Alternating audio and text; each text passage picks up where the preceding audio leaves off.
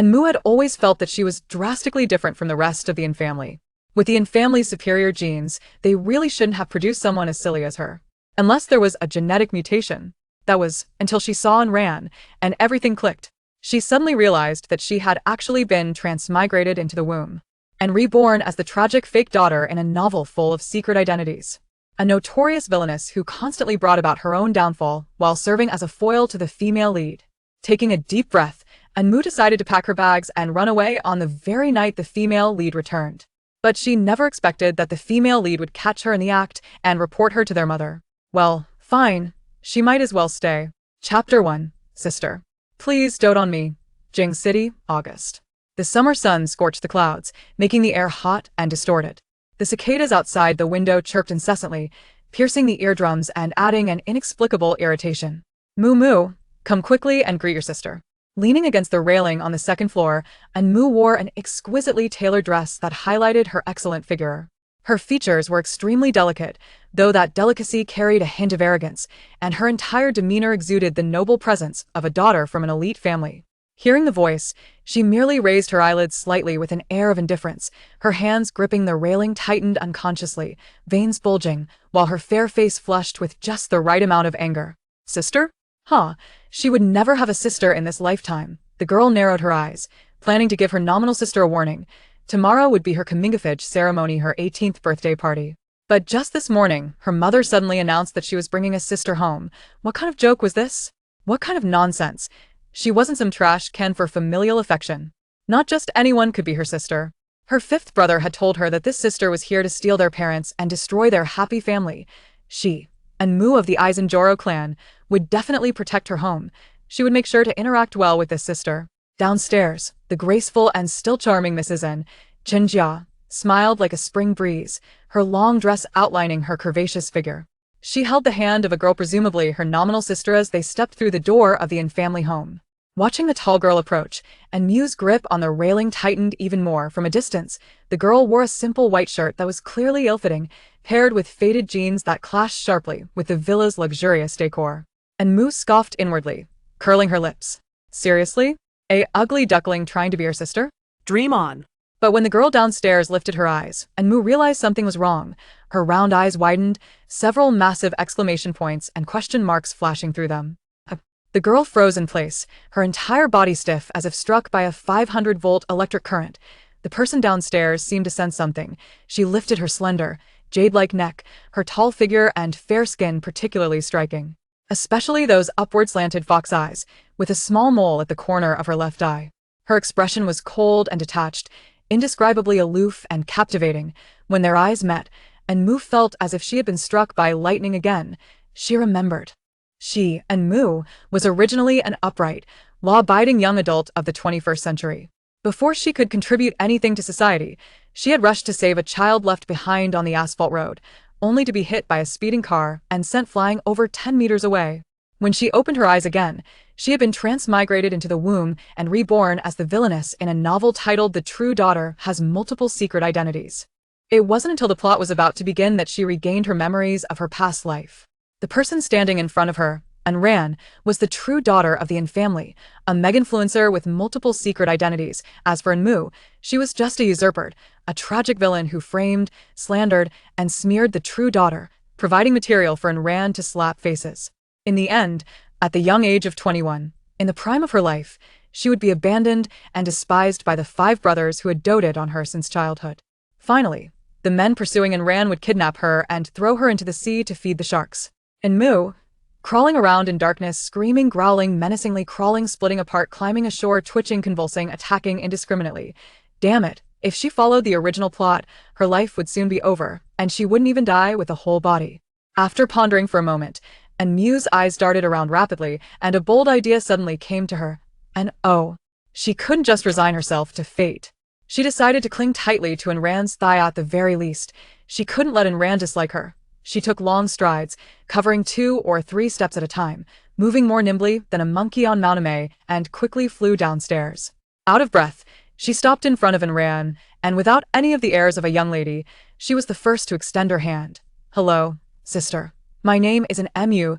Anran slightly frowned, her hair ruffled by the wind stirred by Anmu's movement. momentarily disheveled.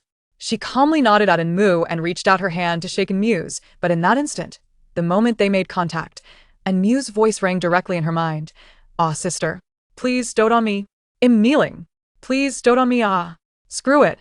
From today on, I'll be your personal maid. If my sister tells me to go east, I won't go west.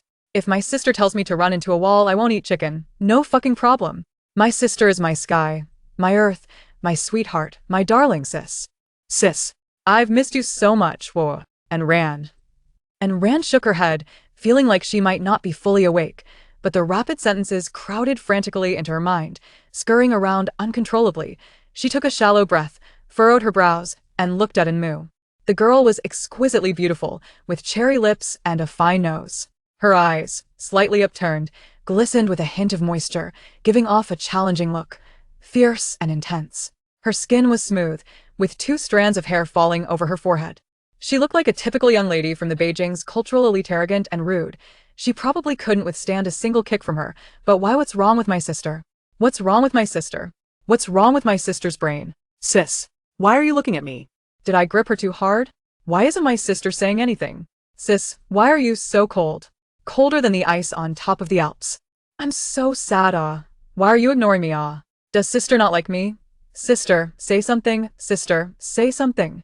You're so cold. I'm really so sad. Wow, wow, wow, wow. I'll cry while kicking in circles and spinning around. I'll really cry for you to see. Whoa. I'm and ran.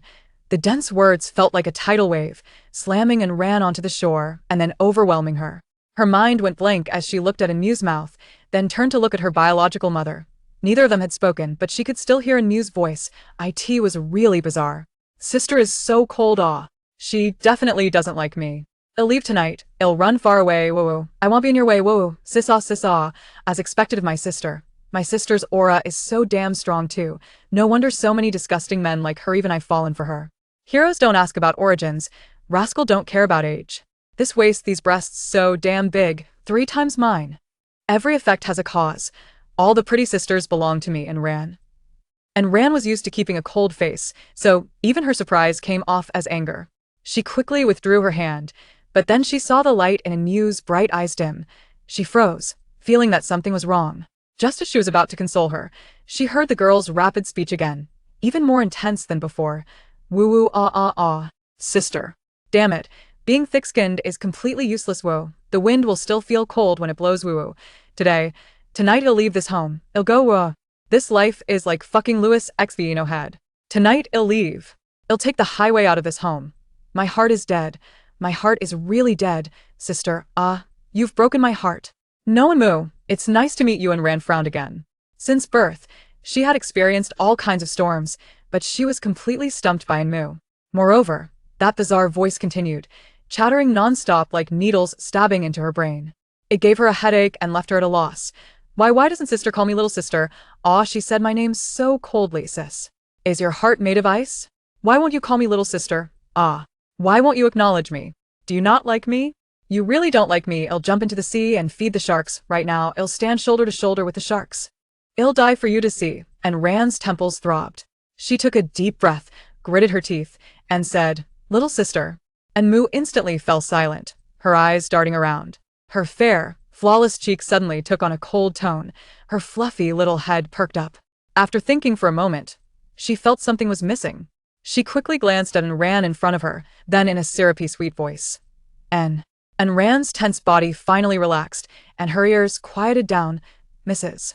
N, who had been standing beside them all along, maintained her dignified and elegant posture, her willow leaf-shaped eyebrows slightly curved as she smiled with relief. Her worried heart finally settled. She had been worried that Enmu wouldn't accept Ran and had spent several days agonizing over it. She never expected their relationship to be so good.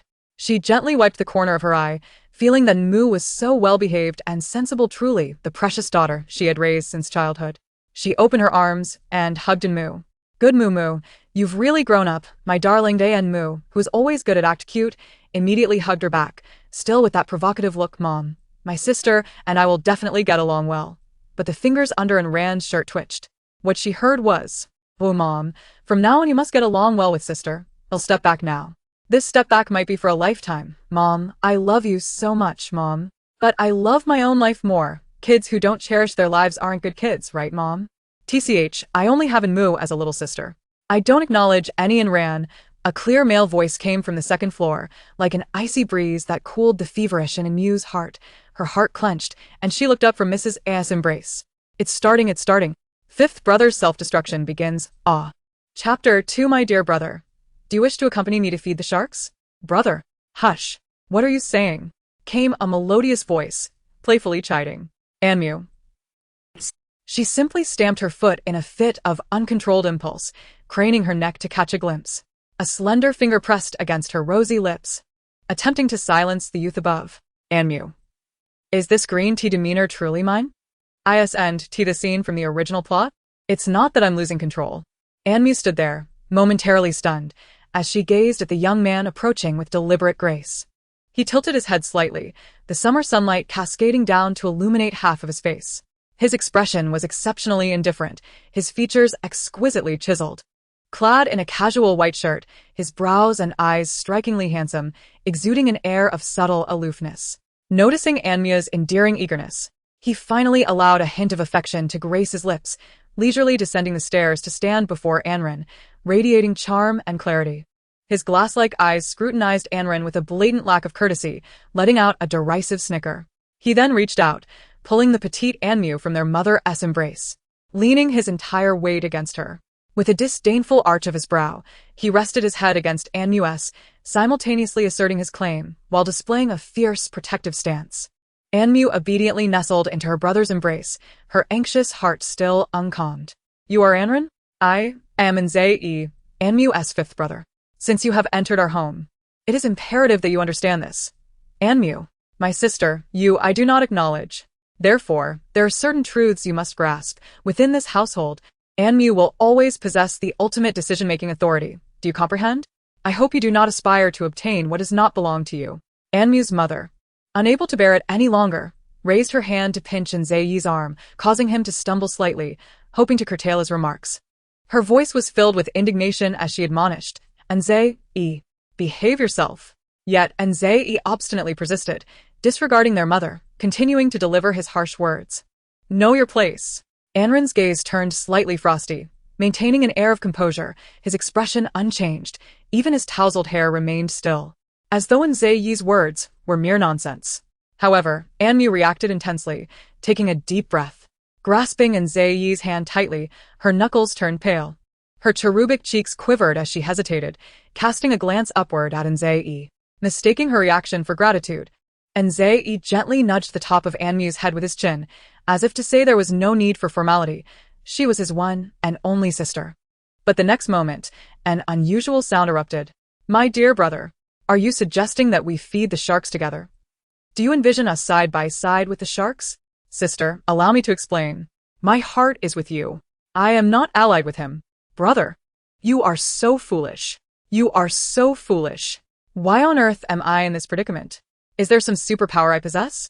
Everything is beyond my capabilities, sob. How am I to save you, my silly brother? Right now, I shall learn to swim the marathon. I am determined to swim past the sharks. Can I manage it? I will drag you along, brother. Anze.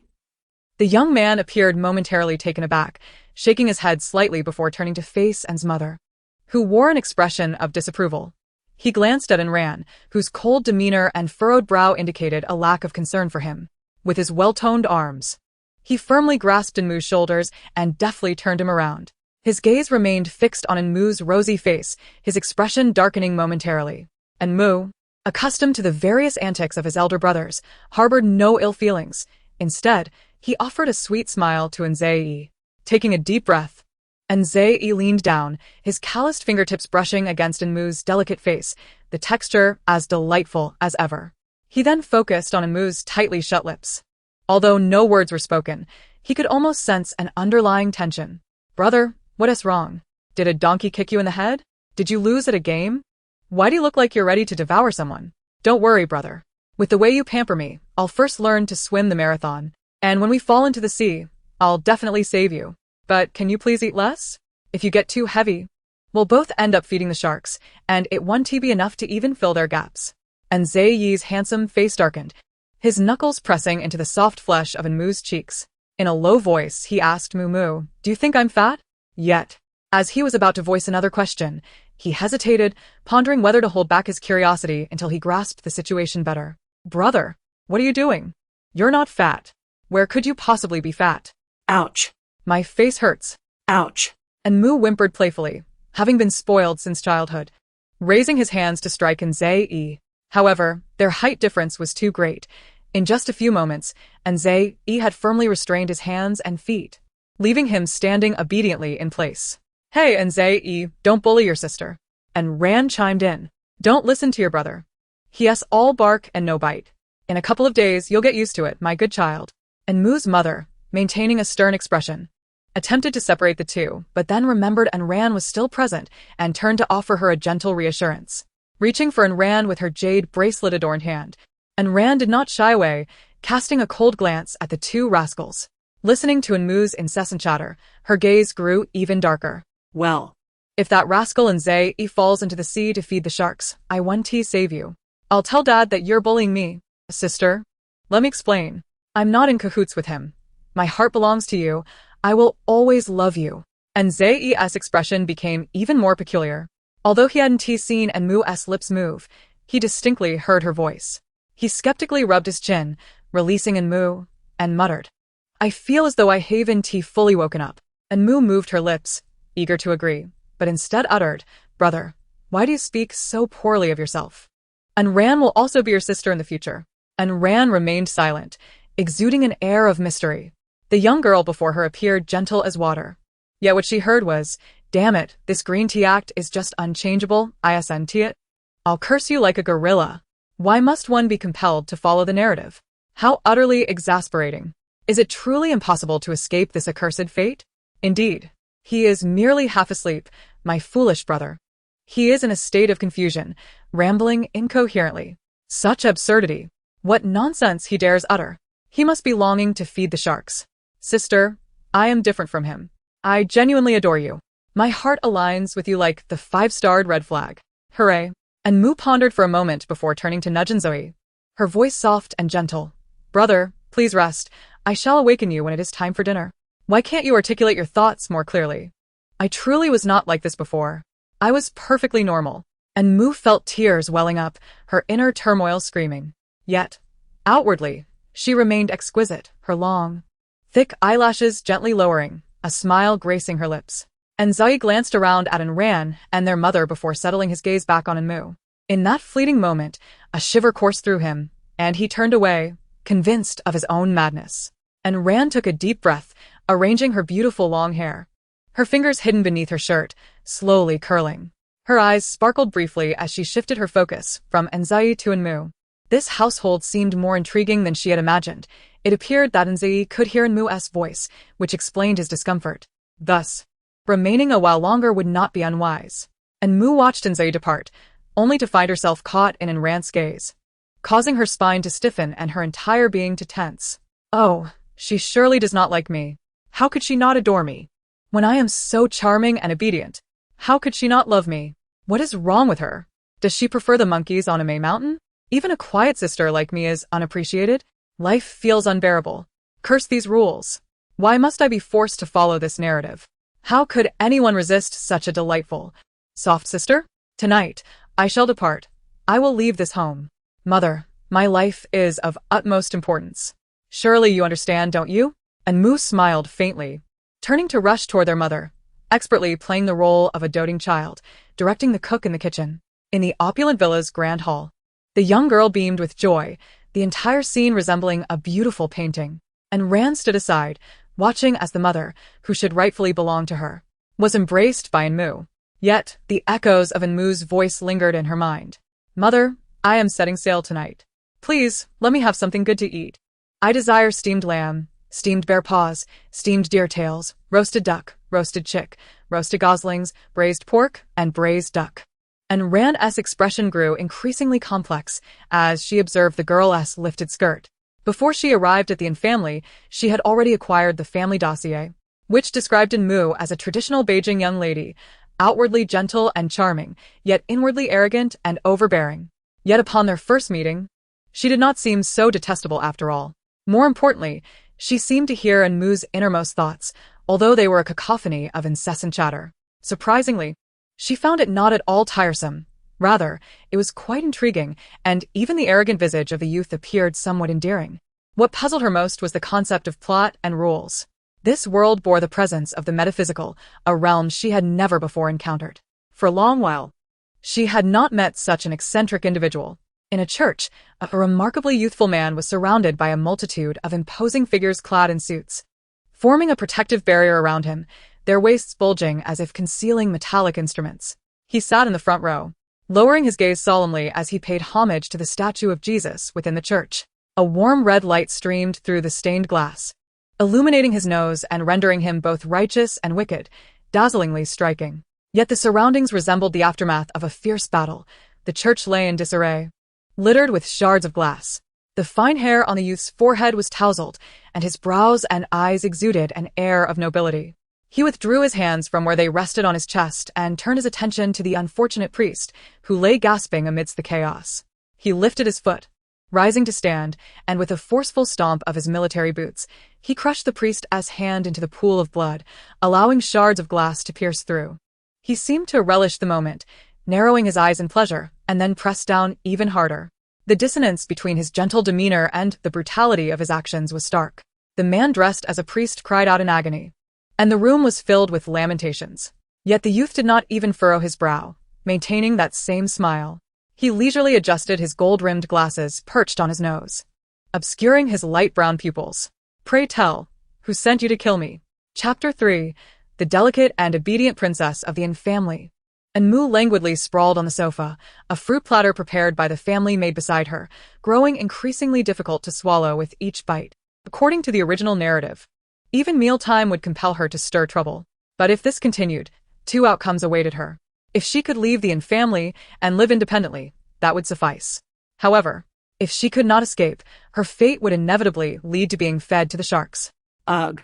Enmu rolled onto her side, biting her lip in a seemingly innocent manner, yet her thoughts ran dark. Let me die. What a wretched world. I could just blow your entire family to smithereens. Let us all perish together. Before long, dinner was prepared, and Enmu, looking quite charming, made her way to the dining table, glancing up at her mother and involuntarily softening her voice. "Mom, are Dad and my brother still busy? Won't they be home for dinner tonight?" Her mother gazed at her indulgently, pinching her delicate nose, enveloping her in maternal affection as she guided her to her seat. "Your father and brothers are all occupied, but they will return tomorrow for your birthday." Enmu tilted her head slightly, pursing her lips, her demeanor betraying an air of false innocence. "But today is the first day and Ran is back home. Aren't they coming back? It seems they do not prioritize and Ran at all." Her mother, oblivious to the subtle condescension in Enmu's words, regarded her with tender affection. Returning home was hardly a momentous occasion, certainly not as significant as Mumu's birthday celebration, where she would finally be reunited with her father and brothers. "All right, mother, I shall see father tomorrow," Enmu exclaimed with delight, playfully raising an eyebrow at Enran. Nze and Enran had descended the stairs early, eavesdropping on their exchange, capturing even more than Enmu's mother had. No. "It's not like that. How could I be so foolish? Sister, my dear sister, please let me explain. That was not my intention, sob sob sob. I did not mean to assert my claim. I never thought that." You are just as important to me. "Curse these ridiculous rules." Ugh. Nze propped his chin in his hand, dazedly returning to his original seat. He felt as though he had not fully awakened. Why was it that Mumu's lips remained still while he heard such peculiar utterances? What on earth was happening? Was it he who was flawed? Or was it Enmu? How terrifying. And Ran, unfazed, casually occupied a seat. Yet the rules began to play tricks once more. Enmu lifted her gaze, her eyes glistening with moisture and an air of grievance. "Sister, do you wish to sit here? But this is Big Brother's seat." Catching a glimpse of Enmu's mother and Nze, she immediately adopted a pitiful demeanor, her eyes shimmering with tears. "I'm truly sorry, sister. Please do not misunderstand. I merely thought that when brother returns and sees his seat has been taken, he might take issue with it. He despises it when others touch his belongings, and even if I were to move them, he would be displeased." And Ran raised an eyebrow, her expression contemplative as she regarded Enmu. The incessant chatter resumed. "Damn it! Are you being shameless? How utterly disgraceful. What kind of talk is that? Do you care whether he has an opinion? Brother barely spends time at home throughout the year. Sobi. Sister, I did not mean it that way. I promise in my next life, I shall certainly be a good person. And Mu's mother absorbed this, casting a disapproving glance at Ran, feeling that this child lacked understanding. She then pulled out a chair from the far corner. Come, and Ran, you sit here. She turned around, smiling warmly at Mu. At least Mu is considerate. Jinshin truly does not like others touching his things. Media Mumu. You are so caring towards your brothers. With a sweet smile, and Mu's eyes sparkled. Oh my lovely mother. That was not my intention. Please do not dislike sister. I am truly a disaster. To hell with it. Just give up. Tomorrow you will learn to swim. I refuse to believe you cannot outswim a shark. A little shark. Ha. Though she felt a profound sense of guilt, she maintained a fade of rivalry with Ran. However, Ran was entirely unperturbed, merely curling her lips in a slight smile as she began to eat. And Mu's attempts to provoke her were akin to gentle scratches that elicited no response. Moreover, with such delightful inner thoughts, her sister's performance lacked the completeness of a true act. Anne's furrowed her brow, seemingly unable to comprehend why the gentle and understanding Mu sounded so sorrowful, perpetually apologizing for no apparent reason. She had done nothing wrong, and Mu was wholeheartedly focused on her meal, while both Mu's mother and Anne's were serving her dishes, and given that she was likely to embark on a journey that night, she indulged in her food even more. The plate was heaped with food, each morsel a testament to her brother's and mother's affection. And Ran's dining etiquette was exceedingly refined, far surpassing that of Mu, yet Mu's mother appeared oblivious, solely intent on showering love upon Mu. The rules began to play tricks again. Mu attempted to stretch her legs but accidentally kicked the chair opposite her. The jolt startled Ran, who had been accustomed to the chaos of crowds since childhood. Her world was devoid of fireworks, it was filled only with bombs. Thus, her hand, clutching the vegetables, trembled instinctively as she reached for a knife. But then she remembered that this was the Yin family, and her movement was abruptly halted, causing a piece of vegetable to tumble onto the table. She cast a glance at Mu, who raised her eyebrows, wearing a triumphant expression, yet what she heard was, "What are you doing? I truly didn't mean to." Sobi. Sister has already suffered so much. How can I be so foolish? Sob. I truly deserve to be punished. She must be recalling her life in the country. There's a murderous glint in her eyes. Sister is so pitiful. I truly deserve to be punished. Tonight, I will have to slap myself twice for this. And Ran paused, lifting her gaze to scrutinize Mu, filled with suspicion. What could life in the country possibly mean? It quickly dawned on her that it must pertain to Ting's farming life. Even if it weren't, and even if she knew, it would hardly stir any turmoil beneath her eyelids. Ultimately, she chose to let out a quiet sigh, disregarding the matter, and picked up the fallen vegetable, placing it back into her mouth. Meanwhile, Mu's mother shook her head with regret, displaying a reproachful expression, her brow furrowing. And Ran, you shouldn't eat food that has fallen on the table. It's unhealthy. These items pale in comparison to your well-being. And Ran coldly raised her eyes to assess her mother. After a moment, she quietly murmured an acknowledgement, continuing to chew her food in silence. To Mu's mother, this demeanor appeared rather petty, and her dissatisfaction with her unacknowledged biological daughter grew, leading her to view Mu with increasing fondness as the epitome of obedience and understanding.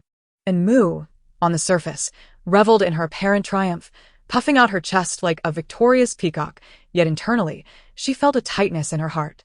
No, sister. Mother doesn't mean it that way. She was merely misled by me. Please don't blame her. It's all my fault. Sob. I must do something. I cannot allow sister to harbor resentment towards mother or create any rift. And Zaiyi's eyes flashed with surprise, feeling that Mu was extraordinarily well-behaved. He pondered how fortunate he was to have such a sister, deserving of all the love in the world.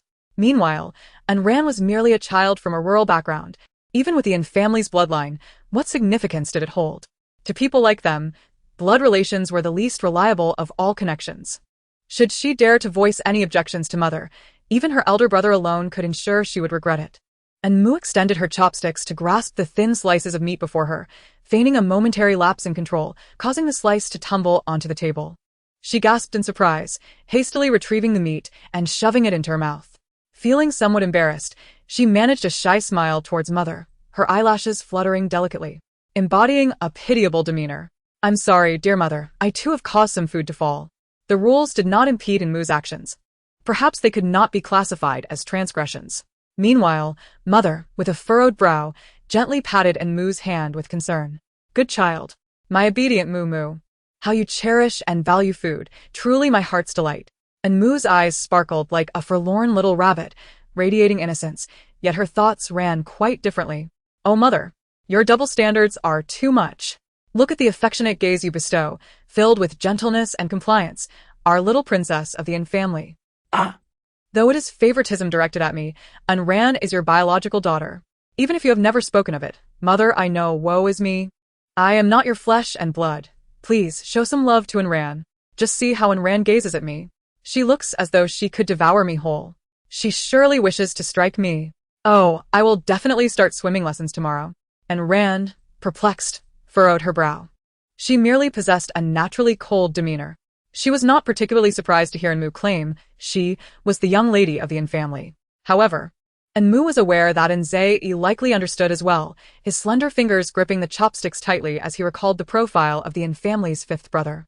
Nzei, a rising star in the esports realm, managed an esports club and was the youngest son of the Yin family.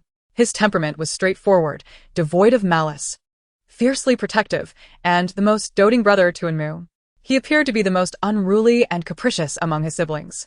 Esports, racing, boxing, he indulged in all forms of excitement, embodying the carefree scion of a wealthy family. Yet, in reality, he operated the most luxurious and renowned private club in the capital, known as the Sanctuary of Indulgence. At this moment, however, the intimidating Nzei stared wide-eyed, his mind seemingly malfunctioning, struggling to comprehend Enmu's words. He felt an overwhelming urge to inquire, yet found himself unable to articulate the questions, his lips moving as he swallowed a belly full of inquiries. The density of information in her words was clearly beyond his grasp. After a moment of contemplation, he decided to call his elder brother. Things were increasingly amiss. Chapter 4. Farewell, Mother. Tonight I set sail. As night descended, the Yin family's grand residence lay enveloped in tranquility, illuminated only by a few voice-activated lights casting a faint glow. The eldest daughter, Enmu, had yet to retire for the night.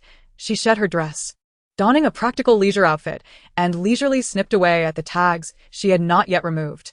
With her brows knitted together, she struggled to drag her suitcase. She was preparing to leave the Yin family. Both father and mother were kind-hearted individuals, at least in her eyes. Even upon discovering Enmu's true identity within the original narrative, they had never contemplated sending her away. Instead of treating her like a biological daughter, they showered her with affection and generously bestowed upon her an ample allowance. Yet it is lamentable for Enmu, for the couple who mistakenly took her and perished over a decade ago during a radical attack. At that time, Unran was merely 5 years old, forced to navigate the treacherous alleys of a slum, competing fiercely with the most ruthless hunters for scraps of food. It is truly remarkable that she has grown up to be so exceptional. Enmu let out a deep sigh, feeling even more despondent. Not only did she usurp the carefree lives of the protagonist's parents and siblings, but she was also compelled by the narrative to torment the protagonist in various ways. oh, How blind fate is. All she desired was a simple meal. Anyone with a heart would surely empathize with the protagonist's suffering and would not wish to inflict harm upon her. Such a gentle soul deserves the love of the entire world. Moreover, that suffering was meant to be hers to bear. I must be cursed. truly. The suitcase was unbearably heavy, and she struggled, breathing quickly and quietly as she descended the stairs. In the first 18 years of her memory, she had been the most cherished young lady of the Yin family, doted upon by her 5 brothers and caring parents. Yet, only in her absence would her family remain unscathed by Unran's machinations. In the original storyline, she was the only one from the Yin family who was fed to the sharks. However, the protagonist, with her ruthless methods, failed to gain any favor with her brothers, leading to a prolonged period of despair. It was only after her incessant mischief had truly chilled their hearts that they reluctantly abandoned her, though they secretly continued to offer support. After enjoying over a decade of indulgence, she could not bear to witness her brother's struggles. Enmu dared not make a sound, her petite face paling in distress, regretting the decision to carry such a large suitcase. Is it heavy? A cool, sultry voice emerged from behind her. Oh, it's so heavy. Enmu whimpered, resembling a pitiful little kitten. Would you like me to help you? Really? Thank you? What on earth? and Mu was suddenly alert as her burdensome suitcase was gently taken from her grasp. With her delicate arms freed, her heart raced uncontrollably. She turned slowly, her eyes widening in astonishment as she beheld Ran, who wore a teasing smirk, effortlessly toting the suitcase as if it were a mere toy. "Where are you off to at this late hour?"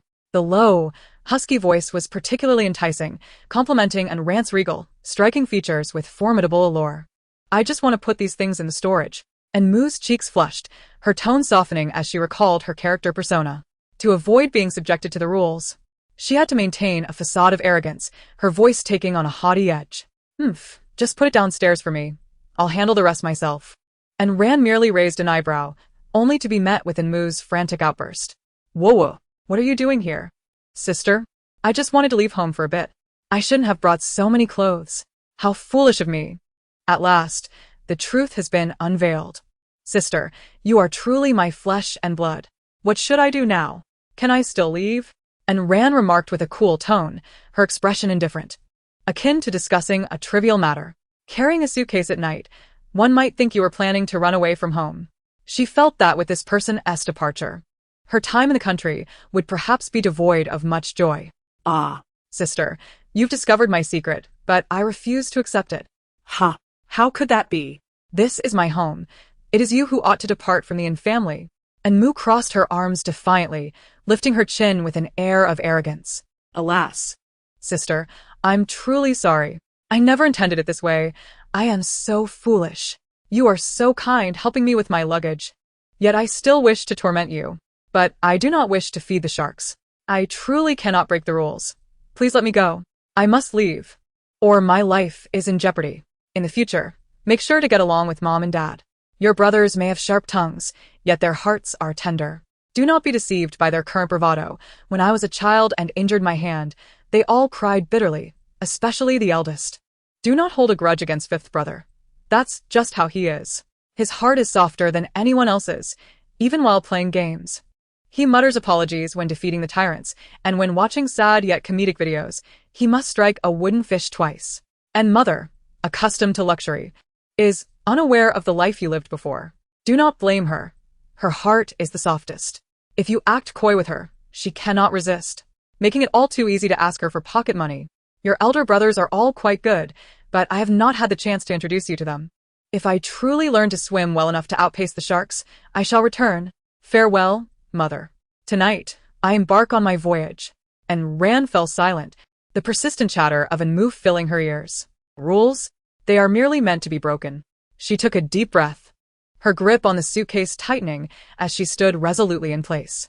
With a sudden force, she hurled the suitcase down the stairs with a resounding thud. In that instant, the motion sensor lights in the corridor flickered to life, breathing life into the once silent residence. As midnight approached, and Zai, the night owl, was still wide awake, and Mother, having slept lightly, was roused by the commotion. Both emerged from their bedrooms, standing on the second floor, gazing at the stunned Mu and Ran. "Ah, "This is disastrous. Sister, what have you done? How am I supposed to leave now? You've woken Mother. What should we do? What should we do?" My apologies." "I slipped," Ran replied languidly, her voice dripping with a lazy charm, reminiscent of a dark queen of the night. "But I saw you throw it on purpose." And Mu muttered, feeling utterly aggrieved. She still had not learned to swim. This household was truly unbearable. Mu, what are you doing downstairs instead of sleeping?" And Mother, donning her nightgown, quickly stepped out of her room, descending gracefully with a fragrant aura. And Zai remained still, his profound gaze, sharp as a blade, scrutinizing Ran, while echoes of the phone conversation with his brothers reverberated in his mind. Not simple? In what sense is it not simple? Moreover, it seemed that, like him, he too could hear Mu's mischievous antics. It should not have been Mu who left. It should have been her instead. "It's nothing, Mom. I'm just practicing weightlifting." And Mu exclaimed, hastily deflecting the situation with a melodious tone. "I feel awful. Sister, it's over now. I'll have to find another time to run away from home. I intended to make a grand exit, yet I ended up crashing into a wall instead." And Ran pinched her brow, lifting her eyelids slightly, her demeanor cold and detached in an effort to quell Mu's thoughts. "No, it was my sister who took the suitcase in the middle of the night. I came to assist her, but I have no idea what she intends to do. Enmu's mother appeared increasingly perplexed, her brows knitting together. However, Enran's account seemed far more credible than Enmu's claim about weightlifting with a suitcase at such an hour. Moo, is that true? What do you intend to do with the suitcase? Enmu stood frozen, her mouth opening and closing as she struggled to concoct a reasonable excuse. She couldn't very well admit to a plan of running away. Sighing, Enran placed her slender fingers on Enmu's shoulder. Sister simply wants to store these unnecessary items in the warehouse to make room for the gifts received for the birthday banquet, doesn't she? Right, sister? Enran's tone softened, her gaze fixed intently on Enmu. Immediately, Enmu caught on, eagerly affirming, "Yes, Mom, yes. Don't worry, just go back to sleep. Everything is perfectly fine. I just want to clear space for the gifts." What? If it weren't for my sister, I would have already left the family by now. Enran is definitely doing this on purpose. All right, as long as you two can get along, I will be at ease. Enmu's mother smiled, her expression radiating satisfaction, her crow's feet crinkling at the corners of her eyes, seemingly delighted by the affectionate rapport between her daughters. Enmu remained immersed in the agony of her foiled plans, watching as her mother retreated to her room, and Enran carried her suitcase back to her own bedroom. Just before departing, Enran gently patted Enmu on the shoulder. With a pout, Enmu returned to her room, tears welling up as she felt the weight of an inevitable fate that compelled her to feed the sharks. Enzai quietly chuckled. It was evident to anyone with discernment that Mu was fabricating tales, yet their naive mother believed her. He turned his gaze away and retreated to his room. If Mu was still within the household, then this farce had not unfolded. He would not dwell on her desire to leave. Instead, he would address the factors prompting her departure. Mu would eternally remain their sister. Chapter 5. I'll kick you with a spiraling roundhouse. The day after returning to the family, Enran encountered Jingting, the weary head of the household, and her biological father. He appeared rejuvenated, clad in a brand new, bespoke brown suit, his imposing figure evident. Yet, it was also apparent that he was no longer youthful, his hair tinged with strands of gray. The expression on his face appeared amiable as he extended his hand to present a luxurious suit jacket to the servant, his eyes curving in a gentle smile. A flicker of light dancing within them. "Father!" Enmu exclaimed, spotting the familiar figure from the second floor, plunging down without a moment's hesitation. And Jingting cheerfully acknowledged her with a brief sound, casting a fleeting glance at Enran beside him before hastily departing. He seemed merely a stranger, offering no greeting as he strode directly toward Enmu. His robust arms opened wide, promptly enveloping the rushing little princess of the family in a warm embrace. Enran observed coldly, unconsciously inhaling sharply. Her pale fingers brushed against her taut palms, her expression dim and her eyes subtly raised at the corners. She made no attempt to draw attention, not even stirring the notice of the others, and quietly slipped away, leaving the living room to the three of them. Aimlessly, she wandered, soon arriving at the center of the elegantly adorned courtyard, watching the bustling servants. And Jingting was aware of her true identity. She was indeed his biological daughter. Yet he was miserly with even a word for her, his gaze icy and unwelcoming. Was it a show of authority? Undoubtedly, it was within his capacity to act thus. She should not have returned. This home had long since lost its place for her. Whether it was her mother, who advised her not to reveal the truth for Enmu's sake, or her father, who hurried back for Enmu's birthday celebration, or perhaps Enzai, who threatened her. And the unseen fourth son of the family, they all seemed preoccupied with Enmu's well-being, oblivious to the fact that today was also her birthday. Enran casually reached out and plucked a leaf, growing increasingly silent. She rarely found herself questioning the correctness of her choices. As night fell, the estate shimmered with lights, the treetops in the courtyard adorned with exquisite, multicolored lanterns. The birthday banquet commenced as scheduled. As the ostensibly esteemed daughter of the family, Enmu aimed to charm the numerous influential guests at her celebration. However, few succeeded in winning her favor. Raised with the indulgence of 5 brothers, Enmu possessed extraordinary insight and perspective. Yet, there were those skilled in flattery, catering to her every whim, often jestingly referred to as Enmu's dogs among the elite. Among them was Jiang Tingting, the illegitimate daughter of the Jiang family, who stood out prominently in the ranks of those vying for Enmu's approval. Clad in an extravagant gown, she held a high-stemmed glass, her wrist delicately raised, laughing and chatting with the other young ladies beside her, though her gaze was filled with impatience, searching for Enmu's presence. Eagerly, she longed to ascertain Enmu's feelings toward this nominal sister, as Enmu regarded her as a confidant, sharing everything. The guest of honor was currently in her changing room, wrapped in layers of delicate fabric while professional makeup artists flitted about her. Beneath her seemingly tranquil facade, Anmu's adrenaline surged, her emotions in a tumultuous whirl. This moment marked the beginning of the protagonist revealing her extraordinary essence. Moreover, her 5 brothers would all be present tonight, witnessing her humiliation at the hands of Anran. They would then gallantly pull her to their side, fiercely defending her.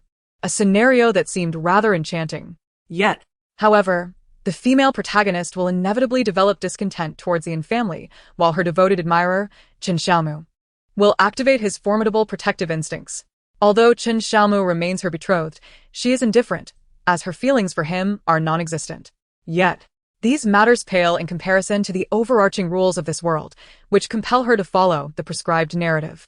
If things continue on this path, she will be perilously close to feeding the sharks. She has yet to learn how to swim. And Mu, feeling despondent, bowed her head. The light above her cascaded down, enveloping her in a delicate veil of white. Mu, it's time to descend. The guests below are growing impatient. And Zai, clad in an elegant white suit, stood tall, exuding youthful vigor, yet his physique, characterized by broad shoulders and a slender waist, was evident beneath the tailored fabric. He leaned lazily against the doorframe, his long legs accentuated, hair meticulously styled with gel, his eyes sparkling with warmth as they rested on Anmu, his arms slightly extended as if awaiting something. Taking a deep breath, Anmu straightened, smiled at her brother, and gracefully wrapped her arm around his sturdy bicep. And Zoe held her shoulder with one hand, his gaze flickering with unmasked admiration. Mu, among us brothers, who do you favor the most? Brother, why do you ask this? Naturally, I favor 5th brother the most. And Mu replied, somewhat puzzled, tilting her head for a better look. She did not answer directly, but was already scheming in her mind. Humph. 5th brother has become mischievous, and yet he still knows how to be difficult. Ahem.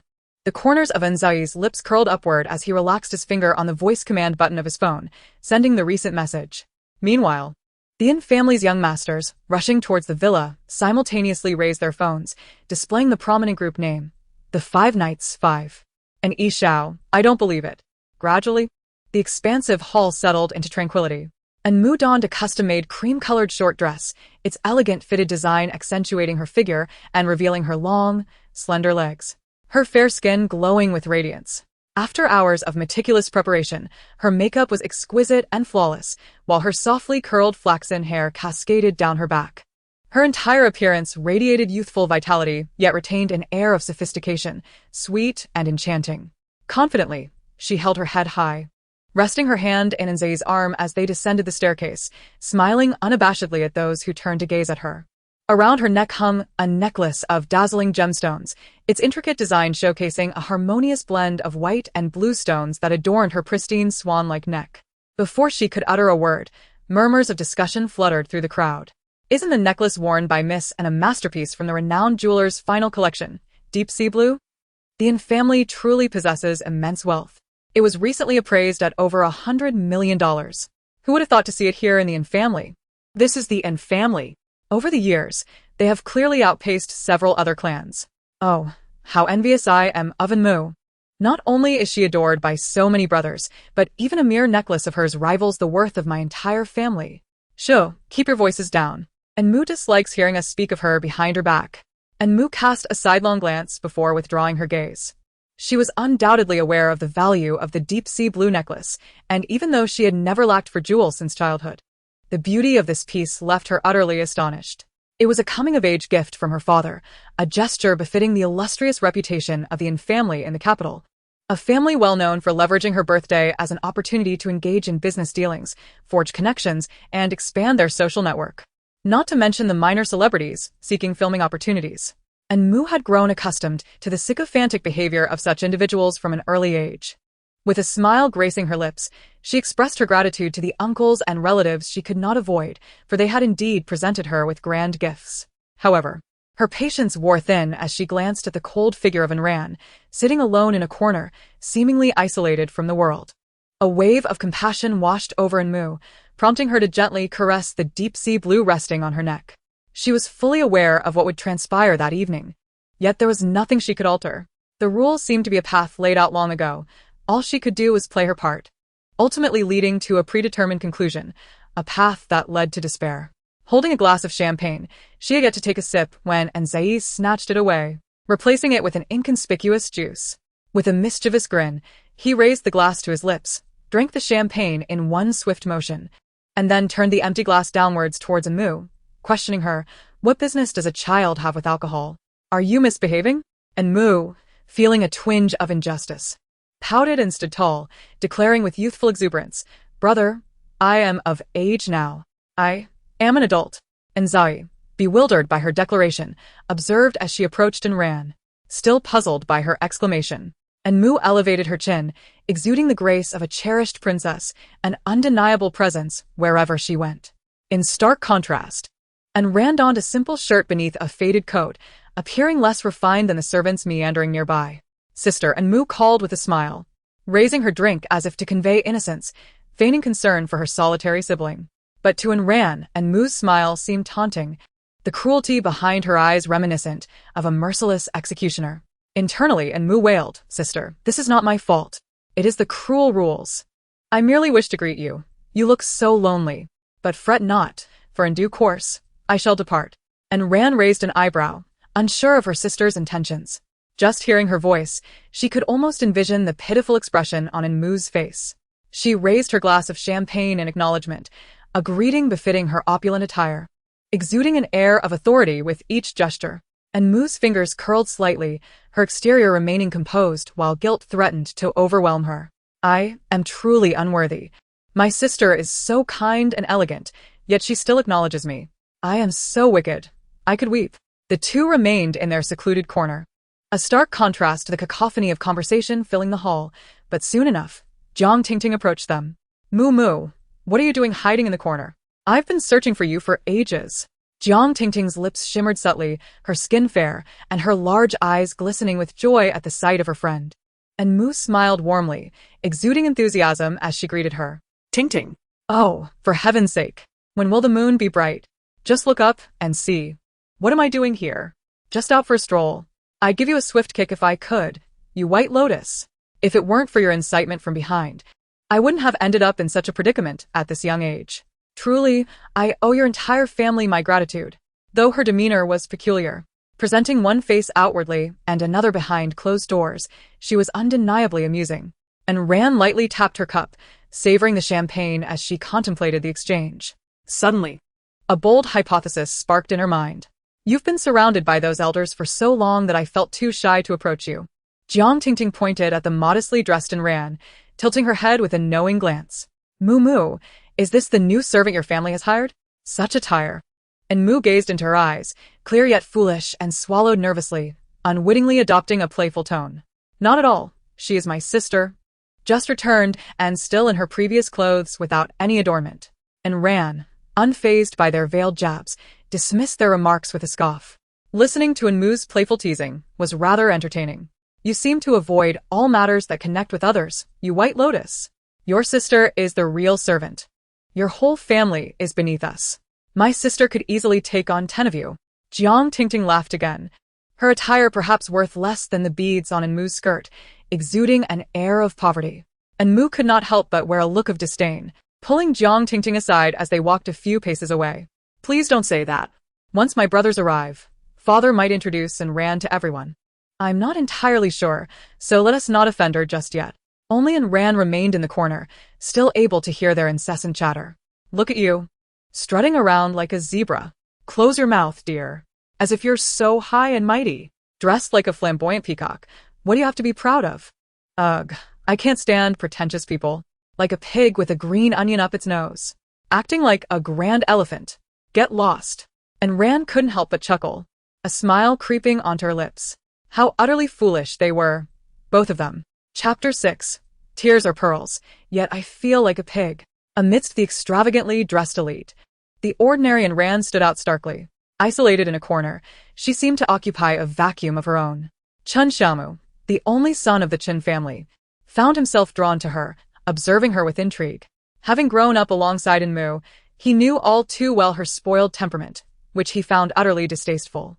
Were it not for that wretched engagement, he would never have attended. But soon, he would find a way to annul the betrothal. and Mu and Jiang Tingting exchanged glances, leisurely arranging their hair, deliberately showcasing the deep-sea blue in front of Jiang Tingting. Indeed, the gentle, smiling visage of that young girl briefly flashed an imperceptible ruthlessness. And Mu's pupils flickered slightly as she turned away, uncontrollably acquiescing to Jiang Tingting's underhanded scheme. Slowly, she unclasped the necklace worth millions, placing it into Jiang Tingting's hands. Chun Xiaomu's gaze momentarily shifted, but he ultimately refrained from uttering a word. In the original narrative, Anmu was not inherently malevolent. She merely exhibited the traits of a spoiled princess, her character marked by a degree of arrogance. However, had her parents, and dad, and mom, taken the time to explain that Ran was their biological daughter, she would never have entertained the notion of expelling Ran from the family. Throughout, she was simply a young girl, yearning for the entirety of love that she felt should be hers alone, unwilling to share even a fraction with Ran. It was only after she had fully succumbed to darkness that she realized she had been the one to siphon off Ran's affection. By that time, however, she had already been ensnared by Ran's admirers, embarking on a path leading to betrayal. Jiang Tingting had played no small role in her descent from innocence to corruption. Initially inciting Anmu to falsely accuse, then encouraging classmates to ostracize Ran, employing a myriad of cunning tactics. Initially, Anmu was merely a pawn. But as she witnessed Ran repeatedly emerge unscathed, gaining the favor of Dad and her male counterparts, her jealousy deepened. It was only when the entire capital became aware of Ran's existence that she truly launched her offensive, harboring a profound hatred for Ran. While the original Anmu could not bear to see Ran prosper, the current Anmu was different. She was acutely aware of the events unfolding in this world and understood the trajectories of all matters. Were it not for the damned rules, she would have long since embraced Ran wholeheartedly.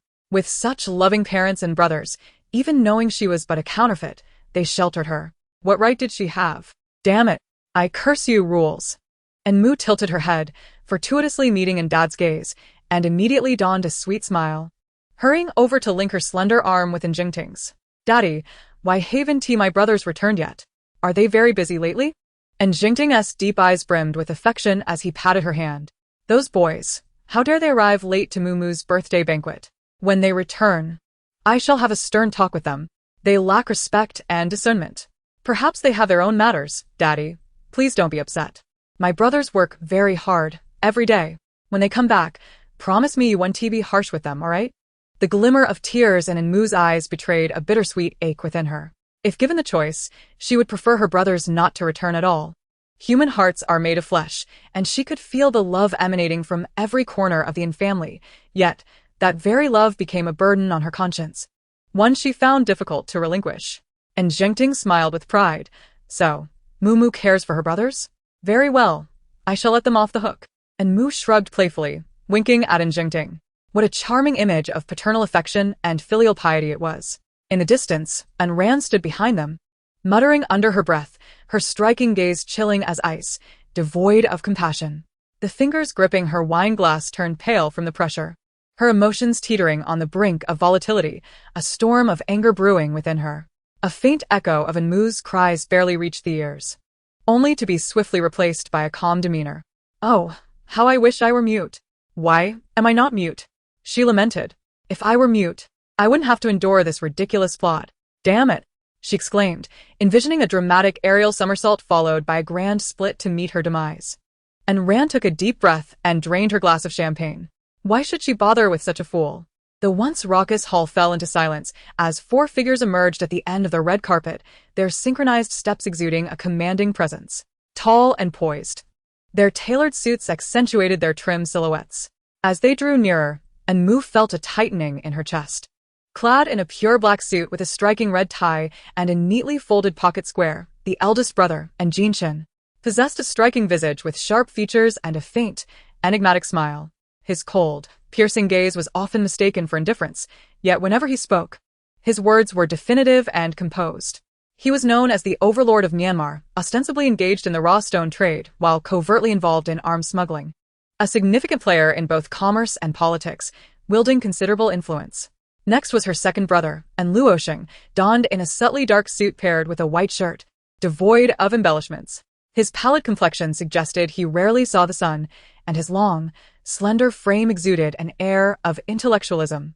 With a hint of arrogance in his sidelong glance, he seemed to scrutinize those around him, as if judging their worth.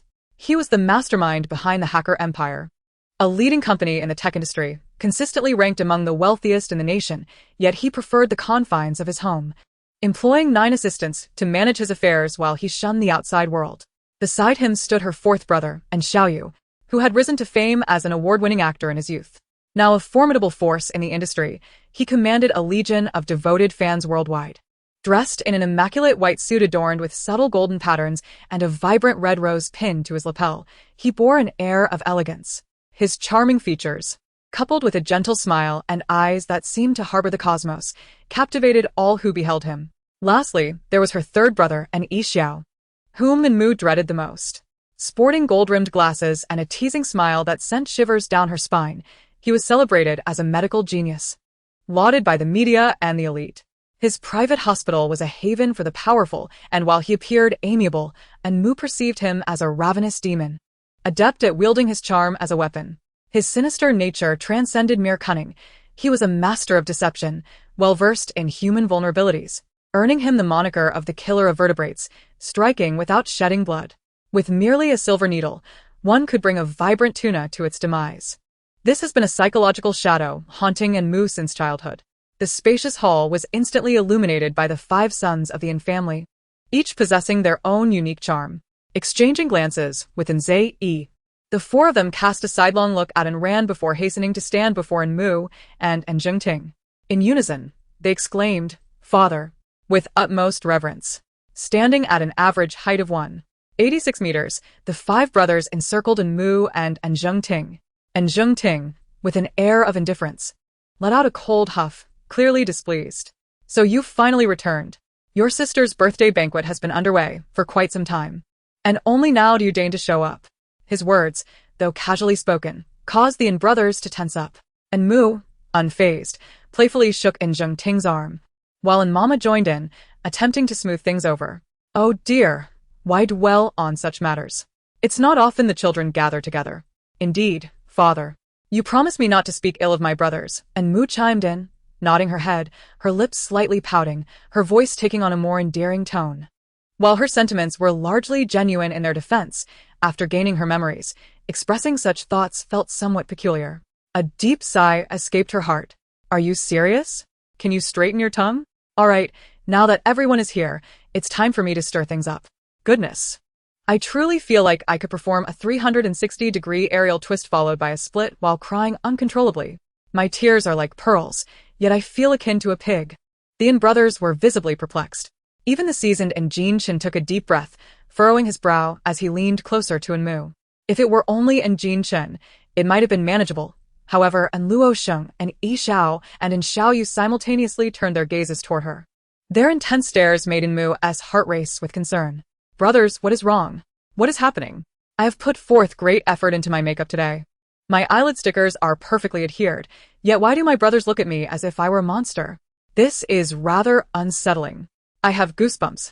Could it be that they have uncovered Rant's true identity? Oh, that would be quite the predicament. If my brothers could foster a good relationship with Ran and not be overly fond of me, that might indeed be beneficial. The impact of the original storyline on them would diminish considerably. I'm not crying really. Wah, I am truly not crying. Who would cry? Who would ever like a malicious female antagonist?" And Yi Xiao, with his usual mischievous demeanor, pulled the sweetly smiling Mu away from their father with practiced ease, draping his broad shoulder around her. His long fingers, well-defined and skilled in saving lives, now pinched Mu's face, the chill of his dark suit still palpable.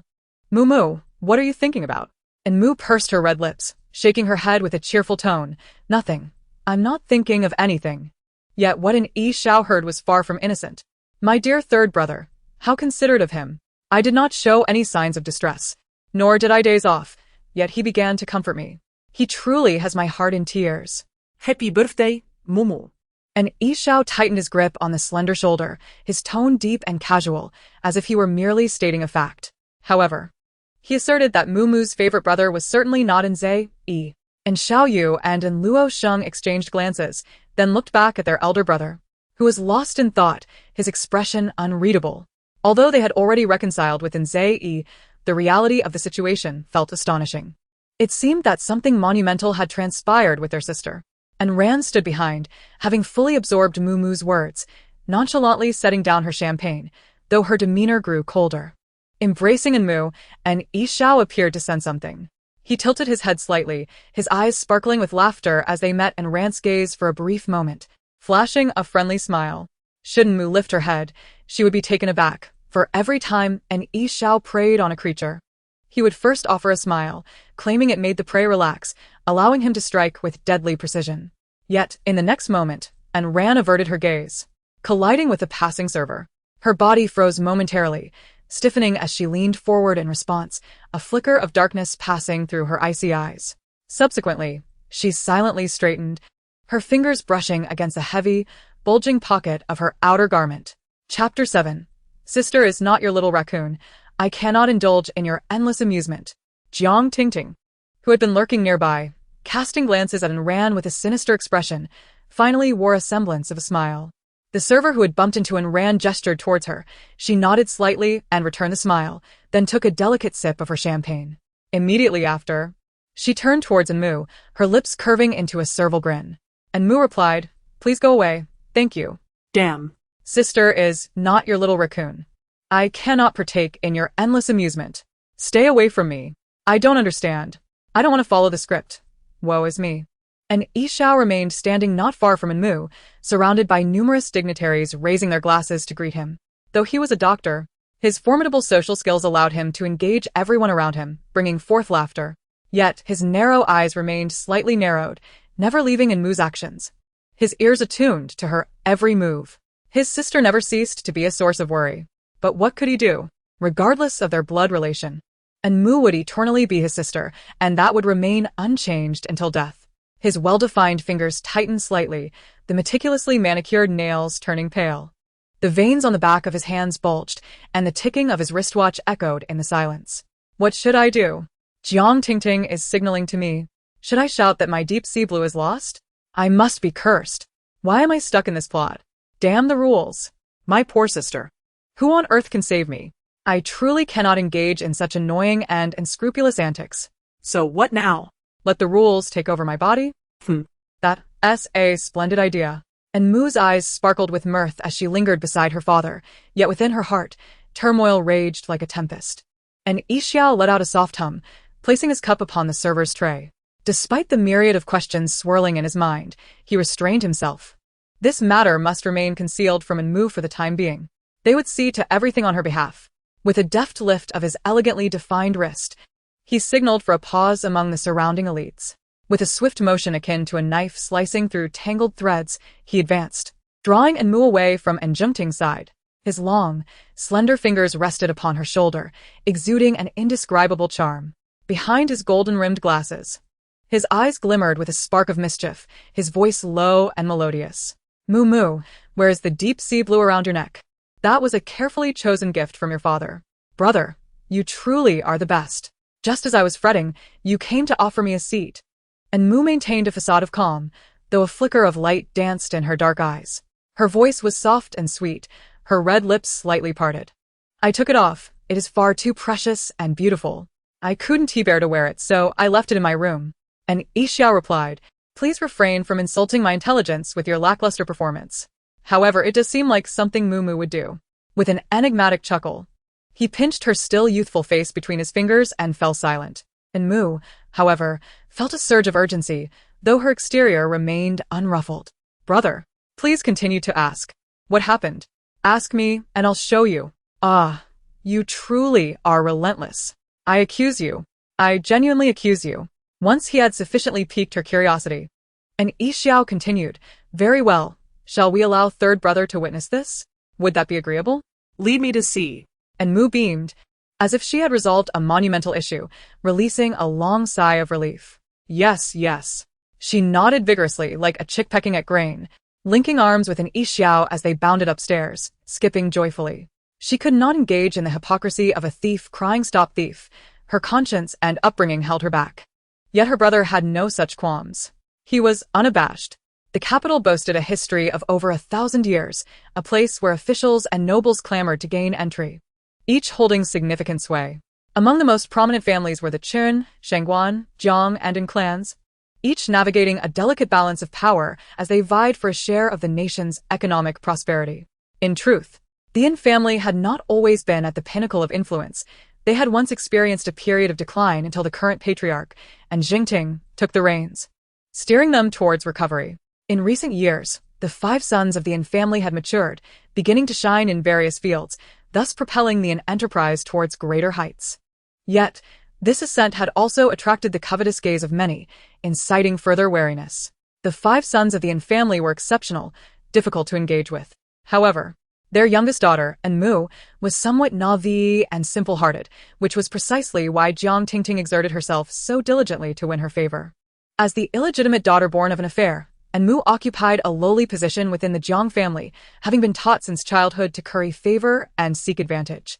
In her home, not a single brother or sister held her in high regard, and the privileged scions within her social circle were equally dismissive. However, since she had forged a connection with Enmu, the shift in others' attitudes towards her was palpable, markedly more favorable than before. Even the ever-critical Mrs. Jiang, who often derided her as a cunning vixen, now wore a congenial expression in her presence. Should she feel grateful? Perhaps not. Enmu often exhibited the temperament of a pampered heiress, imperiously commanding her to fulfill various tasks. Such is the disparity in human destinies, one perched atop the social ladder, the other reliant on the goodwill of others. A flicker of malice crossed Jiang Tingting's eyes as she cast a glance back at Ran, her resentment deepening. Despite her diligent efforts, she found herself relegated to the status of Enmu's lapdog, while certain beggars effortlessly became members of the In family. A derisive laugh escaped her lips, her pure gaze laced with malice. Shang Guanyu, engaged in conversation with her, sensed the tension and abruptly turned, losing her footing and colliding with a cake held by Ran, marring the pristine fabric of her white dress. Shang Guanyu's expression stiffened, and she hastily attempted to brush the cream from her chest, only to inadvertently expand the mess, her breath quickening in agitation. "What is wrong with you?" she exclaimed, torn between distress for her gown and irritation at Ran's demeanor. And Ran, far from a meek soul, regarded Shang Guanyu with a dispassionate sidelong glance. She leisurely popped the small cake meant to stave off her hunger into her mouth, unconcerned by the missing piece. Shang Guanyu's chest heaved with indignation as she fixed her fiery gaze upon Ran. "Who do you think you are? Dressed like a beggar. Who let you in here? Are you here to beg for scraps? And now you've sullied my dress? You can't even muster an apology?" She deliberately raised her voice, drawing the attention of her friends, all of whom turned to scrutinize the seemingly innocent Ran. This provoked a chuckle from Qin Shamu, the young master of the Qin family, who swirled his wine glass mockingly. "Are you addressing me?"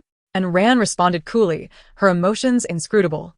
Shang Guanyu, accustomed to a life of privilege, felt no intimidation by her demeanor. Women of her status often engaged with cunning individuals, feigning purity while scheming for greater gains. With a smirk, Shang Guanyu approached closer with Jiang Tingting, lifting her chin in disdain. "What else can we expect?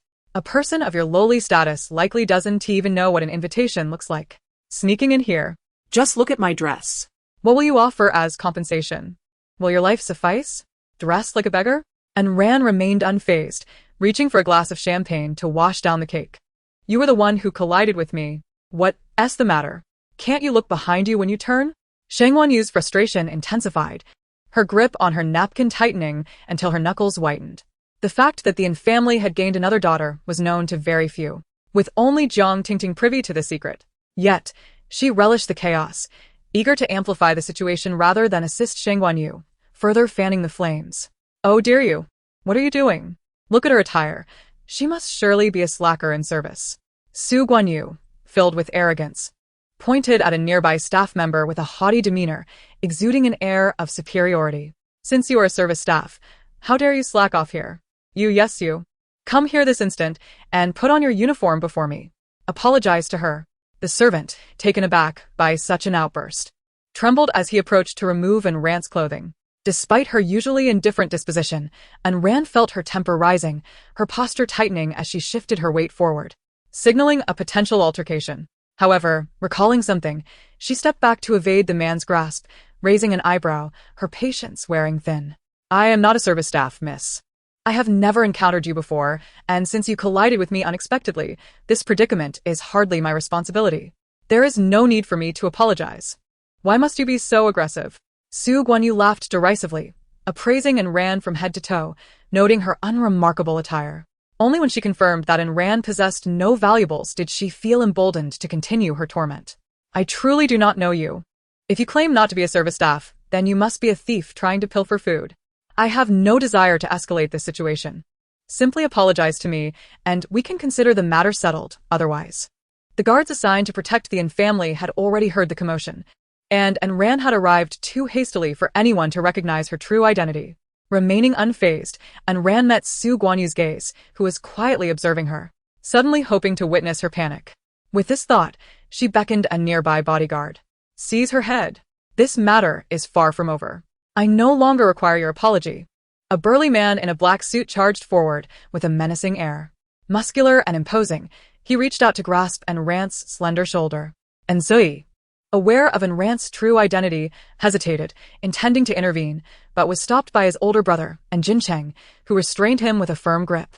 Confused, he glanced back at Jincheng's dark expression, which signaled him to remain silent and watch the unfolding drama. The family had no need for a useless individual they disdained. Chun Xiaomu, intrigued, smirked slightly.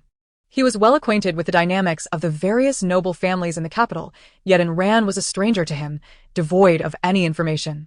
Ran scoffed softly, seizing the bodyguard's hand that attempted to restrain her. With a sudden surge of strength, she pivoted swiftly, just as she spotted Mu descending the stairs. Her skirt fluttering and her lips curling into a smile, radiating joy. The moment their eyes met, Mu's expression mirrored that of Su Guanyu's, her chin lifting uncontrollably in a show of defiance. Ran pondered, her gaze dimming. For the first time in her life, she chose to relent, allowing Mu to pass unhindered, evading the bodyguard's hold. She resolved to play the part of the victim, feigning weakness. Chapter 8. A dead frog dares to touch the sea. It truly thinks it's seafood.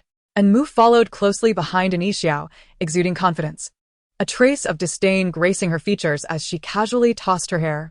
What a beautiful scene it is, embodying the perfect harmony of a talented man and a beautiful woman, yet, beneath the golden frames of his glasses, a barely perceptible wrinkle formed on his brow. Xiao pinched the bridge of his nose, realizing there wasn't any grave issue at hand. It was merely that Mu could not remain quiet for a moment. He had never known his little sister to be such a chatterbox. What on earth is Shangguanyu doing? Is she actually bullying my sister? Has she taken some sort of growth hormone for courage?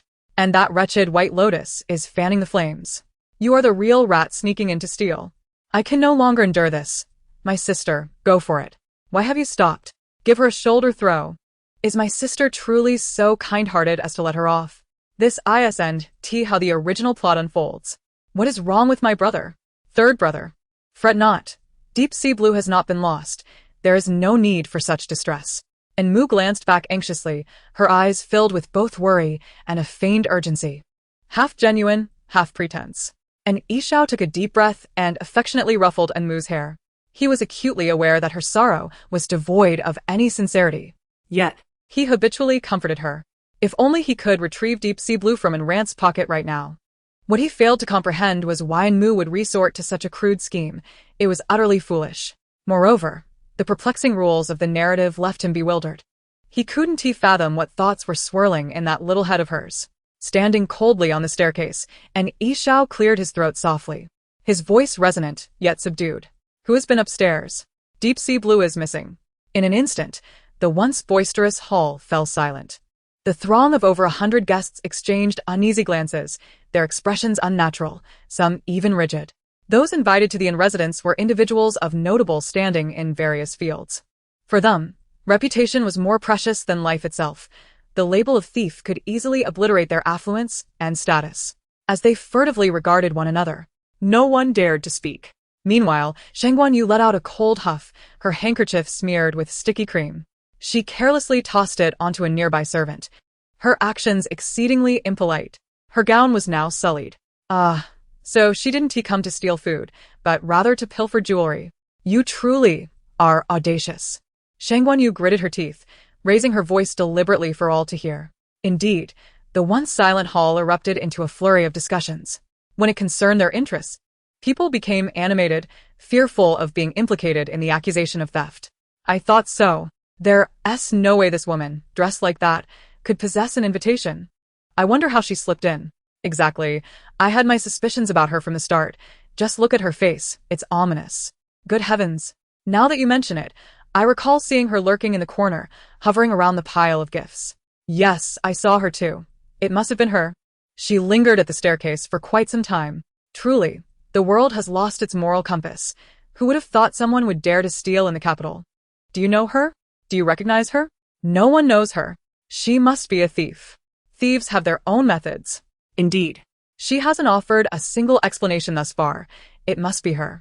And Mu clenched her hands tightly, her heart aching, as she followed an Yishao to the center of public opinion, where several brothers and their parents gathered around.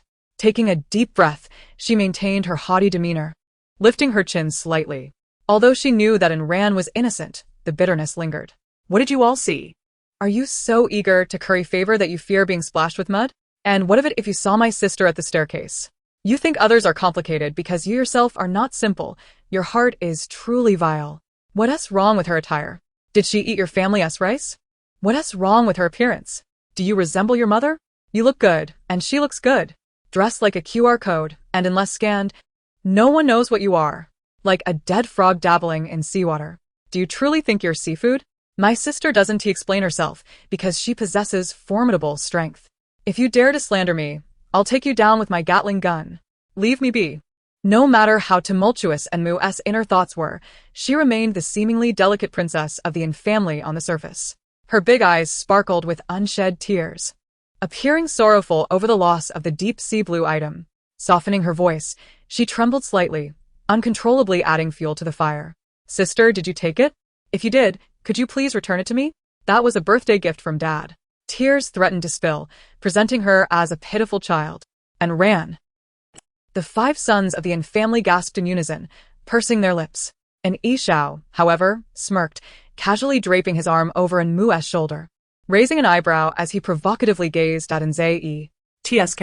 And Nzai's fingers tightened, impatiently dispersing the crowd, positioning himself alongside his elder brothers in a protective stance behind Mu. And Mu hesitated, glancing up at an Yishao, then at an Jin Chen, her heart racing. This shouldn't be happening. The original plot didn't involve such fierce protection for my brothers. They're really shielding Mu. Can't they at least respect the efforts of the villainous supporting character? This targeting is so blatant. Brothers, have you all collectively gone blind? Yet. Jiang Ting Ting smirked smugly, approaching assertively, aligning herself with the Yin family. The 5 sons remained composed, while Mu raised an eyebrow, filled with confusion. Jiang Ting Ting, as if given a command, stretched out her hand, exclaiming in astonishment, "Look at how bulging her pocket is." Shangguanyu smiled cunningly. "Now everyone suspects you of stealing. Take out whatever you have in your pocket. Hurry, or we'll have to search you." And Mu remained silent, her gaze fixed intently on Rand's pocket. Damn it, were you a sewing machine in your past life, so adept at dragging others down? Everything is rising in price, yet you're becoming increasingly cheap. You White Lotus. Enough. Don't you dare speak ill of my sister. Silence your incessant biting tongue. And Rand could not help but stifle a laugh, yet felt that it was rather inappropriate to express amusement at such a moment. Thus, she merely hummed discontentedly, maintaining a stern countenance as she elegantly retrieved the deep sea blue from her pocket. Her movements were graceful, utterly compliant. The atmosphere grew increasingly boisterous, the accusations louder and more fervent. Everyone believed their suspicions were correct, standing atop their moral high ground to vociferously denounce her. Their words flowed freely, coalescing into a sinister force, utterly disregarding that the individual before them was merely an 18-year-old girl. They slandered her with reckless abandon to absolve themselves of any guilt. They hastily branded her a thief, laden with malice in their accusations, none of them having witnessed the act, yet all acting as though they had. I told you it was her. Look at her ragged attire.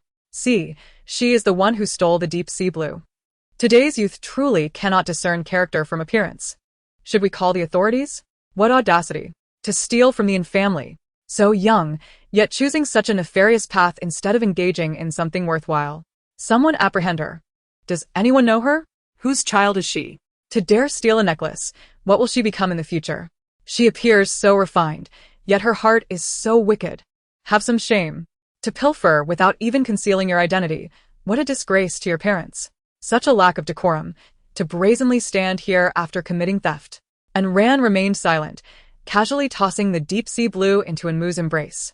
She gazed at Enmu with an air of nonchalance, the cacophony of accusations failing to affect her in the slightest. She had never cared for such opinions.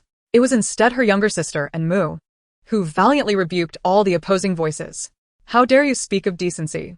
Are you even worthy? Do you fear your tongue will rot from such slander? Do you even have the audacity to speak? You, with your face so large you must have the world's countenance upon it. Enough. Do not speak ill of my sister. You avoid everything that pertains to others. Oh, did you hide away during human evolution? Your collective intellect barely surpasses that of a peanut. Yet your eyes.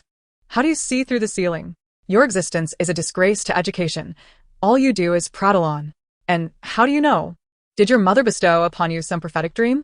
Wah, sister, please strike them. Why are you so calm? It infuriates me. You must act. Make them kneel and apologize.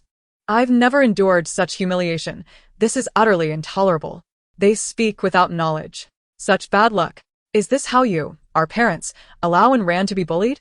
She is your own flesh and blood. Hurry. Acknowledge that Ran is a child of the family. What are you waiting for? Enmu was deeply distressed, her emotions a tumultuous blend, her large eyes brimming with tears. She clutched the deep sea blue tightly to her chest. She merely needs to stand here, captivating the attention of all present, evoking a sense of exhilaration as if she were a long-lost treasure returned.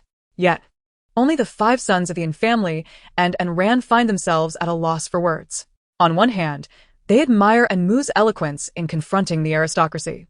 On the other, they feel a pang of sympathy for her troubled state of mind.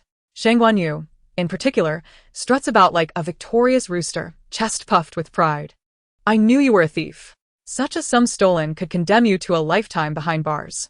And Zhengting's gaze was heavy, surveying Ran with a scrutinizing eye. His feelings towards this biological daughter were rather lukewarm, noting her tattered appearance. In such circumstances, acknowledging her status as a daughter of the family seemed utterly inappropriate. Moreover, she appeared to possess unclean hands, though the truth of that remained uncertain. He pondered, recalling the investigative report his assistant had provided, which detailed Ran's upbringing in the countryside, adopted by a poor farmer. Under such circumstances, it was rather plausible that she had developed a penchant for thievery. However, the family could not afford to produce such a child. On the contrary, Enma, Qinjia, felt a pang of compassion. After all, this was her own flesh and blood, born after 10 months of pregnancy. Yet, to witness her being condemned publicly was akin to a dagger thrust into her heart. Yet, in matters of such magnitude, she had never been able to assert her will. Sister, right now, immediately, unleash your commanding presence and strike her down. Declare to everyone that you are an international jewelry designer. Hurry. My sister Ran, I offered you a chance to apologize, yet you chose to feign ignorance. If you have the right to act, then I possess the power to obliterate you. Chapter 9, Life, monotonous and dreary. Long live my sister's daily antics. How shameless. Even a dog would need to be leashed around you. And Ran's expression shifted, her eyes cooling to an icy glare. Beyond her, no one knew she was the reclusive figure she portrayed. So, how did the dim-witted Enmu come to know? A wary gaze fell upon Enmu, filled with suspicion. It seemed imperative for her to swiftly uncover the truth behind this faux heiress. The 5 sons of the family were perplexed, each scrutinizing Ran. An Yincheng, in particular, remained unsettled. Anyone acquainted with the jewelry industry would recognize her name, a figure coveted by the elite. If Ran were indeed such a person, then this sister was genuinely a boon for the family. His gaze subtly shifted to Mu's pale countenance before he chose to step forward. His eyes sharp and discerning as he surveyed the surroundings, speaking deliberately. She is not without parents. Allow me to introduce her. An Yincheng. And Jingting interjected disapprovingly, observing Enmu and her brothers, each harboring their own ulterior motives. Collectively, they were a web of deceit. And Jin Cheng's heart sank. Although he understood his father's penchant for maintaining appearances, he was still taken aback by Jingting's ruthlessness. To the outside world, the offspring of the family were paragons of virtue, yet no one comprehended the grim realities that shaped their existence. The family could indeed be likened to a den of ravenous wolves, merciless and unforgiving. They have witnessed the darkest and most treacherous facets of human nature. which is why they hold kindness in such high regard. And Zhengting's eyes darkened slightly, the threat therein unmistakably clear. Yet, and Jin Cheng remained undeterred, resolutely stepping forward. She is Ran, the long-lost daughter of our family, and thus, I believe there is more to this matter than meets the eye. And Ran scoffed, her gaze toward Jin Cheng far from amicable, casting a sidelong glance at Mu, filled with menace. She feigned weakness. But her true intent was merely to gauge Mu's reaction, not to seek unnecessary assistance. There is no such thing as a free lunch in this world. And Mu's eyes widened in disbelief. The unfolding scenario felt fundamentally wrong. Logically, the Yin family was not supposed to reveal Ran's true identity for several more years. At present, she should be regarded as the adopted daughter of the Yin family. This was the moment for a gallant rescue, and it was Qin Xiaomu's stage. Not a time for the elder brother to excuse Ran's actions. Shang Guanyu was taken aback, hastily speaking up, eager to witness the drama unfold. And Mu? What of her situation? Was she merely a counterfeit heiress? And Mu's thoughts spiraled into chaos, her heart racing within her chest, pallid and teary-eyed. She glanced at Qin Xiaomu with the corner of her eye, then shook her head. To outsiders, she appeared to be utterly disheartened, further affirming the notion that Mu was indeed a false heiress. Yet, and Jin Cheng breathed a sigh of relief. For what the Yin family's offspring heard was, a bear is still a bear. Mud cannot be lifted from the wall. Look at my elder brother. Elder brother is majestic. Elder brother is handsome. Elder brother is the best in the world. I bear the banner for my brother. Let anyone dare oppose him. Ha ha ha. Look at those two pitiful flowers. Ha, this is my sister. The leading lady understands, does she not? You're in trouble, let me tell you, you're really in trouble. How does it feel to be slapped in the face? Enjoy your time in prison. Let me give you a taste of this. Whatever the plot may be, let it unravel. Let us see who dares to bully Ran. You little brats, if you wish to bully Ran, first you must pass my brother's test. And Jin Cheng, I truly thank you. He pinched his throbbing temples, disregarding Zhengting's hungry gaze. And Mu will forever be the eldest lady of the Yin family, who says there can only be one. Both Mu and Ran are children of our Yin family. And mother, Chen Jia, I gave birth to two. How could I not know? Her delicate face beamed with composure, every gesture exuding grace. Yet Mu, who had always been fond of clinging to her mother, could not overlook the slight awkwardness and stiffness in Chen Jia's demeanor. Although this turn of events felt rather strange, it oddly brought her some joy. Don't believe it. Ah. Not even the punctuation. Brother, you truly love me too much. To spare me embarrassment, you would dare to lie even about how many children mother bore. I am truly dying of laughter. Elder brother, you really care for me too much. Ha ha, even mother is dumbfounded. Ha ha, mother is so adorable, her expression utterly blank. As Shang Guanyu wobbled unsteadily, her face flushed with embarrassment, she nonetheless straightened her back, embodying the spirit of resilience. But what does that truly signify? Young master after all, has only recently taken her in. How can you be certain her hands are untainted? This is deep sea blue, a treasure whose worth is undeniable. I trust none of you would dare to acknowledge a thief as the legitimate daughter of the Yin family. Ha. If word got out that the biological daughter of the Yin family was indeed a thief, how would the Yin family maintain their dignity? The onlookers murmured amongst themselves, having witnessed their fair share of affluent family rivalries. Indeed, this matter must be thoroughly investigated. It concerns the honor of the Yin family. The scene erupted in a cacophony of agreement, with all present affirming Shang Guanyu's assertions. The inherent flaw of humanity is its reluctance to admit its own errors. They clung to their version of justice, unabashedly harming the innocent, wielding words like sharp blades, carving out a narrative of guilt based solely on hearsay. This is not merely a question of right or wrong, it is a matter of social dynamics. Jiang Tingting gasped, taking a step back, nodding in agreement. She knew the truth. Even with Mu as her shield, she was framing a young lady of the Yin family, not just any casually adopted girl. Yet, having come this far, she and Mu were already inextricably linked, for she was, after all, Mu's loyal dog. Indeed, and her upper pocket bulged, indicating she had likely pilfered more than just a necklace. And Jin Cheng cast a penetrating glance at Shang Guanyu and Jiang Tingting, refraining from rebuttal. He was a businessman, inclined to engage only in ventures beneficial to himself, save for Mu. He could not possibly leverage the Yin family name to vouch for Ran's innocence, as he was not intimately acquainted with her. Acknowledging her identity stemmed solely from his trust in Enmu and a desire to spare her discomfort, alongside some self-serving motives. The thin line of his lips curved slightly, a glimmer of shrewdness flashing in his eyes as he glanced at and ran before returning to shield Enmu from the prying gazes. Surely, at this moment, he was her favored elder brother. And Ran clicked her tongue, marveling at Jin Cheng's cunning nature. It baffled her how the Yin family, with its 5 affluent scions steeped in darkness, could produce someone as Navi as Enmu. In Enmu's words, during the family's evolution, she had evidently concealed herself, channeling all her skill points into her incessant chatter. It rendered her endearingly foolish. And Ran scoffed softly, the corners of her mouth lifting in a smirk, her striking phoenix eyes arching in a beguiling manner. She turned slightly, casting a sidelong glance at Shang Guanyu with an icy tone. Perhaps in your eyes, the exorbitant deep-sea blue is a remarkable gem, but to me, it scarcely warrants a mention. And Zhengting's expression darkened as he glared at Ran. Did she truly comprehend the weight of her words? It was abundantly clear that all eyes were now fixed upon Ran, sharing in Zhengting's sentiments. Her audacity was truly remarkable, oblivious to the fact that her own worth was limited to her appearance. Indeed, she could hardly rank alongside others, merely puffing herself up. Keep your voice down. After all, she is the newly acknowledged young lady of the Yin family. The surrounding noise dwindled abruptly, and the scrutinizing gazes directed at the Yin family could not be overlooked. Enmu pressed her lips together and furrowed her brows, appearing as though even her hair strands were infused with anger. Yet, in truth, she fervently cheered for Ran. Sister, go for it. Smash their faces to smithereens.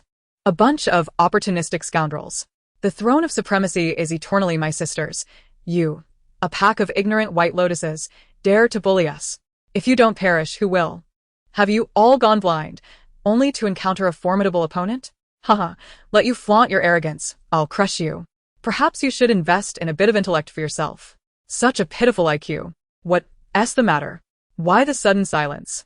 Continue your rampage, sister. Unleash your ultimate moves, quickly, and obliterate their faces. It is time to showcase true skill, foolish mortals. Just make sure to go easy on me when you strike.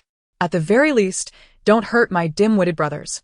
The 5 scions of the Yin family, Ran. Is everything really alright? Is this mental state truly acceptable? The corners of the Yin family children's mouths twitched in unison. Even in Yi Zhao's smiling face stiffened momentarily, his fingers trembling slightly, yet he remained silent. His long fingers tightened around his phone, contemplating whether to contact a neurologist.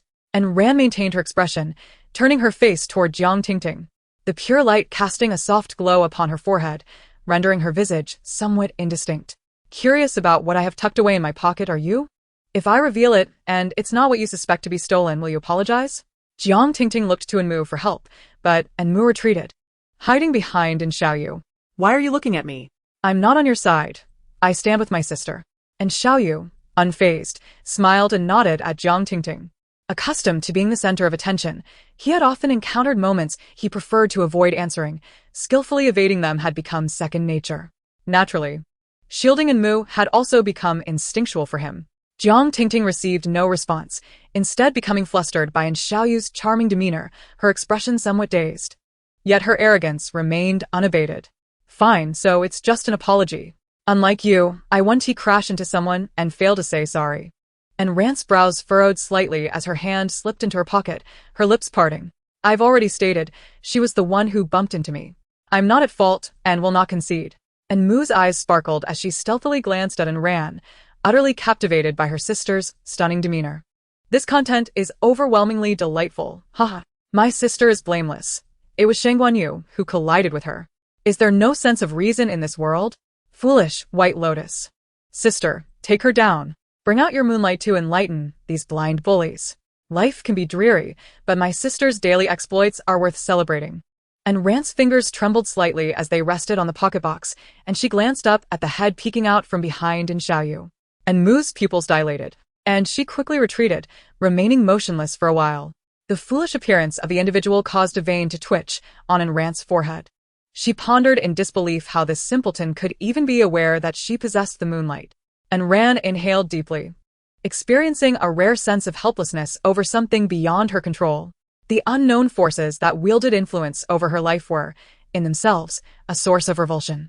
She raised her hand to retrieve a long box she had kept in her pocket, pressing her fingertip against the latch. All eyes were fixed on her, brimming with anticipation for the spectacle, when a distinct click resonated, igniting a fervor among the crowd. Chapter 10. Notre Dame has collapsed. Now, it's your turn to play the big shot?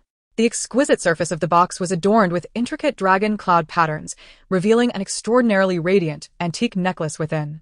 It appeared to be entirely crafted from a luminous material, with delicate silver links interlocking, the centerpiece showcasing a pigeon blood-red jade, embellished with fine white jade throughout the chain. A harmonious blend of modern elegance and ancient charm, it shone brilliantly. This necklace was universally recognized among those with an appreciation for jewelry. Moonlight had almost become a milestone in the fusion of ancient craftsmanship and contemporary design, propelling jade jewelry into a groundbreaking realm. Both its artistry and design were at the forefront of fashion, eschewing traditional diamonds in favor of jade. Despite the unabashed malice displayed by everyone present, who pointed and jeered at and ran with their impeccably tailored attire and disdainful expressions, not a single gaze strayed from Moonlight. Its dazzling brilliance was so renowned that even replicas were prohibited in the market. Shang Guanyu's eyes gleamed with a hint of dark delight, embodying the demeanor of a privileged young lady. Initially, she might have felt a flicker of interest in the contents of Enrant's box, but now only disdain remained. Counterfeits were the most detestable objects for someone of her affluent background. She leaned slightly forward, surveying the necklace deemed a priceless treasure. What did I expect? It turns out to be Moonlight. There exists only this one piece in the entire world. How dare you even attempt a replica of something from an internationally acclaimed designer? Such items are simply unattainable. How could it possibly be genuine? And Ran, daughter of the Yin family, your audacity is truly remarkable. Did you really believe that no one would demand royalties from a nameless individual like yourself? What a misplaced ambition. Your original circumstances were hardly enviable. How could someone of your standing come into contact with such treasures? Dream on. Shang Guanyu rolled her eyes, a chilling smirk gracing her lips. Indeed. You need not resort to such extremes for the sake of pride. Should this be revealed, you would undoubtedly face incarceration. Jiang Tingding chimed in, her brow furrowed in a concerned expression for Enran. Yet, inwardly, she sighed in relief. What she had feared to be a renowned necklace turned out to be the widely recognized Moonlight. How could it possibly be authentic? What a farce. To think she would present something so blatantly fake. How could she have the audacity?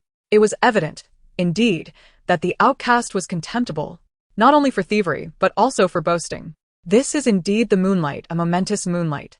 Truly speechless. While Enran remained calm and composed, and Mu, hiding behind Xiaoyu, was exceedingly anxious.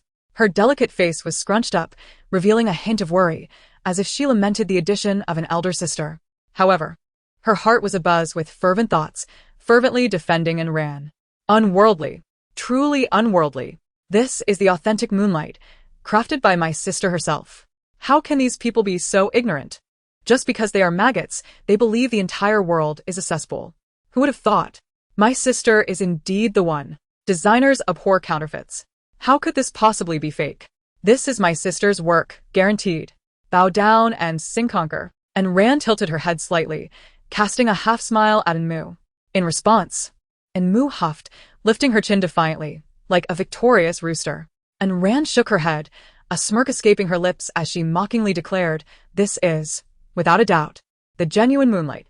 Renowned international designers imbue their creations with distinctive traits. I am uncertain if you genuinely lack knowledge, or if you simply lack the capability to engage with such works.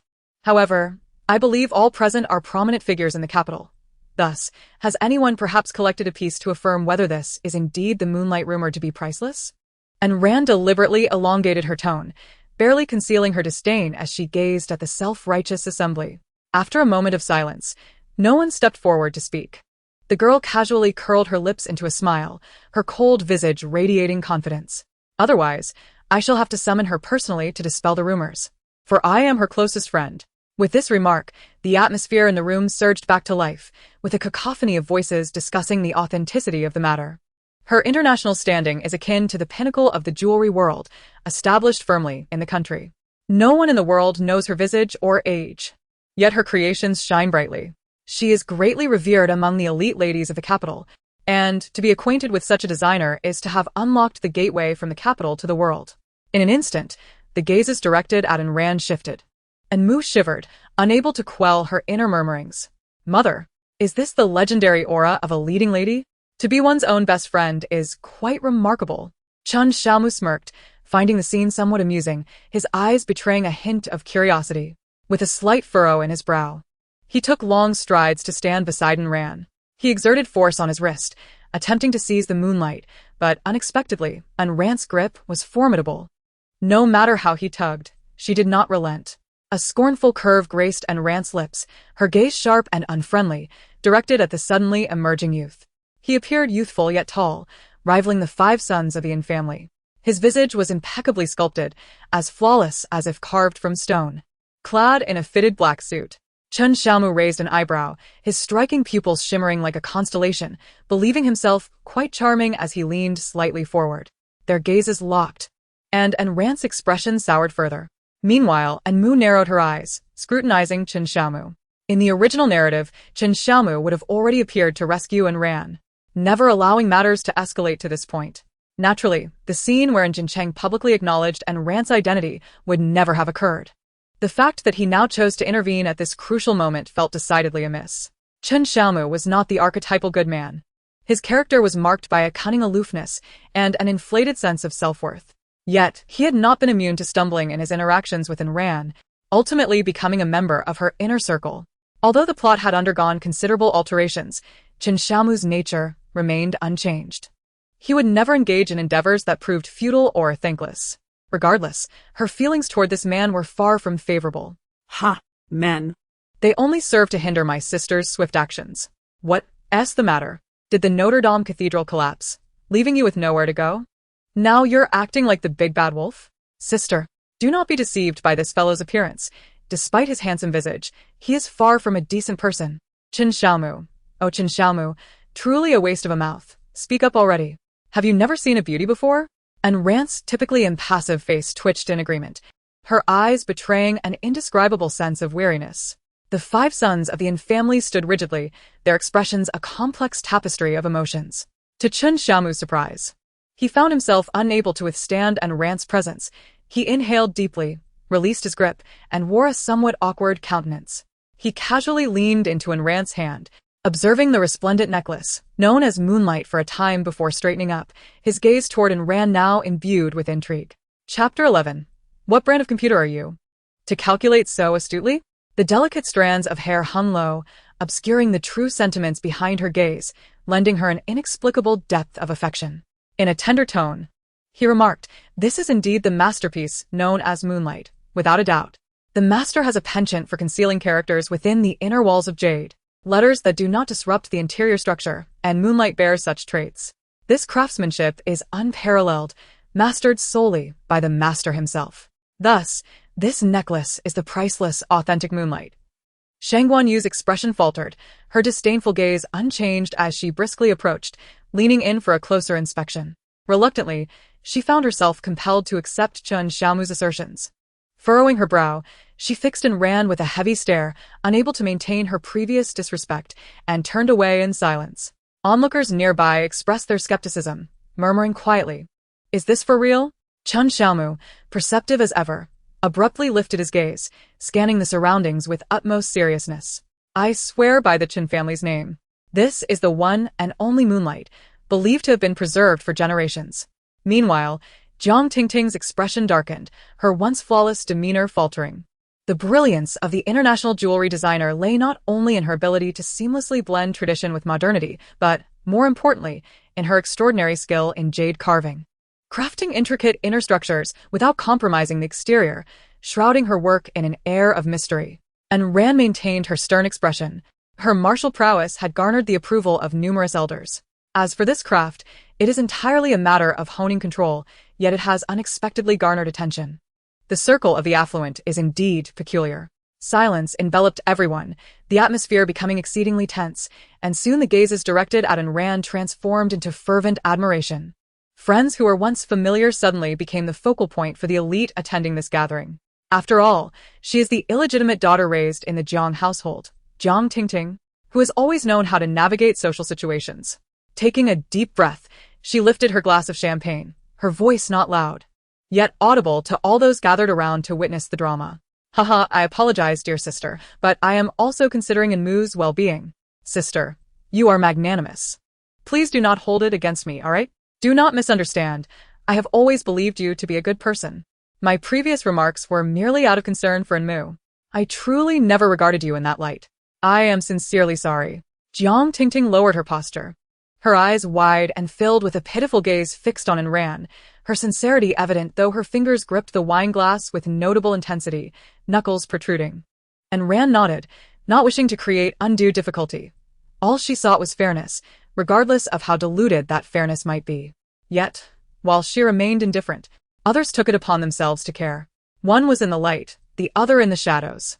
Enmu delightedly rose on her toes, joy bubbling within her, and chuckled quietly. My sister is formidable. My sister is magnificent. Ha ha ha, what a relief to see you all humbled. Humph, you deceitful white lotus, what now? Are you once again ingratiating yourself with my sister? What sort of calculating machine are you? And Zheng Ting's gaze darkened, deepening with intensity as he placed a hand on Jin Cheng's shoulder, patting it a few times, evidently satisfied with the current situation. And Jin Cheng turned to him, nodding in acknowledgement, their eyes locking in a silent exchange that conveyed everything without uttering a word. If it brings value, then this endeavor is undoubtedly justified. Chen Xiaomu observed the scene of Jiang Tingting apologizing to Enran, who stood apart, radiating an unmistakable uniqueness that made his pupils constrict slightly. Naturally aloof, he never engaged in meaningless endeavors. However, having stepped forward, he felt compelled to see it through to the end. Miss N. I am somewhat aware of the circumstances surrounding the loss of Deep Sea Blue, and it is likely more complicated than it appears. Chen Xiaomu turned slightly, glancing at Enmu, who was hidden behind Xiaoyu, his fingers lightly tapping the wine glass, exuding calmness. Enmu's heart skipped a beat. She met his gaze unflinchingly, defiance in her demeanor. What does young Master Chen mean by this? Why are you looking at me? And Ran was somewhat taken aback. She understood the entirety of the situation.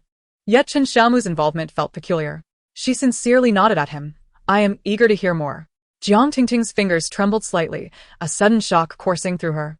She was cautious in her actions, yet she could not rule out the possibility of being discovered. However, if that were to happen, Enmu would undoubtedly not defend her. Chen Xiaomu smiled lightly, embodying the demeanor of a young master. I witnessed Miss Enmu remove the Deep Sea Blue and hand it to Miss Zhang, only to find it inexplicably in Miss and Rant's pocket thereafter. Miss Zhang, do you have anything to say? These words instantly ignited the previously tranquil atmosphere, plunging it back into chaos, rife with unabashed speculation. How curious, a twist indeed. How could Miss Enran, who nonchalantly possesses the renowned moonlight, possibly resort to stealing Deep Sea Blue? This situation has escalated significantly. It must be a scheme to frame her. The thief calling out the thief is truly a masterstroke. Who would have thought that Miss Enmu could turn out to be such a person? Hush, the infamily is present. Miss Enmu's clear eyes sparkled like stars as she gently tugged at Jin Cheng's sleeve, shaking her head with a look of innocent distress, as if to convey that things were not as they seemed. Yet, internally she remained remarkably composed, crossing her legs with an air of nonchalance. It was I who did it, so what? Go ahead and kill me, ha ha ha. Who would have thought the plot truly unfolded, ha ha. The villainess is indeed villainous. I am so wicked. When I learn to swim, I must follow Fourth Brother to play a role in a movie. Seeking out such detestable characters, I am merely playing my part. Chen Xiaomu, you are truly a rare gem among men. You are impressive. Jiang Tingting was on the verge of tears, her eyes reddened, as all eyes fell upon her. Particularly the Jiang family, with their eldest daughter displaying evident displeasure, and the family head perceiving this illegitimate daughter as a source of shame. Not a single soul came to her defense. And Mu sighed deeply within, reflecting upon how she was indeed the epitome of malice. This public shaming should befall her, the wicked villainess, rather than the minor character associated with the villainess. Very well. Let me rescue you, my little white lotus, for I am the ultimate decision-maker. It is all my fault. It is all my fault. I am the true culprit. I harbor resentment towards my sister. I am the villain. As long as I remain shameless and devoid of morals, you cannot morally bind me. Humph. And Mu, with a sense of righteousness, took a deep breath, elegantly extending her exquisitely fair leg. Yet, before she could step forward, She was met with a fierce glare from An Ran standing beside her, while An Jincheng pulled her back, and even An Yixiao and An Zoe, who had their arms around her shoulders, exerted pressure. And Xiaoyu shielded the crowd's gaze even more intently, while An Luosheng, who had been standing behind, cautiously reached to grasp An Mu's fingers. Ah. An Mu was utterly bewildered, glancing around yet failing to comprehend why all 6 siblings sensed her intentions simultaneously and restrained her so firmly. Her previously straightened back was forced into a bow. Chapter 12. Even if one is straightforward, one cannot speak indiscretions. An Ran glanced at the hesitant Jiang Tingting, refraining from offering a direct explanation. She was no benevolent soul. Jiang Tingting's malice towards her was glaringly apparent to all.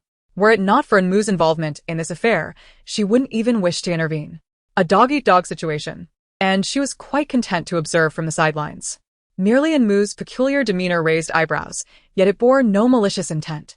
It seemed she possessed some extraordinary knowledge that piqued her interest. The realm of metaphysics was a territory she had yet to explore. An Ran's serene visage remained calm, her obsidian eyes fixed on Chen Xiaomu, imbued with curiosity. What insights do you possess, Master Chen? Chen Xiaomu slightly elevated his chin, casting a sidelong glance at An Ran. He harbored no fear of offending the Jiang family, especially since Jiang Tingting was merely an insignificant illegitimate daughter. To offend a bastard for the sake of a friend in exchange for a letter of allegiance, while simultaneously elevating the Qin family's jewelry enterprise onto the international stage, seemed a most lucrative transaction. Perhaps it would even earn him a new regard from his father. Jiang Tingting shrank back, almost foreseeing the bleak days ahead. Her silent pleas for help directed at An Mu were entirely intercepted by An Xiaoyu. Tears brimmed in her eyes, a pitiful sight, as she found herself cornered, with no escape. Chen Xiaomu returned his gaze to the surroundings, displaying no hint of impatience. This matter would likely require an inquiry with Miss Jiang. After all, it was Miss An Mu who had bestowed the deep sea blue upon her. Why then? Did it find its way into Miss An Ran's possession? All fingers pointed accusatorily at Jiang Tingting, who could only shake her head in bewilderment, her hand trembling around the champagne glass. I don't know. I did not steal it. You are slandering me. It wasn't me, truly. An Mu's heart tightened. She shifted slightly, eager to step forward, but was silenced by An Yixiao, who casually placed a morsel before her. Ironically, the rules seemed to falter at such moments, as if it mattered not who served as a stepping stone for An Ran's brilliance. With a resigned sigh, she adhered to her principle of not wasting food. I'm helpless. My brothers appear to know it was I who did it, and my freedom is restricted. Don't look at me. I can't assist you any longer. Chen Xiaomu, with graceful poise, raised his phone, a smirk playing upon his lips. Oh, but I have a recording. I inadvertently captured something rather unsavory during a selfie. Miss Jiang, would you care to take a look? And Ran met his gaze, the depths of her eyes revealing no emotion, yet the crowd erupted in excitement, some inching closer, eager for a glimpse. The surrounding voices buzzed incessantly. Yet none approached An Mu, who remained encircled by her 5 brothers, contentedly savoring her treats. Despite her wrongdoing, she was fiercely protected, while Jiang Tingting found herself isolated and vulnerable. Jiang Tingting's envy was palpable, her complexion oscillating between shades of dark and pale, resembling a painter's palette, as a flurry of emotions surged within her. Most notably, her attempts to ingratiate herself with An Ran were evident. She groveled, her eyes glazed with anxiety. An Ran cast a sidelong glance at Jiang Tingting's discomfiture. She had encountered many self-important individuals, feigning kindness, while harboring a desire for her downfall to claim her position. Only An Mu stood apart, outwardly expressing disdain, yet internally committed to her defense. Although both of them were somewhat irksome, she remained intrigued. This feeling was akin to a pebble being cast into the monotonous waters of her mundane existence. Chen Xiaomu shrugged and flashed a brilliant smile at An Ran. No need to thank me. I simply cannot abide seeing others being bullied. An Ran's gaze flickered, and after a moment's deliberation, she seemed to resolve herself, her deep black eyes concealing an alternate realm within. Everyone can disperse now. I sought out Jiang Tingting for the deep sea blue simply because I found it intriguing and wished to see it. It has nothing to do with anyone else. The misunderstanding that ensued due to her failure to clarify with An Mu led to quite the spectacle. Upon hearing this, the crowd erupted in astonishment once more. However, those who occupied such positions were astute, and with a mere shift of their eyes, they discerned the unfolding events, their guesses striking close to the truth. Yet, Chen Xiaomu was utterly taken aback, his jaw slightly agape, confusion lacing his tone as he scrutinized her with a hawk-like intensity. Are you out of your mind? What are you doing? You clearly know everything. Why are you so negligent? And Ran pressed her lips together, opting for silence. Chen Xiaomu, his breath erratic with anger, glared at Ran with fierce intensity. Fine. I thought you were someone of substance, but it turns out you're merely a coward. I truly am a busybody. He gritted his teeth, choosing to turn away, his heart heavy with frustration. And Mu, hidden nearby, was left agape, her small face crumpling in astonishment, her long lashes quivering. What on earth is happening? Sister, what are you doing? Jiang Tingting, on the other hand, exhaled in relief, her posture straightening significantly, though her gaze towards Ran still bore traces of trepidation. It seemed the matter would conclude hastily, yet Shang Guanyu persisted in her relentless pursuit. She was not devoid of wits. A brief contemplation revealed that she had been manipulated as a pawn. Now, she found herself at odds with a formidable individual, her pupils trembling with burgeoning fury. Well, Jiang Tingting, you certainly have some nerve. Jiang Tingting looked over, her expression somewhat dulled, her tone gentle yet firm. What does this have to do with me? You were the one who made things difficult for Ran.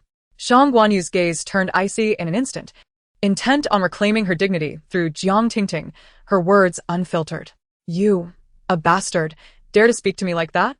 Jiang Tingting, don't think that by clinging to Enmu, you have found a stronghold. You are merely Enmu's dog, easily dispensable. Enmu felt inexplicably offended. Let us not discriminate against others. The state has issued you an ID card, hasn't it? Such a remark is clearly a personal attack, isn't it? And Ran seemed to share the sentiment. She swiftly closed the lid and handed the item in her possession to Enmu before turning to face Shang Guanyu. Enmu looked up at the imposing, commanding presence of Ran, then glanced down at the box in her hands, utterly bewildered. She was, after all, a malicious supporting character. Why could Ran so carelessly hand over the moonlight to her? Was she not afraid of her avarice? Enmu pondered this, ultimately shaking her head in resignation. So, is this rule now assumed as default?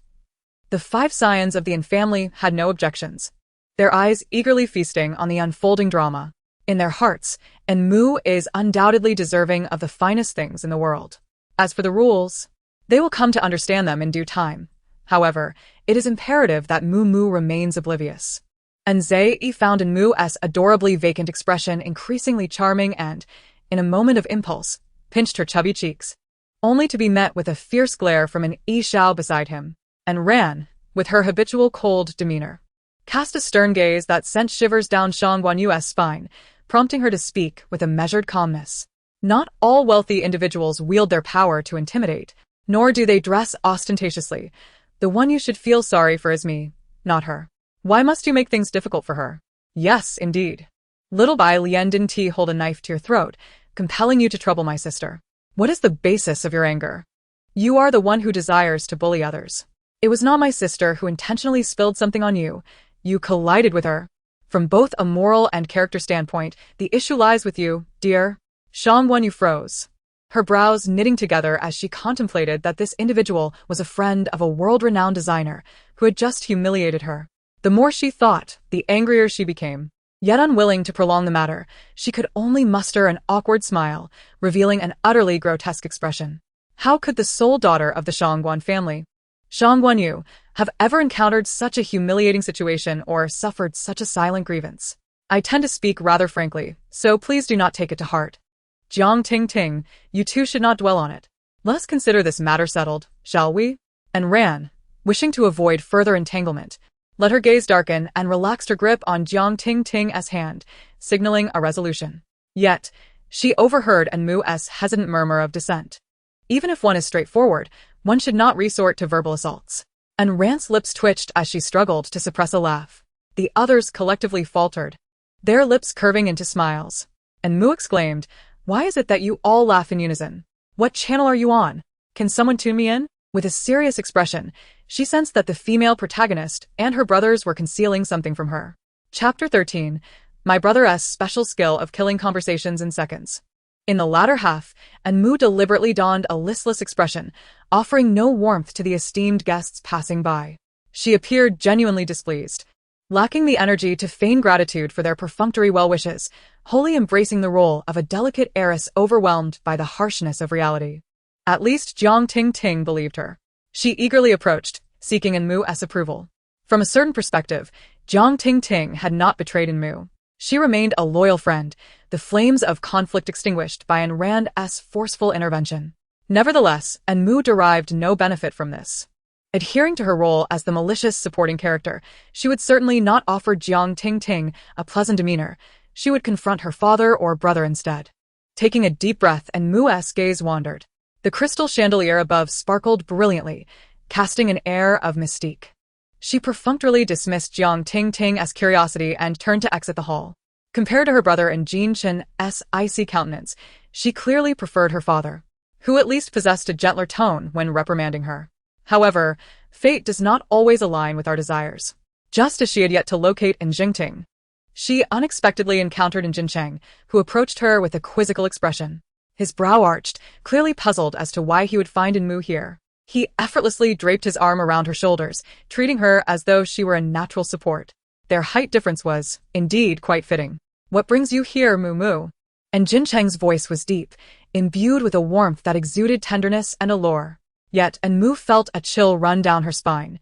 She understood her elder brother all too well. His demeanor clearly conveyed his displeasure at her unwelcome interruption. "Oh, it's nothing. I just stepped out for some fresh air." The girl's eyes sparkled with innocent bewilderment, glistening like dewdrops in the dawnlit courtyard, creating a picturesque scene. "Brother, what are you doing here?" "I was looking for father." After a moment's contemplation, Enmu realized that inquiring about anyone would yield the same outcome. It was merely a formality to avoid an unwelcome enforcement. At least, she retained some semblance of control over the situation.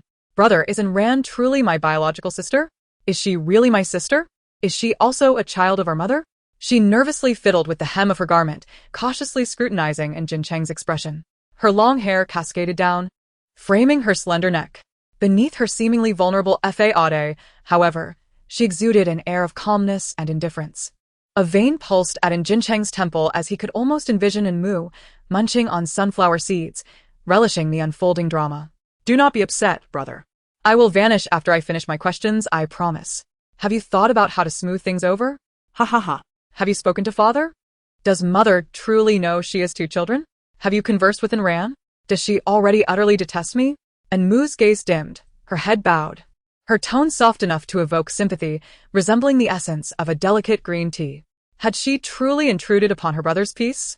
And Jincheng took a deep breath, recognizing Enmu's potential for the entertainment industry. Despite her apparent awareness of her and Ayn Rand's true identities, she maintained an air of natural composure. Yet, faced with her seemingly pitiful expression, he found it challenging to speak the unvarnished truth. The Ayn family, possessing a prominent status in the capital, harbored numerous untold stories. Enmu had been sheltered from their world since childhood, experiencing a life of happiness, stability, and security. This was the only gift they could afford her within their means. To alleviate her discomfort, he chose to weave a lie, subtly revealing his protective inclinations toward her. "No, Mumu, in truth, Ayn Rand is a child we adopted. We initially said otherwise to silence the critics." And Jincheng's gaze was resolute as he gently ruffled Enmu's hair, his touch tender.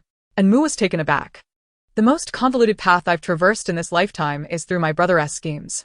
My brother possesses the uncanny ability to extinguish any spark of conversation." "I already know the truth, brother. Could you not be a bit more resolute?" Enmu, filled with trepidation and disbelief, continued to converse with Jincheng for a while longer. She even agreed to accompany him to the jade market for a couple of days, signing numerous inequitable agreements. Nonetheless, regardless of Enmu's persistent inquiries, Jincheng remained steadfast in his response, insisting that she was indeed adopted. Jincheng is referred to by Enmu as the most challenging elder brother, as stubborn as a nail, unwavering in his decisions. Left with no choice, Enmu ascended to her room early to rest, feeling utterly exhausted. Upon her departure, the 4 sons of the Ayn family emerged from the shadows, their forms indistinct and cloaked in darkness. Meanwhile, Ayn Rand, who had been eavesdropping on their conversation, swirled her glass, her expression inscrutable and devoid of emotion. The 5th son of the Ayn family did not avert his gaze, as they all turned to look at Ayn Rand.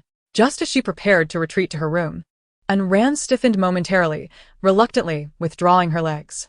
She pivoted to approach the 5 brothers with whom she shared blood ties.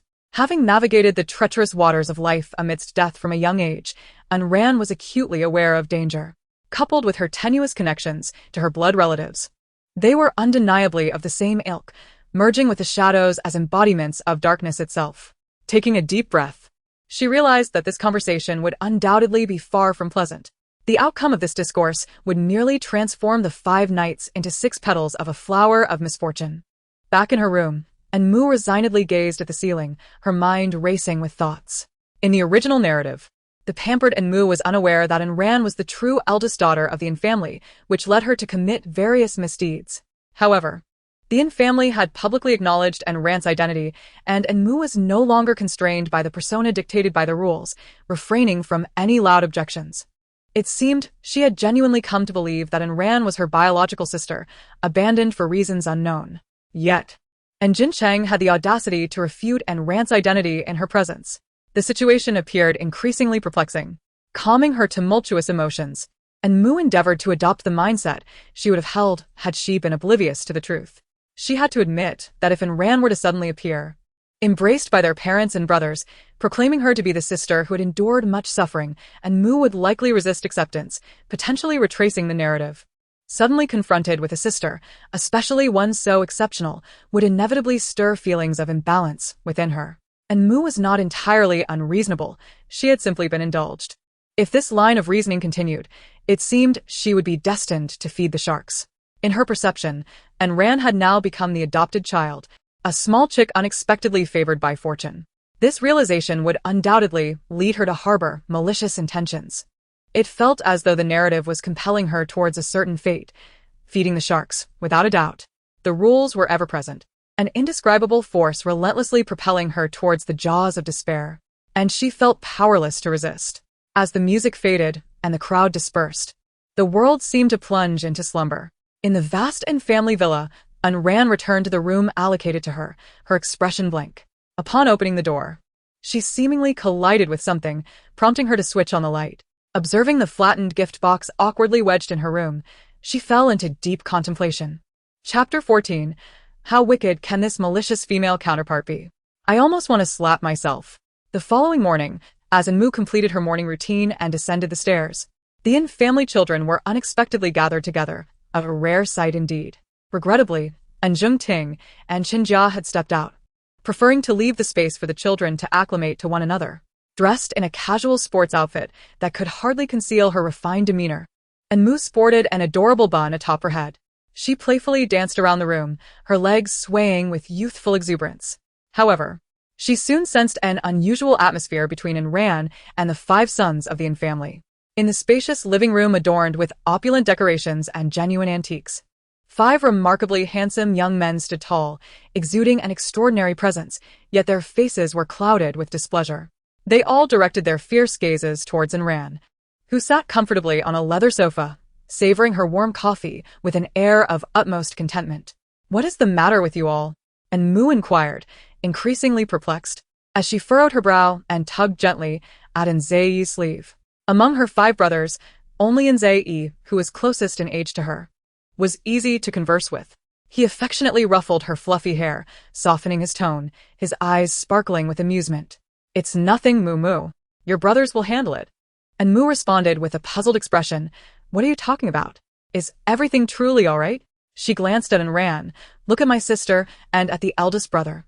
It's evident that something is amiss." Her confusion deepened as she turned back to Enran, who, sensing her scrutiny, raised her head and offered Enmu a sardonic smile. Enmu couldn't shake the feeling that the Yin family had reached some sort of unspoken consensus among themselves, a notion disrupted by her arrival. It was an Yi Xiao who first broke the silence, letting out a scoff as he playfully tousled Enmu's fluffy hair and pinched her chubby cheeks.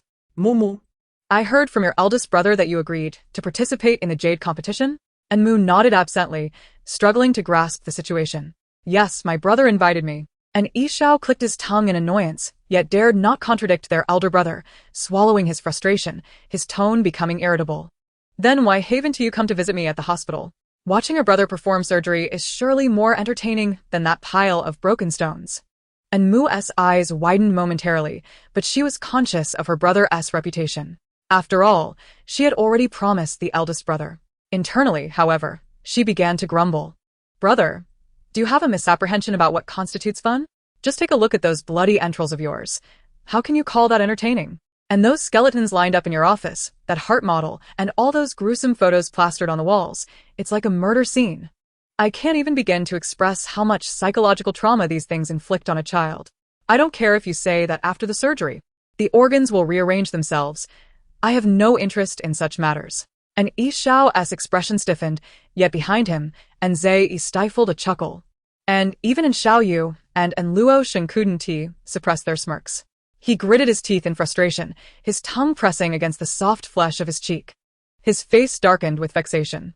He stretched out his hands and pinched Enmu's delicate face, eliciting a series of cries from her before he gracefully turned and departed from the in-family home, his footsteps radiating frustration. He assumed she must have enjoyed this, at least in her childhood. Tears welled in Enmu's eyes as she pouted, looking like a wronged wife as she stared at Yi Zhao's retreating figure, covering her flushed cheeks, still unable to comprehend the peculiar behavior of her brother. I will never acknowledge him again, she muttered pitifully, careful not to let Yi Xiao hear her. Meanwhile, Zai curved his lips into a smile, placing a hand on Enmu's shoulder, mischievously disparaging his brother while playing the role of the good guy. Oh, Mu, pay no heed to Yi Xiao. He must have hit his head on the door this morning and is merely taking his frustrations out on you. Enmu's lips jutted out in a way that could hold soy sauce, her large eyes glistening with unshed tears. Yet, having experienced anger, she could empathize with Yi Zhao's thoughts. She glanced at Zai with a smile. I'm fine really. It's okay. Third brother just misses me since I haven't visited him in a while. Once I return from Big Brother's, I will go play with third brother. He isn't angry with me. And Zai chuckled softly, choosing not to comment further. His dear Enmu had a tender heart. If it weren't for his chaotic Sheng Hao Xian, which was still too disordered for children, he would certainly keep her by his side. And Jin Chen had made a brief appearance that morning before hastily returning to Myanmar, needing to inform his subordinates and assert control over rival factions in preparation for Enmu's arrival. Myanmar held not only Jade but also darker enterprises. His task was to cover them with a veil of white cloth. Such matters should never touch Enmu. Enmu quickly gathered her belongings, the private jet in the backyard ready for departure. However, upon stepping outside, she spotted the leisurely Ran and suddenly remembered that Jin Chen had yet to invite her. In the original narrative, Ran accompanied Enmu, having been hired at great expense by Jin Chen as the king of stone gambling. Yet, due to Enmu's reckless actions and Jin Chen's indulgence, the king of stone gambling had refused to fight for him, instead securing victory for opposing forces in the stone gambling competition, causing the family's jade business to struggle for several years. The thought of it pierced Enmu's heart, such a waste of silver. Nevertheless, the immediate priority was to ensure Ran accompanied her to Myanmar. Enmu pondered for a moment, feigning arrogance as she tossed her suitcase beside Ran, slightly raising her chin with an expression full of disdain. However, to Ran, this was amusingly absurd, her eyes reflecting only fear. Hey, did you hear what my brother said this morning? Ran raised her eyebrows, maintaining a stoic expression. In contrast, Enmu shrank back slightly, hastily apologizing with impatience. Just what I need, a porter for my luggage. Hurry and pack your things. We are going to Myanmar together, and you shall broaden your horizons. I'm so sorry. Sister, I deserve to die 1,000 deaths. I am guilty, beyond measure. The venomous female antagonist is truly insidious. I almost wish to slap myself. Ran chuckled softly, the small mole at the corner of her left eye lifting slightly. With a graceful stride, she approached and seamlessly took over Enmu's suitcase, not forgetting to play along. Yes, young lady, I shall carry your suitcase. Enmu. Did I just imagine that? Or has my sister gone mad? My sister is definitely insane. Look at her. This mental state of hers. Oh dear. I've driven her to madness. I truly deserve to be damned. I am utterly despicable. Can a wicked female antagonist who bullies others and then apologizes still be considered malicious? Yet, in truth, Enmu remained the same insufferable young lady, embodying the vile demeanor of a heartless capitalist. She snorted coldly, nervously clasping her hands behind her back. At least you know your place. Chapter 15. Did a turtle fall into a salt vat? The luxurious and spacious private jet glided through the endless clouds, soon landing gracefully. And Moo and Ran stood on the bustling Jade Street, one ahead of the other, feeling somewhat disoriented. The sun above shone brightly, and the cacophony of cicadas in the summer only added to the oppressive atmosphere.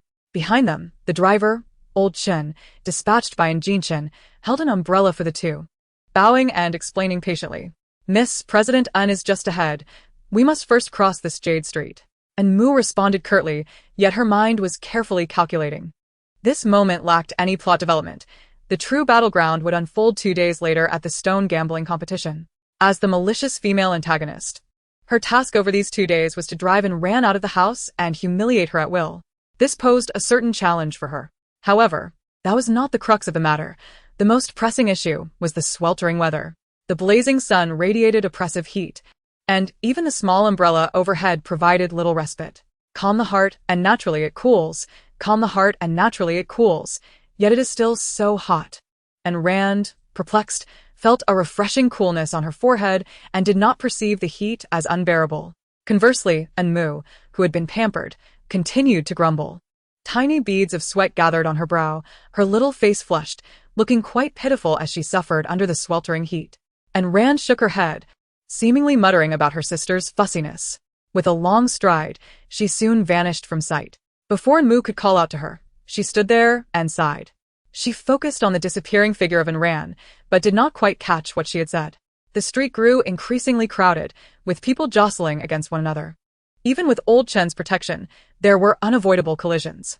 The sheer number of people was not the issue. Rather, a vehicle laden with numerous raw stones suddenly approached, rumbling ominously. The crowd instinctively recoiled, and Moo followed suit, frowning. Had Ran not yet returned, she would have certainly vacated this wretched place. Wasn't entering an air-conditioned room far more pleasant? The already narrow street felt even more constricted as people pressed against one another, shoving and pushing. And Moo, feeling quite pitiful, had no choice but to step back, only to be unexpectedly shoved from behind. Her stature was already slight, and now she had collided directly with the stall displaying rough stones. With a sharp crack, the seemingly ancient stall shattered into fragments, scattering various sizes of rough stones across the ground. And Moo exclaimed in disbelief, "I hardly exerted any force. This must be a case of extortion." As the crowd thinned with the passing of a vehicle, the proprietor of the stone shop emerged with an air of indignation, striding forth with purpose. He bore a fierce countenance, his cheeks adorned with a profusion of flesh, towering in stature and clad in a drab work uniform. Although he appeared relatively young, his dark complexion and weary demeanor added an air of age. The proprietor cast a pained glance at the chaos of his stall before hurriedly kneeling down to salvage the mess. He paid no heed to Moo's attempts at explanation, instead glaring at her with an intensity that suggested he feared her escape. "What have you done? My stones. Are you blind? How could you not see such a large stall and just crash into it? My precious stones. You must compensate me. These are all high-quality rough stones, pure jade. You will pay. This is a considerable loss. I purchased these at a premium. How on earth will I sell them now?" And Moo swallowed hard, grasping the arm of Old Chen, who was poised to defend her. With her delicate neck held high, she surveyed her surroundings and noted that only his stall had been set up, which bolstered her confidence. "Undeterred," she retorted, "your stall is in shambles. You still set it up. I did not exert any force. It simply fell over. How can you blame me? I will compensate for the table, as I did collide with it, but these stones are certainly not of the quality you claim. What you have displayed are merely chunks of low-grade jade, akin to bricks. Who do you intend to sell this to? You are lying about their quality, and I seriously suspect you are attempting to scam me. The others have not set up their stalls like this. It is surely against regulations." As Moo pondered the situation further, her arms crossed in front of her chest. Her gaze at the proprietor grew increasingly stern. The man, busy gathering his belongings, froze momentarily, then abruptly lifted his head, his eyes brimming with ferocity. And Moo met his gaze, and his stare pierced through her with a fiery intensity, filled with a palpable resentment and animosity. As if she had not merely damaged a stall, but had also set fire to a shop. Startled, and Moo instinctively took a step back, colliding with Ran, who had just returned from making a purchase. And Ran's tall, slender form, with shoulders that were neither frail nor delicate, exuded a blend of femininity and strength, effectively shielding Moo from view. And Moo's face flushed a deeper shade of crimson as she felt the comforting presence behind her. She quickly pushed and ran away. Standing upright, and Ran gracefully unfurled a fan, placing it in Mu's palm, signaling her to fan away the heat, her narrow eyes slightly furrowed, emanating a formidable presence. "What happened?" she inquired, raising her gaze to the burly man squatting on the ground, gathering his stones, her unwavering stare forcing him to retreat. And Mu bit her lip, her heart racing. "Oh, dear. Oh, dear. My sister is simply stunning, with those shoulders and that chest. Such an imposing presence. I can't help but wish to have children with her. Oh dear. I always thought my affections lay with men. Is this the commanding aura of a strong female lead that transcends gender? I am utterly moved." And Ran, however, would never admit to feeling a shiver run down her spine. The vendor was clearly taken aback by Ran's aura, but quickly regained his fierce demeanor. "Your sister has damaged my stall. These are all raw stones of high-quality ice jade." He resolutely held up 3 fingers, standing tall and straight. Tisage. And Ran let out a scoff, the corners of her thin lips curling slightly. In an instant, the vendor resembled a cat whose tail had been stepped on. He shot to his feet, fury blazing in his eyes as if he could breathe fire. He reached out to push and Ran, but was restrained by the ever-watchful old Chin, who held his hand firmly. The burly man struggled several times, but could not shake off old Chen's grip, forcing him to speak reasonably. "What do you mean? Do you little girls even understand what jade is? Why are you laughing? These are premium raw stones. Just because you've never seen the world doesn't mean you should pretend to be knowledgeable. Children like you can discern nothing. You don't even recognize what valuable items you've damaged." And Mu was displeased. After all, she had played alongside Jin Cheng since childhood, and was well aware of what type of raw stones could yield what materials. Furthermore, her sister was no ordinary person. There was no way she would mistake this for mere rubble. Even she could recognize it.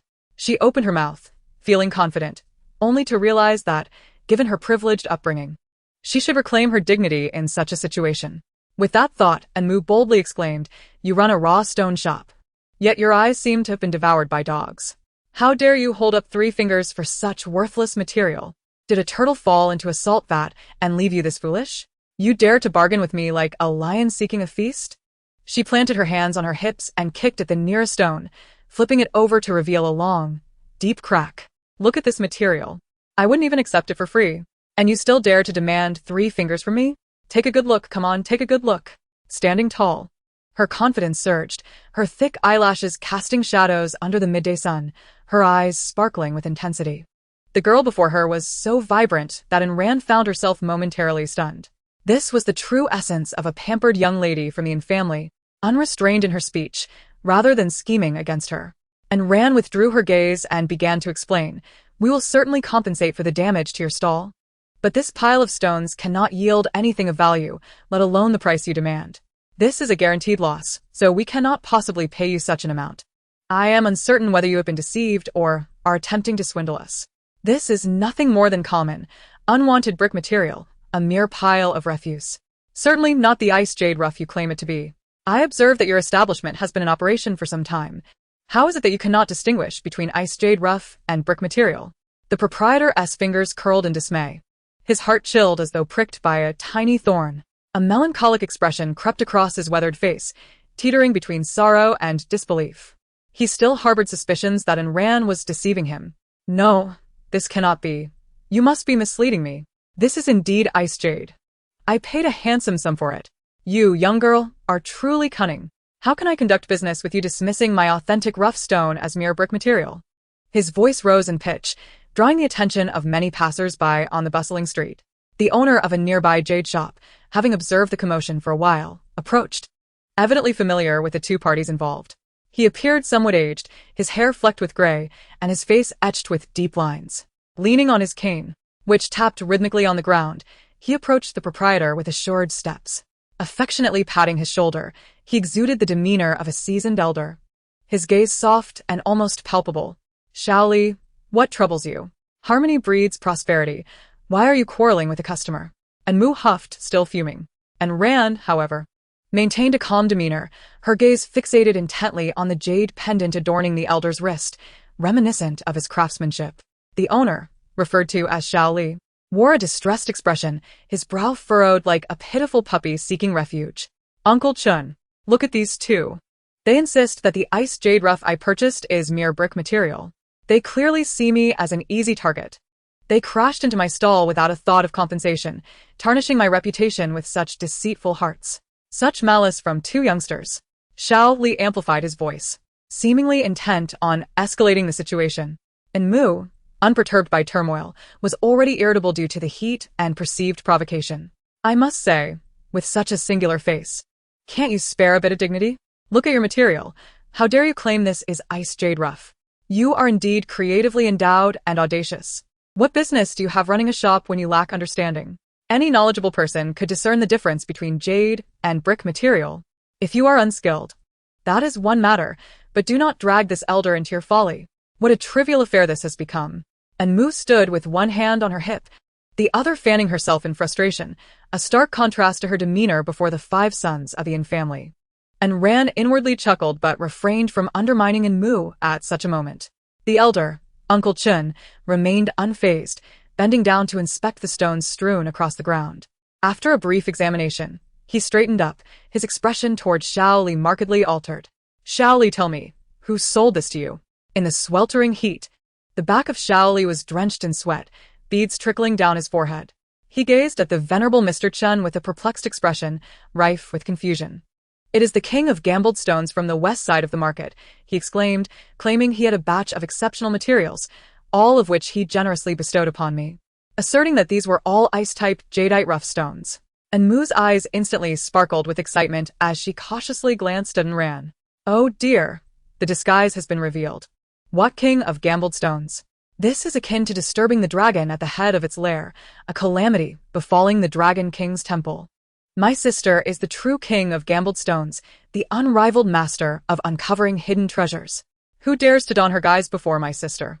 And Ran's body tensed, her fingers tightening as a wave of bewilderment washed over her. How could this fool know that she was the king of gambled stones? Uncle Chun, filled with exasperation, ground his teeth, his hand trembling upon his cane. He breathed heavily, his frame quaking as if he might swing the stick at Xiao Li at any moment. What ice-type jadeite rough stones? Where on earth are such stones to be found? My foolish child, you have been deceived. This is merely a pile of worthless, low-quality material. A heap of bricks. Look at that gaping crack, which fine raw stone appears thus. You have truly been swindled. Xiao Li gasped in disbelief, shaking his head in denial, feeling as though he were a withered tree, rendered immobile and numb. The once imposing figure of the robust man seemed to crumble in an instant, as if all hope had fled. No, it cannot be. Uncle Chun, do not deceive me. Su Xiaowu is indeed the king of gambled stones. He unveiled numerous ice-type jadeite right before my eyes. Xiao Li appeared utterly deflated, tears brimming in his eyes. Uncle Chun, gasping for breath, looked as if he were withering away. There can only be one king of gambled stones in this world. How could he possibly arrive in Myanmar unnoticed? You foolish child. Xiao Li clung to a shred of hope, rebutting. He was invited by the Su family to participate in the Gambling Stone Conference. This cannot be wrong. He is right there at the west end of the city. This is indeed ice-type jadeite rough. You are deceiving me. Uncle Chun, please reconsider. Is this truly low-quality material? The youth appeared even more haggard, his eyes filled with despair and tears. And Mu's heart ached slightly, a wave of sympathy welling within her. She glanced around at the bewildered Mr. Chun and Ran, feeling uncertain. However, it was Uncle Chun who regained his composure first, turning to apologize to Mu and Ran. I sincerely apologize. Xiao Li's family has encountered some difficulties recently, and I extend my apologies for his rudeness. Please do not take offense. And Mu pouted, contemplating that as she had initially approached his stall, both parties bore some blame. Very well, very well. Oh, Please do not cry. Just tell me how much this costs, and I shall compensate you. Yet the proprietor remained entrenched in his sorrow, ignoring Mu entirely. Frustrated by the lack of response, Mu's temper flared like that of a spoiled young lady. I have already said this is low-quality material. Yet you refuse to believe me, insisting on allowing everyone to witness you, a raw stone vendor, being duped. How foolish of you. She waved her fan with increasing vigor. Alas, what can I do? My persona is that of a headstrong, capricious young lady. I cannot help it. Reflecting upon it now, it seems I have always possessed this very disposition. Tomorrow, I truly must accompany the 4th brother to perform. With my acting skills, even my father would have to call me teacher in. And Ran stood to the side, straightening her back. If what this person said is indeed true, then this matter becomes quite intriguing. She must meet this king of stone gambling. Uncle Chun is quite astute. He tugged at Enmu's sleeve with a smiling face. My dear young lady, please do not be upset. This shop originally belonged to Xiao Li's father, but a few days ago, Old Li fell ill due to anger and had to entrust the shop to Xiao Li temporarily. This child has never been interested in stone gambling. Devoting himself entirely to studying, it is quite normal for him not to recognize raw stones. Driven to desperation by financial woes, with their family not well off, they depend on this small shop for survival, hoping to make a fortune to pay for his father's treatment. Alas, he has fallen into someone else's trap. And now it seems Old Li may not even be able to afford his medical bills. Uncle Chin sighed deeply, shaking his head as if lamenting for an old friend. Enmu clicked her tongue inwardly. Was there such a backstory? She suddenly felt that escalating this matter would only bring disgrace to their family as shop. Worry etched on her brow. She gazed at Xiao Li, who was lost in sorrow. I am truly sorry. May I compensate you at the price you mentioned? Please do not cry. I genuinely had no idea about this situation. Had I known you were also deceived, I would have certainly spoken to you more kindly. Please do not be upset. I will indeed compensate you. And Mu's expression was one of distress, her eyes reddening in an instant. Xiao Li, however, was not unreasonable. He wiped his tears and straightened up. No, you needn't. It is not your fault, and you do not need to apologize. This is merely a pile of worthless stones. It is I who failed to discern character and was deceived. The consequences of this folly should be borne by me, not by you, a mere child. You may leave without any need to compensate. It is all my fault. I was bewitched. Woe is me. I spent money on a heap of worthless stones, and I have brought ruin upon my father. The young man grew increasingly sorrowful, ultimately weeping aloud in the public eye. And Mu had never witnessed such a scene before. Her strong capacity for empathy sometimes proved a double-edged sword. Unaware that tears were streaming from her eyes, she felt an overwhelming urge to weep. And Rand pinched her brow, draping an arm over Enmu's shoulder while grasping her chubby cheek with the other hand. Do not cry. Her tone was frosty, imbued with a chilling aura. Enmu shivered, indeed halting her tears, gazing at Rand through misty eyes. Look how pitiful and upright he is. He does not even want compensation. Sister? He is truly so unfortunate. What fault does he bear? He merely wishes to earn some money for his father's treatment. I am utterly devastated. This devoted son. This foolish devoted son. This son lacking in wisdom. And Anren took a deep breath, withdrew her hand, and gracefully crouched down. Her gaze fixed intently on Xiao Li. Stop crying. Tears are the most futile remedy. Will your sobs compel the king of gambling stones to return the money he deceived you out of? Will your weeping summon the wealth needed for your father's treatment? It seems quite possible. Look at Anmu, so foolishly naive. If she were not here, this simpleton would undoubtedly assist others to the end, providing both funds and medical care. Anren pulled herself back from her reverie and spoke earnestly. Wipe away your tears. Now, follow me to confront this so-called king of gambling stones. Let us hurl these worthless stones at his face and demand your money back. Do you understand? This is the most effective solution. The girl remained unchanged in expression or demeanor, her long hair cascading over her chest, her eyes radiating a fierce light. Yet, Anmu felt as if her sister was glowing, resembling an angel of mercy, destined to save the world. But in the next moment, she witnessed her angel swiftly gathering the stones that had fallen to the ground, neatly arranging several pieces. Anmu gasped, speechless. Sister, you are a girl. You are a tender and delicate girl. Even Lin Dayu could not surpass this. Chapter 17. Which sewer has been left uncovered for you to crawl out from? Such foul language. The vehicle resumed its journey, heading in the opposite direction. Initially, Anren had intended to go alone. After all, she merely sought to reclaim her name. Those who dared to exploit her reputation must face the consequences. Yet, when she instructed Old Chen to take Anmu to Jincheng's territory, this foolish girl stubbornly insisted on accompanying her, as resolute as a turtle clutching a weight. Lacking the ability to protect herself, she nonetheless craved excitement, sticking around like an unwelcome plaster. Anren was at her wit's end and decided to treat Anmu as if she were invisible. Old Chen drove steadily. And soon they arrived in the western part of the city, directly entering the Jade Street of the Su family. The jade market in Myanmar is divided into 4 factions: East, West, South, and North, with the Yin family controlling the southern sector.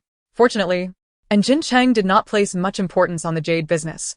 Otherwise, he would have completely monopolized it, establishing an overwhelming dominance. This jade haven attracts people from all corners of the earth, all dreaming of instant wealth.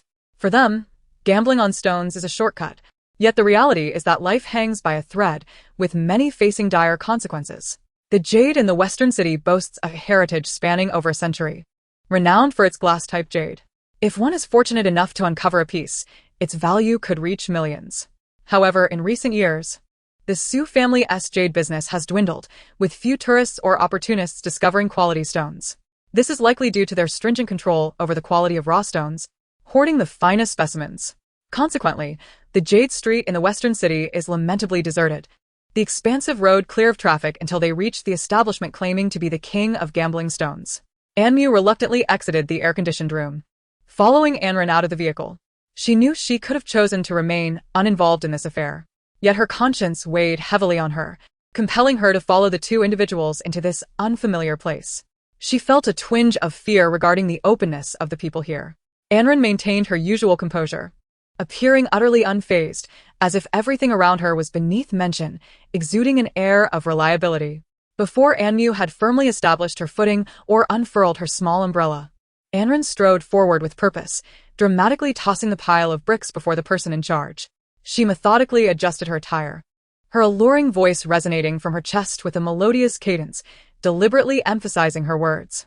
"Call forth the king of stone betting to meet me." The girl stood there, emanating a formidable aura that commanded respect.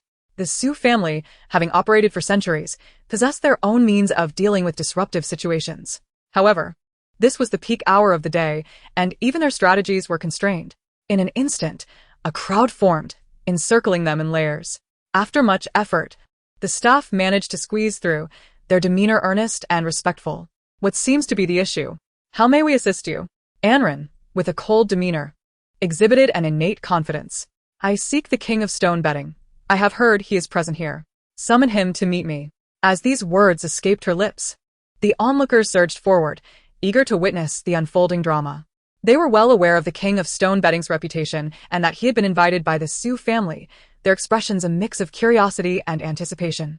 One inquisitive soul tugged at old Chen's sleeve, inquiring about the situation, as he appeared the most approachable among them.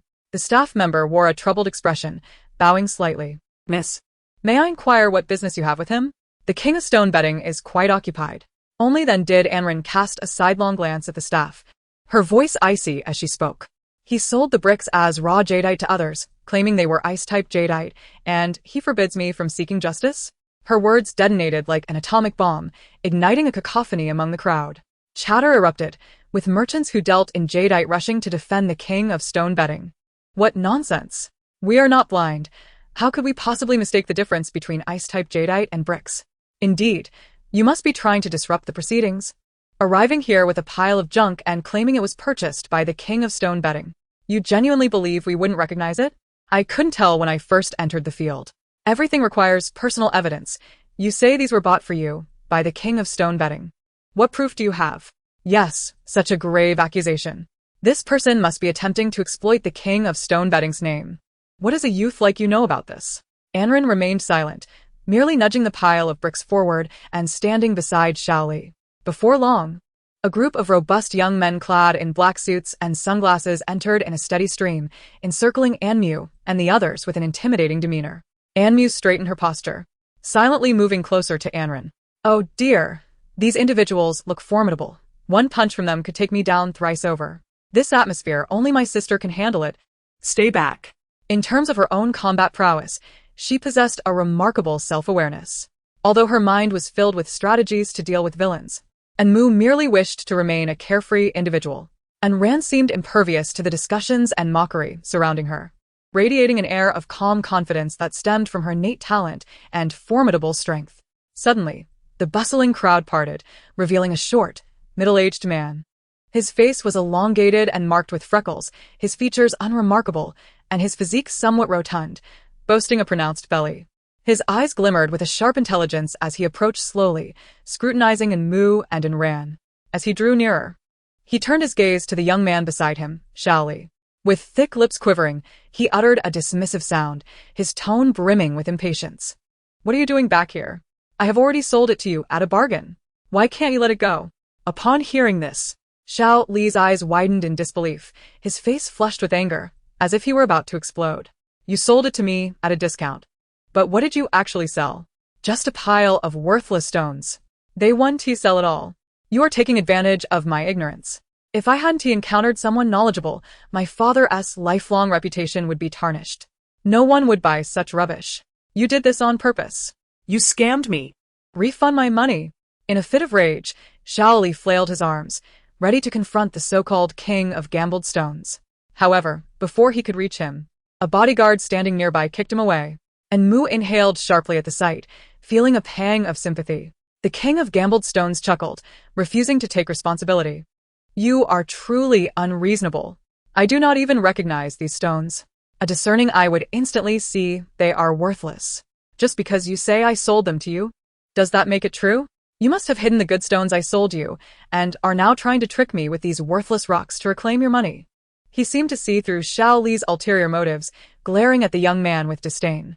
I, Su Xiaowu, am the king of gambled stones. How could I possibly deceive you for a trifling sum? You should consider this. Ah, indeed. How bold you are. How cunningly devious. You have taken both the money and the goods. Your scheme is quite ingenious. The onlookers appeared to awaken to the truth, sighing in unison. And the atmosphere grew lively once more. No wonder. It was all clear now. This man was truly malevolent, even bringing two young girls along. Let them not learn from his ways. They had expected some juicy gossip, only to discover a petty swindler. Of course. He is the king of gambled stones. How could he possibly be a fraud? After all, he was a long-established power in this land, surely more trusted than any outsider. Seeing the crowd rallying to his side, Su Xiaowu felt his spirits lift. With a commanding presence, he gestured towards his bodyguard. See to it that he is thrown out. What a schemer.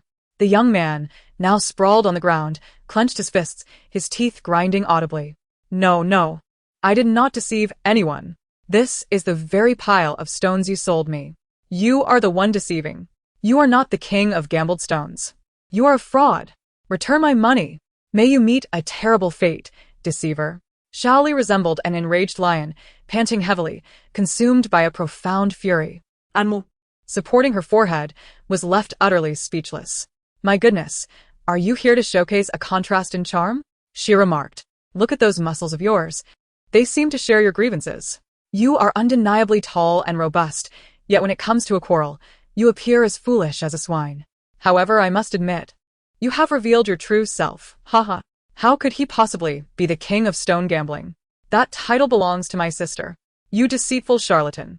Putting on a show in front of the real deal. A counterfeit.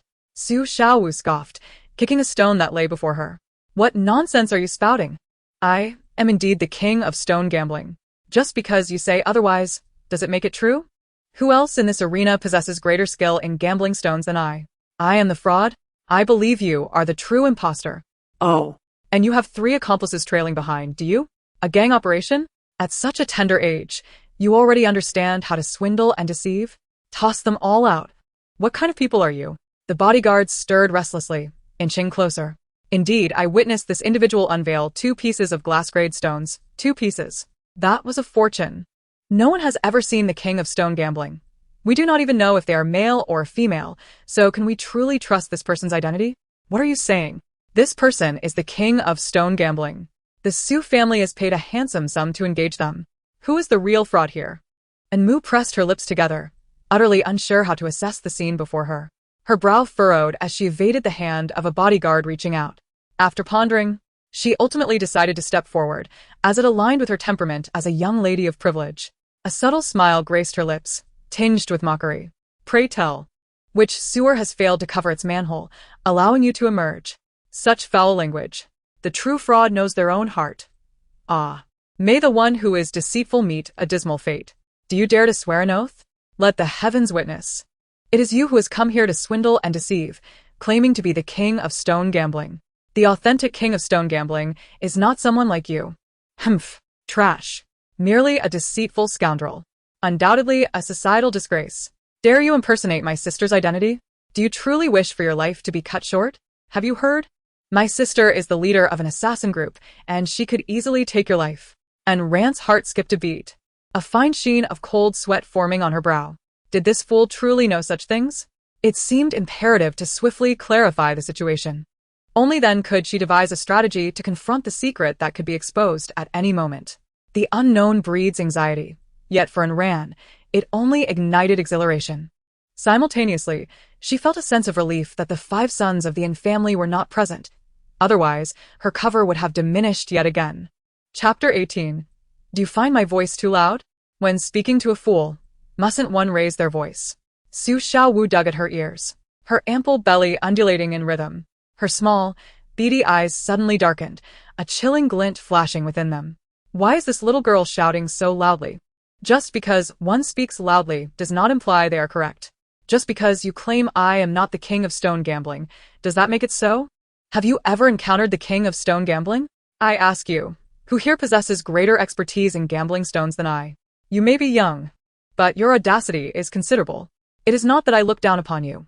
Rather, individuals like you, who sell their conscience for money, will inevitably reap the consequences of your own actions. Su Xiaowu spoke with righteous indignation, as if it were truly Xiao Li who was in the wrong. Everyone rallied to his side, bustling about, pointing fingers at Enmu and her companions. Enmu scoffed, taken aback by the audacity of this impostor. Do you find my voice too loud?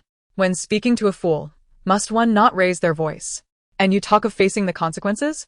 If heaven had eyes, it would have dealt with you long ago. Are those 2 sunken pits beneath your brows merely for the sake of breathing? Is this pile of bricks not evidence enough? Xiao Li transported those back just as he received them from you. What is this? You refuse to acknowledge it? You truly have the audacity to peel off your left cheek and stick it onto your right, shamelessly flaunting your thick skin. Oh, the insolence. I am truly astounded. Still pretending and standing on moral high ground. Just take a look at your own thick-skinned visage. Su Xiaowu's anger began to boil, his breath becoming heavier as he glared at Enmu with ferocity. He gritted his teeth, thinking he had given you enough face. Just because you are young, I have chosen not to engage. Enmu retorted without restraint. I do not require your favor. I find you ugly. Just look at yourself. Even the cave dwellers of the capital would call you their ancestor.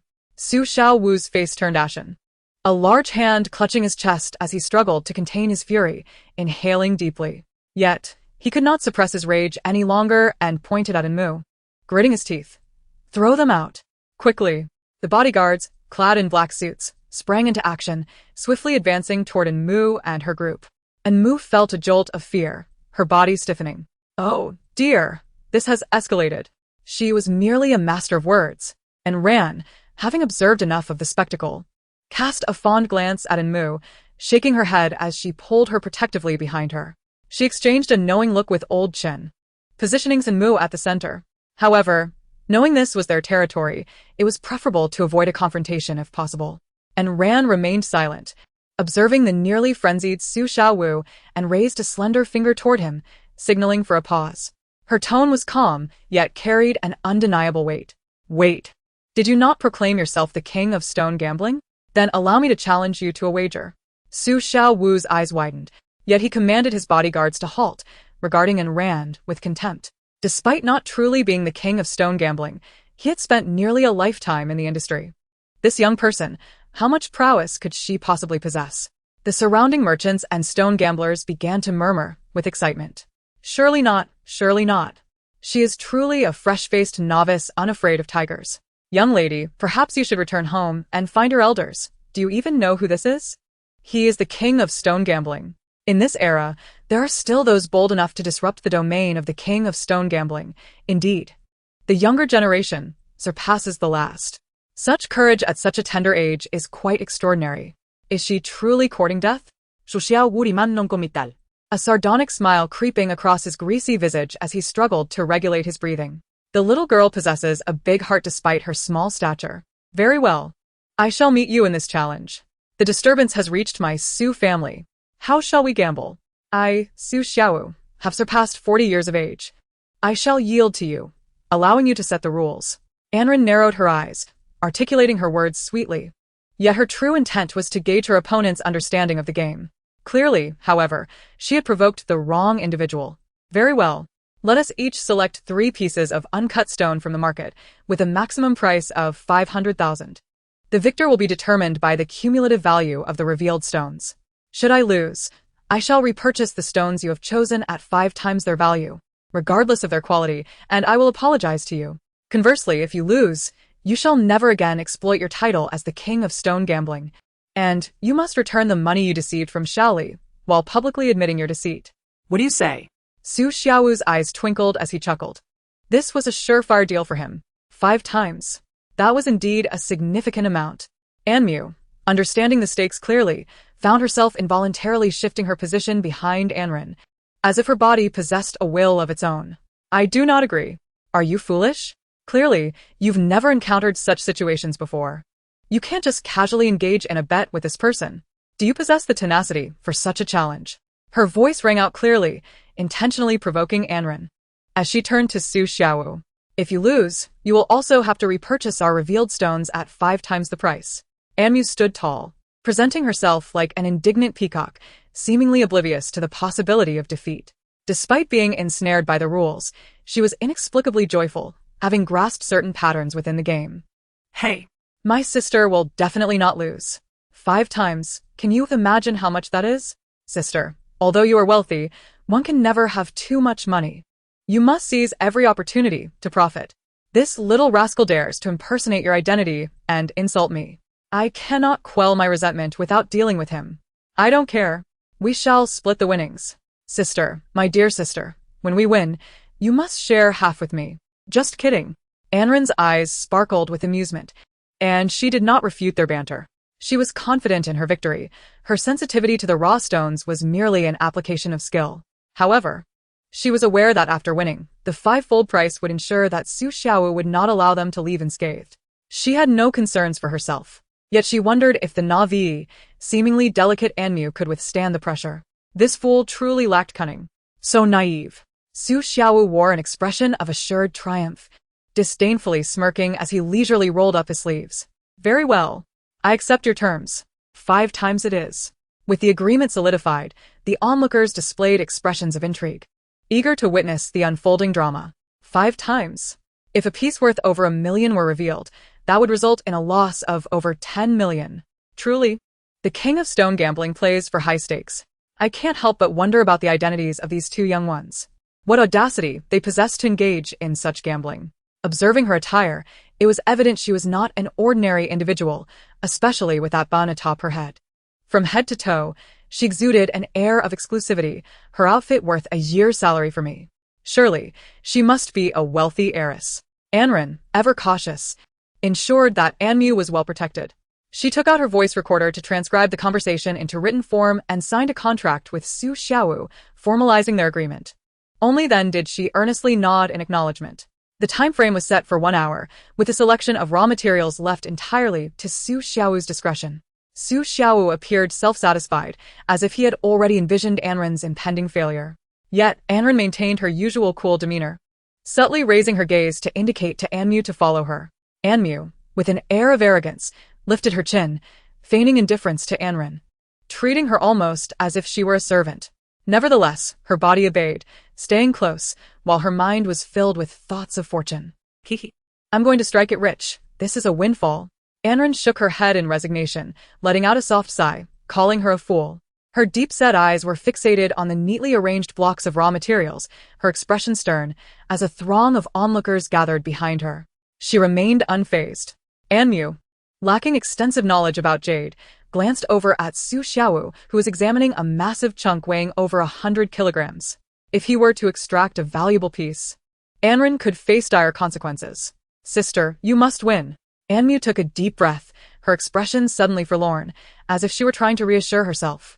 If we don't win, it's no big deal. My brother has money, and he can rescue us. It would just be a bit embarrassing.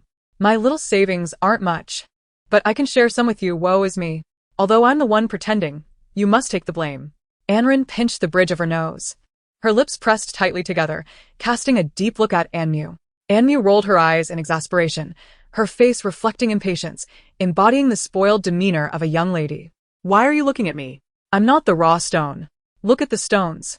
Yet, inwardly, she took a cautious breath, feeling quite humble. Sister, don't give up. Just try a little harder. If all else fails, we can run. My brother is an arms dealer.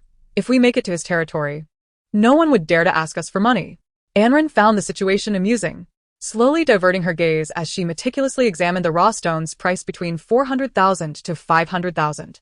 A profound seriousness and depth shone in her clever fox-like eyes as her slender fingers brushed over the stone surface, unsettling Anmu's anxious heart. This was Anren, the protagonist. A prodigy. Anren chose to disregard Anmu's convoluted thoughts and instead scrutinized the dull, unadorned rough materials, narrowing her eyes slightly. The entirety of the gambling stones was cloaked in an outer layer, obscuring any insight. There were no windows to reveal their potential, relying instead on skill and luck. One cut could lead to destitution, while another could yield prosperity. Betting on stones was akin to wagering one's life. Victory meant profits that multiplied tenfold or even 100-fold, transforming a stone into a divine entity, bestowing lifelong wealth, and potentially elevating one's social standing.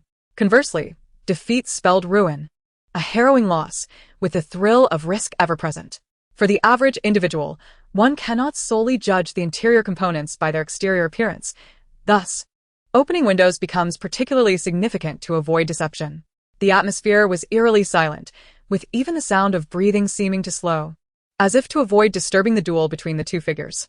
And Rand's team was evidently shorter in number compared to Su Xiaowu's entourage, leading many to harbor little hope for the young girl, for experience holds great importance in this realm. However, in the next moment, excitement erupted from Su Xiaowu's side, the noise rising dramatically as if intentionally crafted to unsettle and Rand's composure. Wow. A massive icy stone has emerged. Just look at its size. My goodness. This $30,000 stone has instantly appreciated tenfold. Not quite. The color is somewhat pale. At best it could fetch around $1 million. Let us not forget that the young lady intends to acquire it at 5 times the market price. That amounts to 10 million. What a catastrophic loss. And Mu huffed in irritation, angrily plugging her ears as she trailed behind and ran, her hands trembling slightly. The original storyline did not encompass this instance of the king of gambling stones, implying an element of unpredictability that could yield diverse outcomes. Chapter 19. Regardless of victory or defeat. My brother shall always be your steadfast support. And Ran remained unfazed, scrutinizing the stone with a magnifying glass and flashlight. Having practiced martial arts since childhood, Her perception of energy was distinct.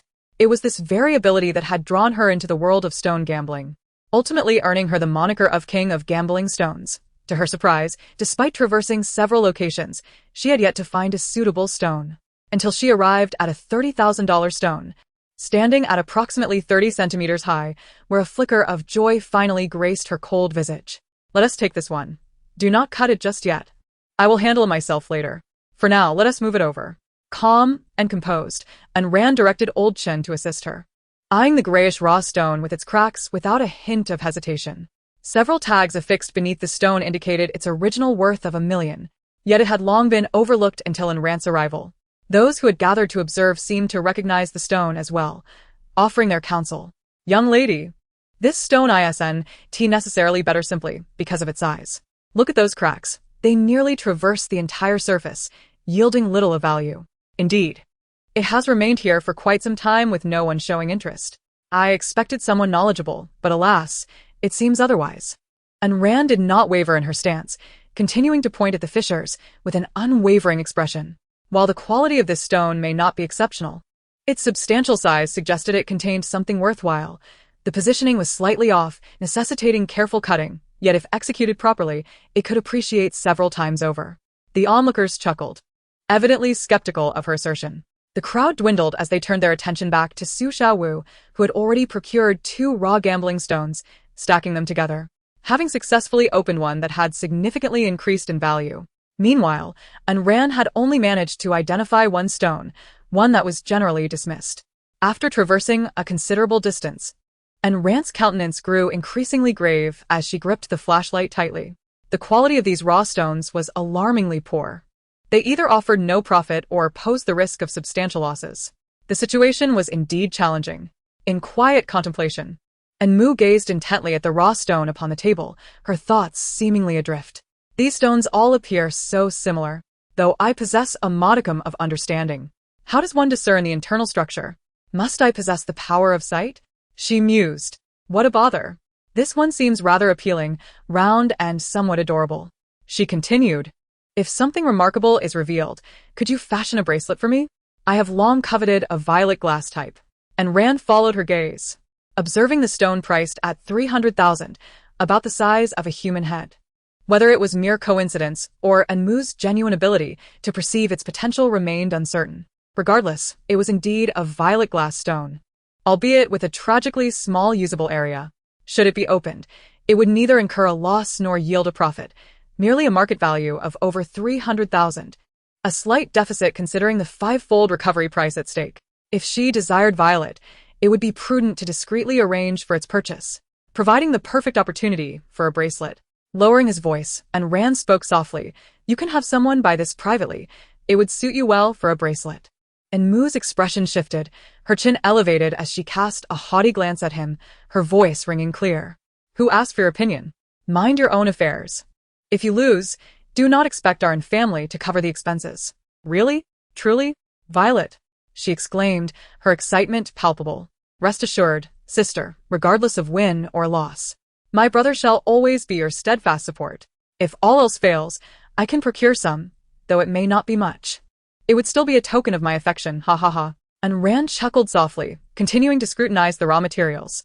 Out of the corner of his eye, he caught sight of Anmu, the young lady, cautiously capturing the stone's likeness on her phone, as if engaged in an illicit act.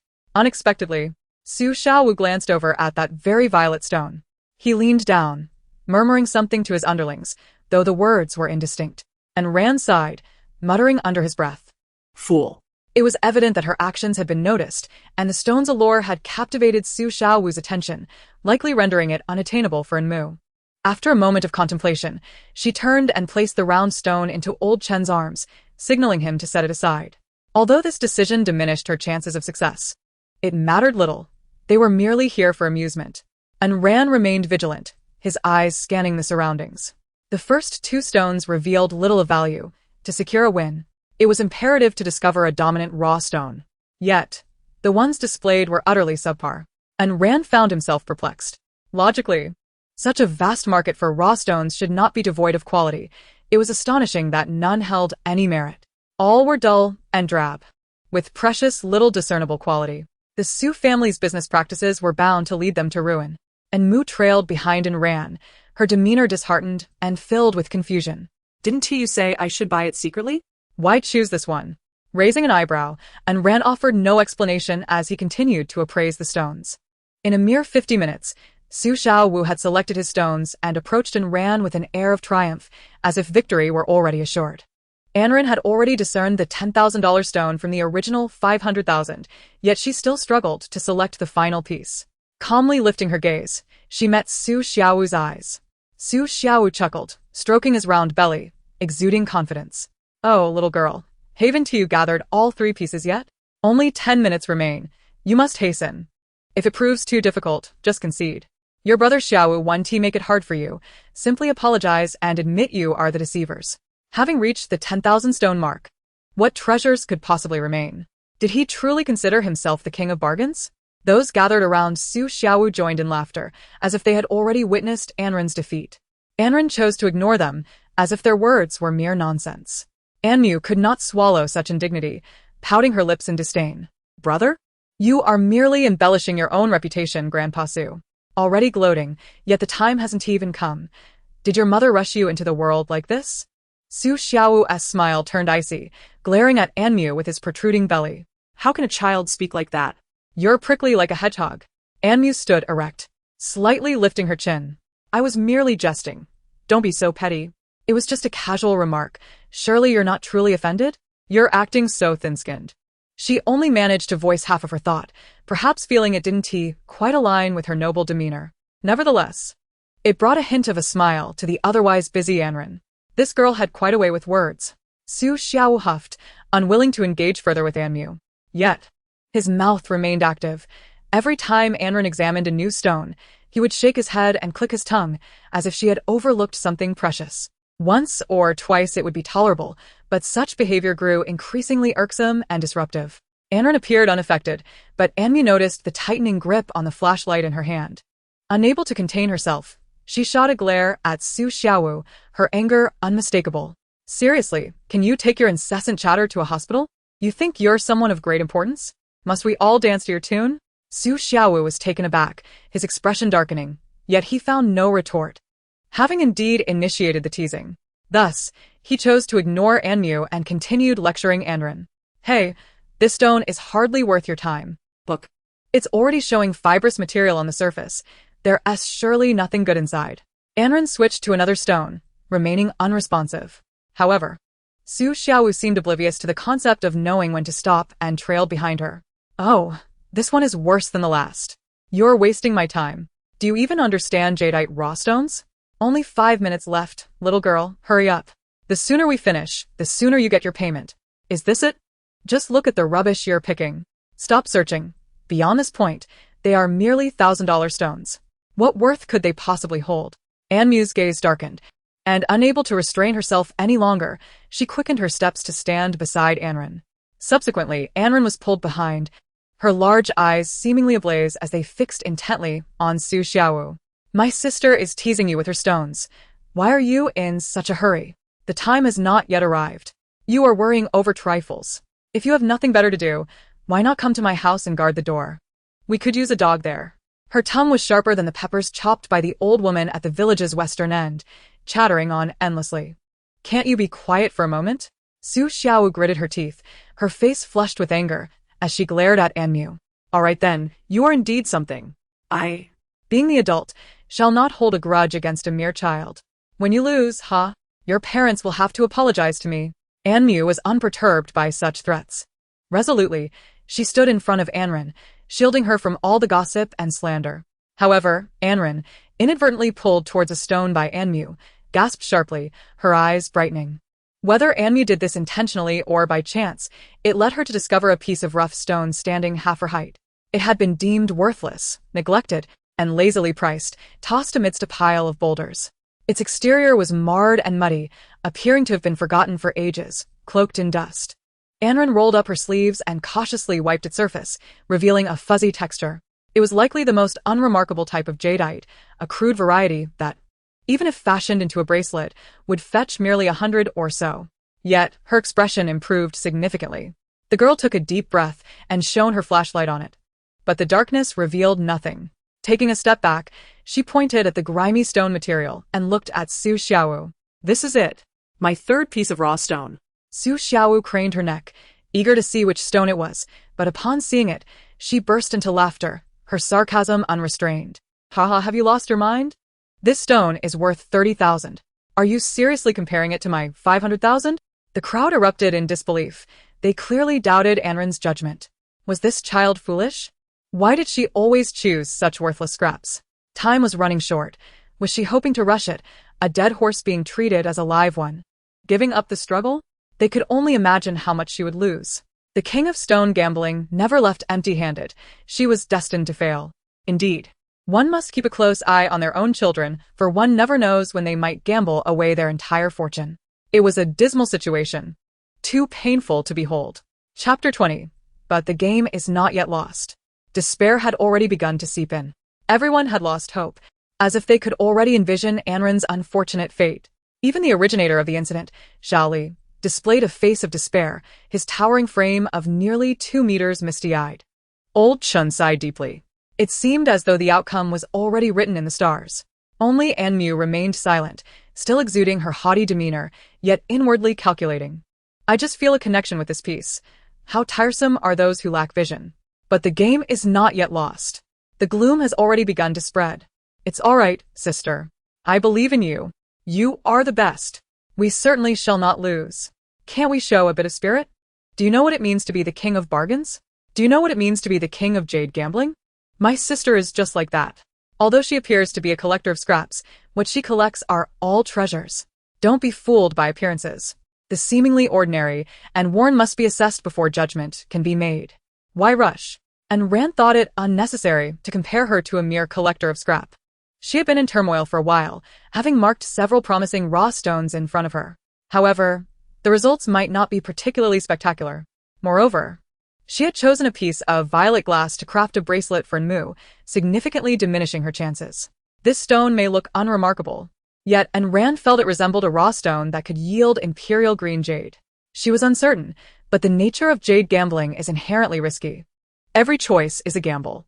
She decided to take a bold step forward, trusting in both her own fortune and in Mu's. Since Mu had led her to the stone, there must be a reason behind it. The two had selected 6 raw stones and moved them beside the jade-cutting apparatus. Su Xiaowu had already prepared a piece of jade, weighing approximately 30 kilograms, about the size of a human arm. The quality was icy, with a bracelet potentially valued under 100,000, though its size was considerable and its hue somewhat pale. And Mu glanced at it, and based on her years of experience with jade, estimated its worth to be around 1 to 1.5 million, at most 2 million. The second stone chosen was a dark, oily piece, with a surface that appeared aged. Even before it was revealed, the crowd began to buzz with excitement. This stone was completely opaque. Could it truly contain anything of value?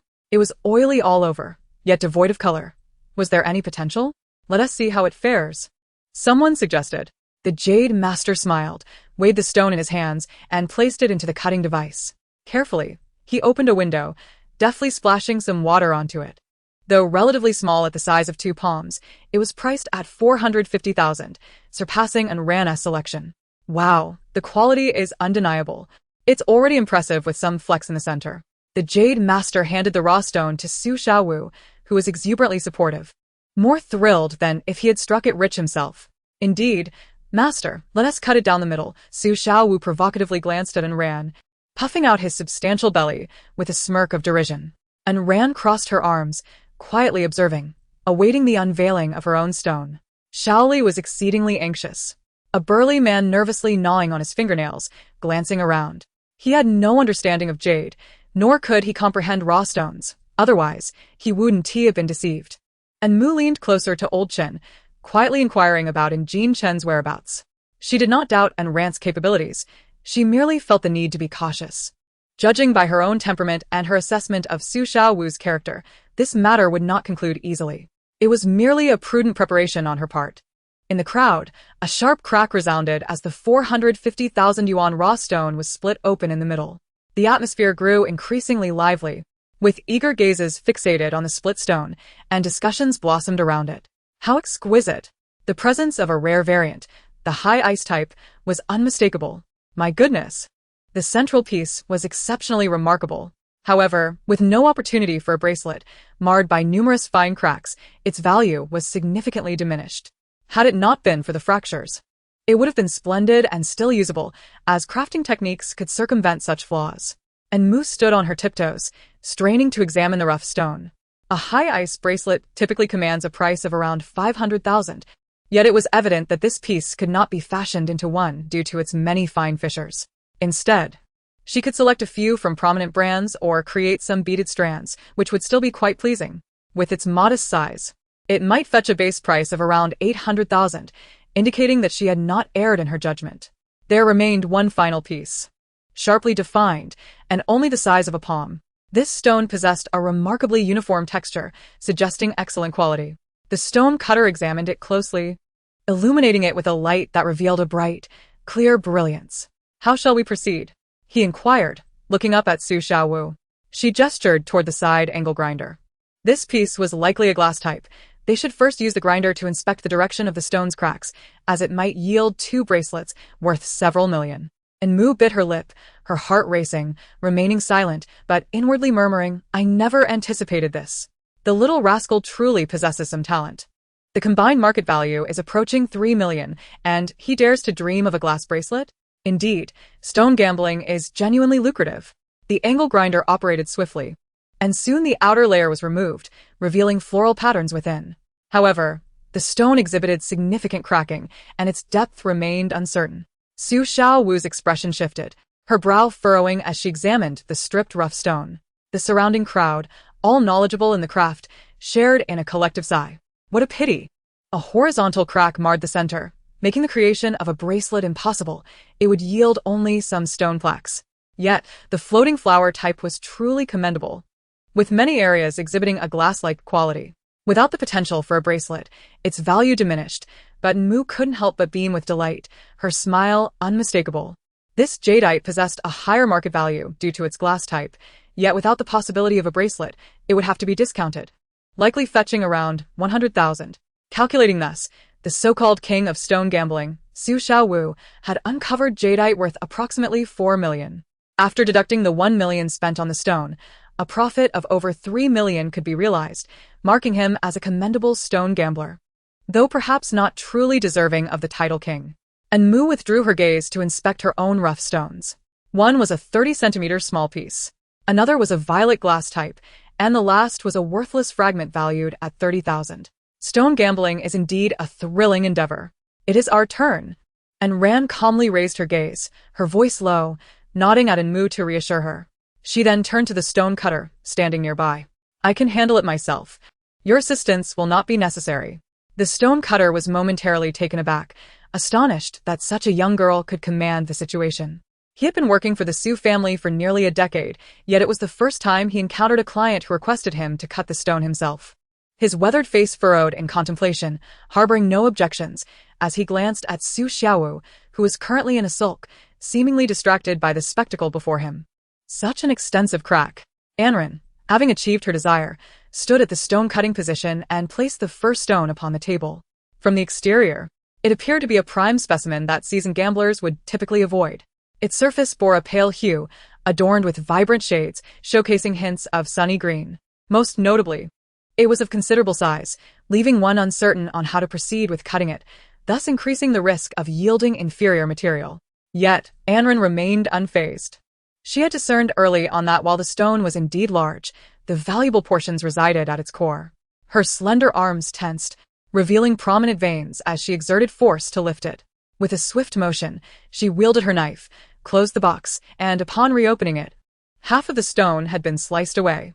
Anmu leaned in closer, her eyes wide with anticipation, gradually illuminated by delight. The cross-section of the jade revealed a light hue, instantly exuding a significant value, shimmering with luminescence. It was, astonishingly, of high ice variety. It even showcased some icy floral patterns and a touch of cotton-like inclusions, albeit with minor cracks. The atmosphere instantly became animated, with countless heads bobbing closer. Quite impressive indeed. The floral patterns below danced with vibrancy and uniformity. The value had surged, resembling the first piece from the king of stone gambling, and crucially, the quality was commendable, high ice variety. Indeed, it appeared that 2 bangles could emerge from this. Unexpectedly, this young lady possessed a certain prowess. Anren's gaze flickered, her grip tightening around the machine, her heart suspended in anticipation. All bets rested on the final piece of jade. She had always been unscrupulous in pursuit of her goals. Yet this time, she had chosen a stone with minimal likelihood of success, solely for Anmu's desire for a violet jade bangle.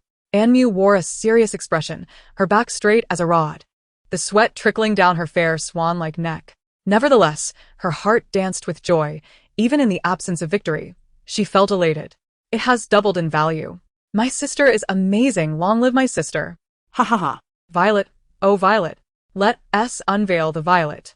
Anren shook her head, withdrawing her gaze, her fingers gliding over the jade stone before her. The raw material possessed excellent quality, yet only a small portion of jade resided within its heart. Its market value was roughly around 1.5 million, and it was not particularly large. Thus, it seemed necessary to rely on the remaining 2 stones to accumulate some points. The exterior of this violet jade exhibited a beautiful pattern, clearly indicative of aged material. With a slight sheen, Anren cradled it in her arms, assessing where to slice before placing it in the cutting machine. Before she could make her incision, Su Xiaowu casually stood beside Anmu, his eyes narrowed into slits, observing Anren. Oh, you can cut stone too. Quite skilled, I see. What's your name, little girl? Would you be interested in joining me? Anmu discreetly stepped back, aligning herself with Xiao Li and Old Chen. Mother, please keep your distance. I can still smell the chive pockets you had for lunch, and you haven't even rinsed your mouth. Isn't that a bit excessive? Resorting to chemical warfare in a quarrel. And Ran couldn't help but smile slightly, finding the situation amusing. When she lifted her gaze, she indeed spotted Su Xiaowu with his mouth agape, smeared with green chives. She pointed at his mouth, her brows knitting in concern, offering a gentle reminder, you have chives on your teeth. I advise you to rinse your mouth before coming back. Chapter 21. It seems as though my life is elevated by your affection. Su Xiaowu froze abruptly, coinciding with the flickering lights in the room.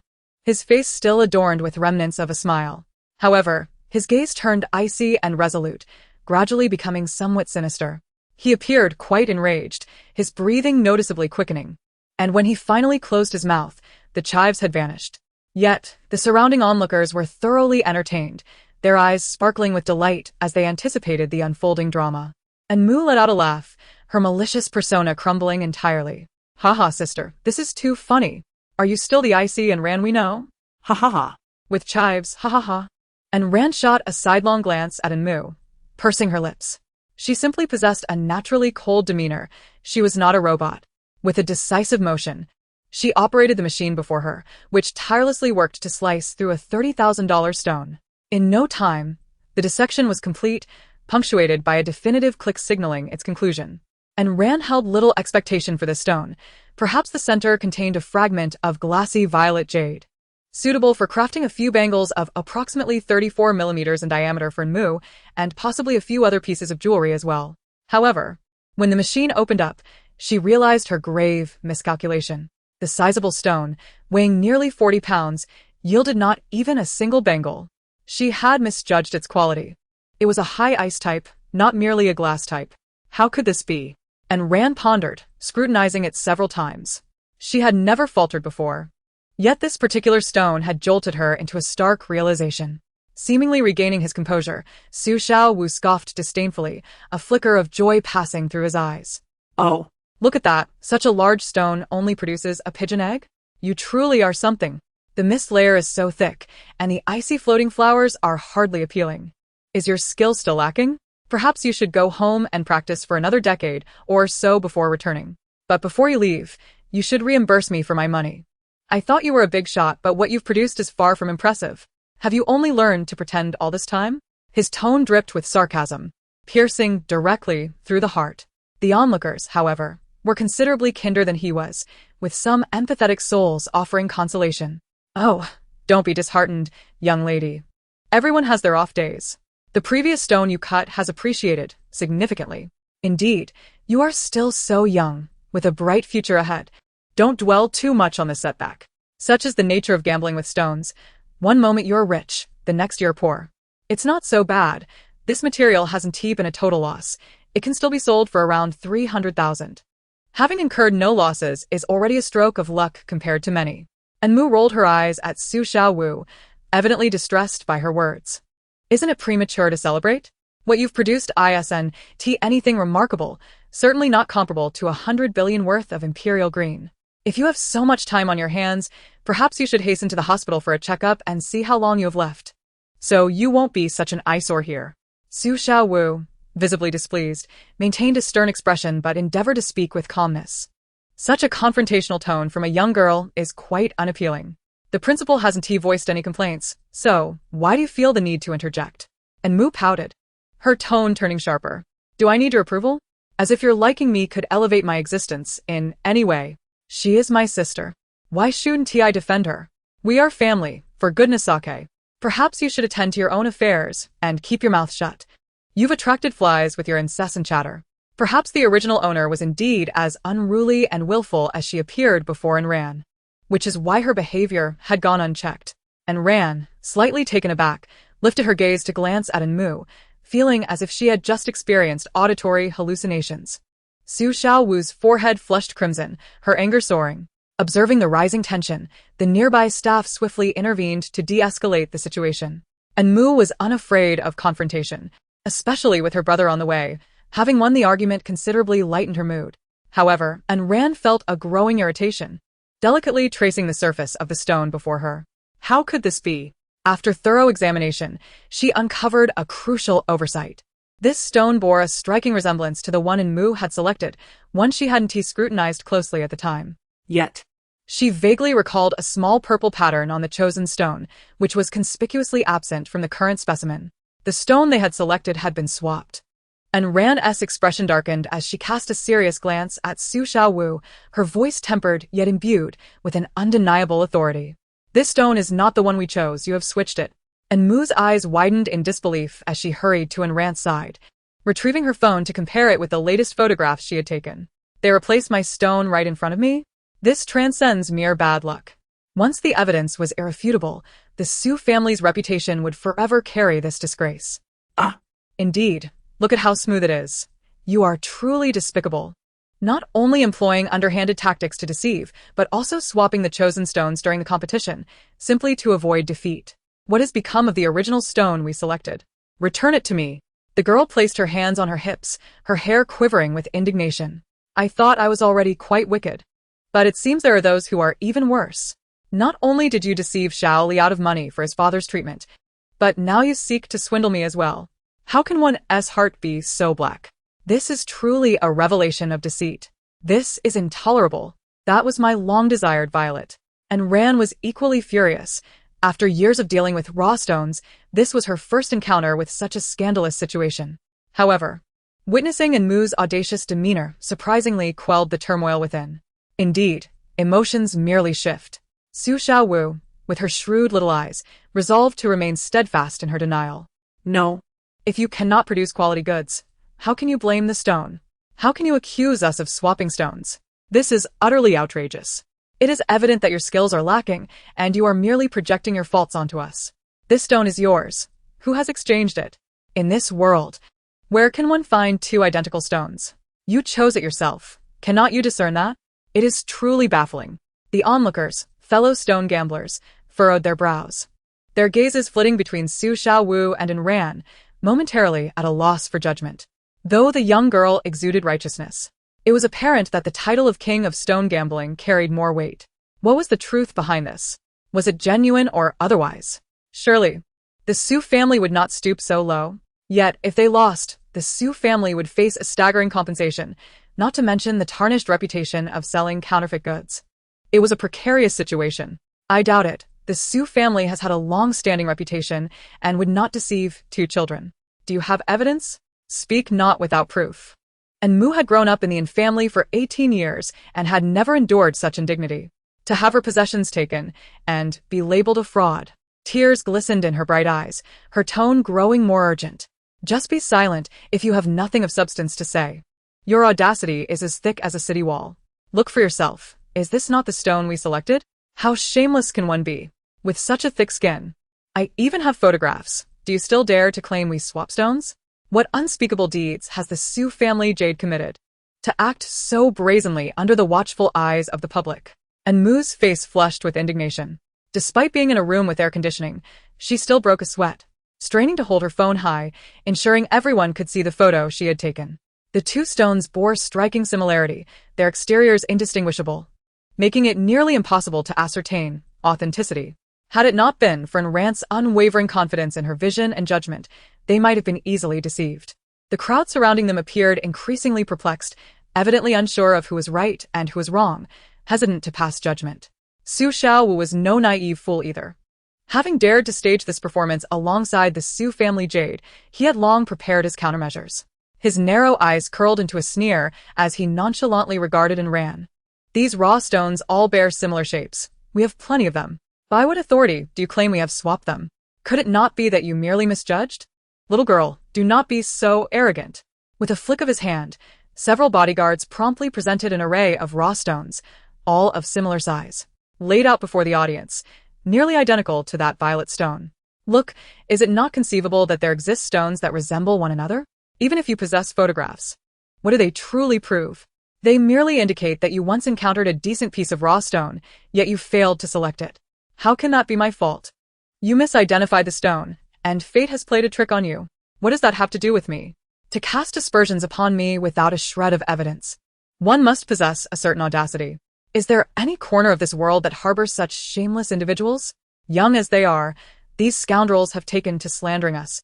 First accusing us of peddling inferior materials as high-grade jade, and now alleging that we are swapping stones.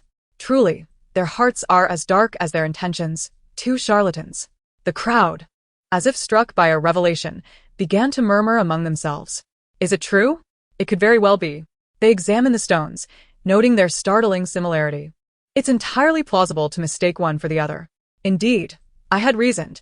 The Su family has endured for generations. They wouldn't jeopardize their reputation over a mere few million. Perhaps not, interjected Xiaoli, who stood close to old Chen, his towering figure belied by his timid assertion. The Su family is indeed quite unscrupulous. They would sell even inferior stones. And Mu's eyes glistened as she prepared to retort, only to be halted by Ran, who shook her head in silent caution. The situation had become clear. They perceived the two young girls as vulnerable and without support, easy targets for their schemes. The notion of identical stones was merely a fade.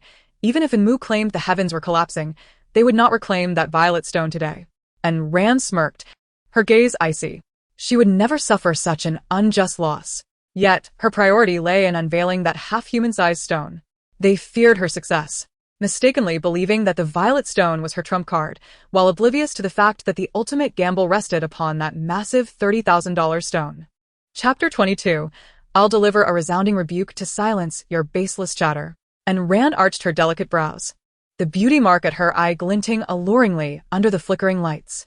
She instinctively shielded Mu, though her feelings for the Yin family were muted.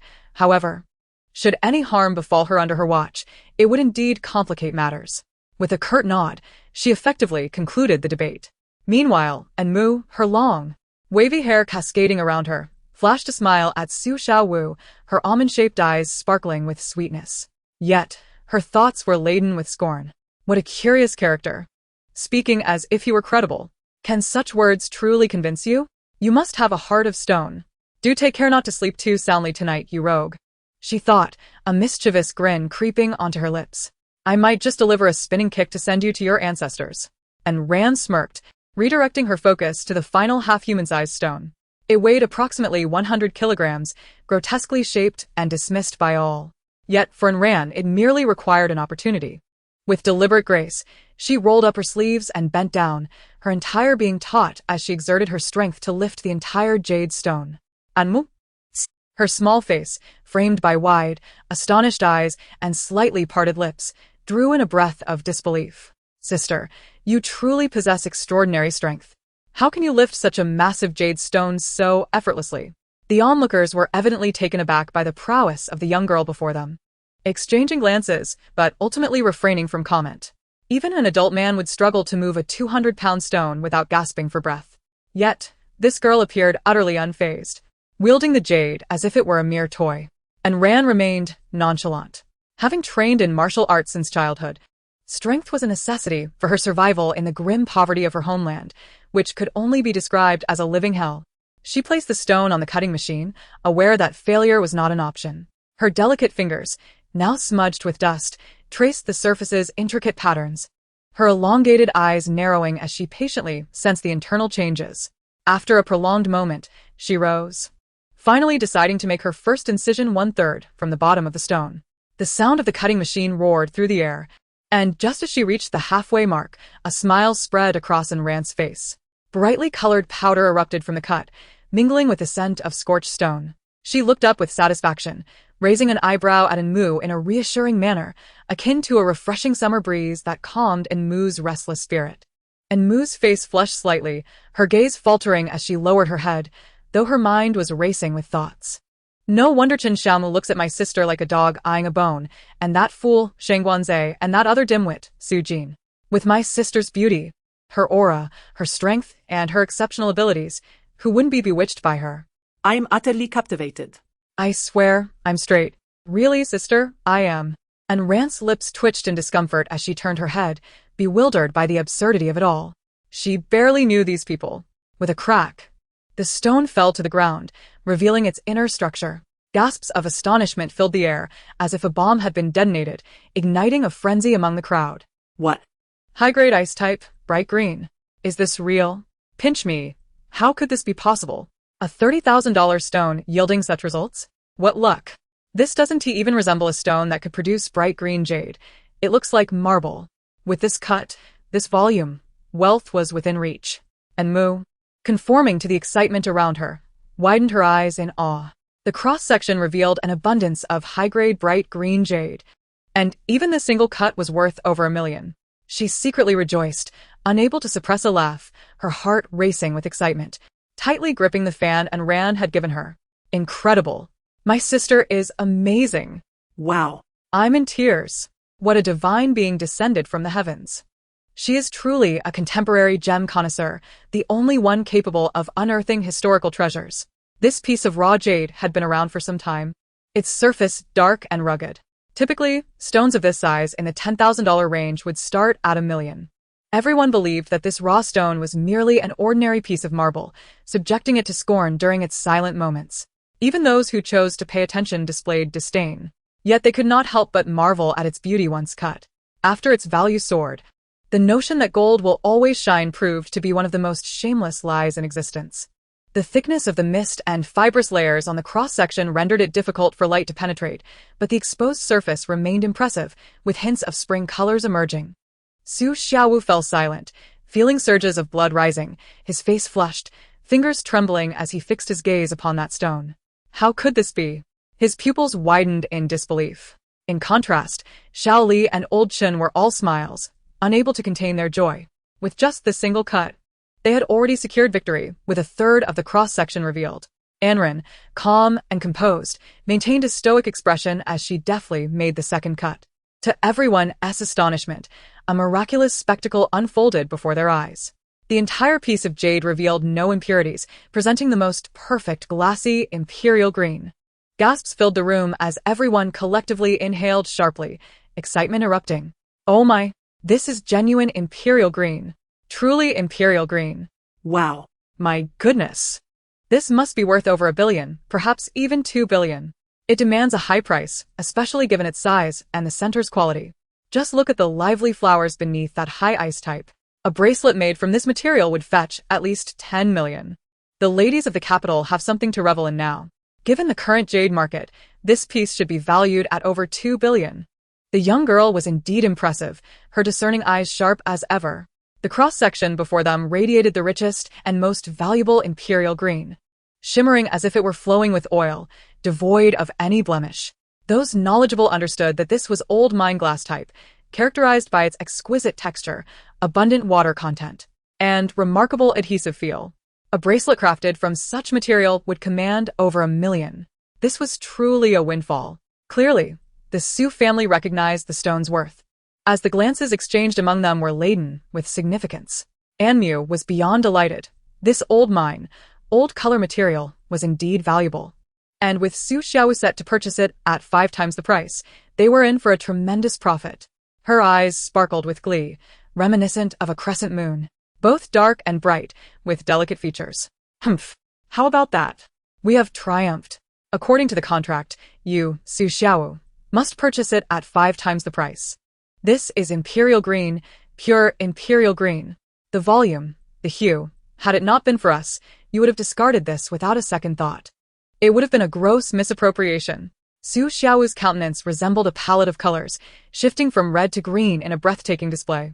Had he been a tad more attentive, had he not been so dismissive of the $30,000 spent on cutting it, he would not find himself in such a predicament. With the crowd ebbing and flowing around him, he faced a dilemma. Should he prioritize his reputation or his wealth?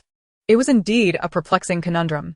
His eyes flashed with indignation, a hint of clenched teeth evident in his expression. He, you have won, and I have lost. Might I request the 4 of you to follow me, so we may discuss the matter of value in earnest? Anmu felt an unsettling chill. Something was amiss. Let us discuss it right here. And Ran furrowed her brow tightly, stepping forward to pull Anmu behind her. Su Xiaowu, noticing the firmness of their resolve, began to exhibit some irritation, slightly raising his hand. The bodyguards clad in black, who had been on high alert, surged forward from all directions, overwhelming the area. Even the group of gamblers who had just gathered were scattered, leaving in a flurry, clearly compelled to do so amidst the cacophony of voices filled with complaints. Hey. What are you doing? Don't touch me. We haven't even appraised it yet. Is this how you treat your clients? What is the meaning of this? Let go of me. And Rand's lips moved, her voice icy and somber. What is the meaning of this? With so many people surrounding us, do you intend to resort to underhanded tactics? And Mu felt a jolt of alarm, her gaze towards Su Xiaowu now brimming with caution. The fleeting joy she had moments ago evaporating. Why must they leave? What is there to hide? Oh, this is Myanmar, came the murmured remarks. Can't handle a loss. Can you? In such a vast expanse of Su-style jade, you lack even this much tolerance. No way, no way. Is someone actually contemplating silencing us? So this is the game you're playing? Just wait until you're the one crying. You want to be afraid at all. And Rand's eyes turned cold, her hands gathering strength, adopting a defensive stance. Su Xiaowu's expression lightened considerably, a smug smile spreading across his face as he surveyed the dispersing customers, finally feeling a sense of relief. This was his Su family's territory. Even if he wished to backtrack, who would dare challenge him? Myanmar was indeed a place that devoured its own without remorse. Now, it seems we are left with just the four of you. Let us discuss what to do about this piece of imperial green that we've unearthed. And Mu was distinctly displeased, her face scrunching up in distaste. What is there to discuss? You lost and should buy it back at 5 times the market price. Su Xiaowu maintained his composure, leisurely moving towards the jade, caressing it with an expression of rapture that, combined with his greasy visage, elicited further disdain. You cannot say it like that, my dear girl. You haven't paid us. This is still our Su family's raw stone, merely lent to you for your amusement.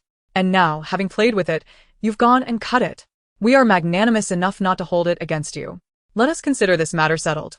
After all, we of the Su family are soft-hearted. And Mu, bewildered, looked up at and Ran scoffed derisively, her grip on Mu unwavering. What does Mr. Su mean by this? Are you planning to turn your back on us? We have it all in black and white, clearly stating that whoever loses must purchase our raw stone at 5 times the market price. Now you speak of not having paid? It would be wise to clarify, lest others misinterpret the actions of such a prominent family as the Su, petty enough to stoop to this level. Su Xiaowu's smile faltered for a moment before quickly returning to its former state. Chapter 23. Lying is an inherent trait of humanity, but pretense is your fault. He smirked, retracting his hand that had been caressing the jade. When did I ever sign such an agreement with you? Are you still half asleep? Regardless of whether it is the icy jade or the imperial green before us, both belong to the Su family. You neither paid nor transferred ownership. So how can you expect us to buy it back? Young lady, one must not be so unreasonable. Su Xiaowu leaned forward, fully embodying the essence of a rogue. Upon hearing this, Mu began to comprehend his meaning. He clearly wished to avoid accountability. For a moment, she was taken aback by the audacity of Su Xiaowu. Her brows knitted tightly, filled with reluctance, as she glanced at the jade stones before her. After much inner conflict, she could no longer restrain herself and poked her head out from behind Anren, her eyes fixed on Su Xiaowu, retorting, "How can you be like this? You haven't even fulfilled your end of the deal, and yet you refuse to acknowledge it again. If you're just causing a ruckus for amusement, that's one thing. But the reality is much graver. With business practices like yours, it's a wonder you've survived this long. One day, you'll face the consequences of your actions." Anren had initially felt a surge of anger. However, the clarity of her companion's voice and the vibrant defiance in her demeanor lifted the weight of frustration. Calmly, she regarded Su Xiaowu, raising the contract. "If you wish to avoid a 5-fold compensation, you may do so, but we will take what is rightfully ours. And you must publicly acknowledge that your title as the King of Gambling Stones is a facade." Mu scoffed slightly, clearly displeased with this outcome. "But that's 5 times the value. This stone alone is worth at least 2 billion. Multiplied by 5, that amounts to 100 billion. Such a fortune is almost equivalent to the value of my necklace." Su Xiaowu fell silent for a moment, his small pupils gleaming with a cold light, before he suddenly broke into an eerie smile. Young lady, do you still not grasp the current situation? This is my territory, I call the shots. I have sent everyone else away. Let us speak plainly. You have 2 options before you. First, lay down the jade, and leave the way you came, keeping your mouths shut about this. Second, you all must remain here. None shall leave. I can assure you a swift and silent end. So, what will it be? Anmu had long harbored discontent towards Su Xiaowu. She emerged from behind Anren, tugging at her wrist, though unable to pull her away, yet her imposing aura remained undiminished. "We choose neither. It is clearly your fault. We signed the contract, and you still refuse to acknowledge it. If you wish for us to leave, then pay me. And you must also post a notice at the entrance declaring that you're a fraud. Isn't that right, Anren?" Anren, however, remained silent, not embodying the spirit of an unyielding warrior. In this world, knowing when to retreat is a fundamental survival skill. Given the current predicament, it was evident they would gain nothing. Perhaps leaving now and seeking an opportunity for revenge later would be the wisest choice. Yet Anmu was not inclined to such caution. Having lived a charmed life for 18 years, her character had grown increasingly reckless. Su Xiaowu clapped his hands, nodding with an air of confidence, clearly incensed by Anmu's defiance. The bodyguards standing nearby, ostensibly serving as a deterrent, leisurely swayed, seemingly intent on encircling the two individuals. Anmu stood her ground, resolutely erect behind and ran, her posture slightly inclined as if preparing for action, revealing her modest martial arts skills. And Ran's gaze was fierce, her entire being taut with the palpable aura of someone ready to engage in conflict at the slightest provocation. Su Xiaowu chuckled mischievously, joining the bodyguards in their encirclement. Ah, splendid. It appears you are determined to oppose me. Is that so? You have made your choice. Did you not hear? She declared that she would choose none. A familiar voice drifted in from outside, calm yet rich, reminiscent of a melodious cello, both magnetic and pleasant to the ear. A tall figure approached against the light, strolling leisurely with firm steps. Clad in a slightly thin white shirt adorned with a bow tie and impeccably pressed trousers, he appeared somewhat disheveled, suggesting he had hurriedly made his way without even donning his coat, his hair gently tousled. In an instant, a cadre of bodyguards in black suits filed in, their movements synchronized. They swiftly surrounded the group, effectively subduing the previously intimidating king of gambling stones, Su Xiaowu. It seemed deliberate. A burly man, standing at 6 feet tall, vented his frustration by delivering a forceful kick to the man, toppling Su Xiaowu to the ground and restraining him. What had begun with Su Xiaowu standing tall had turned in a mere moment into his being a captive. He gasped for breath, cursing vehemently. His face flushed with rage, his hands clenched tightly, nails digging into his palms, while his crooked teeth ground together noisily. Yet, he found himself powerless to act. And Ran raised an eyebrow, her expression reflecting mild surprise at Jin Chen's arrival. However, Enmu's eyes widened in astonishment as she tilted her delicate neck and dashed toward her brother. Brother? Oh, at last you have come. And Jin Chen smiled, though he felt compelled to maintain a semblance of decorum in front of his subordinates. He cleared his throat, attempting to mask his delight as he caught Enmu in his embrace. Despite his efforts to retain a stern demeanor, warmth flickered in his eyes as he received her. He struggled to suppress a frown, vividly recalling the directive he had given Enmu to remain at his office. It had only taken a brief moment for him to dispatch Lao Chen to fetch her, yet the next thing he knew, her message had transformed into a distress signal. Alarmed, his hand trembled, spilling scalding coffee onto his coat. He had barely managed to change and rush to the western part of the city. Truly, she was a source of constant worry. The more he pondered, the angrier he became, brusquely pulling her away from him. Miss, are we acquainted? Enmu's smile remained undiminished as she entwined her arm around Jin Chen's, nestling against him. Playfully shaking her arm, she gazed up with her round, innocent eyes, feigning a pout. Oh, brother, please don't be angry. Mumu knows she was wrong, truly. I've already been bullied, and you haven't offered me any comfort. Have you ceased to care for me? Boo-hoo. Enmu pretended to wipe away tears, yet inwardly, she began to tease her brother. That might not be familiar. It's just that as a child, I left scars all over his hand from my bites, and he always insisted that his older brother was the best. It's also true that when I fell ill, he cried more than I did, and he could never quite master the art of preparing my milk formula, ending up with foam all over his head. Moreover, when our parents forbade me from having sweets, he secretly took from his piggy bank to buy me a suitcase full of candies, which led to me being scolded by our father for my mischief while in the hospital. Oh dear, oh dear. And Jin Cheng furrowed his brow, feeling increasingly uneasy with each word. He grabbed Enmu by the collar, physically halting her stream of thoughts. Why are you doing this, brother? Don't be angry. I truly know I was wrong. Please let me down. And Ran couldn't help but smirk, thoroughly entertained by the scene. She had not expected such a successful businessman like Jin Cheng to exhibit this side of himself. However, encountering someone as exasperating as Enmu seemed to render all surprises moot. The two, in their noisy bickering, approached the gemstone testing machine. What's going on? His tone was slow, yet his gaze remained fixed on Su Xiaowu, whose heart raced to his throat. Despite his lack of intelligence, he understood that the individual before him was not one to offend. This was none other than the infamous and family heir, known as the living king of hell.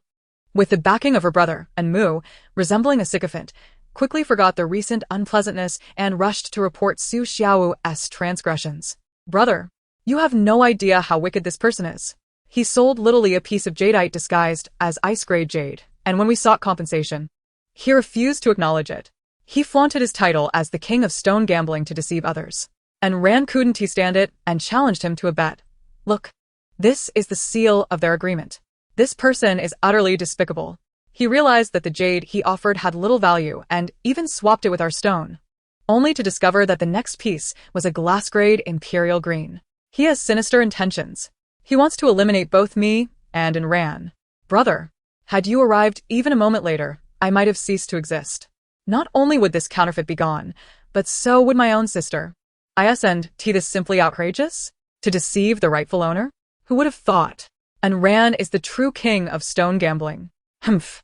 Lying is an inherent trait of humanity, but deception is solely your fault. Yinqing?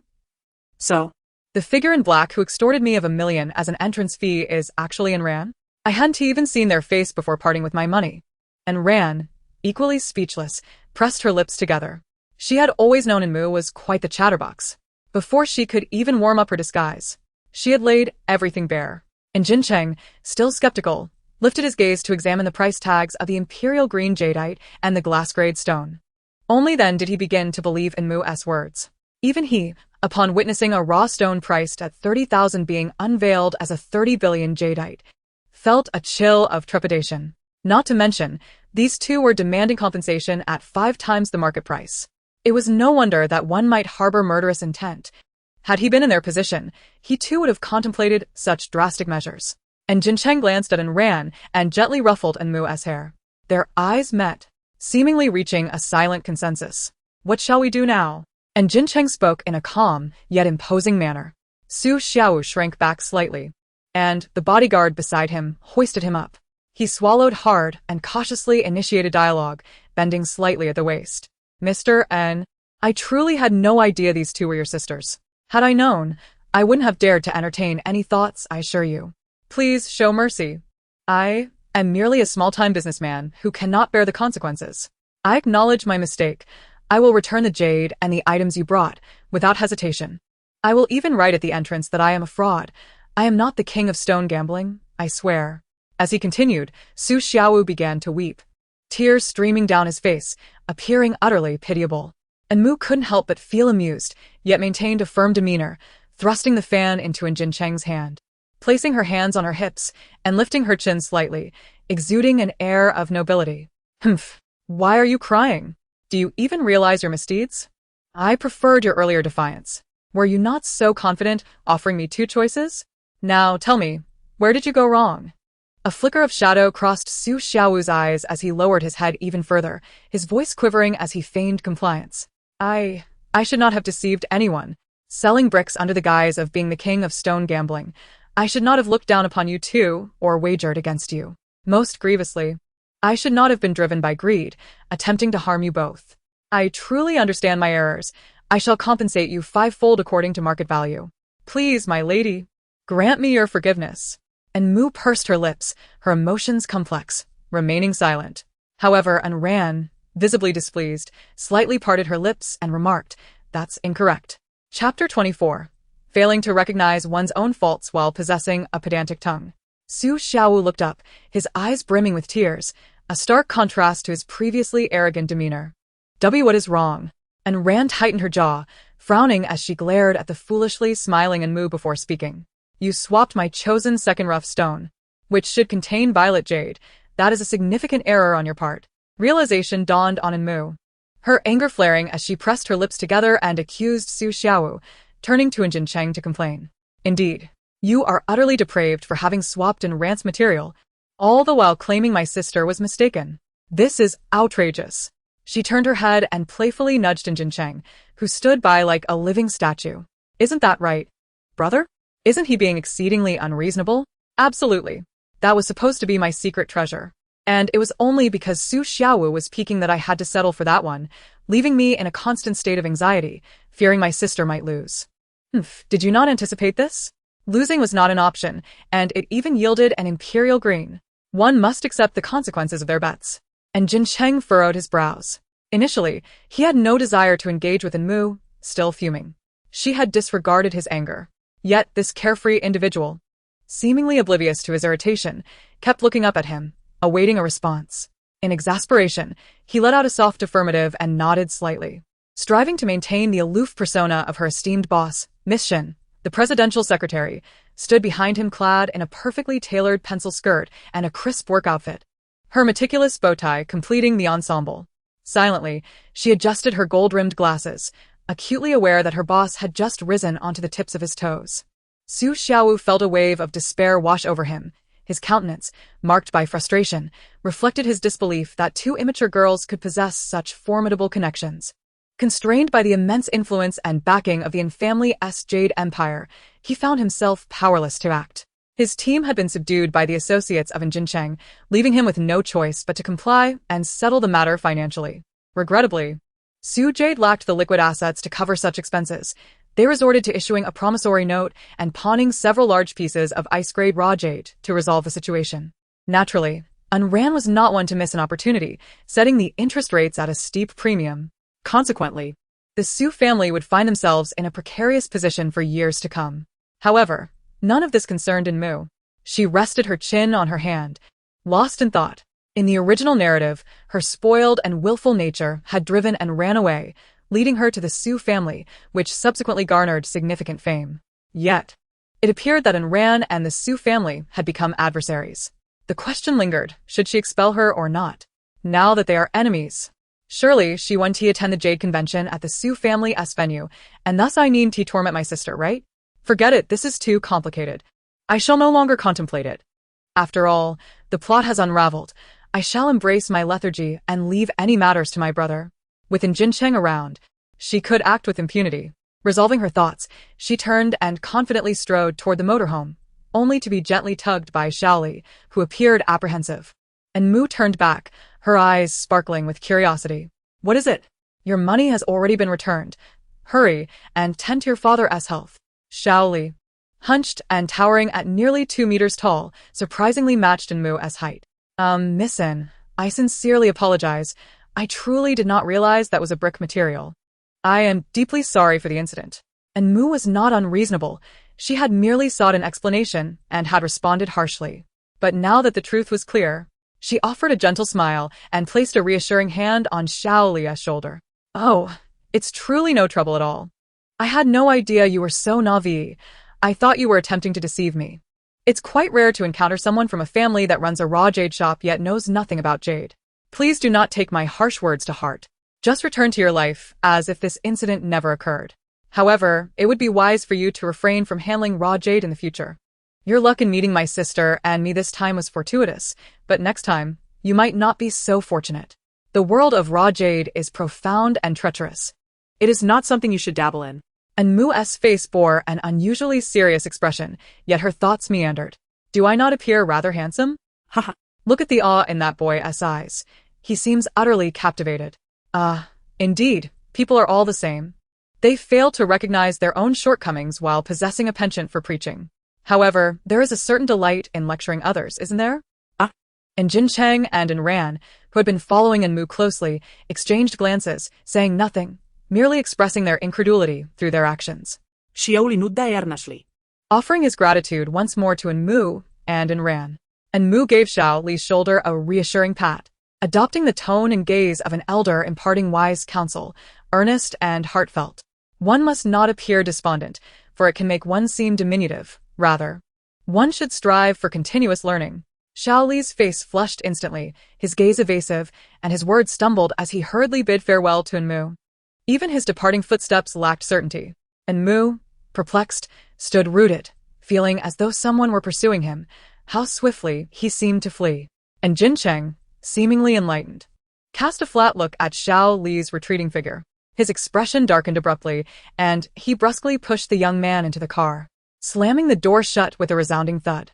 And Mu glanced at the door, then at the driver, old Chin in the front seat, still puzzled as to why his brother appeared so irate. What had transpired? Had he committed some grave error? Surely not. After all, they had turned a profit. And Mu conjectured cautiously. And Jincheng, however, was not inclined to ponder such matters. He turned and settled beside Mu. The van was furnished with a rectangular sofa, equipped with somewhat superfluous seatbelts. And Ran maintained her composure, casting a fleeting glance at Xiaoli's departing silhouette, a glimmer of intrigue flickering in her eyes as she joined them in the vehicle, taking a seat on Mu's other side. Behind them, the attractive executive assistant sighed, accepting the car keys from her employer and independently opening the door to another vehicle. She began to comprehend why assistants sought to obtain their driver's licenses. Her foolish boss had entirely forgotten that he had driven himself here. So adept was he at riding in cars, devoid of any stress, were it not for the salary. She would not be catering to this foolish man plagued by stomach ailments and an affinity for his sister. Was it merely his handsome visage? Was it solely his impressive physique? Was it simply the fact that he did not require her to resort to compromising her integrity? The assistant gathered her long hair and retrieved a pair of flat shoes from her bag, watching as the large van disappeared from her sight. Still unable to change her shoes in time, she took a deep breath, resigned to patiently ignite the engine. After all, her employer indeed provided far too much. The atmosphere within the van was decidedly peculiar. Not a single soul spoke. One could hear a pin drop, and Moo, like a quail, hunched her neck, not daring to exhale audibly. She was all too familiar with her brother's formidable presence. In her youth, when she received a score of 0 in class, an unfortunate feat that made her teacher demand parental signatures, she had not dared to show it to Jingting or Qinjia, fearing a reprimand. Instead, she had stealthily slipped into Jincheng's room. He was only 15 at the time, and Jincheng had always been exceptionally gifted, from birth. He had never encountered a test paper adorned with a score of 0. Now, not only had he seen one, but he also had to learn the art of deception. And Moo gazed at him with admiration, her eyes sparkling. Back then, he had effortlessly signed his name, and then spent the entire afternoon in contemplative silence. In an honest attempt to dissect the myriad reasons behind Moo's abysmal score of 0, even the ancestral tomb's feng shui was taken into account. Yet, the enigma remained unsolved. How could a person so impeccably miss every correct answer on the multiple-choice questions, with an unvarying script that hardly resembled Chinese characters? Clutching the signed examination paper, Moo dared not utter a word, remaining by Jincheng's side, her heart racing with trepidation. Subsequently, Moo resolved never to allow her brother to impersonate their parent for signatures again. However, she became quite adept at managing such situations. With a blink of her eyes, she feigned innocence, lowering her head slightly as she leaned closer to Jincheng, her voice softening. "Brother, what's the matter? Why are you unhappy? Did I do something wrong? Why are you ignoring me?" And Moo, with her strikingly charming appearance, projected an aura of sweetness and harmlessness. Yet, internally, she rolled her eyes, feeling a tinge of irritation. Why does that sound so insincere? I didn't feel this way before. Oh, brother, what is wrong? I haven't provoked you at all. And Jincheng responded, "Can you please pay more attention?" A smirk graced Rand's lips. Finally, she was not the sole recipient of discomfort. Tilting her head, she found solace in Jincheng's predicament, as if they were bound by a shared fate. And Jincheng pressed his lips together, casting a sidelong glance at Moo. Before finally reaching out to ruffle her fluffy hair, his tone still laced with irritation. "Tell me about how you met that fellow, Shali." Realization dawned on Moo. Her brother was evidently feeling jealous. Her lips began to chatter incessantly, fervently distancing herself from Shali to prove that there was no connection whatsoever. She nearly recounted the morning's encounter with a swarm of industrious ants in the grass. It was only when they were about to disembark that Moo noticed a smile breaking through her brother's demeanor, prompting a sigh of relief. Chapter 25. My resentment could sustain an entire house of malevolent sword immortals. In the ensuing 2 days, under the constraints of the rules, Moo devised numerous petty schemes that were hardly honorable. She broke her brother's antique vase, damaged his watch, and ruined her own gown. Recklessly, she attributed all the blame to Ran, convinced of her own malevolence. She believed she had exhausted all methods from the original storyline, yet Ran remained unperturbed, leaving her with the unsettling impression of being a mere jester, as if her efforts were inconsequential to the duo. This thought incensed her. For several days, her brother and Ran had not once smoothed their frowns. Despite her relentless attempts to sabotage her own happiness, she had garnered no reciprocal outcome, leaving the siblings to revel in her folly. With her head drooping in despair, she felt not just emotionally drained but utterly defeated. After all, she had made her efforts. Why the plot had deviated was no longer her concern. It was unreasonable to place the blame on her shoulders. The stone gambling event, also known as the Jade Conference, does not adhere to a fixed schedule. It is only convened when jade is discovered in Myanmar or when the government faces pressing issues that necessitate bids, drawing together the various powers of the jewelry world. The reasons behind this unprecedented event are indeed grand. The victorious faction in the stone gambling tournament shall be granted the rights to exploit a new communal mine. The protagonist is indifferent to the potential scale of the jade business. However, should there be a desire to expand the arms trade, the existing jade trade volume would prove insufficient as a facade. Over the years, the various factions within the jade industry have coexisted peacefully. Yet, due to Jin Cheng's control over the arms trade, which has incited considerable apprehension, a subtle trend toward monopolization has emerged, prompting the remaining three factions to consider uniting. Thus, the communal mine is a prize he is determined to secure. For this reason, Jin Cheng has invested a substantial sum to invite the king of stone gambling. To his astonishment, the world is indeed small. The revered king of stone gambling, idolized by thousands, turns out to be his long-lost sister, who swindled him out of 10 million. The Yin family governs the southern jade, while the Su family oversees the western jade. The eastern sector has been under the control of the Shangguan family for centuries, without change. The northern territory, however, remains untouched, dominated by the indigenous forces of Myanmar. The stone gambling tournament is held as scheduled. The midday sun is still somewhat blinding, the cicada's incessant chirping adds to the oppressive atmosphere, and the swirling dust dances freely, much to Enmu's annoyance, who rises at 8 o'clock on a weekend. After all the commotion, they only hastily consume some pastries by noon. Indeed. Waking up early drives one mad. My grievances could sustain an entire house of malevolent sword immortals. And Jin Cheng maintains a stoic expression. Yet a slight smile tugs at the corners of his lips upon hearing Enmu's incessant chatter. His sister has been spoiled and pampered. The venue is already bustling with attendees, clearly divided into 4 distinct factions. The moment 3 individuals make their entrance, the crowd falls into silence. Yin Cheng, tall and poised in a sharply tailored suit, adorned with a bow tie and cufflinks, walks steadily, one arm linked with Enmu and the other hanging naturally at his side. Enmu, accustomed to such gatherings since childhood, remains unfazed by the scrutinizing gazes around her, her sweet lips curved into a smile as she nods slightly. The moonlight blue skirt, intricately embroidered with golden threads, speaks of its lavish cost. It gracefully sways to her movements, reaching just below her calves. The upper portion is adorned with a layer of delicate sheer fabric, subtly concealing her angular shoulders, while her long, flowing hair cascades like a dark waterfall over her shoulders. Coupled with Enmu's exquisite features and radiant smile, she appears ethereal, as if untouched by the mortal realm. Every aspect of her is impeccably refined, a testament to the wealth that has shaped her poise. Yet, internally, she sighs, casting disparaging remarks at the curious onlookers. Ah, what are you staring at? Is it because you bully my brother? Old man, you seem quite innocent while playing your tricks. You engage in underhanded dealings and wish to use my brother's influence as a shield while complaining about his oversight. Oh.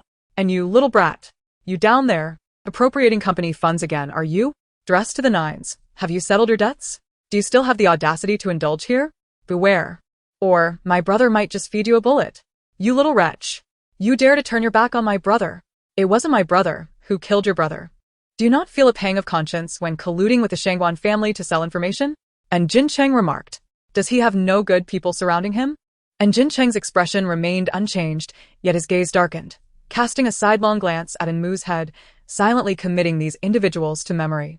And Ran, on the other hand, was enveloped in layers of black attire, not a strand of hair visible, resembling a bandit poised to rob a bank. Only her pair of sparkling eyes shone brightly, the left eye adorned with a delicate beauty mark shaped like a tear. Fortunately, the gambling stone hall was exceptionally cool, given her naturally low body temperature otherwise. She would indeed have resembled what Enmu described as sweating profusely. And Jin Cheng effortlessly took a seat in the front row, followed closely by Enmu and Enran. Enmu sat upright, her smile gracious and composed, yet her mind was preoccupied with the events of the Jadeite conference. Various factions would send their representatives to select stones mined from public sources, which would then be cut. The faction with the sharpest eye, yielding the highest market price, would claim victory. In the original storyline, Enran had been cast out of her home without hesitation, joining the Su family's Jadeite venture, where she unearthed numerous exquisite stones, elevating the family's reputation, while Jin Cheng lost that opportunity. However, it appeared that Enran remained by her side, indicating that the plot would surely differ. Yet, no matter how different it may be, the location of the extraordinary Jadeite would remain unchanged. And Mu was well aware of the original narrative. She knew precisely which raw stones Ran had chosen. And Mu, in her delightful demeanor, cautiously swayed her body. And Ran, momentarily taken aback, turned her head to glimpse Mu's fluffy hair, which appeared irresistibly touchable. No wonder the family members were so fond of her, resembling a human pet. Her fingers twitched, only to hear Mu emit a series of peculiar chuckles. He he he he. And Ran found her thoughts dissipated. Meanwhile, Mu scrutinized Ran with curiosity, adjusting her high-heeled shoes and edging closer, persistently raising her hand to compare their heights. Her expression grew increasingly solemn, brows furrowed in confusion, as she playfully clung to Jincheng's arm. Has my sister grown taller again? At my height of 163 centimeters, even with 5-centimeter heels, I still fall significantly short. This is rather unscientific. Wasn't Ran 170 centimeters tall before? This person seems to have reached 180. Why? We eat the same food. Why does she grow taller while I gain weight? And Jincheng bit his lip, exerting all his strength to refrain from undermining Ran. And Ran shifted her feet, distancing herself from Mu. What could she do? Should she confess to wearing several layers of height-boosting insoles? That was beyond her capabilities. All this was merely to project a more commanding presence befitting the title of King of Gambling Stones. And Mu held no expectations for Ran to speak up, as both needed to pretend not to know each other in such circumstances. After all, her sister's disguise remained tightly sealed on certain fronts. The thought did not linger for long, as the arrival of the Shangguan family swiftly captured attention. The reason was simple. There stood a figure, clad in identical black attire to that of Ran, shrouded in mystery, revealing only a pair of eyes. And Mu steadied herself and could not suppress her inner musings. Are you and my sister in cahoots to rob a bank? This person wasn't part of the original plot, yet another variable? And Jincheng, clearly intrigued, may not have fully grasped the concept of the original storyline, but it did not deter him from maintaining a stoic demeanor while joining the fray. He arched his brows slightly, offering a subtle nod to the emerald-clad patriarch of the Shangguan family beside him, addressing him as third uncle. And Mu flashed a smile at the individual, sweetly greeting, "Hello, third uncle." Shangguan Su pressed his lips together, visibly uncomfortable, and returned the nod, saying, "Young master and Miss and greetings." In the capital, the city was neither overwhelmingly vast nor insignificantly small. Only a handful of families were renowned, and familial alliances were commonplace. However, the term third uncle uttered by Jincheng struck an odd chord, rendering Shangguan Su restless. And Mu, on the other hand, remained unfazed, looking up at the figure in black, who towered over her, clearly a man of considerable stature. Is this person the representative for the Shangguan family's stone gambling? Shangguan Su's expression stiffened, yet he dared not treat Mu with any disdain, forcing a peculiar smile. Haha, yes, he is our representative. Oh. And Mu elongated the final syllable, locking eyes with the man for a fleeting moment, feeling an inexplicable familiarity that she could not quite place. With a mask covering his face and a turban wrapped around his head, his elongated eyes glimmered like transparent glass orbs under the sunlight, casting a light brown hue. They betrayed no emotion, appearing deep and unfathomable, yet reflecting the two small images of Mu. His attire is rather peculiar, is it not hot? And Mu tilted her head, feigning ignorance while casting a sidelong glance at Jincheng, signaling, "Brother, may I ask? Is it permissible? This fellow certainly does not seem like a good person, does he? Just look at his attire. He appears quite menacing. Shouldn't we establish some boundaries?" And Jincheng could not help but chuckle, cautiously nodding in agreement, indicating he would bear the brunt if trouble arose. Shangguan Su began to perspire, as if harboring some unspeakable secret. He retrieved a handkerchief from his pocket to dab his brow and took a deep breath. "No, it is not hot, missin." And Mu playfully blinked her large, watery eyes, her long eyelashes fluttering in disagreement. "But you're not him, how would you know, third uncle?" She withdrew her gaze, standing on her tiptoes to look again at Shangguan Su. "Then if he dresses so oddly, is he also the king of stone gambling?"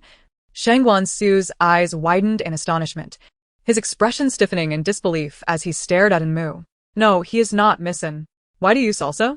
Could it be that this gentleman is?" And Ran, however, greeted Shangguan Su with an air of straightforwardness, nodding amiably. And Jincheng, too, showed no hesitation, smiling indulgently. "Indeed, this is my brother's invited king of stone gambling, who has come to aid our family in battle. Is he not, Uncle San?" And Mu's smile grew sweeter, her almond-shaped eyes curving joyfully. Yet her words concealed a subtle warning. You understand, right? Regardless of whether you are a dragon or a tiger, you must behave honestly and refrain from provoking me. This first prize is destined for the Yin family, and I do apologize for that. Chapter 26. People are made of iron, and their demeanor is of steel. Without a facade for a single day, they feel restless. Shangguan Su, in the latter half of his years, already sported graying hair. Under Jinshan's unwavering gaze, he felt utterly incapacitated, only managing an awkward smile. Indeed, he is a representative of the Shangguan family. And Mu no longer harbored doubts and turned back to glance at the individual, finding him increasingly familiar. Could it be that the Shangguan family is represented by Shangguanzi, one of my sister's harem? Yet he does not resemble him. Shangguanzui is purely Chinese, while this person clearly possesses mixed heritage, with those large, light brown eyes resembling glass marbles. And Rand's fingers momentarily stiffened as she too glanced over. However, Jinshan's scrutinizing gaze was too pronounced, compelling her to withdraw her gaze and allow him to observe her freely. She truly did not recognize any Shangguanzui, let alone any mention of a harem. And Rand sighed, wishing to evade the weight of her brother's intense scrutiny, which was nakedly filled with concern over her early romantic endeavors. Rather than worry for her own sake, Rand preferred to believe that Jinshan feared she might lead Mu astray. And Mu's gaze was unreserved, fixated upon the individual, her lips curling into a detached smile. Shangguanzui, the eldest son of the Shangguan family, not only knew nothing of Jade, but also detested violence.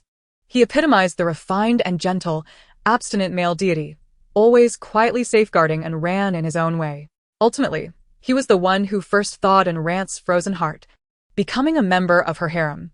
He was Mu's favorite protagonist, not solely for his gentle appearance, but also due to his respectable profession as a professor at a prestigious university. And because he had always harbored a sense of tenderness towards Ran from the very beginning, unlike Chen Xiaomu and Su Jin, who viewed her as a mere opportunity. His character and integrity were beyond reproach, making him the only brother-in-law candidate acknowledged by Mu. If only Shangguanzui were here. Though his entrance should not be at the stone gambling competition, right? And Mu shook her head, feeling a twinge of regret as she followed and ran. The stone gambling competition was officially underway. She was merely her sister's human-shaped tool for cheating. After Mu departed, those light brown eyes finally bore a hint of amusement.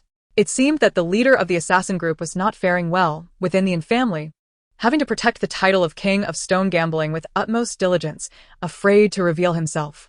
This impostor, however, appeared to be quite favored. His voice was deep and alluring, imbued with a layer of significance. Shangguan Su did not dare lift his head, nearly burying it against his chest. Showing more deference than he did in front of Jinshan, he bent slightly, bowing low. As you say. The other person snorted coldly, falling silent, with a clear depth of meaning visible in their gaze. The day had grown late, and after the host's customary opening remarks, the stone gambling competition truly commenced. And Mu was originally meant to sit beside Jinshan, but shortly thereafter, she excused herself and slipped over to Ran's side, under the pretense of broadening her horizons, while secretly aiming to assist her sister in cheating. Finally, I possess knowledge about something. Today, no matter what, I must lend a hand to my sister, she thought. I am Rand's cherished confidant, though at times a bit breezy and prickly. And Jinshan did not intervene, as he had brought her out purely for enjoyment. The representative sent by the Su family was none other than Su Xiaowu, who appeared noticeably thinner after merely 2 days apart. And Mu trailed behind and ran, intending to greet him, raising her long and slender arm in anticipation. Yet in an instant, Su Xiaowu was so frightened that he fled without a backward glance, seeking a more appealing raw stone elsewhere. And Mu pondered, do I appear that intimidating? And Rand played the role of the taciturn and enigmatic king of stone gambling. She shook her head in silence. Though Mu and Jinshan were already aware of her alias, it did not mean she was obliged to disclose the truth. Discretion was still paramount. This was the principle she had adhered to throughout her life. Someone as carefree and naive as Mu, in a poverty-stricken nation, might scarcely survive a day, easily falling prey to deceit and still expressing gratitude. And Ran returned her focus to the raw stones before her, despite Mu's bright, hopeful gaze flickering incessantly. She altered her voice, feigning a different tone, and simply replied no. She herself was not frightening, rather. It was the insidious machinations of the Su family that instilled terror. Su Xiaowu would likely find himself in dire straits. While the nation's aristocrats exhibited a semblance of equal standing, the Su family wielded unprecedented power, dominating the landscape beyond the mere label of a financial conglomerate. The assassin group had once received a commission from a member of the Su family to eliminate an unsuspecting illegitimate child. She had initially believed it to be a trivial matter until all operatives sent on the mission vanished without a trace, even their bodies seemingly erased. It was only after losing contact with the client that she realized the gravity of the individuals she had entangled herself with. This realization compelled her to return to her homeland, to evade that looming threat. In her life's lexicon, a strategic retreat was merely a means to advance more effectively. Once she established her footing in this realm, a return was inevitable. That place was the only one deserving to be called her home. As for the family, she remained uncertain about her course of action. The investigations she had conducted and the plans for retribution had devolved into mere scraps of paper. Even the pampered and willful Enmu seemed to be changing, and Rand found it difficult to articulate her feelings toward them. It was a complex affair. Enmu bit her lip, casting aside thoughts of Su Xiaowu, and continued to assist her sister in evaluating the stones. This one looks promising, she declared, deliberately diverting Rand's attention to help her spot a potentially valuable raw stone. Hey, that one over there, sister. Take the one on the left. It's a good find. I remember it yielding purple jade ice type. And Rand raised an eyebrow, directing her finger to the left, scrutinizing it closely. To her surprise, Enmu's assertion proved to be correct. She gestured for the bodyguard to take the stone, signaling her approval. Seeing Rand not selecting the jade stone she had chosen, Enmu feigned anger with a huff, yet inwardly she felt a surge of pride. Hee, what do you think, sister? Am I not simply magnificent? People are like iron, and flair is like steel. I can't help but put on a show. And Rand inhaled sharply through her nostrils, remaining silent. Her hands moved with remarkable swiftness under Enmu's guidance, deftly selecting exquisite and valuable jade stones. However, the figure clad in black from the Shangguan family showed no signs of yielding, even harboring thoughts of equaling Rand's prowess. Unexpectedly, the two parties clashed with such rapidity. At a turn, Rand and the stranger both laid claim to the same half-meter-long jade stone, their delicate, pale hands resting on either side. It was impossible to discern who had acted more swiftly. Enmu let out a soft gasp, reveling in the unfolding spectacle. She suspected that even if this individual was not Shangguan Zai, he was certainly related to him in some manner. Contemplating this, she could already envision the pained expression on the esteemed professor's face. However, this piece of jade must belong to her family, and Rand slowly raised her gaze, a glint of coldness flickering in her eyes. Before she could articulate her thoughts, Enmu, embodying her typical headstrong and willful demeanor, stepped forward. Unburdened by any qualms as long as it did not involve bullying Rand, her voice rang out, clear as a silver bell. This is the jade stone we laid eyes on first. You let go. The stranger's light brown irises widened slightly in disbelief as he regarded her. You called me? As he drew nearer, Enmu noticed a faint halo surrounding his pupils. With her chin slightly raised, she suppressed her admiration, her expression brimming with arrogance and a hint of indignation. Otherwise, this stone was ours first. Release your grip. The man chuckled lightly, casually shaking his hand as he leaned in closer, his gaze unwavering. Is that so? Yet, I find it equally appealing. Enmu's breath quickened, her brows furrowing as if engaged in a silent duel, her hands firmly placed on her hips. How can you be so unreasonable? My family has had our eyes on this stone from afar. We were the first to make contact with it. It rightfully belongs to us. And Rand raised an eyebrow, not retracting her hand, embodying the spirit of a standoff, her very demeanor proclaiming, this stone is mine. The light brown-eyed stranger remained unfazed, appearing entirely at ease. Yet his tone grew serious, imbued with sincerity. How can you prove that you laid claim to it first, Missin? Are you perhaps attempting to bully me with your family's influence? Enmu faltered momentarily, realizing she had no means of substantiating her claim. Their hands had both reached the stone simultaneously, making it impossible to discern who had been swifter. Was there ever such a character in the original storyline to contest the heroine for a stone? Who exactly is this person? They certainly seem formidable. Yet, it appears they are unwilling to relinquish this stone, not wanting their elder brother to miss out on it as in the original plot. Enmu subtly lowered her eyelids, feeling somewhat at a disadvantage while maintaining her upright posture. And Rand felt a sense of bewilderment. The individual before her exuded an aura of profound danger. Should a confrontation arise, she feared she would not stand a chance against him. Practitioners of martial arts possess an inexplicable presence, and in this case, the atmosphere surrounding him was almost palpable, as if woven into delicate threads. Though he appeared relatively young, perhaps even a match for her, he radiated an unmistakable peril. Meanwhile, Mu seemed blissfully unaware, her carefree nature blinding her to the underlying tension as she audaciously engaged in a verbal spar with him. I am not one to bully others. Please refrain from such unfounded accusations. This is merely a friendly negotiation. And Mu's hasty retort betrayed her discomfort. We had our eyes set on this raw stone from afar, my esteemed king of gambling and I. It was merely a matter of timing that led us to grasp it simultaneously. Thank goodness, I possessed the wit to halt my words. Lest the entire world learn that Enran is the king of gambling, how perilous. Really, my friend, does your conscience not ache?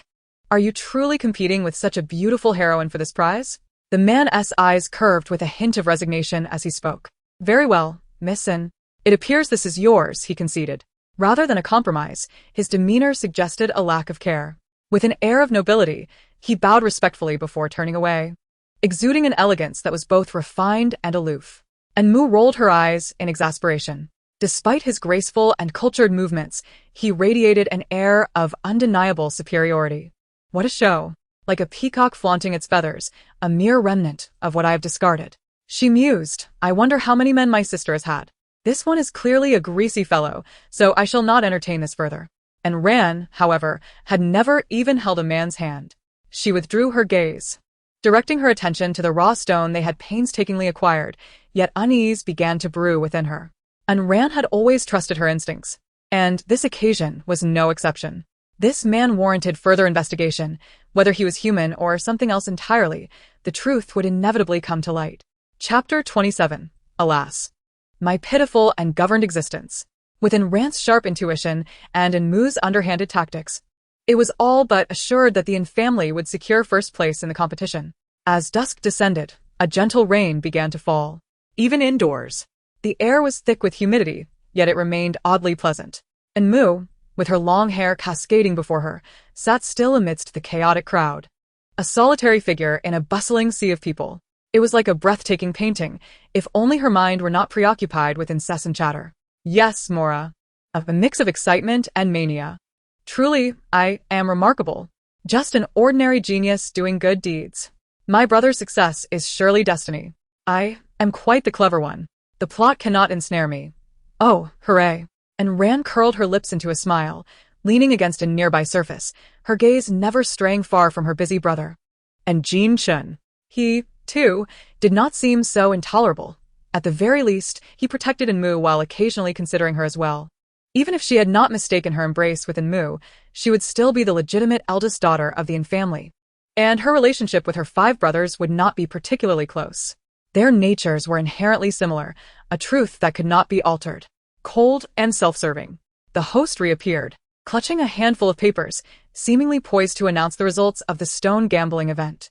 Each of the 4 major powers had an inkling of the minimum bids they could offer. To spare others from embarrassment, they addressed this bidding process as a gambling convention, cloaked in a fade that was excessively disingenuous, while fundamentally retaining the essence of an auction.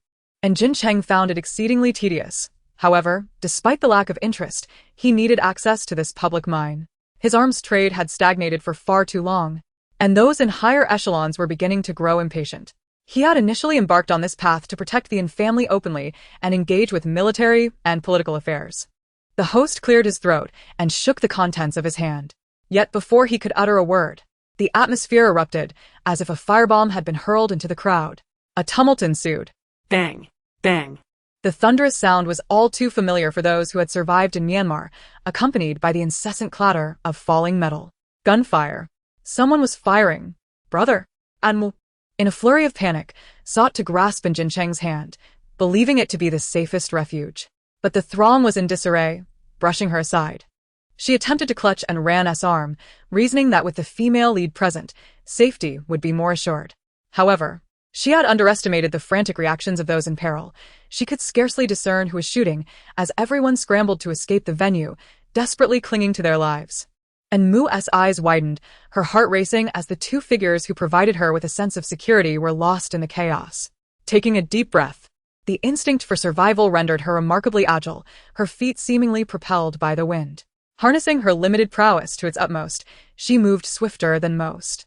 The cacophony of gunfire and cries for help reverberated in her ears, syncing with her own heartbeat. The rhythmic pounding thudded against her chest, making it indistinguishable what posed a greater threat. Blood surged through her veins at an alarming pace.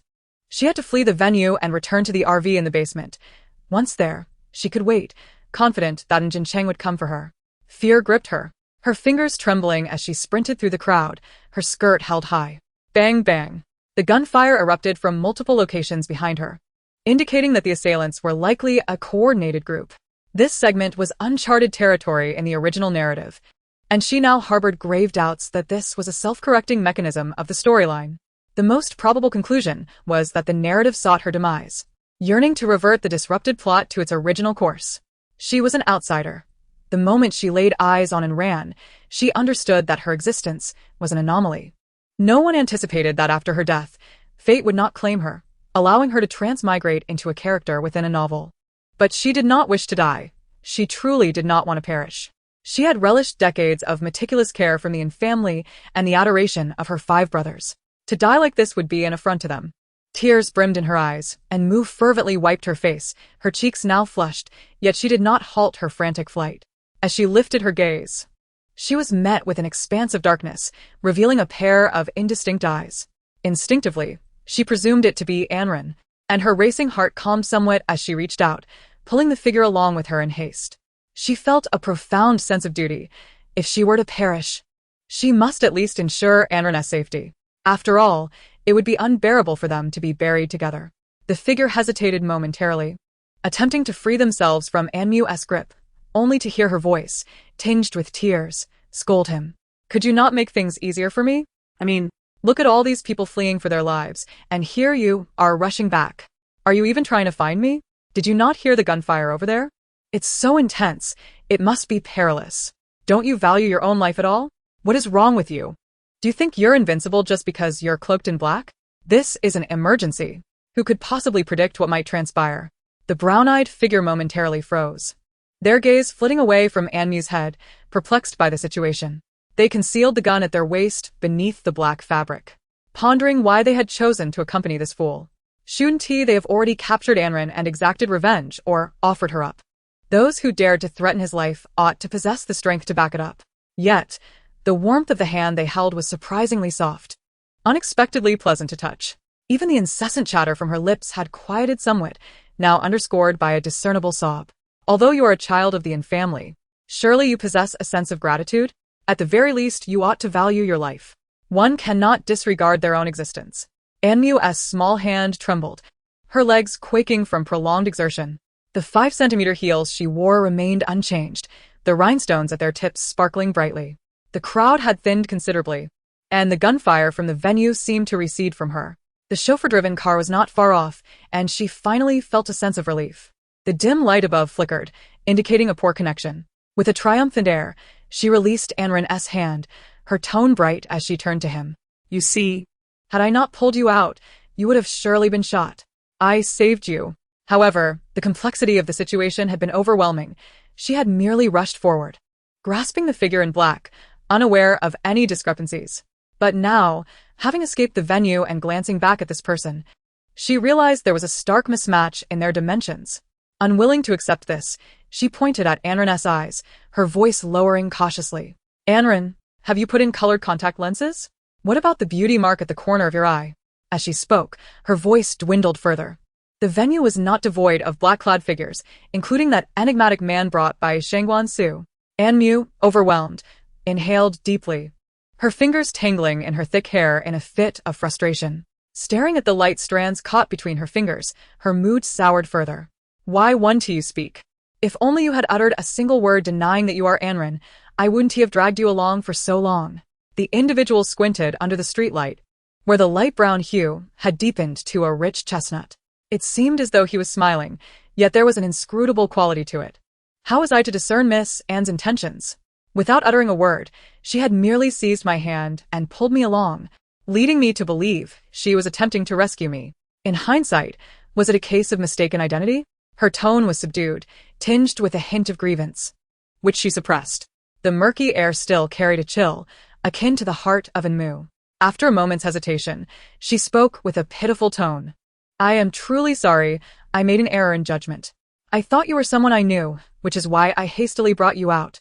Please do not take it to heart, all right? The man towered over Enmu, bending slightly to meet her tear-streaked eyes, and let out a soft chuckle. It's quite all right. I must express my gratitude to Miss N for rescuing me from such a perilous gathering. In fact, I owe you my life. The corners of Enmu's eyes twitched, as if in reproach. What are you saying? Even if I hadn't pulled you out, you likely would not have perished. Who knows what chaos that was? It was outrageous. They were on the brink of announcing my brother's acquisition of that jade mine, yet the event had collapsed so abruptly. I can only hope my brother is unscathed. The man, with his eyes crinkling in amusement, inquired casually, Do you hold your brother in great affection? Enmu's lips curled into a radiant smile. Indeed, I have 5 brothers, all of whom adore and cherish me immensely. I love them dearly. And I have an elder sister, whom I also hold dear. Yet I can only engage in actions that betray her. I must feign disdain for her, which is truly lamentable. My life is a tragic one, governed by such complexities. But unbeknownst to anyone, my love for my sister runs deep. Enmu. Moo. Under the streetlight, their elongated shadows stood tall, leading to the 2 individuals she cherished most. The man chuckled again, his tone laced with tenderness, akin to a lover's whisper. Since your brother has arrived, I shall take my leave. Thank you, Miss N, for your act of bravery. Enmu waved him off dismissively, as if to convey it was of no consequence. Without a glance back, she rushed toward her disheveled elder brother. Wah, brother, you scared me to death. I thought I would never see you again. Initially, her tears seemed somewhat theatrical, yet as the sobs flowed, genuine sorrow emerged, spilling from her eyes. The man smirked slightly before retreating into his own shadows. As the eldest daughter of the N family, Enmu had indeed been kidnapped before, more than once. Yet in her youth, she was audacious, utterly unaware that those ruthless individuals were attempting to extort the N family.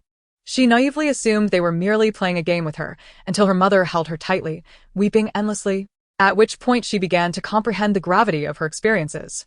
Goodness, how can such calamities befall me? I truly lament my fate, a sheltered flower of socialism, unprepared for the trials of life. And Jin Chun remained silent, gently stroking Enmu's back, though the sorrow in his eyes was unmistakable. Anren sat somewhat awkwardly in the car on the other side, pouring a glass of water for Enmu while attentively listening to her heartfelt words. Indeed. It was a bit embarrassing. In the vast conference hall, only the 2 factions of the Shangguan and Su families remained, exchanging glances filled with animosity. Where is your highness? Shangguan Su replied. How would I know? Do you? Su Xiao responded. How could I possibly know? Shangguan Su remarked. How beautiful it is. We failed to capture the leader of the assassin group, and even lost your highness. Su Xiao retorted. Are you blaming me, Shangguan Su? Shangguan Su feigned innocence. Oh. How could I dare? A man in black leisurely strolled in, clicking his military shoes against the floor, and his mere presence silenced the bickering crowd, who promptly bowed their heads in a show of deference. The atmosphere grew palpably tense as he approached Enmu's former seat, his fingers tapping lightly on the armrest, enveloping the hall in a profound silence. After a moment, as if recollecting something, he let out a derisive laugh and stood up. All right then. Let us conclude this and return home. It's time to continue the lessons for those old geezers. His tone was surprisingly gentle despite the underlying authority, sending shivers down the spines of Shangguan Su and Su Xiaowu. Chapter 28. A deep sense of injustice, confusion, helplessness, and anger. On the day following the shooting incident, Enmu's mother, Chen Jia, called. Although no one was injured, and Jin Cheng had scolded him sternly and demanded that Enmu and Anren be escorted back to the capital immediately. Enmu gasped in disbelief. She hadn't even had enough fun over the past 3 days and was already being sent back, reluctant as she was. Chen Jia's fury held the highest authority in the Yin family. Anren had no objections and dutifully accepted Jin Cheng's arrangements. Yet her mind was preoccupied with the shooting incident, which certainly seemed more complex than it appeared. The exact circumstances remained unclear to her. Oh, brother. I don't want to go home. Can I play for a few more days? I still don't know whether that mine is ours. Anmu blinked her large eyes, attempting to coax Jin Cheng. However, and Jincheng, resolute in his demeanor, pushed Anmu's lovely face aside and continued to deal with his documents, without flinching. Enough of this. Why didn't you speak when mother called? Now you're suddenly pleading with me. He understood well that she believed he was more amenable than their mother. Anmu, momentarily stifled, paid no heed to Jincheng's reprimands. Oh, brother, I truly don't want to go home. Could you please speak to mother nicely? And Jincheng maintained a cold expression, appearing somewhat irritated, his tone icy. You have her number, just talk to her yourself. Yet. Anmu detected a hint of reluctance in his demeanor. The thought of her mother's explosive temper made her hesitate, though her words remained defiant. You never taught me how to shoot when I asked you to. Humph. Mother is only angry because she is worried about me. Fine, if I must go home. Then I will. It's not like I can't survive there. She appeared to be at ease, yet her gaze remained fixated on Jincheng's subtle changes, noting the slight tightening of his grip around the pen. Still, she refrained from uttering any words of entreaty. Oh, little cabbage, the fields are yellow. Just 2 or 3 years old, and my brother does not care. My brother no longer loves me. He truly does not love me. Even as I prepare to return home, he remains so nonchalant. Alas, my defenses have crumbled. I feel utterly wronged, lost, powerless, and filled with anger. So you choose silence. Do you? Very well.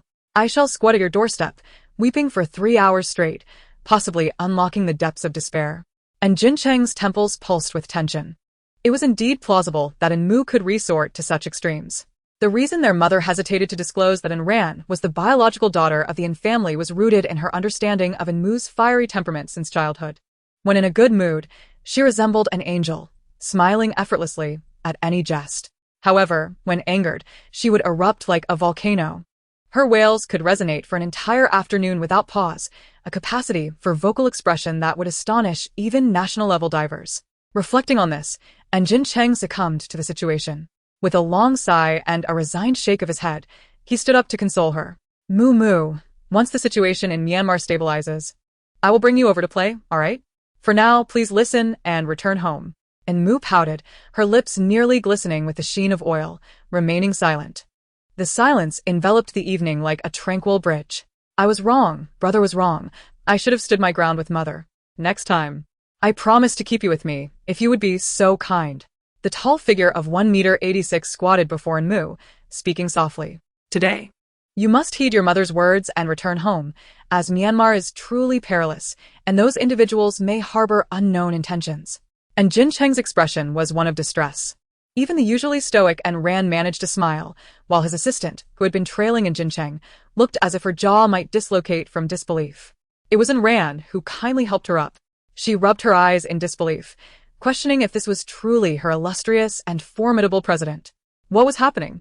Initially, she had perceived him merely as a doting brother, yet he turned out to be the ultimate brotherly protector. Assistant Shen hurriedly pivoted, her high heels clattering chaotically as she fled the scene. Shouldn't Jincheng catch sight of her, he might very well contemplate silencing her for good. Meanwhile, Anran observed as if she were a spectator in a play. If, at first, she felt a twinge of envy towards Anmu for receiving such affection, now she could only sympathize with Jincheng. A smile graced her heart, grateful that she was not the one to provoke Anmu's ire. Ultimately, Anmu and Anran boarded a private jet back to the capital.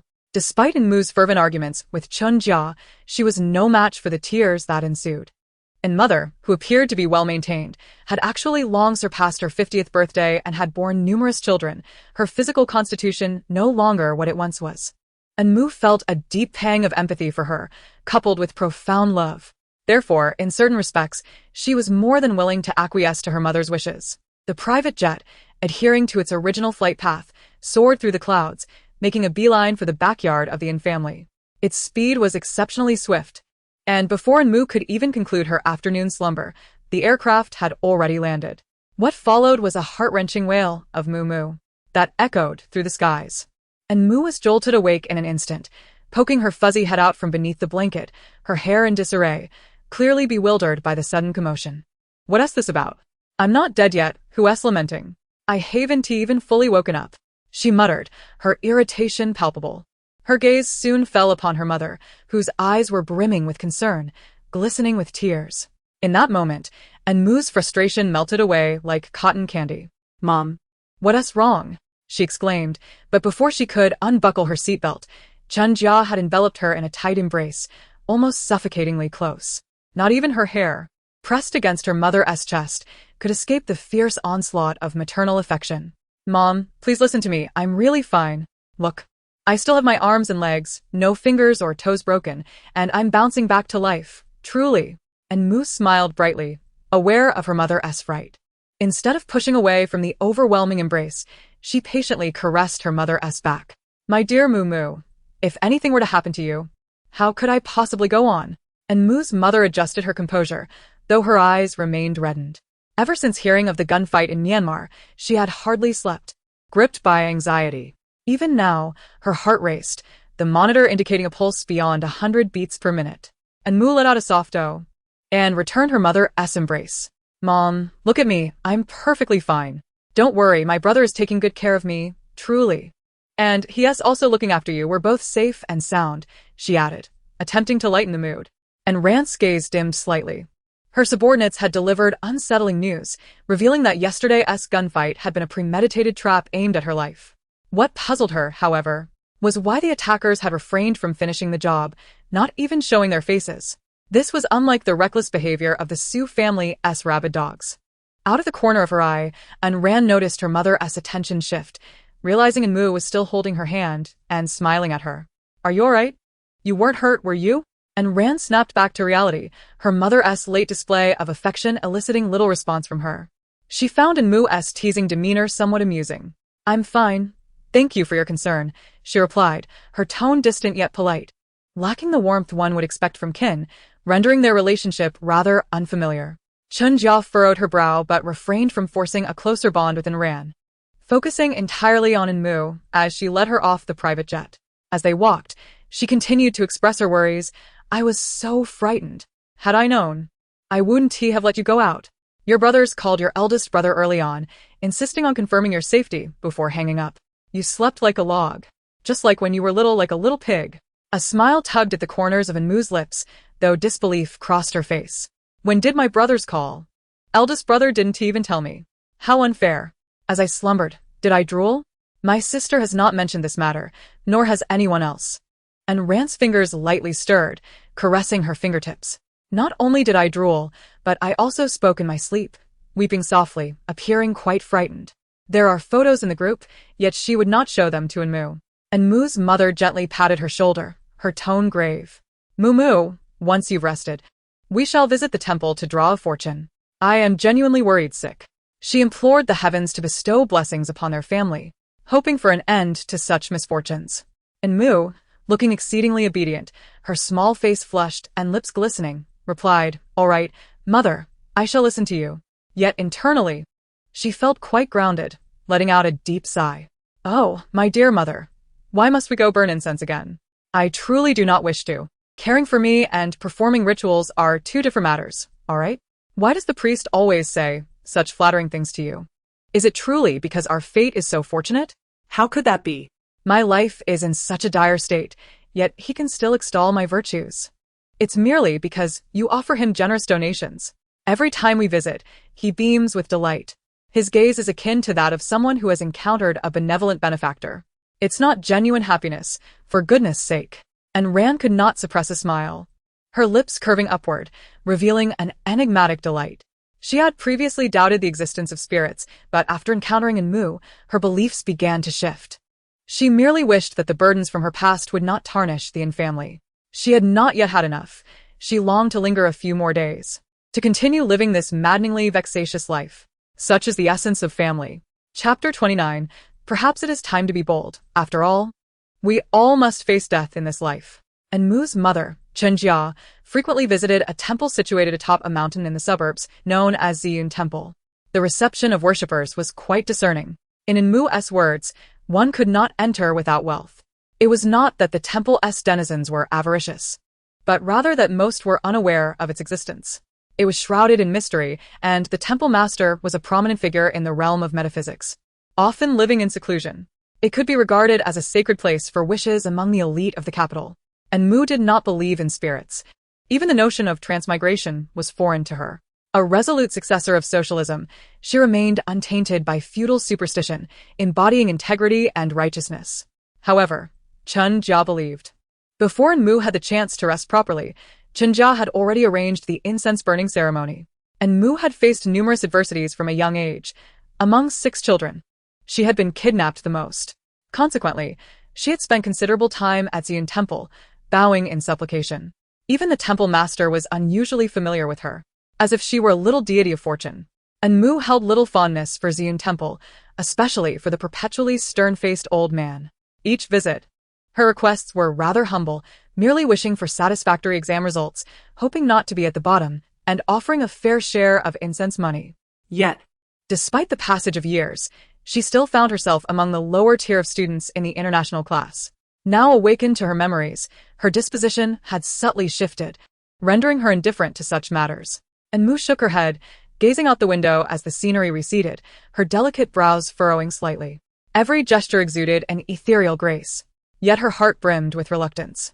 Xian Temple, one cannot escape the plot points, can one? The old man, with his cunning ways, seemed solely intent on swindling her pocket money, proving utterly ineffectual.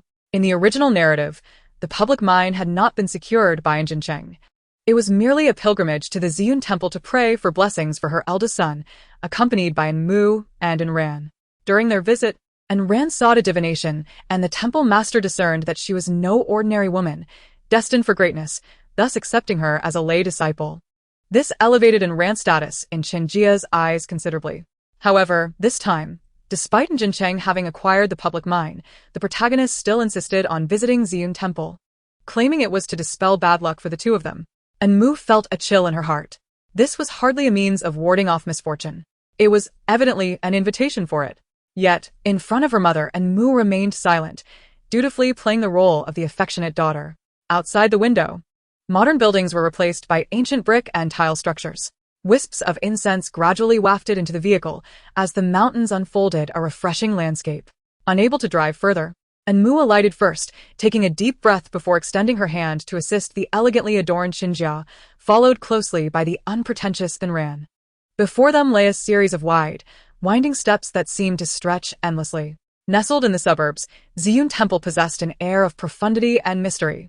Concealed between ancient woods and bustling city life, it felt as if they had stepped into a realm of antiquity. Even though Enmu held skepticism, she approached with a sense of reverence, sincerely aiding Xinjia, quietly absorbing the weight of nearly a century's history. And Ran cast a sidelong glance at the two, concealing the peculiar glimmer in her eyes. Enmu, though somewhat naive, seemed to possess a unique charm that effortlessly endeared her to those around her.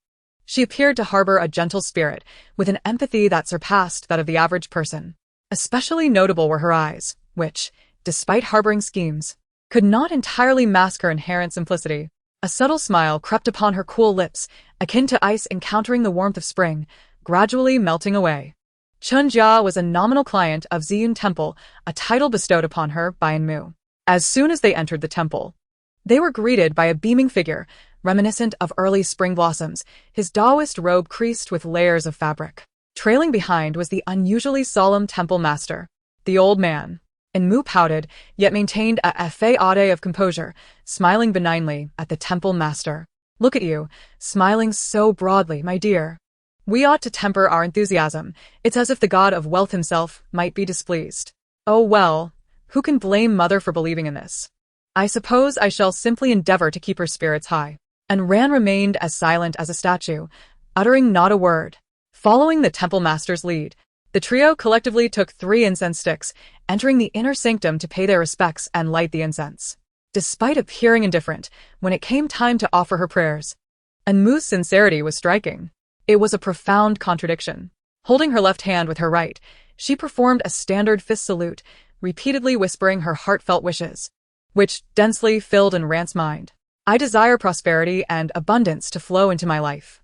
I am a magnet for wealth, attracting money that cascades toward me from all directions, like a ceaseless stream. I wish for the energies in every aspect of my life to be open and flowing harmoniously. I aspire to become the wealthiest woman in the nation, for I love money, and money loves me in return. The wise do not fall in love. They build a beautiful nation. I, Enmu, solely seek riches and longevity. May blessings be upon me, my parents, and my siblings, ensuring our health and well-being. I reside in the 6th villa of number 1 courtyard in the capital. My identity card number is 110,100. Do not mistake it. The god of wealth does not favor those consumed by love or resentment. Surely, I am deserving of his grace. Anren, did you not claim disbelief? Why are you so earnest? Anren raised her eyebrows, shaking her head, and performed a respectful gesture toward Anmu. For a moment, her mind was blank. She held no particular faith and was uncertain of what wishes to make. If there truly are deities, let them bless her with a chance to stay longer with the family. After finishing the incense offering, Chunjia and the observer engaged in conversation, neglecting the two behind them. It was only when it came time to draw lots that the observer placed a hand on Anmu's shoulder and gently pushed her forward. Anmu smiled sweetly, greeting the observer warmly. The observer, adorned in Taoist robes, appeared even more enigmatic, nodding in acknowledgement. Despite their familiarity, he seemed more intrigued by Anren, his eyes gleaming with interest. Madam, and this is... Anmu felt slighted, biting her lip in frustration, her eyes glistening with unshed tears, as if she were sulking. Yet, internally, she was shaking her head in disbelief. What can one discern from this? This is my sister, the true heiress of the family. What a remarkable old man he is. Anren stifled a laugh, bowing respectfully to the observer, her demeanor imbued with sincerity. Chunjia, feeling awkward, glanced at Anmu's expression but could only grasp Anren's hand to introduce her, saying, "This is our newly acknowledged daughter, Anren." Observer, as I mentioned, our Mumu encountered a perilous shooting incident. It truly frightened me. You must assist her well. It seems she has fallen into unfortunate circumstances. What? This is my sister, the legitimate daughter of the family. Oh dear, if you continue this way, your sister may indeed distance herself from you. Warning, the pursuit of love is a graveyard for the heart. Once, Anren maintained a stoic expression, seemingly unaffected. Love, in her opinion, was both false and repugnant. Its presence was inconsequential, far less entertaining than watching a theatrical performance. The observer smiled modestly, exuding an air of wisdom, especially under the dazzling midday sun, which seemed to cloak the small old man in a golden aura. Not to worry, I kindly request both of you to draw lots together. With that, he gestured for them to proceed. Anmu diligently played her role, casting a discontented glance at Anren. Come on, why are you dawdling? Oh, I am truly incorrigible. I can hardly bear to witness it, to the extent of waking in the middle of the night.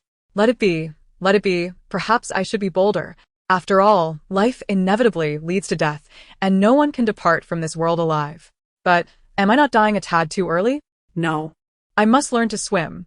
And Ran furrowed her brow, recalling Enmu's act of leaving home that fateful night, and the sporadic emergence of the narrative rules that accompanied it.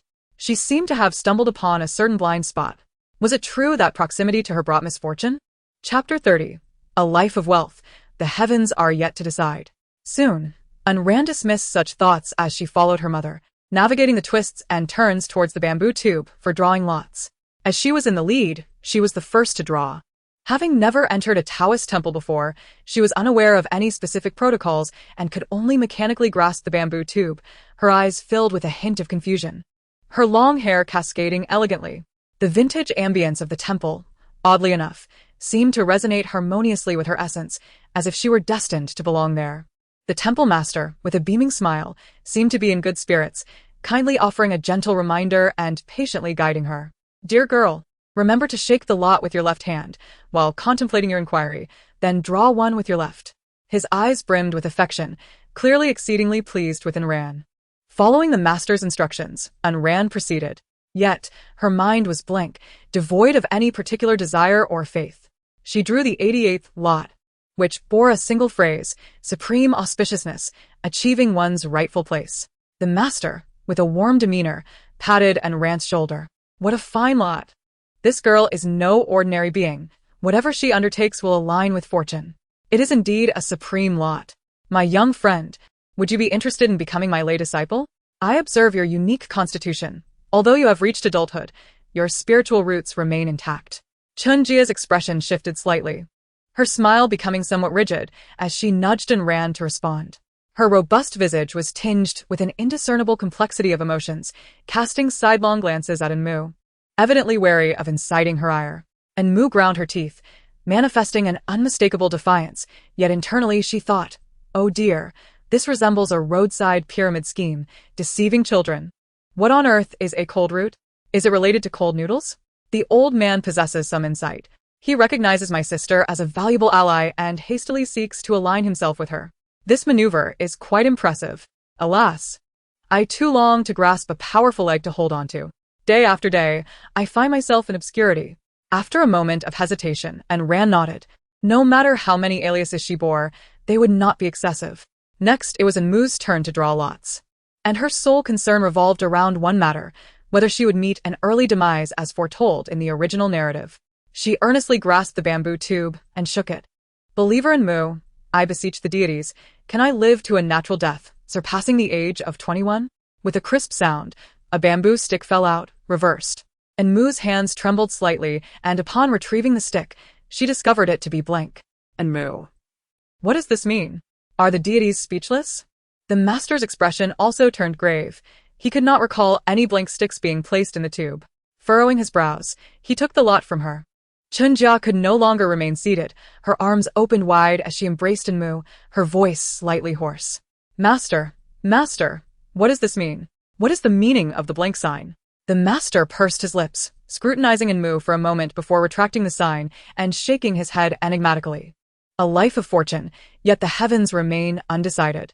He could not confess that he had never encountered this particular sign. Surely, it must have been a careless oversight by a disciple who neglected to inscribe the number. And Mu appeared earnest on the surface, but deep down, she was indifferent. Oh, dear. I shall simply watch you weave your tale. Miss and S. fate had undergone some inexplicable alterations.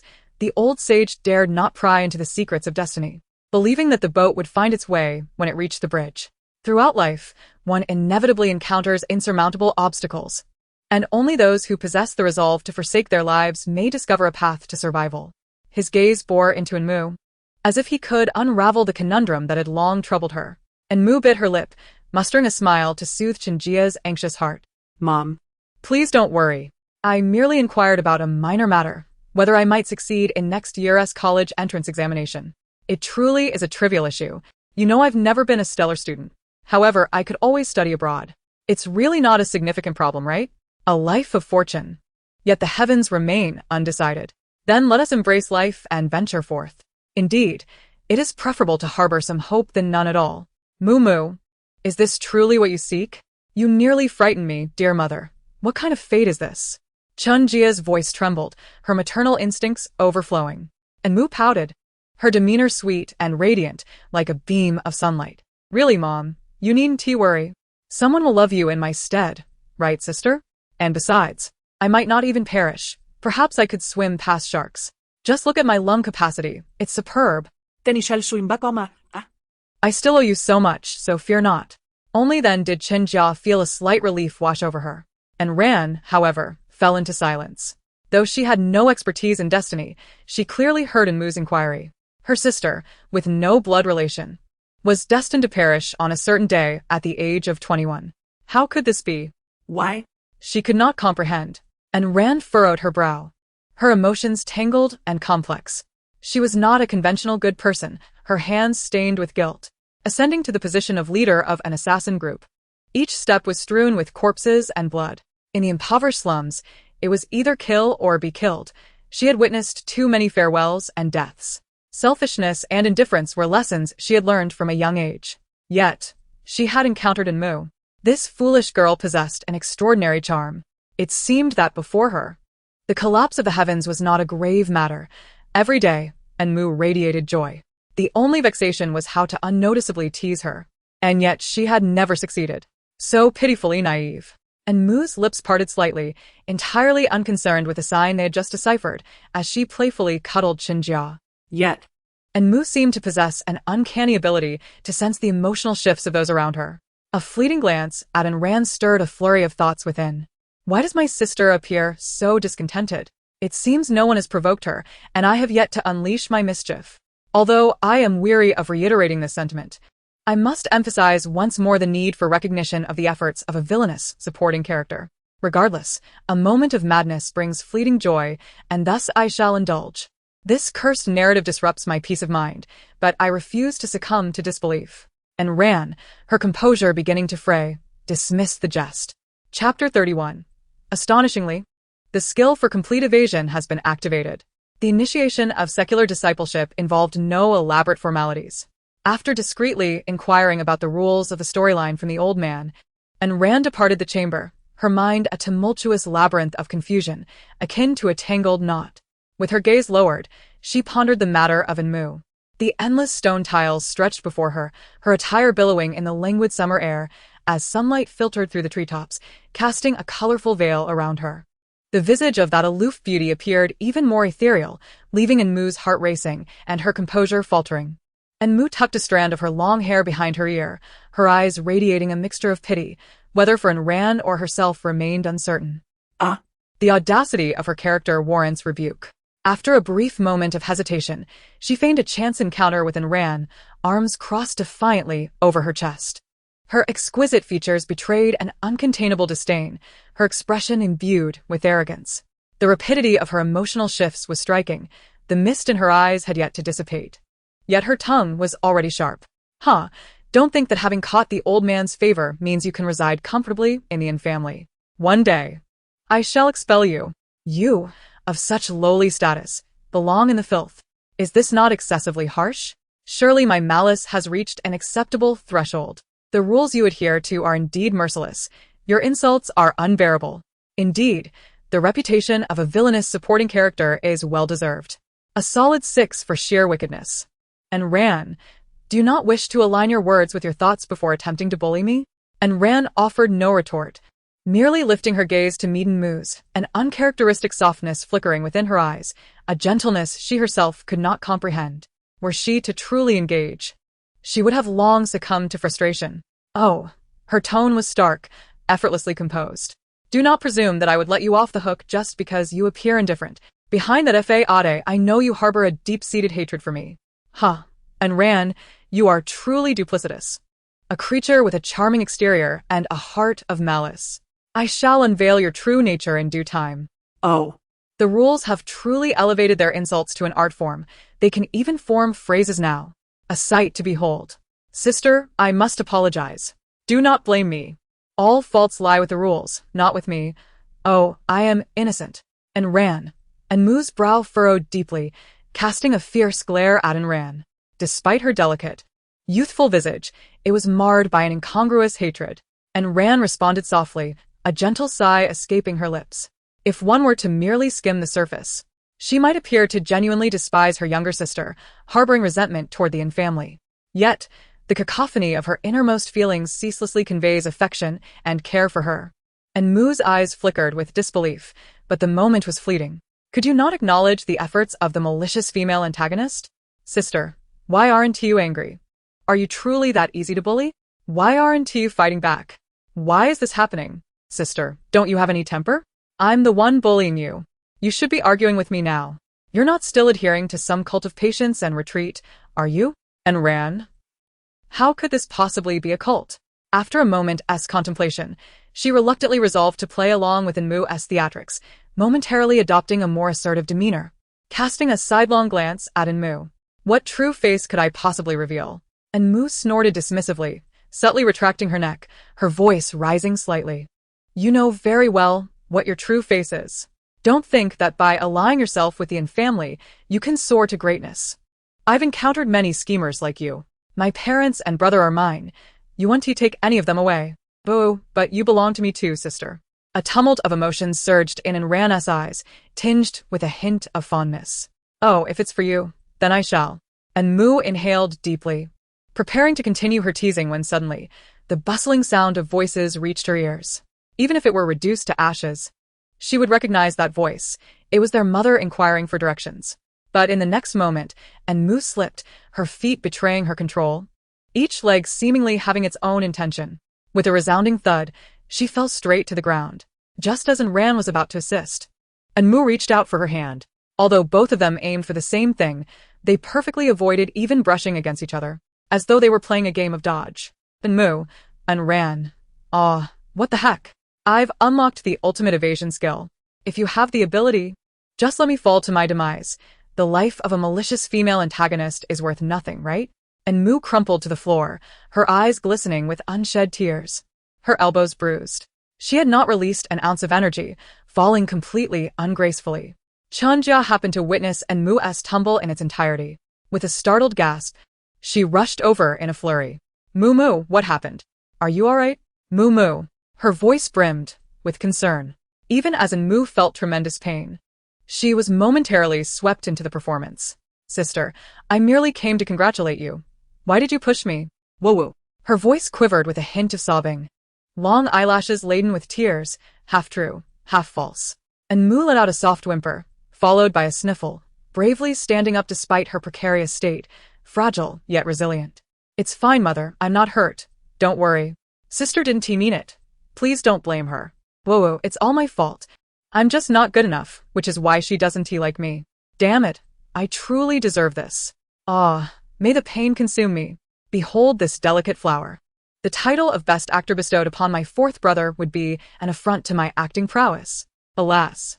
Mother, you must open your eyes. It was I who stumbled. So do not lean toward me, lest I truly end up in a fiery grave. Life has become overwhelmingly burdensome. I shall commence the pre-sale of tickets for my funeral, where those who contribute generously may take their seats upon my coffin, and the top donor will share my eternal rest. And Ran, your performance is something I shall deliberately overlook.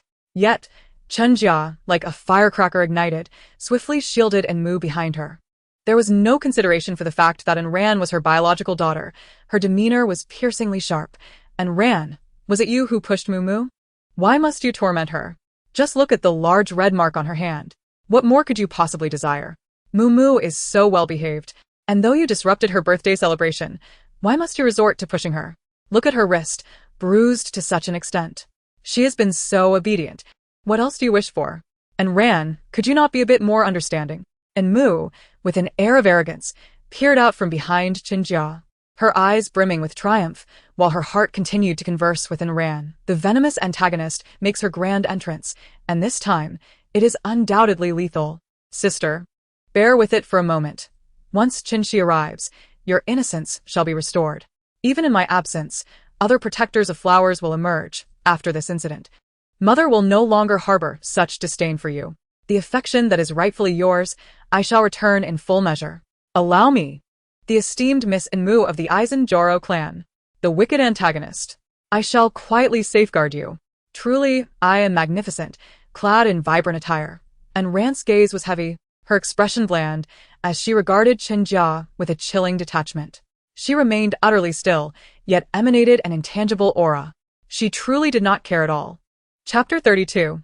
What fault could there be in Moo's charm and understanding? And Ran's gaze involuntarily drifted downward, settling upon Moo's rosy arms, where pale skin contrasted sharply with the bruises oozing tiny droplets of blood. Could such injuries evoke any compassion? She wiped the dimness from her eyes and raised her head once more, maintaining her characteristic coldness, habitually suppressing all emotions as she stared blankly at Chunjia. Given your profound concern for Moo, should you not attend to her wounds first, rather than engaging in this argument with me? Furthermore, what could I desire? You have never granted me anything, have you?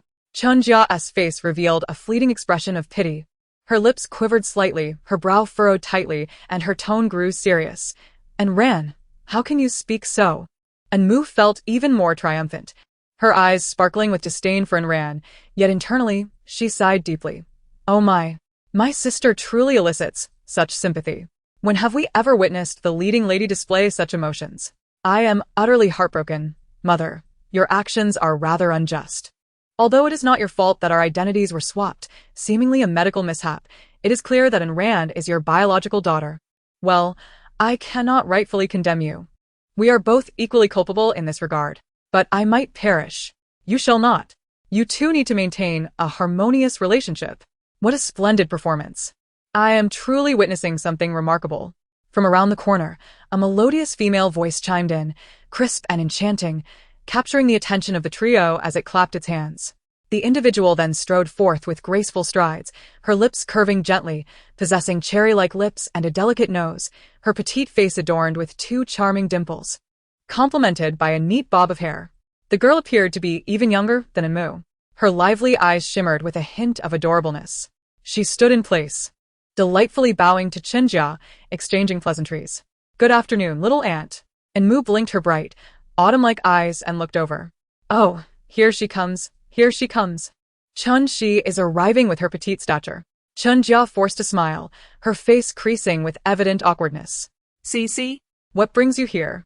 The girl referred to as she glanced at the composed and ran, surveying her from head to toe, leaning forward slightly. Well, you see, I was unable to attend Muumu's birthday due to prior commitments, so my brother brought me to seek a talisman for her well-being, and I happened to spot Mu coming along. I thought it proper to greet her, and thus I encountered this situation, haha. Her words were somewhat ambiguous, concluding with a hand over her mouth, conveying a deeper meaning with a sly smile. Her silky hair fluttered slightly, cascading back, rendering Chinshi both mischievous and innocent. And Mu's heart remained tranquil, yet a flicker of warning and alarm crossed her countenance, her voice rising slightly as if to bolster her courage. Chinshi, mind your words. What have you seen? Look, now this is the archetypal supporting female character. Observe the multitude of schemes she harbors. Speaking half-truths. Gauging my reaction first, this clearly indicates a guilty conscience. TSK, with her around, I feel secure by my sister's side, though my face does ache a bit. Chun Shi's gaze flitted, her dimples unmistakable. Chun Jia was utterly perplexed, casting a puzzled glance at Mu and Ran, clearly bewildered by the unfolding events. The head of the Qin family had only two children, Qin Shi and Qin Xiaomu, while Qin Jia belonged to a distant branch of the Qin lineage. Had it not been for her advantageous connections, she would never have had the privilege of hearing Qin Shi refer to her as little aunt. Oh dear, and Mu, why the rush? I haven't even said anything yet. Chun Shi's voice rang clear, her tone laced with a playful mockery. And Mu felt her composure slip away, as if someone had stepped on her tail. Yet, internally, she rolled her eyes dramatically. A dog bites you, and you're not concerned? Such words lack any sophistication. With your face right in front of me, you wouldn't dare strike, would you? Be straightforward. It won't kill you, yet you insist on keeping me in suspense. Chun Shi evidently dismissed Mu's presence, chuckling lightly, yet showed keen interest in Ran. You must be in Ran. I've heard about you from my brother. By the way, my brother is Qin Xiaomu. I've heard all about the events at the banquet. You possess remarkable capabilities, managing to infuriate my brother to the extent that he has not spoken a word in 3 days, even carrying his resentment to the dinner table. Yet, you exhibit a certain kindness. Were it I in your position. As I uttered these words, I deliberately cast a glance at Anmu, offering a blatant warning. Surprisingly, Anren, who ought to have treated Chun Shi with kindness, displayed little enthusiasm, merely nodding in acknowledgement, embodying just the right measure of aloofness and indifference.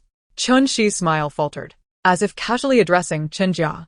Aunt, is it truly appropriate to cast blame without fully understanding the situation? Even a wise judge finds it challenging to resolve family disputes. How can you so readily conclude that Anren is at fault? It is entirely possible that Anmu bears some responsibility. Is it not? They are both your children. One cannot show favoritism. Chun Jia's face contorted with frustration as she urged the girl before her. See? What exactly are you saying? What have you witnessed? Anmu feigned agitation, gritting her teeth, her expression menacing as she glared at Qin Shi, yet inwardly, she reveled in delight. What fault could Mumu possess? With her charm and understanding nature, how could she be at fault? My mother must think this way. I dare swear it. Chun Shi smiled with even greater decorum, yet her eyes brimmed with disdain and contempt for Anmu. And I just witnessed Anmu and Anren in a heated argument, after which Anmu fell on her own. As for why I claim Anren pushed her, I cannot be certain. However, I distinctly saw that Anren did not lay a finger on Anmu, so you cannot be so biased. Anmu's eyes widened in exasperation, her breath quickening with indignation. What nonsense are you spouting, Qin Shi? It was not like that at all. She hastily shook her head, winking at Qin Jia. Mother, please let me explain. She is lying. I did not frame Anren. You believe me, do you not? Mother. Anmu's once haughty demeanor crumbled, tears welling in her eyes. Chun Shi's lips curled into a smirk, as if she had avenged a great grievance, her mood buoyant as she watched the unfolding drama with gleaming eyes. Anmu's mother, in disbelief, reached out to support Anmu, their gazes locking with an air of inquiry. Mumu, did you truly lie? Do you genuinely harbor animosity towards Anren?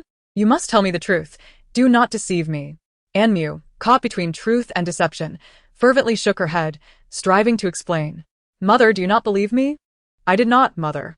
Yet, internally, she was overwhelmed with joy. Finally, I am playing my part correctly. The rules must be delighted. Alas, my role is that of the wicked supporting character, irredeemable. Do not grieve for me. If I survive these years, I shall surely return to honor you. This could be a blessing in disguise, allowing you to divert some of your affection towards my sister.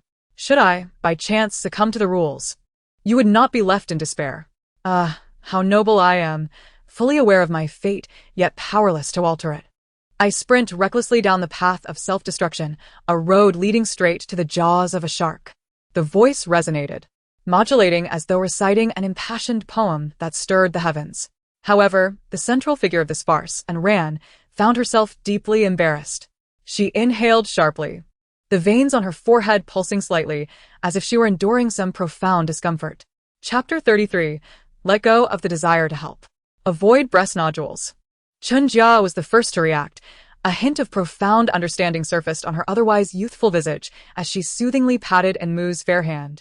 Turning her head, she offered a smile to Qinshi, projecting an air of dignity. She must have misjudged.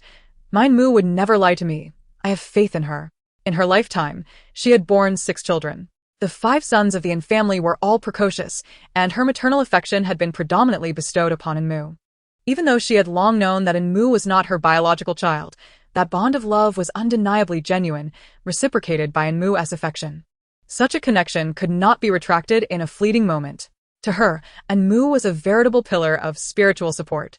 Outwardly, she appeared to bask in glory, surrounded by her remarkable sons and devoted daughter. Yet, she alone understood the depths of her own plight, a mere pawn of fate.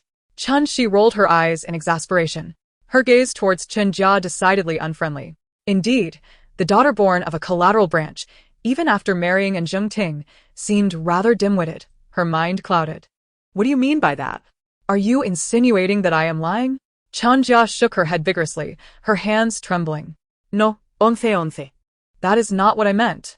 Perhaps it was merely a misunderstanding. Mein Mu would not deceive me. She scoffed, her disdain for Qinjia growing palpable. Her tone sharp. Oh, dear aunt, have you been blinded? I witnessed Enmu shouting at Ran and then collapsing onto the ground. You truly seem to be deluded, unable to discern the true nature of Enmu, don't you? How can you justify this to Ran? After all, she is your child too. Why do you harbor such disdain for her? This is rather ungracious of you. How do you think Ran feels? After all, she was the only daughter of the Qin family as head. She smiled sweetly, revealing 2 innocent dimples, yet her words were laced with divisive intent. Enmu had always been the object of her disdain. Although she and her brother were promised each other from a young age, mutual indifference prevailed, and the thought of admitting him into her family was unacceptable. Furthermore, she would not allow Qin Xiaomu to gain such an advantage. Enmu felt a surge of anger, her gaze towards the ostensibly virtuous Qin Shi growing increasingly hostile. Why are you bullying my mother? Is that a personal attack? My mother your elder? Just because you are my sister's friend doesn't mean I want to call you out. You little brat. If it is my fault, then scold me, but why involve my mother? Do not go too far. Chunjia's expression became increasingly tense, the smile on her face waning. What are you saying? See? How could I dislike Ran? She is my child too. She clicked her tongue, intent on exemplifying the situation, determined to reveal its true nature. However, Ran began to take action, clearly aligning her thoughts with Enmu's. With a long stride, she approached Chunjia and Enmu. The fall had been quite severe, and Enmu, unaware of how to ease the impact, bore small abrasions on her elbow from which beads of blood emerged, glaringly vivid against her skin. It was a pitiful sight, further marred by mud. She cast a sidelong glance at Qinshi, patiently assisting Enmu, a gentle smile gracing her lips as her commanding voice softened. Miss Chen, she must have misunderstood. Rebuking one's elders hardly qualifies as polite. Furthermore, while I appreciate your intervention on my behalf, this is a matter concerning the Yin family, and it would be inappropriate for you to meddle. Additionally, I was merely playing with Mu. It was my excessive strength that caused her to fall, and I take full responsibility. Yet, Miss Qinshi, should you not also extend an apology to Mrs. and for your manner of address? The atmosphere fell silent, particularly affecting Enmu. My sister is truly impressive. Really? But what is this development all about? Even without reason, one must concede a little. How much more, so when one is in the right? Sister, why are you still so aligned with me? Are you foolish? I've bullied you so much. Can you be a bit more resolute? Sister. Sister, let go of your need to help others. Otherwise, you'll end up with health issues. The slap to your face. This is truly a reverse output. The smile on Qinshi's face faltered as she finally comprehended the humiliation her brother had faced. She had come to assist, yet instead found herself embarrassed. How could there be such hopeless individuals in this world? It was utterly absurd. She gazed at Enran's serene face with a cold expression, her tone becoming urgent. Enran, are you alright? Can you truly see clearly? She is bullying you like this, and you still endure it? Have you lost your mind? Truly impressive. As my brother said, you are utterly spineless. Just given already. Enran, unfazed, smiled lightly and regarded Qinshi with sincerity. You are correct, then. May I extend an apology to Mrs. N? Upon hearing this, Qinjia looked over, her gaze softening significantly, imbued with maternal affection. She too had faced slander and malice within her social circle, having been a sidelined child often bullied by the main family. Observing the situation unfold, she began to understand. It was likely indeed Mumu's fault. Yet, Enran, as the victim, could still speak to her without resentment, even while her elbow remained bent inward. But what of her? Just moments ago, she had been fierce, uttering hurtful words. Even though Enran appeared mature, she was merely a newly adult child. The guilt that surged within her could not be retracted. This realization weighed heavier than knowing the truth of her wrongdoing. Qinshi's gaze fixated on Enran's upward-turned eyes. Despite her heart brimming with anger and confusion, none of it surfaced, her emotions hidden deep. Her mother had taught her from a young age that the stronger one is, the more steadfast their heart, and the less they care about others' opinions. And now, it seemed she had encountered such a person. With a resolute heart and devoid of fear, Qinshi quickly came to a realization. Slightly lowering her head to observe Enran's eyes, which gleamed with teasing. All right, dear aunt, I apologize. It was my indiscretion, my fault. Although her apology was aimed at Qinjia, her gaze remained fixated on Enran, her dimples still prominently displayed. Enran, having attained what she desired, dismissed the matter from her mind and turned her attention to Enmu. Let us seek the master. He must possess the remedy we need to tend to our wounds.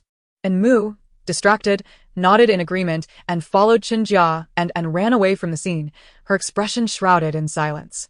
Meanwhile, Qinshi, seemingly unfazed by her embarrassment, trailed behind like a persistent adhesive bandage, her bravado rivaling that of Enmu. Hey, Enran, wait for me. I feel we share a certain affinity. Enmu cast a sidelong glance at the dimpled girl with short hair, her emotions a turbulent sea of complexity. What is this madness? Truly, I must have incurred some karma. Surely, this falls within the realm of a pastoral ballad, she mused.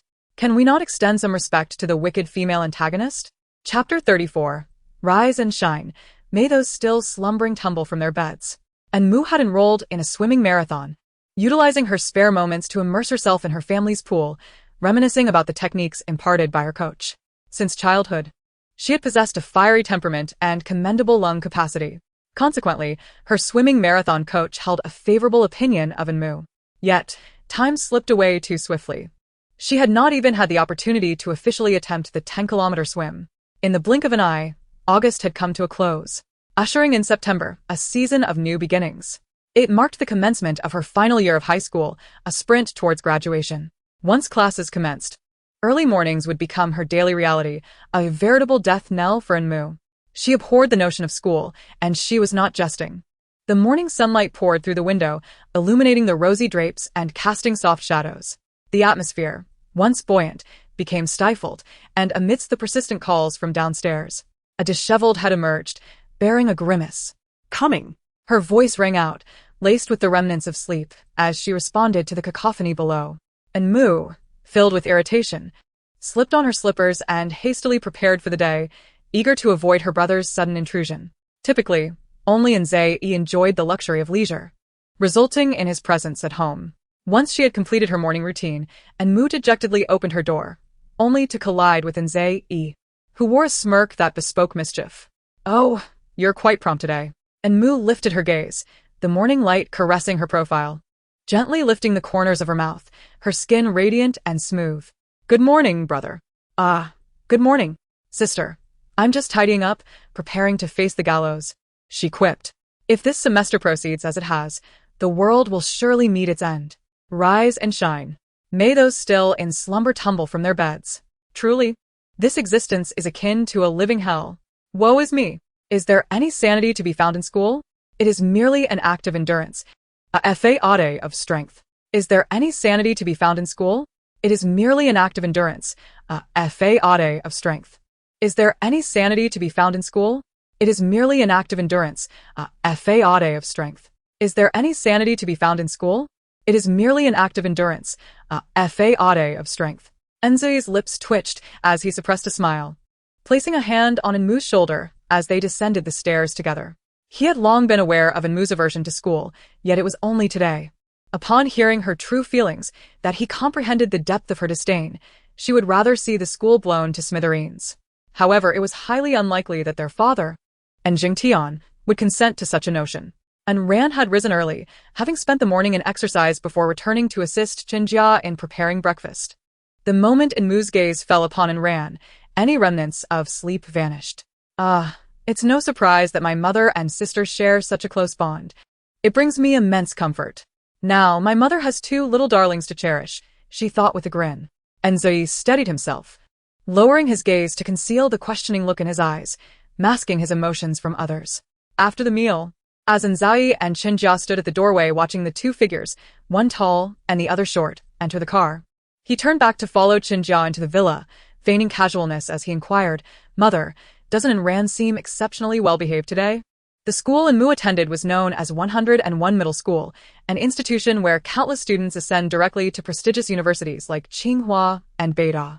Many students who gain admission to 101 are undoubtedly academically gifted and hail from affluent backgrounds. However, to be accepted into the international class is truly a privilege reserved for the elite. This class is filled with the scions of prominent families in the capital, and as a result, teachers tread lightly during lessons, acutely aware that one misstep could cost them their jobs. It is a realm not to be trifled with. As Enmu stepped out of the car, her feet touched the concrete path leading to the campus. The surrounding air felt particularly pristine, untouched by the taint of knowledge. Enmu inhaled deeply, her backpack feeling as if it bore the weight of 1,000 burdens, pressing down on her so heavily that it rendered her breathless. No matter how reluctant she felt, school was an obligation she must fulfill, and the narrative of her life must continue. Yet, this did nothing to alleviate her inner resentment. Patriotism, lack of dedication, dishonesty, unkindness. Originally, there were no profanities in this world. It is education that has given rise to them. We should embody positivity and brightness. Placing chopsticks next to the restroom for convenience, tidying up our own garbage, retrieving hot pot from the computer, pouring gasoline into the swimming pool, turning on the television, playing badminton with tablets, and keeping tissues ready for mice, soaking in cups. Woe is me, my backpack is so heavy. What am I even striving for? I feel as if I am nearing my end, yet I must endure this wretched schooling. And Ran chuckled silently, effortlessly lifting Enmu's backpack into her hands. Her long, dark hair was casually pinned up with a jade hairpin, a stray lock obscuring a small birthmark, giving her an appearance that was both serene and gentle. How do you always have so much to say? Enmu paused, momentarily lost in thought, but quickly snapped back, frowning fiercely as she snatched the backpack from Ran. Her tone was sharp and defiant. Mind your own business. Her footsteps quickened considerably, yet her inner thoughts were strikingly vivid. Oh my sister is exceedingly gentle. My sexual orientation has been thoroughly muddled by my sister, sob, but I was clearly keeping my mouth shut. What on earth is she talking about? Nevertheless, I equally detest anyone who doesn't rise early. Anrin remarked, there is truly no need for that. She strolled leisurely, unhurried, reluctantly withdrawing her hand. Observe, patience at 100, speed at 200.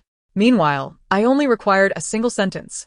The young ladies and gentlemen raised in the capital's elite circles possess their own established networks, showing little regard for academic performance, as they can always pursue further studies abroad. Anmu was one such individual, her scholastic achievements having never been particularly stellar. In the international class, her previous grades hovered around the average, but placed within a regular class, they would be deemed rather unimpressive. If her grades were merely mediocre, it would suffice, yet the real issue lay in her troublesome demeanor. In the vast international class, she was the focal point, commanding the respect and obedience of her peers. After all, she was backed by the formidable in family, lending her an air of unrestrained authority. Though she appeared demure, she was often present during various incidents, somehow managing to evade any responsibility, making her nearly faultless. Yi, holding a marked membership list, gazed at the circled name of Anmu, lost in contemplation.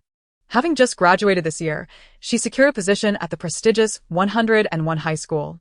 It should have been a cause for celebration, especially as she had been entrusted with the role of homeroom teacher.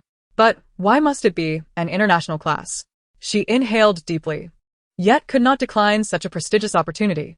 While the Yi family may not be the pinnacle of the capital's social hierarchy, they boasted a century-long legacy. On the very afternoon she learned of her appointment, her mother had announced the news to the entire city.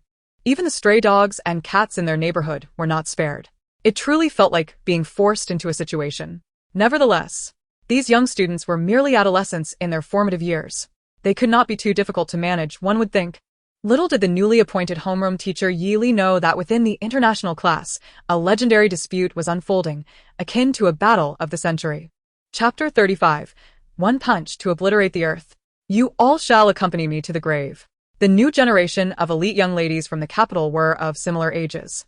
To foster familiarity and broaden their horizons, they were more or less arranged into the same class. Among them were Shang Guanyu, Jiang Tingting, Chen Shi, and Jiang Liar, along with some lesser-known scions.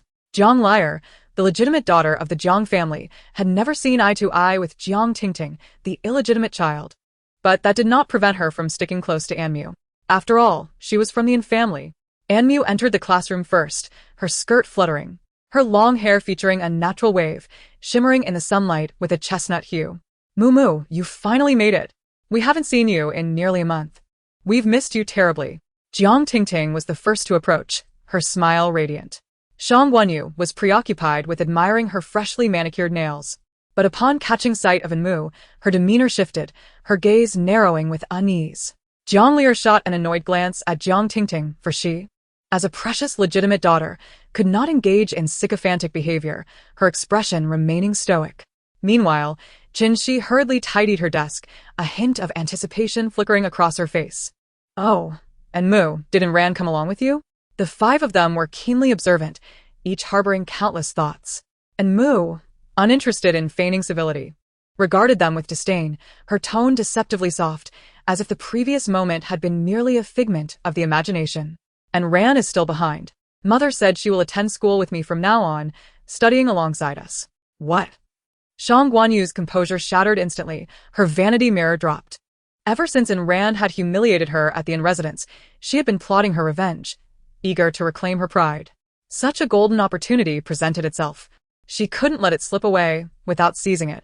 Jiang Tingting let out a derisive laugh, seemingly in response to Shang Guanyu's astonishment, but quickly masked her disgust with an awkward expression. Oh, really? Moo, you just agreed to that? And Mu feigned helplessness, inhaling dramatically through her nostrils, maintaining her delicate persona. Of course, she is the daughter of the Yin family, my nominal sister. Her tone rose playfully, emphasizing each syllable.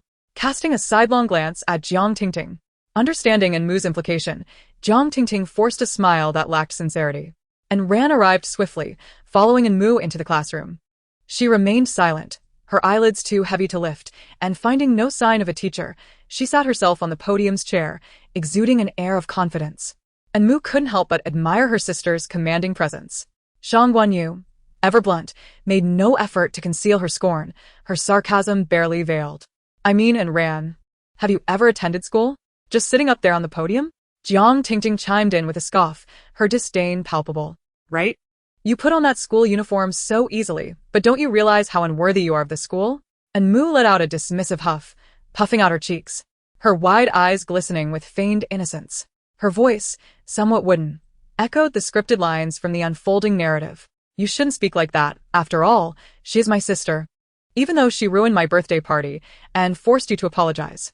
Though her words seemed conciliatory, they only served to inflame the two further. A crowd of students had gathered, having arrived early, witnessing the scene unfold in silence, their whispers buzzing in hushed tones. Is this Ran? I've never seen her before. How fortunate to be a child of the Yin family. Must be a stroke of luck to be born into such a family. But why do they look so different, being born of the same mother. Well, don't be fooled. Even if the young master of the family acknowledges her as his biological daughter, it's clearly just for appearances. She must be adopted. Is that really true? Chun-Shi leisurely unwrapped a lollipop, placing it delicately in her mouth, striving to maintain her composure. Anren languidly rested her chin on her hand, her long legs dangling beneath her, her gaze meticulously scanning the crowd before finally settling on Enmu's petite face, only to retract it moments later. The reason was simple, driven by the incessant chatter. Why can't I be an octopus? I truly wish I could slap each of you simultaneously. I can't endure this any longer. I would obliterate the earth with a single punch. You all shall accompany me to the grave. Alas, sister, they've caused you distress, and yet, can you allow them to feel any better? Anren replied, indeed I can. Unfazed, she smirked, placing her hands on the table and rising to her feet. Shangguan Yu, are you here to apologize once more? Or do you revel in the act of apologizing to me? Shangguan Yu's expression momentarily froze, only to ignite like a firecracker in the next instant. How dare she? At the banquet, only a handful were aware of Anren's humiliation, but with this outburst, nearly everyone in the classroom was now informed. Shangguan Yu's breath grew heavy, her eyes brimming with malice. Anren, what nonsense are you spouting? When have I ever apologized to you? Am I dreaming? I see. You must be suffering from delusions.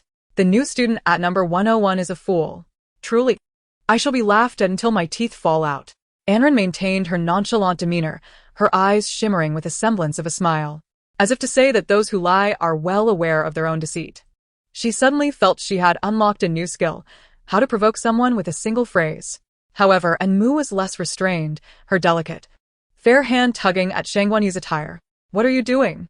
Oh, Anren doesn't wish for this. It was our mother who urged her to befriend us. Look at the fury. TSK. Even a dog would get 2 slaps from Shangguan Yu. I truly admire her. Let us be honest, greed has no bounds. And if you lack the strength, do not overreach. Indeed, Shangguan Yu grew more audacious, lifting her chin with a gaze full of disdain. It was utterly absurd. She aspired to befriend us? She might as well dream on, oblivious to her own shortcomings. Some individuals are inherently base, and no matter how they adorn themselves, their lowly nature remains unchanged. And Enmu slightly lowered her head, her hair tousled, as if burdened by shame, looking rather pitiful. Yet, in truth, she was the most at ease. Oh my, if I don't regard you as human, do you truly cease to be one? Look at this tirade. You must be a cucumber by nature, utterly deserving of a slap. Anren chuckled softly, her gaze frigid, filled with disdain for the buffoonery before her. Such a level of personal insult was undeniably juvenile. Only Enmu would take offense. Chun-Shi, having endured enough, finally pulled the lollipop from her mouth. Her ear-length tousled hair lifting momentarily before cascading back down. Shangguan Yu, you are truly crossing the line. The Shangguan family is indeed unlike any other. Having consumed garlic that morning, her breath was reminiscent of someone who hadn't brushed their teeth in 3 days. Enmu's pupils trembled slightly, disbelief etched on her face. Behold, my dear mouthpiece has emerged. Chapter 36. How dare you? I shall swiftly banish your mother to the Leifeng Pagoda. In this context, it was clear that Enmu was firmly aligned with Shangguan Yu. A hint of blush adorned her nose, while her naturally curly hair cascaded softly over her shoulders, casting playful shadows upon her cheeks, evoking a sense of tenderness. Enmu tilted her head slightly, her sparkling eyes filled with perplexity. Cici, why do you speak like that? Mother would be furious if she knew. Caught between loyalties, she maintained her composure. Chun-Shi scoffed dismissively, her gaze laced with contempt. Enmu, I've always said you are not a good person. Do you still believe you are innocent? The scent of tea has wafted far and wide. Enmu furrowed her brows, her lips quivering in grievance, tears welling in her eyes. What have I done wrong? Why are you scolding me? Chun-Shi, in frustration, tossed her lollipop into the trash, realizing that mere silence would not suffice. Only the foolish members of the family are blind to your true nature. If you truly cared for Enran, you would have confronted Shangguan Yu directly, instead of stirring trouble here. Have some self-reflection. Enmu flicked her hair back, offering a gentle smile, her tone soft and almost reasoning. Life is already challenging. Why should I blame myself? This matter is not my fault, is it? I've done nothing wrong. Why must I search for faults within myself? Am I tired of living? though it appeared as if she were at odds with Qin Shi. Inwardly she sighed. Sister, if only you possessed even half of Qin Shi's sharp tongue, I would be utterly content. Look at that gaze, that discerning ability. I am genuinely impressed, though scolded. This is my purpose for existence. Today's revelation. The malicious supporting character has finally been recognized for her wickedness. Nevertheless, I must admit, firstly, I acknowledge my mistakes, and secondly, you'd better cut me some slack. And Ran remained quietly contemplative, her brow furrowed, her eyes growing colder. In her world, strength was revered above all. Yet, no one had informed her that wit could also be a form of strength. Shang Guanyu cast a sidelong glance, her lips curling slightly, clearly enjoying the spectacle. What's this, Qin Shi? So you are allied with Ran now? Qin Shi did not shy away, locking eyes with Shang Guanyu. Her chin raised in defiance. Indeed, we are friends thus, and Ran, I will protect you. Shang Guanyu frowned, her gaze toward Qin Shi sharp as a blade. Her tone unfriendly. Qin Shi, are you quite alright? You consider her your friend merely because you know her? You weren't even present at Mu's birthday banquet. Do you know what transpired? A look of disdain and impatience washed over Qin Shi's face. Shang Guanyu, do you truly believe I am unaware of your character? Having grown up alongside you? How amusing. Are you sure you want me to discuss this matter? I have no qualms. I simply fear for your Shangguan family. As Qin Shi spoke, she deliberately elongated her words, her cheeks adorned with charming dimples. As Shang Guanyu's temper flared, she arrogantly advanced a couple of steps. Just as she was about to speak, she was abruptly interrupted. What are you doing? Upon entering, I hear you all bickering. The newcomer appeared quite youthful. Perhaps in her 20s, donned in a dark shirt and loose-fitting suit trousers, her straight hair neatly tucked behind her ears. Her face possessed a gentle allure. With almond-shaped eyes sparkling with vitality and a slender, pale neck adorned by a pair of somewhat outdated glasses. Shang Guanyu, stung by the words, felt her anger intensify. Who are you? The girl adjusted her glasses with a flick of her hand, a glimmer of intensity flashing in her demeanor that seemed incongruous with her appearance. Allow me to formally introduce myself. I am your senior class homeroom teacher, Yili. Though Shang Guanyu's face betrayed her displeasure, she understood the need for decorum and merely huffed, turning her head aside. After a moment's contemplation, she felt a twinge of embarrassment. You could have said that sooner, she muttered, her voice barely above a whisper. And Mu's eyes widened, her lips parting slightly, feeling a tad weak in the knees.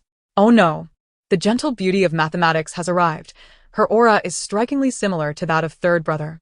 In the original narrative, Yili exhibited a profound fondness for Ran, yet an unmistakable impatience towards Mu. This was not a failing on the teacher's part, rather, it was Mu's own penchant for trouble. She had a knack for stirring up chaos while feigning innocence and maintaining a semblance of propriety. Both were like cunning foxes, playing games reminiscent of tales from ancient folklore. Such antics were exceedingly irksome to Yili, who had often assigned Mu reflections on her behavior. And Mu gazed up at Yili, who exuded an undeniable presence. Her brow furrowed in distress. She truly loathed the idea of writing a reflection. I've come up with a solution. I might as well just die. And Ran exclaimed, What? That's unnecessary, dear sister. Ignoring Shang Guanyu's astonishment, Yili made her way to the podium, offering a warm smile to Ran. You must be Ran. It seems you are already acquainted, so I shan't introduce you further. As she surveyed the gathered students, who appeared disheartened, her eyes conveyed a warning. The principal has briefed me, and while it may not be the right time to arrange seating, I see you all have quite the energy. Why don't we start with a set of test questions to gauge your abilities? How does that sound? Wait. We're doing tests right at the start of the term? Please no. And Mu bit her lip, casting a pitiful glance at Yili. After surveying the room, Yili clapped her hands decisively. It is settled then. And Mu's lips twitched, her mind racing with thoughts. You decided that on your own. Why even ask? Is this how you adhere to protocol? Yet, Yili was a teacher of considerable merit, and with a wave of her hand, she distributed the test papers, deliberately placing Ran at the podium for oversight. Ran maintained a serene demeanor, appearing unfazed by the earlier quarrel as if it had no bearing on her. Meanwhile, Shang Guanyu and her peers, despite their simmering discontent, could only return to their seats, clutching their test papers. They managed to maintain a calm exterior, knowing that her academic performance had always been commendable, ranking among the best even in a standard class. Qin Shi resembled a defeated rooster, casting a sidelong glance at Mu before slumping back into his chair.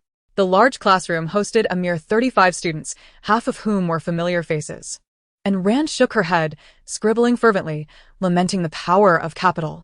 Yi surveyed her international classmates, who were diligently immersed in their work, and then turned her gaze to the still-dazed Mu. With a sudden gust of determination, she approached, tapping on the desk and lowering her voice. Hey. Focus on your work and settle down. And Mu nodded, forcing a pained smile towards Yi, her hand trembling as it clutched the exam paper. Yet, within her mind, dark thoughts clawed and howled in a sinister uproar. Damn it, what is the point of this nonsense? Do you rather send your mother to the Leifeng Pagoda? Why must I solve problems right at the start of the semester? Am I living just to do these exercises? I exist to go mad. I can't take it anymore. I might as well punch the earth into oblivion. Chapter 37. Having just searched online, and Rand felt as if she might as well amputate everything below her hairline. A subtle smile graced her lips as her hands continued their swift motions. The high school competition problems posed no challenge for her. However, the pitiful Mu was suffering greatly. Ever since she awakened memories of her past life and the script of this one, she developed an inexplicable aversion to schooling. Especially since her life was destined to end at the age of 21. If she was bound to die anyway, what was the point of enduring this education? She could not fathom it, feeling a deep-seated resistance. Although the problems before her seemed familiar, this sentiment grew stronger, making it impossible for her to remain seated. And Mu shook her head and resolutely penned her final answer. Raising her slender wrist, she stood as if marching towards her doom, feigning a frail demeanor as she spoke tremulously. Teacher Yi, I have a terrible stomach ache. May I visit the school clinic? Yeli lifted hergaze. Her strikingly clear eyes glinting with a hint of intrigue as she offered a cryptic smile. Is it really painful? Can you endure it? And Mu's fingertips quivered, her confidence waning. Why? Why is it that this questioning resembles that of third brother? Seriously, all of you squinty-eyed people are monsters, especially the bespectacled ones. Nevertheless, she gritted her teeth, forcing a pained expression as she managed a feeble smile. I'm alright, Teacher Yi, but I really think I should visit the clinic. I just searched online, and it seems I might as well amputate everything below my hairline. You can assess the severity for yourself. If you don't let me go, I might just collapse right here, blood splattering onto the beams. And Rand fortuitously lifted her gaze, glancing at the height of the beams before observing Mu's visibly pale face, calmly interjecting, Teacher, I'll accompany Mu. And Mu was taken aback, her stability faltering as she shook her head vigorously in refusal. No, teacher, I can go by myself. Really, it wouldn't be a bother to Enran. Sister, you focus on your problems. I can't risk disrupting the narrative. From the moment the plot unfolded, Mu realized that as long as it did not pertain to Enran, she would not be compelled to follow it. In other words, she could indulge in her own preferences to a small extent. However, the boundaries of the rules remained nebulous to her. Yet, recent explorations led her to believe that perhaps she could deviate from the prescribed narrative. Yi adjusted her glasses with a finger, and a beam of sunlight cascaded through, enveloping her in an enigmatic aura. Suddenly, she seemed to recall something, her expression softening into a seemingly gentle smile. Well then, Mu, you should visit the school infirmary for a checkup.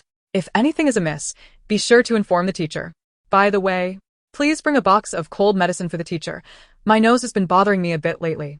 And Mu, momentarily halted in her attempt to slip away, quickly erased the grimace from her face. All right, teacher. Goodbye. Yet her mood had transformed into one of reluctant compliance. She wiped the beads of sweat from her forehead, merely desiring some fresh air. It appeared that a trip to the infirmary was inevitable. Fortunately, the weather was not oppressively hot. A cool breeze caressed her, providing a modicum of comfort. Were it not for Yi Li's mention of cold medicine, she might have found herself napping somewhere else entirely. After all, she had plenty of money, yet lacked the chance to indulge in leisure. The things she had fought tooth and nail to acquire in her previous life now seemed abundant beyond measure in this one. Life truly is wondrous. The school infirmary was situated at the heart of number 101 High School, and Mu meandered her way there, grumbling internally. Reluctantly, she arrived at the entrance. At this hour, it was rather deserted, an air of solitude permeating the atmosphere. Only a man clad in a white shirt and a light blue medical mask sat casually on a chair, his long legs lazily crossed. He wore a pair of gold-rimmed glasses, and his skin bore a cool pallor, almost translucent under the sunlight, revealing the faint outline of veins beneath the surface. His mere presence exuded a magnetic allure that seemed to draw chaotic gazes towards him, akin to a long river lost in the mist, proudly solitary, echoing the compassion of distant mountains. Each of his movements painted a picturesque scene. Alas, Enmu encountered him, and her siblings were no ordinary beings. This upbringing had instilled in her an innate resistance to men whose faces remained obscured. Pressing her lips together, she knocked on the door and finally stepped into the room. "Hello, I would like a box of cold medicine." The man slowly lifted his eyelids, a flicker of surprise illuminating his gaze. Enmu tilted her head slightly, meeting his light brown eyes, and whispered, "I feel like I've seen you before." He chuckled nonchalantly, gesturing for her to take a seat. "Is that so? You must be mistaken." His voice was deep and mellow. Although he spoke common words, they resonated with an inexplicable tenderness. Enmu leaned in closer, catching a whiff of a crisp fragrance. "I have definitely seen you. Your eyes, they resemble two glass orbs so familiar." He observed her quietly for a moment, his hand resting on the table, long fingers adorned with faintly glowing blue veins. Without revealing any emotion, he gently tapped the surface. "Glass orbs? What an intriguing description." Enmu pressed her lips together and took a seat on the opposite chair, her softly curled long hair cascading down, casting a delicate shadow across her cheek. The sunlight outside finally broke free from the clouds, spilling in warmly. He narrowed his elongated eyes, contemplating momentarily before reverting to a more formal demeanor. "Very well. My dear classmate, extend your hand so that I may ascertain your ailment." Enmu furrowed her brow in confusion, although she was indeed in good health. There was an inexplicable reliability about him. She inhaled lightly and reluctantly extended her hand. Her slender wrist revealed petite knuckles, pale and delicate. After a moment's thought, she dared to question, why does the university clinic, which practices modern Western medicine, still resort to pulse diagnosis? Is this not somewhat illogical? The man's fingers paused, his posture stiffening as he contemplated her words, finding some merit in her reasoning. Yet, in the next moment, his fingertips rested upon Enmu's pulse, icy to the touch. Uncomfortable, she shifted her wrist, her phone vibrating in her bag, but she paid it no mind, choosing instead to scrutinize the man before her. "Moreover, I came here for cold medicine. You aren't suggesting I might receive traditional Chinese medicine, are you?" He pursed his lips and furrowed his brow, his fingertips lightly tightening around her wrist as he continued to probe. Enmu, startled, felt a rush of tingling nerves, instinctively sealing her lips, afraid to utter a word. As the saying goes, one fears the silent gaze of a traditional doctor more than the jovial demeanor of a Western one. It was only when he straightened up and withdrew his hand that Enmu felt a sense of relief wash over her. Taking a deep breath, she braced herself for the worst, inquiring, "Doctor, what seems to be the issue?" He adjusted his glasses, a cryptic smile gracing his lips, seemingly relishing in her anxiety. Once he observed her genuine concern, he finally spoke. "Classmate, one must learn to take things in stride." Enmu gasped, her eyes rolling back in disbelief. How is this any different from a death sentence? Trembling, she placed her hand on the table, her voice soft and quivering. "Is there truly no hope?" The young man, appearing to embody the role of a physician, casually tossed a box of cold medicine in her direction, feigning a look of difficulty. Enmu blinked, staring intently at him. "How much longer do I have?" The youth, seemingly amused, raised an eyebrow, a glimmer of mischievousness dancing in his eyes. "Well, if you can manage your anxiety, living to a ripe old age should pose no problem." Enmu. What on earth are you implying? Chapter 38.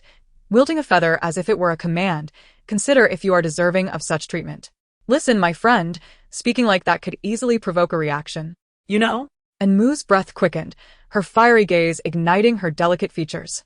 The young man merely chuckled, his brows arching in amusement, his warm brown eyes radiating just the right amount of gentleness.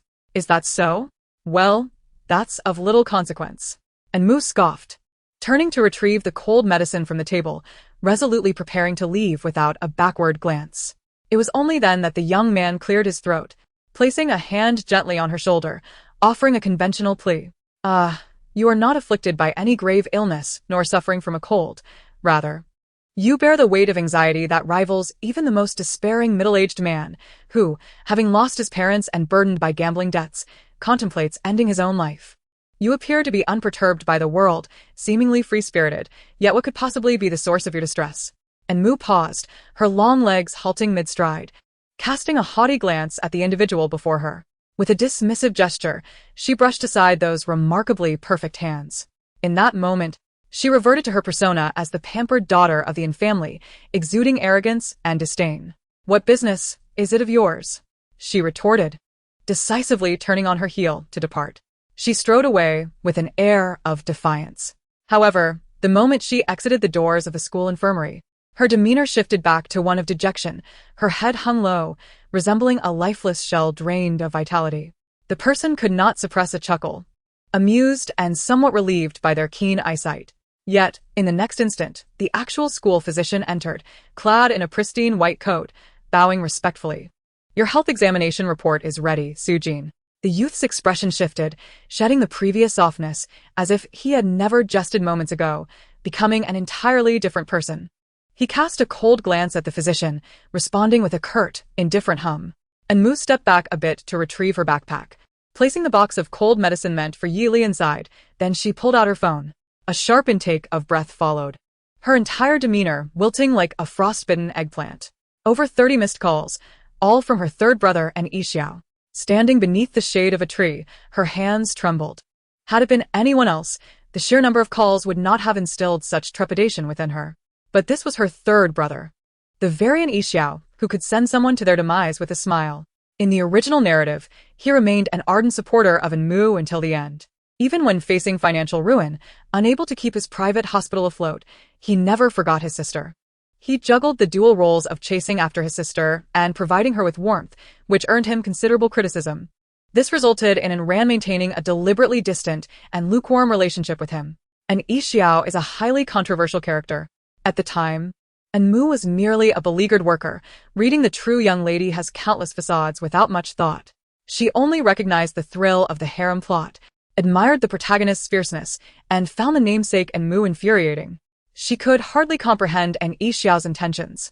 Yet now, as she truly became Enmu, she enjoyed the favor of the infamily before meeting Enran.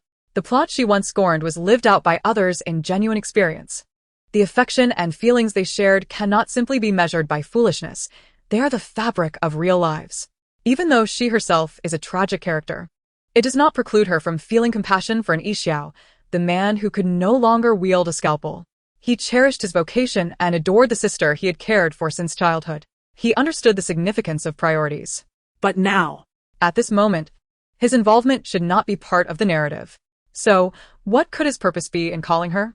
And Mu's hand trembled noticeably, the phone in her palm becoming as hot as a freshly harvested yam. Just then, someone gently tapped her shoulder. She shivered under the bright sky, momentarily regaining her composure. Her round, expressive eyes were filled with disbelief as she gazed at Enran, who elegantly pinned her long hair with a jade hairpin. "What are you doing here?" Enran replied with a gentle arch of her eyelids, her demeanor as tranquil as her nature. "I finished early and came out to look for you." And Mu frowned, perplexity washing over her features as she questioned, "Why are you looking for me?" Without raising her head, Enran deftly took hold of Enmu's backpack. "Mom asked me to keep an eye on you. Is your stomach still hurting?" And Mu, caught in a whirlwind of thoughts, reluctantly removed her bag, appearing disinclined to engage. Yet, her mind was a flurry of chatter. "Surely my sister isn't developing feelings. This plot seems increasingly off. Could it be Stockholm Syndrome? Despite my constant bullying, why doesn't she hate me? Shouldn't she feel like I'm carving a wound into her hand with a small knife, only to stuff it with paper? Repeatedly stabbing? Why is she still so amiable? why? She even helps carry my backpack. Sis, please hate me. Otherwise, the rules will speed up my demise. No joke." And Ran interjected, "She's not sick, truly. She's merely a tad bored and seeks something to engage with." To her, the mundane high school life bore no challenge. It was simply uninteresting.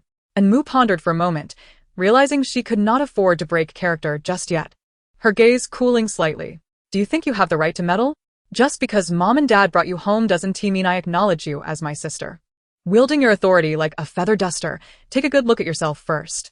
Wow, sis, you're perfect. Truly, you are my ancestor. I kneel and apologize.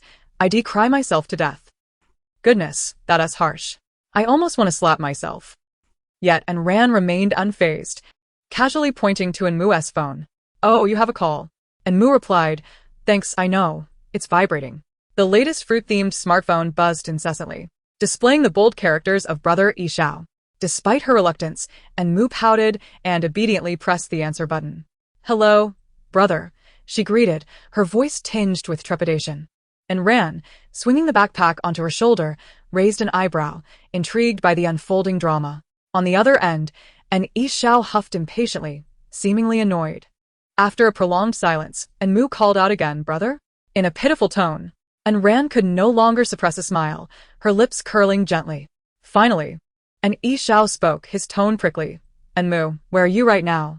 Enmu's heart raced, nearly escaping her chest. "I'm in class, what's wrong? Why did you call me so many times?"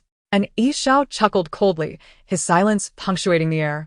Enmu could vividly imagine her brother wielding a scalpel, his slender fingers glinting menacingly, always poised to deliver a precise cut without causing her harm. At most, it was merely a matter of severing a few strands of hair. He was certainly capable of that. "Brother, hey?" Enmu called out, attempting to rouse her brother's conscience.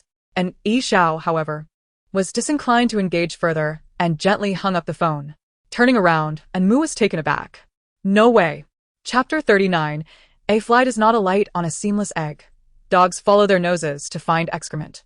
Enmu lamented audibly, yet her body obediently turned back. The figure against the light walked with a leisurely grace, exuding an air of calm, with glasses perched on their nose that glinted coldly. The sun re-emerged, casting elongated shadows with blurred edges, making Enmu feel slightly lightheaded. However, it was evident that the person before her was a woman, and one she recognized all too well.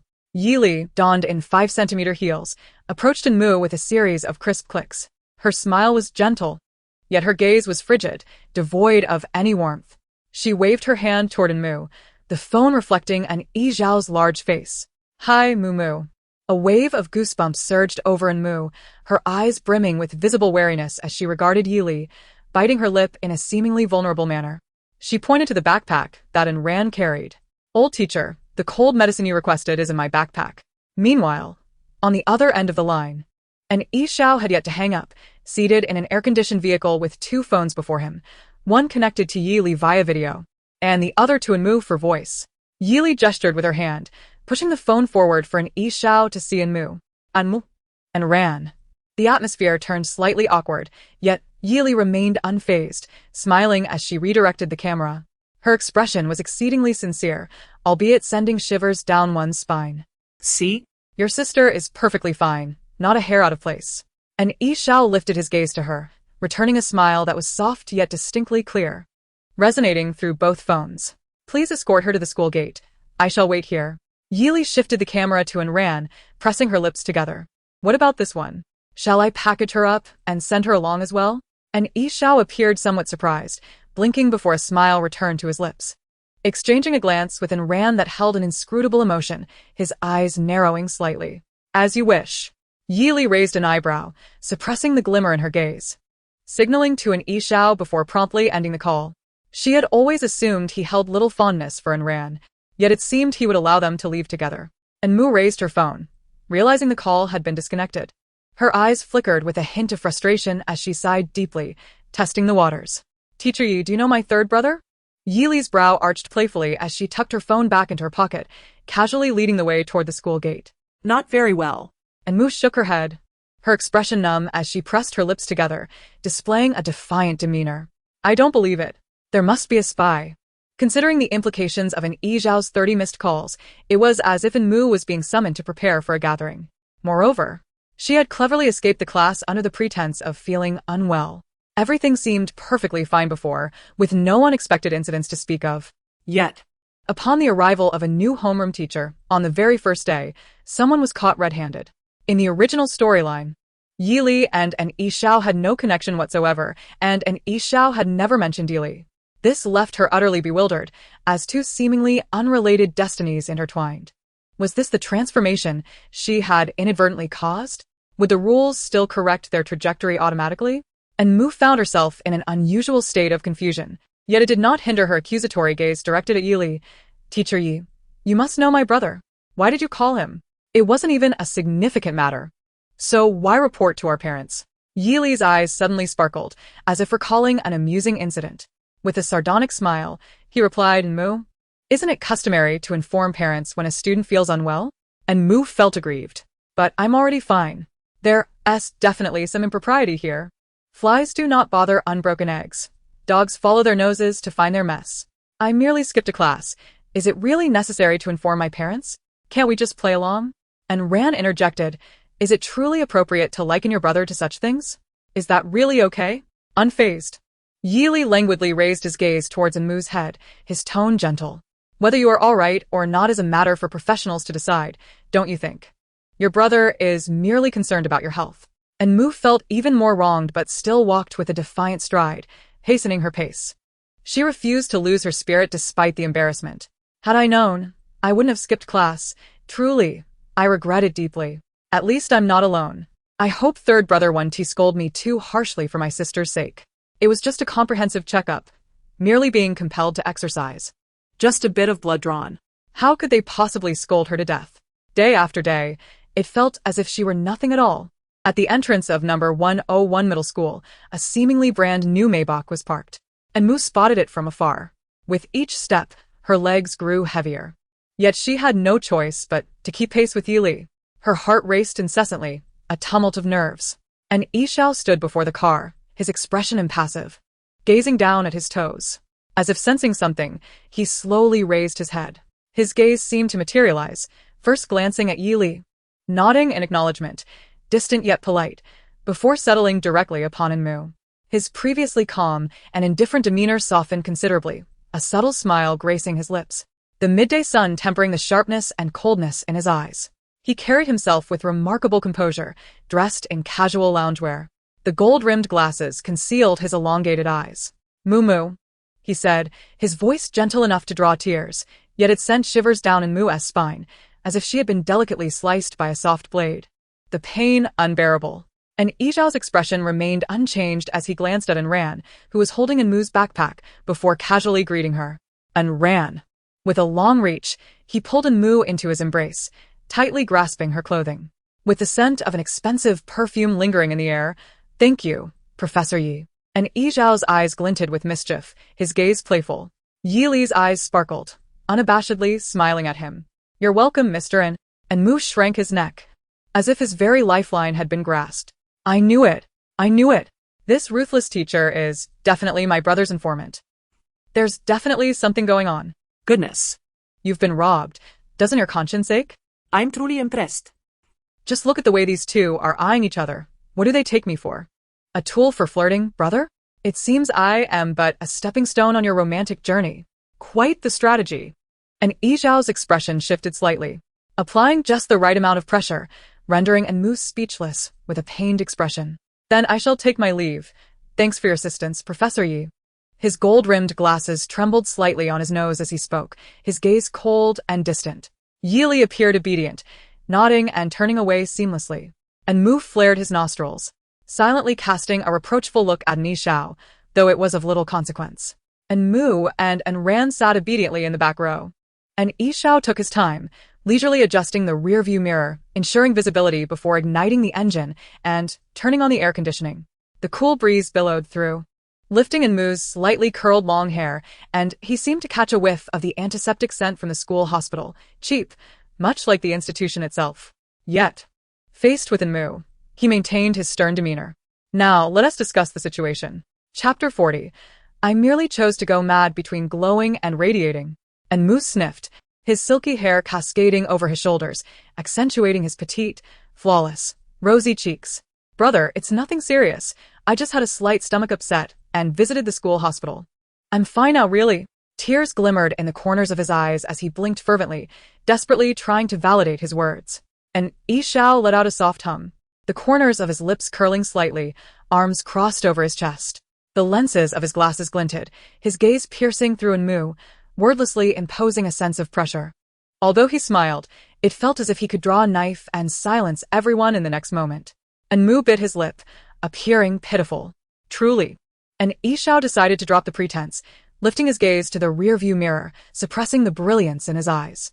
His fingers rested on the steering wheel, pale and revealing dark veins. I heard Professor Yi mention that you were shirking classes out of laziness. Enmu's pupils dilated in surprise.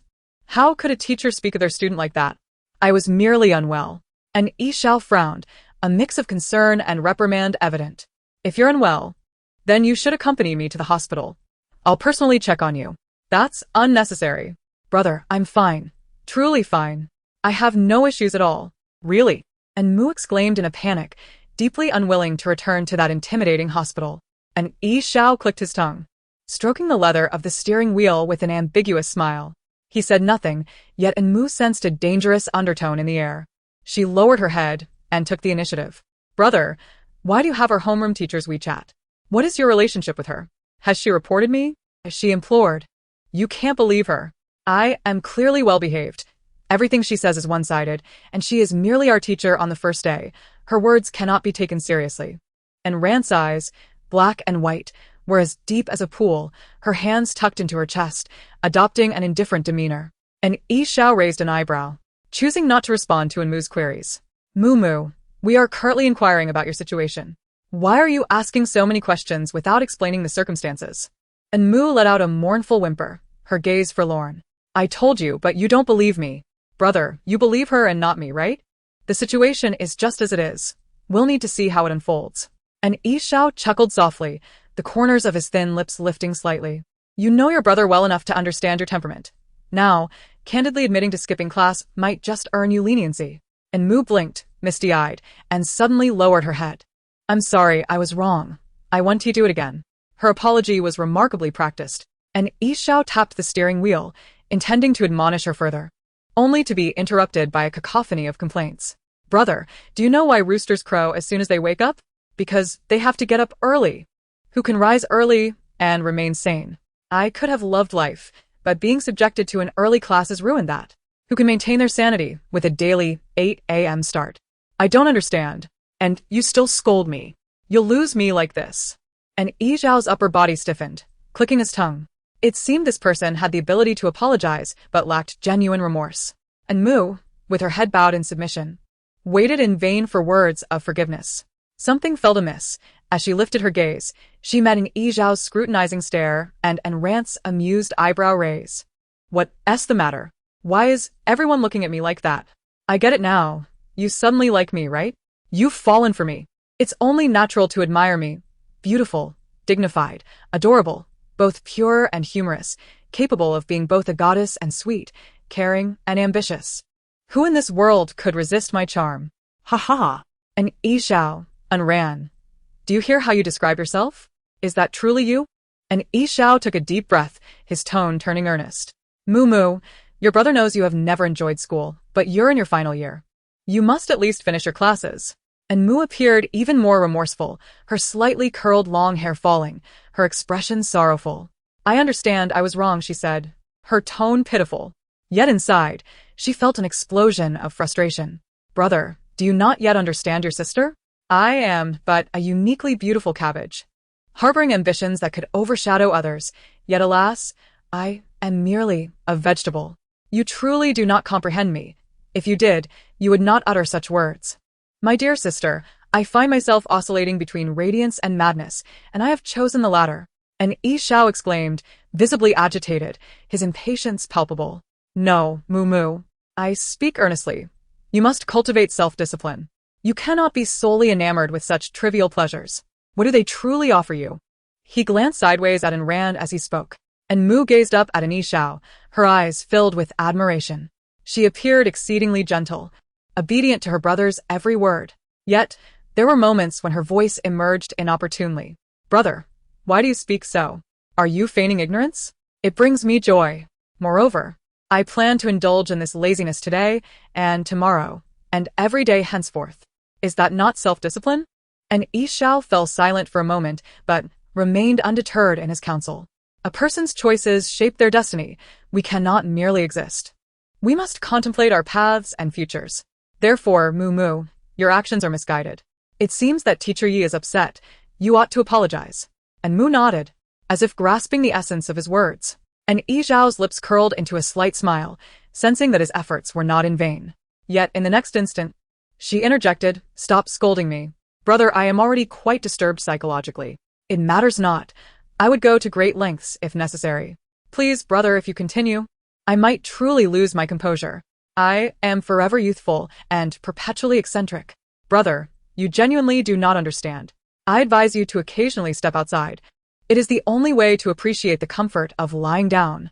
At this, and Ran, who had remained silent, suddenly burst into laughter, drawing the attention of both parties engaged in the verbal sparring. Trained in professionalism, she rarely allowed herself to laugh unless she could not help it. The sight of an Yi Zhao's flustered expression juxtaposed with Enmu's serene demeanor struck her as amusingly delightful. Enmu furrowed her brow in confusion. What are you laughing at? Brother, look at Ran. She has also skipped class. In an instant, Enmu felt emboldened, ready to voice her grievances. Quick, tell him. You must speak, Ran. Ran raised her hands in a gesture of indifference, arching an eyebrow. I completed my exam. Barring any unforeseen circumstances, I should achieve a perfect score. Enmu rolled her eyes in silence. The despicable academic genius. Sister, if you continue to speak this way, who would wish to be your friend? And Yi Xiao sighed in exasperation, feeling as though he was playing a lute to a cow. With pursed lips and a furrowed brow, he felt a sense of frustration but could only drive the two away from the school gates toward home. Yili collected the examination papers, specifically selecting those of Enmu and Ran. To her surprise, Ran performed exceptionally well, filling the pages of the high school competition questions and achieving a perfect score, which brought her a moment of joy. She then examined Enmu's paper, which was largely blank, save for the final, challenging question that she had attempted. The handwriting flowed effortlessly, exuding a certain nonchalance. Yet it enumerated 3 solutions, astonishingly all of which were valid. This was indeed a question from last year's mathematics competition. Yili furrowed her brow, feeling compelled to call Yi Xiao. The distinction between not studying diligently and failing to grasp the material is quite significant. Naturally, she was not the type of teacher who relished in reporting others. Truly. Chapter 40, one might think you've smeared laxative on your lips. And Yi Xiao's character might leave much to be desired, yet his thoughtfulness was unparalleled. Even when bringing Enmu and Ran back home, his reasoning was impeccably apt, raising no suspicions from Qinjia. He claimed it was the first day of school with little to do, thus preserving Enmu's dignity. Yet, in the blink of an eye, the second day arrived. The thought of having to play her role today filled Enmu with dread. As a malicious female antagonist, she had no choice but to make her appearance. While fanning the flames, she must also maintain the guise of a pure and virtuous persona, which was rather challenging. Moreover, the very character who loathed her existence, Su Jin, would also make an appearance today. Enmu sat in the spacious private car, her small legs crossed. Beside her sat the silent Ran. Sigh. She let out a long breath. Ran? What the hell? Initially, she had been lost in thoughts about the nation, her mind wandering aimlessly. However, Enmu's sudden exclamation jolted her back to reality, startling her. Sister, you absolutely must not forget your sister for the sake of a man. That Su Jin is truly no good. I swear. He is the heir to the underworld, known in the circles as the little madman. You'd do well to avoid such a harem, I say. And he is here to kill you. Really. If something were to happen to him, it wouldn't be a significant loss, would it? Ran? What underworld? What harem? If the organization offended the Su family, they would undoubtedly face retribution. She was already mentally prepared for that. But why were Enmu's words so peculiar? It was indescribably strange. And Ran was bewildered, her usually cold eyes betraying a hint of confusion. Furthermore, she truly did not know anyone named Su Jin. Following the light, Ran glanced at Enmu, whose fair face seemed as if it could be squeezed for water, her nostrils tinged with pink, exuding an innocent charm. Yet why did her thoughts feel so off? And what could possibly be calculated by the route? The luxurious private car soon arrived at the school gate. As Enmu stepped out, she exhibited a profound impatience. Hastily striding ahead of Ran, her demeanor clearly uninviting. She feared that she might inadvertently do something to Ran, making distance the wisest choice. Enmu's slightly curled long hair swayed as she moved, perfectly embodying the persona of a spoiled young lady. Ran followed her closely, slowly, almost taking on the role of a gallant protector. Shang Guanyu and Jiang Tingting had already arrived, along with the haughty Jiang Liar, who was engaged in discussion with fellow students about the problems from yesterday. The voices buzzed with animated discussions about the newcomer, Ran, in the international class. It was apparent to all that she was an underachiever, destined to rank at the bottom of the class. Could she possibly achieve scores comparable to our esteemed Yu Jia, who consistently holds the top position? Indeed, Yu Jia has long been the pride of the class and holds a prominent position within the entire grade. This upcoming classroom test is merely a precursor. We can only hope that she does not drag down our class's average in the forthcoming provincial mock exams. Xiao Guanyu chuckled lightly, arching an eyebrow at Jiang Tingting. Jiang Tingting smiled sweetly, as if fanning the flames of gossip. After all, she is from the family. As long as she can manage to take the tests honestly, that would be satisfactory. The onlookers exchanged glances, seamlessly picking up the thread of conversation. What do you mean by that? Is there something more to the story? I have some insights. I heard rumors that she has sticky fingers. Could it possibly be true? No way. And Ran wouldn't resort to cheating, would she? After all, that falls under the same category of dishonesty. If she gets caught during the provincial mock exams, it would be quite the embarrassment for our international class. She's merely fortunate to be the daughter of the Yin family, which is quite enviable. Indeed, the Yin family is thriving. Even my father has urged me to be nicer to Enmu. She's coming. The previously raucous class fell into an abrupt hush. Enmu stood at the doorway, having overheard the commotion for a while. Despite knowing that the original plot unfolded this way, and that the protagonist is ultimately protected by fate, her heart still tightened with an uncomfortable pang. Her sister has never wronged anyone, yet she often unwittingly invites trouble. This malice directed at Enran is a cruel twist of fate imposed upon her. The path of growth for a great heroine is invariably strewn with obstacles, and regrettably, she is one of the more significant ones. Whether due to her short legs or slow pace, Enran lingered just behind Enmu, silently absorbing the malicious speculations around her. She was unfazed, as she had authored the competition questions herself. Scoring full marks should be a normal expectation, should it not? Enmu appeared nonchalant, yet inside, she felt as if she were a lit firecracker, simmering with indignation. Just as she was about to speak, Chun-Shi called out to Enran, bringing both girls back to reality. Chun-Shi, perceptive and astute, could discern the unsavory remarks exchanged among their peers. She quickly approached, giving Enran a reassuring pat on the shoulder, her words caught in her throat. The trio then entered the international class together. Enmu had always embodied the delicate flower persona, making her classmates eager to engage with her. Although her presence was mild, it did not hinder their sycophantic tendencies. Morning. Mumu. Jiang Tingting was the first to approach, feigning ignorance to Jiang Li's piercing glare. Enmu managed a slight smile, replying, "Good morning. Perhaps you should wipe your eye boogers before speaking, dear. One might think you smeared laxative on your lips." And Ran stifled a laugh, remaining silent. Her sister had become quite adept at dishing out insults. She feared that one day, she might inadvertently provoke someone and face repercussions. Enmu timed her arrival perfectly. As the class bell rang just minutes later, Yili maintained her gentle demeanor, followed closely by the eccentric Su Jin. The young man was strikingly handsome, clad in a loose-fitting white shirt, likely having yet to don his school uniform. His slightly long bangs partially obscured his narrow, single-lidded eyes, which exuded a refreshing aura. Yili raised her hand, signaling for silence. "This is our new transfer student, Su Jin. He will be our classmate from now on, so let us all get along well. No mischief, understood?" Every class has its standout personalities. "We got it, teacher. We'll behave," came the chorus. "The new student is quite handsome." Yili nodded and retrieved the test papers from the previous day. "All right, Su Jin, please find a seat.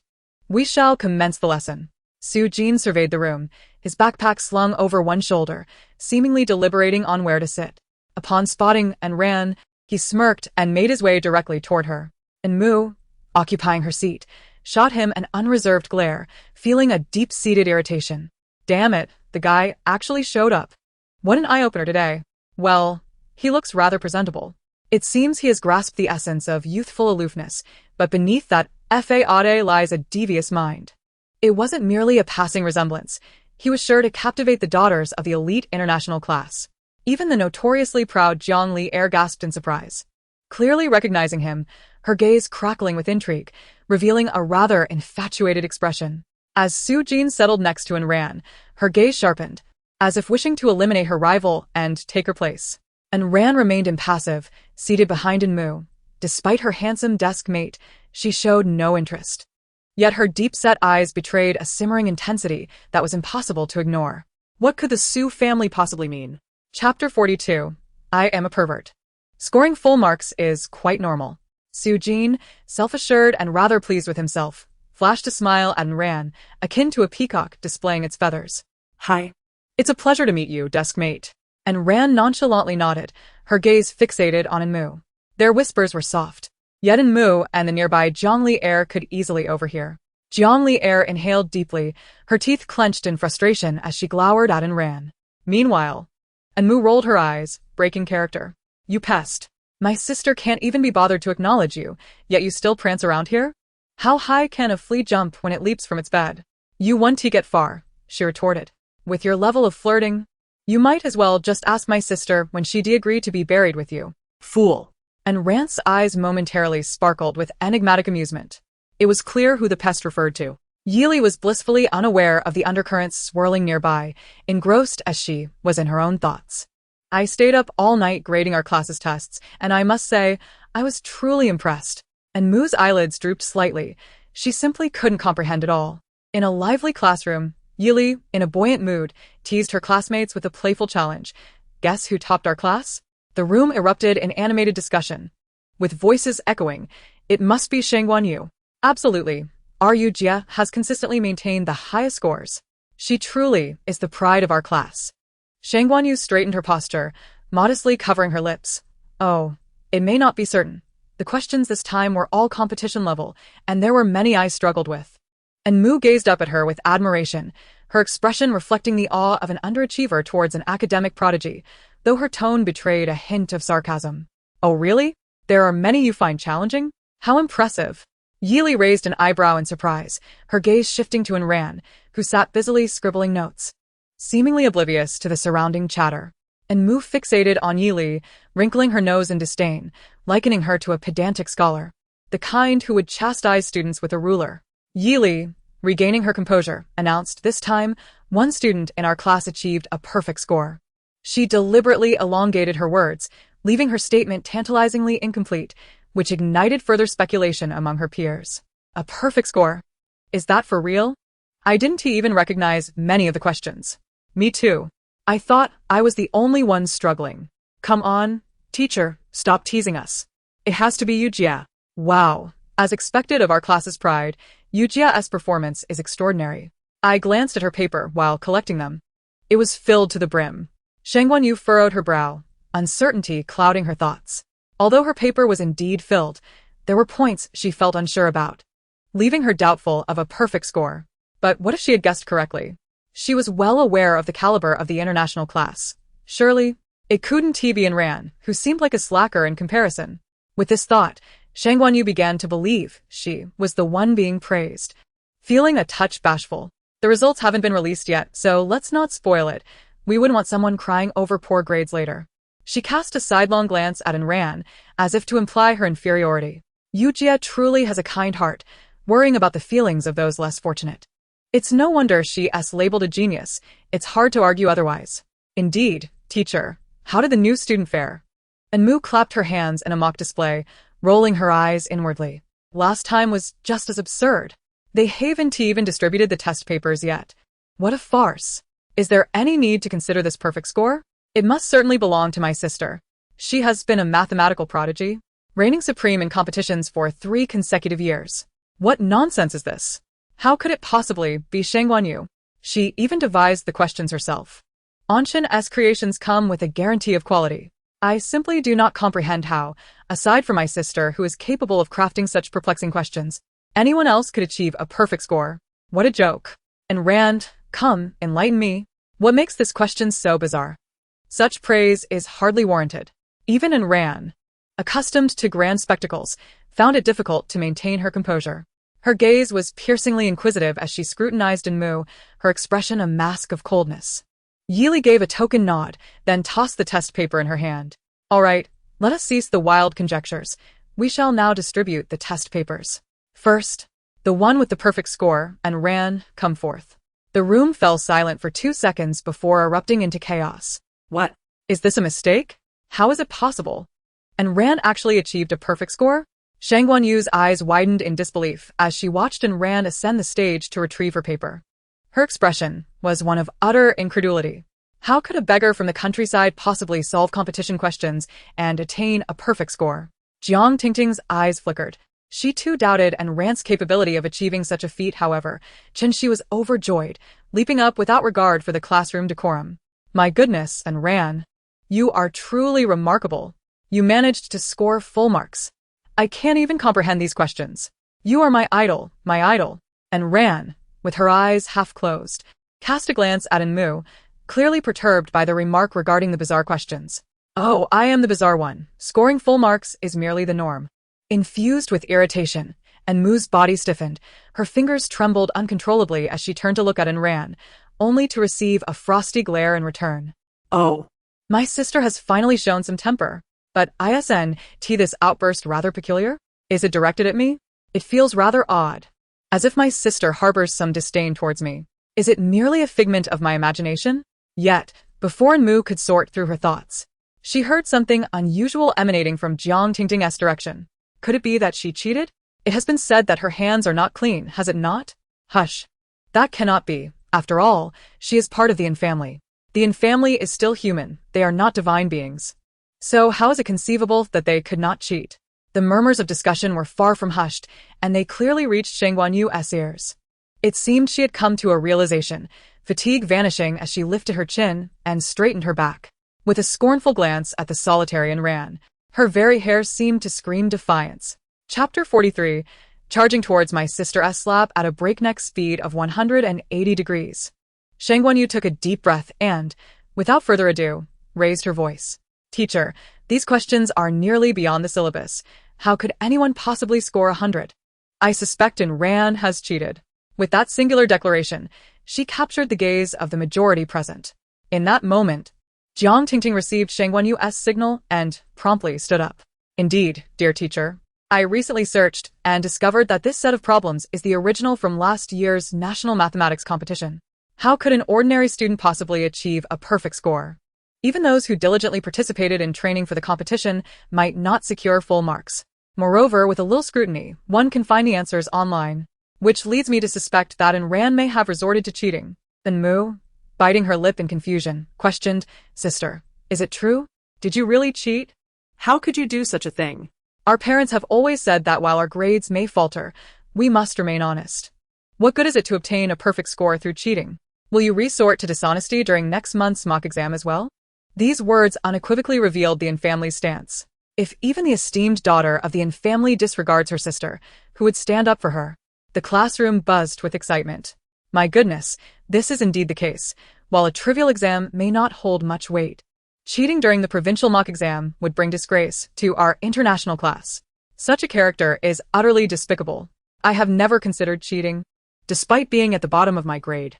It is astonishing to witness the character of the daughter the family has brought home.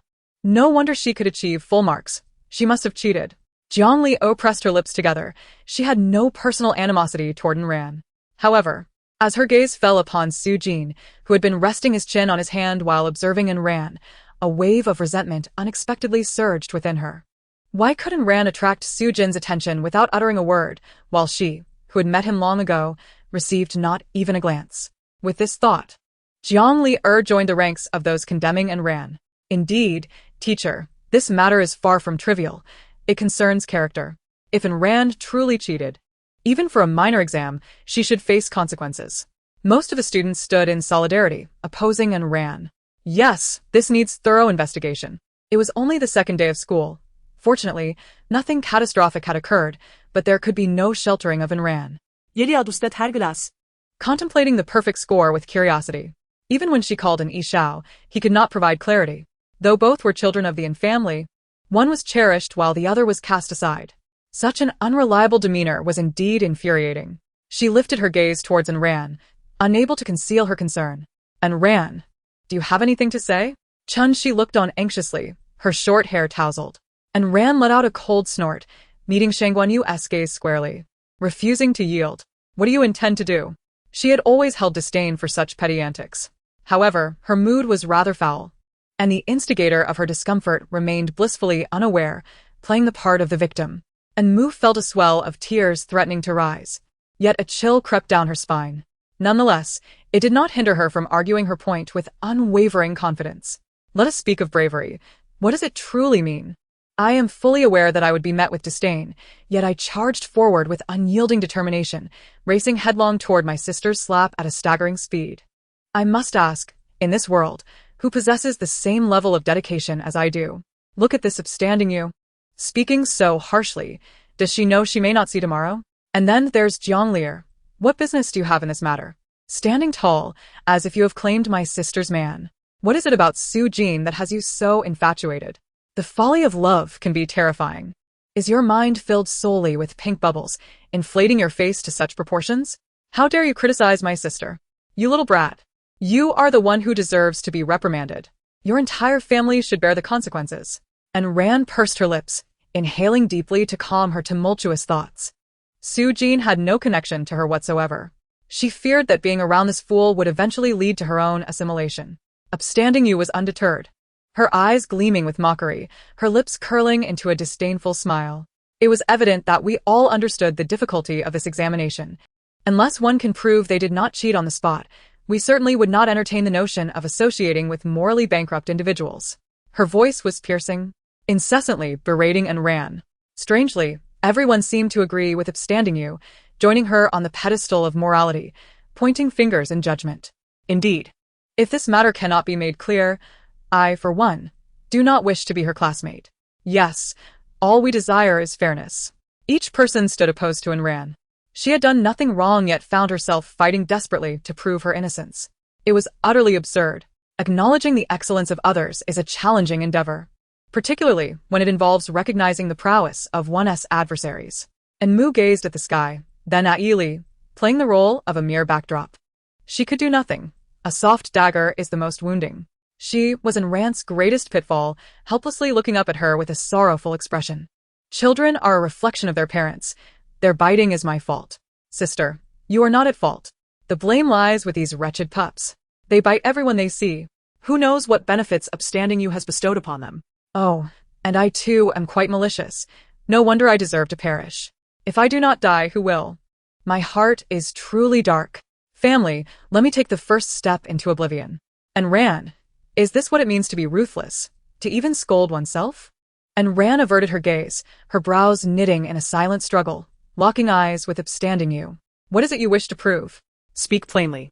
She remained remarkably composed, as if she were merely an observer of the unfolding events. Upstanding you could not tolerate Rant's indifference, her lack of emotion, as though all the difficulties and harsh words directed at her were of no consequence. There was an inexplicable sense of superiority emanating from her. She yearned for Ran to display some form of distinct emotion, just as everyone else adored her. If that is the case, let the teacher pose questions for you on the spot. I refuse to believe you can still achieve a perfect score. Jiang Tingting's eyes sparkled momentarily, and she followed suit in agreement. What a splendid idea. Spontaneous questioning. Let's see if you can still find the answers. As if prompted by an invisible cue, everyone else chimed in. Indeed, with so many eyes upon her, there's no way she can cheat.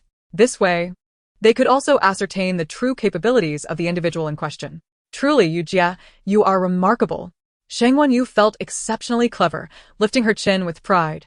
Casting a sidelong glance at Rand's expression, she believed she had already secured victory, having put Rand in a compromising position. And Rand remained composed, merely nodding, her tone unwavering. Very well, then let us invite Teacher Yi to pose the question. Yili smiled faintly, setting down her belongings, and with a deft motion, she picked up an electronic pen and turned to face the screen. In that case, let us proceed with the answers directly on the electronic display. She promptly presented a rather challenging competition question on the screen. Upon completing her task, she glanced back at Shangwan Yu. We have exactly 3 electronic screens. As Shangwan Yu has consistently been the top of your class, why not tackle this final question together? It seemed there was an additional screen available. And Mu, since Ran is your sister, you shall share the burden of difficulty together with these 3. And Ran had no objections. She cast a sideways glance at Mu and nodded. Although Mu often appeared rather foolish, this level of questioning should pose no significant challenge. It was far too simple. Conversely, Shangwan Yu's expression shifted subtly, her pride momentarily faltering as she struggled to comprehend the question. Teacher, why must I participate? And Ran could handle this alone. And Mu, growing somewhat impatient, feigned surprise and pouted. But teacher, I can't even understand the question. She blinked her large eyes, exuding a semblance of softness, yet internally, a cacophony of thoughts erupted. What does this teacher mean? Has she started to take a disliking to me already? Is she expecting my self-reflection? What kind of reasoning is this, compelling me, a mere bystander, to tackle a question? Oh dear, what have I done wrong? Where did things go awry? I haven't sought attention, nor have I caused trouble. What on earth is her intention? Yili paid no heed to the excuses presented by Shang Guanyu and Enmu, maintaining a facade of benevolence. Shang Guanyu, didn't you question Enran's abilities? Surely, you possess your own expertise. Such questions should pose no difficulty for you. And, Enmu, fret not. I have faith in your capabilities. After all, you managed to solve yesterday's final question, so give it your all. Enmu responded, thank you very much, teacher. Is there a pair of black holes beneath those brows? Can't you see the resistance written all over my face? Selective blindness indeed. Teacher Yi. Fine. The heavens are fair. They've bestowed upon me a haughty nature and the fate of receiving scorn. What has it to go answer a question? I'll just stroll up there and return shortly. After all, I'll just play it shamelessly. Yili positioned Shang Guanyu at the forefront, leaving her with no option to refuse. The delicate features of her brows and eyes surveyed the room, reassured by the thought that with Enmu's support, even if she faltered, her performance would not fall short of Enmu's. With this in mind, the three approached the podium, each harboring their own ulterior motives. Enran stood at the center, casually assessing the questions. They presented no challenge to her. Her hands moved swiftly. And it was only after writing half of her response that she remembered Enmu was beside her, causing her fluid motions to abruptly halt. Enran pursed her lips, seemingly nonchalant, and nudged her lightly. This was the first time she had to pass a note in front of such an audience. She lowered her voice, cautiously inquiring, "How's it going?" Enmu stared at her in astonishment, utterly perplexed. Why is my sister not focused on the questions? Does she have time to worry about me? Moreover, today I am practically aligned with Shang Guanyu. I think that's quite malicious. From head to toe, I'm in cahoots with the likes of those little white lotuses. I wonder why the teacher called me up here. The root of the problem lies with you, doesn't it? Sister, you truly cannot distinguish between friends and foes. If this continues, the plot will surely unravel. Will the wicked female antagonist be heartbroken if she fails to deliver? Oh, I see now. I've come to understand. My sister is here to mock me. Isn't she? Certainly. And Ran, I must be out of my mind to be concerned about you. Chapter 44. Is it wise to hoard one's intellect as if for inheritance? Enmu believed her assumptions were correct and cautiously shot and ran a glare. Who are you to meddle? She then turned away, resuming her relentless struggle with the problem before her. In her past life, Enmu had been a university student majoring in Chinese literature. Although this mathematics competition question was not entirely beyond her reach, it was expected that, given her character's profile, she would be unable to solve it. Yet, why does it seem so simple?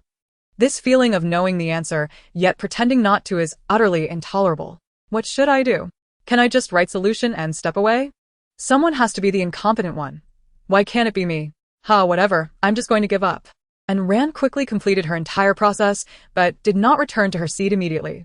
Instead, she lingered behind Enmu, her gaze intense, lost in thought. Enmu felt a chill run down her spine as she penned a neat solution and paused her writing. 2 points. Yay. After a moment of stillness, Shang Guanyu was equally racking her brain, struggling to derive any results. And Ran waited and waited, but Enmu still had not put pen to paper. She leaned against the podium and tossed her electronic pen into the box. Enmu felt like a restless ant on a hot pan. Sister, have you taken root on the podium? If you finished, why not come down and see what I'm doing? I don't have the answers either. Just looking won't yield any flowers. Truly. Your behavior makes me question if I've done something wrong. My anxiety is growing. My heart feels as if it has shifted out of place. And Ran inhaled deeply, her eyelids twitching uncontrollably. She was truly exasperated by Enmu's incessant chatter. Yet, she was reluctant to let the matter rest, especially with Shang Guanyu present. She felt compelled to extract Enmu's answer. For reasons unknown, if pressed for an explanation, it was likely to avoid causing Enmu embarrassment, given that she was, in name at least, a member of the En family. And Ran waited a moment, growing increasingly impatient. Taking advantage of her height, she leaned in, unreservedly grasping Enmu's hand, lifting it and placing it on the answer sheet. Enmu's face paled noticeably, her gaze towards Enran now laced with wariness. Her hand felt cool, and being enveloped by Rand's grip was rather uncomfortable. Her breath became erratic, exuding an air of indignation akin to a furiously puffed-up cat. "What are you doing?" "Let go of me," she exclaimed, her tone stern. And Rand tilted her head slightly, her expression neutral, though she did distance herself a bit. "Write down the answer." And Moo's heart raced, and in the next moment, she began to struggle, attempting to free her hand. However, Rand's grip was unwavering, showing no sign of yielding. And Moo's chest heaved with frustration as she muttered fiercely, "Let go. I can write it myself." And Rand raised an eyebrow, releasing her grip with deliberate slowness. It wasn't merely in Moo's attitude that prompted her compliance, but rather the incessant, unsettling laughter that resonated around them. "Ah, delicious. Ah, I must say, with such enthusiasm. it is certainly as its term. Ah." However, dear sister, what do you mean by this? Do you intend for me to take the spotlight? Very well. I shall write, considering it part of the face-slapping experience. And Moo seemed to come to a realization and swiftly penned an answer across the electronic screen. Once she completed the final stroke, she stepped back, glancing towards Shangguanyu to gauge the situation. This problem actually had numerous solutions, and Rand had employed the most complex method, extending her answers considerably. In contrast, Moo was compelled to utilize the simplest approach, managing to fulfill the task, albeit barely. Yet, the arrogant Shangguanyu was unable to produce a single answer, no matter how hard she tried. And Rand had already returned to her seat, showing no signs of joy at solving the difficult problem. And Moo, however, couldn't suppress a cold snicker in her heart, quietly mocking Shangguanyu. "Are you saving your brainpower for some kind of inheritance, dear sister? Is this the level of excellence you dare to claim for yourself?" Having experienced the college entrance examination and math competitions, her motives were clear: to secure wealth. Since the awakening of her memories, everything from her past had gradually resurfaced, including her solitary existence. Yili was utterly astonished, left in a state of bewilderment. This problem was beyond the high school curriculum, making Rand's ability to achieve full marks quite reasonable. But what was in Moo's situation? Her previous results had been far from remarkable. The classmates, who had been observing the spectacle while engaging in discussion, now erupted with excitement. "Wow, isn't Rand really this formidable? Her writing is so thorough." One couldn't help but exclaim, "I can't even comprehend the problem. How did these two manage to solve it?" "You're not alone. I can't make sense of the problem either. I must confess that I cannot comprehend the answers either." "Oh, comrade, I share your bewilderment." Yet, observing the teacher's demeanor, it appears as though a precious treasure has been unearthed. The difficulty of this national competition must indeed be akin to this. It is quite normal for us to find it perplexing. I cannot help but wonder why Moo was able to arrive at a solution. Indeed. How is it that Moo managed to achieve such results? It is rather peculiar that Shangguanyu, who consistently ranks first, could not solve it. How utterly embarrassing. Shangguanyu, not deaf by any means, heard every word that was uttered without any attempt to conceal them. Her proud little face flushed with a deep crimson, a stark contrast to her pale complexion, as she clutched her electronic pen tightly, seething with indignation. Chen Shi, who has long harbored a disdain for Shangguanyu, could not suppress a grin. "Oh, Shangguanyu, there is no need to force yourself. Breaking your electronic pen would be quite unfortunate." With a burst of laughter, the atmosphere fell silent once more. Yet, it seemed as if Shangguanyu had been doused in a bucket of gasoline, her eyes igniting with fury. She had never endured such humiliation before. The Shangguan family, with 4 uncles, had cherished her as a precious gem, granting her every desire. Yet here was Rand, a mere adopted child of lesser standing, repeatedly undermining her dignity. Twice now, she had been bested by the same individual. The more she thought about it, the more furious she became, yet she understood that losing control in the classroom was not an option. She could only stifle her rage, taking a deep breath and closing her eyes. When she opened them again, she appeared composed, though a tempest of fury still brewed within. Yili felt compelled to intervene, signaling for silence while guiding Shangguanyu back to her seat. All right, this question undoubtedly exceeds the standard difficulty, yet Rand managed to solve it completely and correctly. There were no errors whatsoever, and I believe this should clear any suspicion of cheating. Furthermore, she accomplished this feat in under 3 minutes. Such speed and analytical ability are unparalleled in our class, wouldn't you agree? As she spoke, Yili deliberately cast a glance at Shangguanyu, who had descended into the depths of despair, her head bowed like a defeated rooster.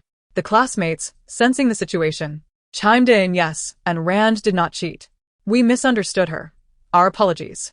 Yili chuckled softly, her gaze playfully landing on Enmu. I find it quite surprising that Enmu has garnered such attention from Yili. What did Enran say to you that inspired such brilliance? Leading you to the correct answer?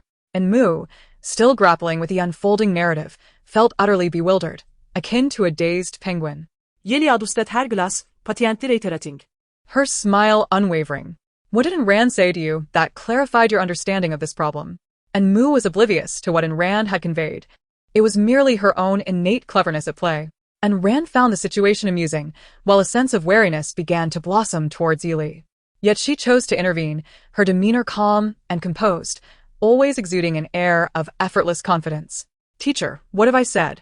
You should inquire of me, she stated. Yili paused for a moment, then quickly returned to her usual self. Yes, what wisdom does our classmate Enran possess? What enlightening secrets can she share? Enran raised an eyebrow, casting a bemused glance around the classroom. The expressions on everyone's faces were nothing short of spectacular. The once exuberant Shangguanyu resembled an ostrich. Desperately pretending she was invisible, her face flushed with embarrassment. Even without looking up, she could sense the malice directed toward her. Jiang Tingting, who had always echoed the inexplicable hostility towards her, awkwardly returned a smile, utterly stiff. This individual was indeed intriguing, possessing remarkable patience. Much like King Gojin of Yu, she fancied herself enduring hardship in silence. Foolish girl. How she wished this simpleton would keep her distance. Chun-Shi, who harbored immense enthusiasm for her, wore an expression of smugness that seemed to radiate from every strand of her hair, as if she had solved the problem herself. One could only wonder what she found so amusing. Her behavior was rather eccentric. There was also Jiang Liar, who, in Enmu's words, accused her of stealing her man. Brimming with indignation, resembling a pufferfish. Strangely, her ire was directed at Su Jin rather than at her. Truly, a legacy of unreasonable tumult. Foolishness. Shuhin, dispatched by the Su family, appeared to be enjoying the spectacle, her concern devoid of any genuine sentiment. To wish her harm, one must possess the capability to do so. How tiresome. Finally, her gaze settled upon Yili's face, a mischievous grin forming, the kind she was blissfully unaware of. With sincerity she said, I told Mu that if she approached her studies earnestly, she would succeed. And Mu. Yili. The entire class. You truly excel at delivering deadpan humor. Shangguanyu. Is sincerity all it takes?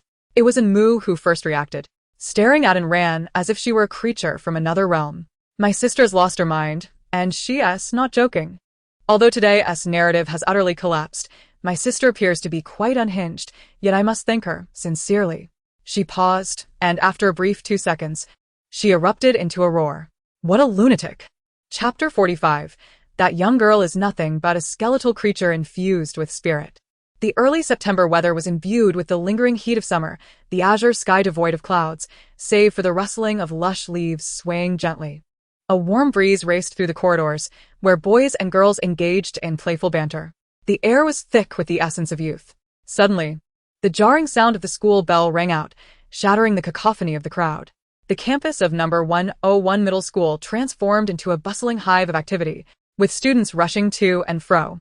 The pace was astonishing, as everyone hurried back to their classrooms before the final chime resounded. Except for Enmu. She had deliberately chosen to step out just a minute before class began, refusing to rush back the moment the bell sounded. The once lively campus fell into a serene silence, with only her solitary figure meandering along, humming a disjointed tune about exams and their impending doom. Enmu relished the sensation of wandering the streets aimlessly. Yet, after taking only a few steps, she was startled by the sound of muffled sobbing. Why, oh why? Enmu swallowed hard, furrowing her brow in confusion as she fell silent to listen. Her mind immediately conjured disturbing images, a disheveled specter crawling in a pool of blood, seeking her life, or a slacker discovering a murder scene and being silenced on the spot, among other terrifying scenarios that sent shivers down her spine. In an instant, the corners of her lips curled upward, and with a curious hey, she followed the sound of weeping. The cries emanated from the restroom at the foot of the stairs, where damp stains spread across the floor, continuously flowing, and a maintenance sign hung at the entrance. Enmu bent down, her softly curled hair cascading forward as she leaned in. Unfortunately, her shoulder accidentally brushed against the warning sign, producing a loud clatter. The sobbing inside abruptly ceased. Choosing not to speak, Anmu pushed open the door and stepped into the restroom. Upon glancing around, she gasped sharply. In the corner sat a girl clad in a summer school uniform, her hair in disarray, crying pitifully, her face awash with tears and snot. She looked utterly wretched. The hair that clung to her face revealed swollen cheeks, as if she had been struck hard. Her arms bore numerous bruises, each one a testament to her suffering. Concealed beneath her unkempt hair, the uniform was shockingly wrinkled and tattered, resembling a rag used to wipe a table, with water stains and a large footprint marking her upper body. If Anmu was not mistaken, there was also a faint bruise on her abdomen, clearly inflicted by another hand. To any discerning eye, it was evident that a severe case of school bullying had just unfolded in the restroom of Jingcheng Garden High School 101. Anmu had never encountered such a scene before. Even in the original narrative, despite her villainous tendencies, she had never harbored thoughts of bullying and ran. Moreover, the current Anmu felt paralyzed, at a loss for what to do, her heart racing. Clearly, the girl was even more terrified than she was. Her swollen eyes, devoid of any sparkle, gazed at the unexpectedly arriving Anmu with a haunting emptiness. Anmu's heart quickened for a moment. She pressed her lips together. Her eyes filled with layers of compassion. Her lips trembled slightly as she spoke, her tone carrying an air of authority. Class has already begun. And yet you occupy the restroom all alone? What is your name? Look at the mess you've made on the floor. It's simply unacceptable. She endeavored to preserve the girl's dignity, feigning ignorance to the severity of the situation. Yet the girl's eyes remained dull and lifeless, reflecting only an abyss of despair. Anmu swallowed hard and swiftly removed her own clothes. Oh dear, I'm Anmu. Want you respond to me? Look at you. Your clothes are completely soaked. How could you be so careless? It's not even dismissal time yet. How old are you to be playing in the water? She offered. Here. Take my uniform and put it on. No need to thank me. I'm just being a good Samaritan. Anmu did not expect her to speak.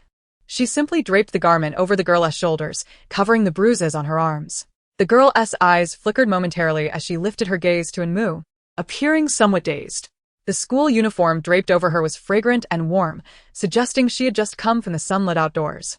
Anmu sighed, her compassionate heart prompting her to tuck the girl's bangs behind her ears. What is your name? She inquired once more. I am Li Zhaodi, the girl replied, her voice hoarse, head tilted back, hands clasping her knees. Even without the outer jacket of her uniform, the weather was not particularly cold, nonetheless.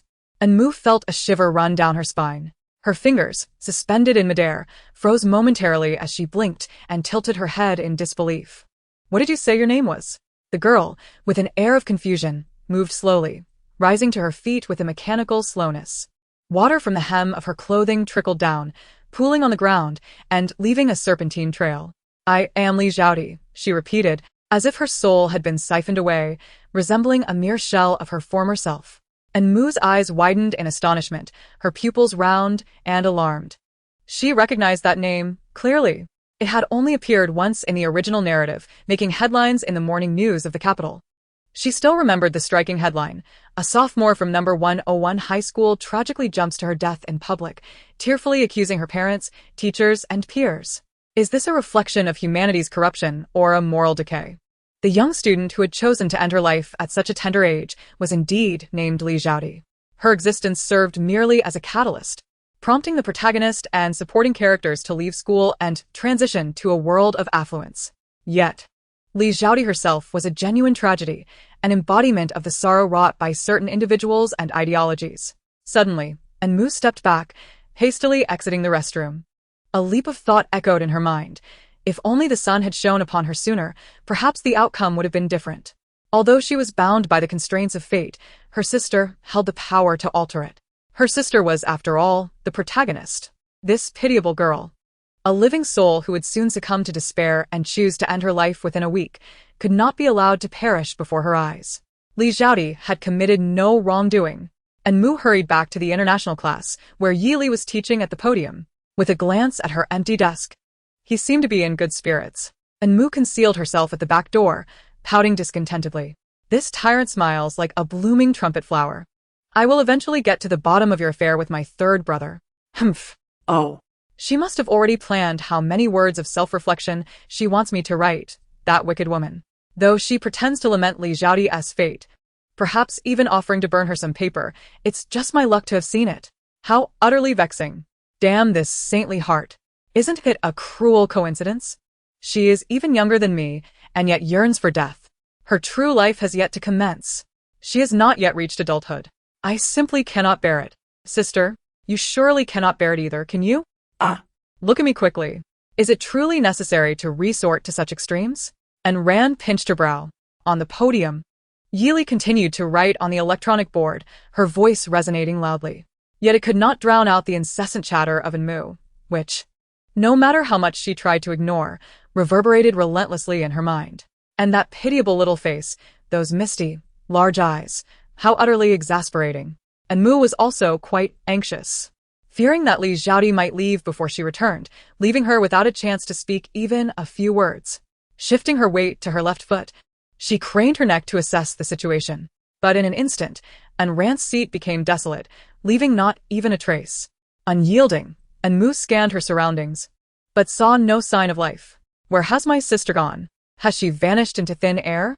Before she could comprehend the situation, Rand had approached from behind and gently tapped Enmu's shoulders twice. The tone was cold, her eyes filled with a probing curiosity. What was she doing? Enmu stiffened momentarily, then feigned nonchalance, stepping back 2 paces, only straightening up once. She was certain Li was out of sight. She turned slowly, as if wound up like a spring, her gaze flashing with a hint of horror. What business is it of yours? She felt her tone was not quite right.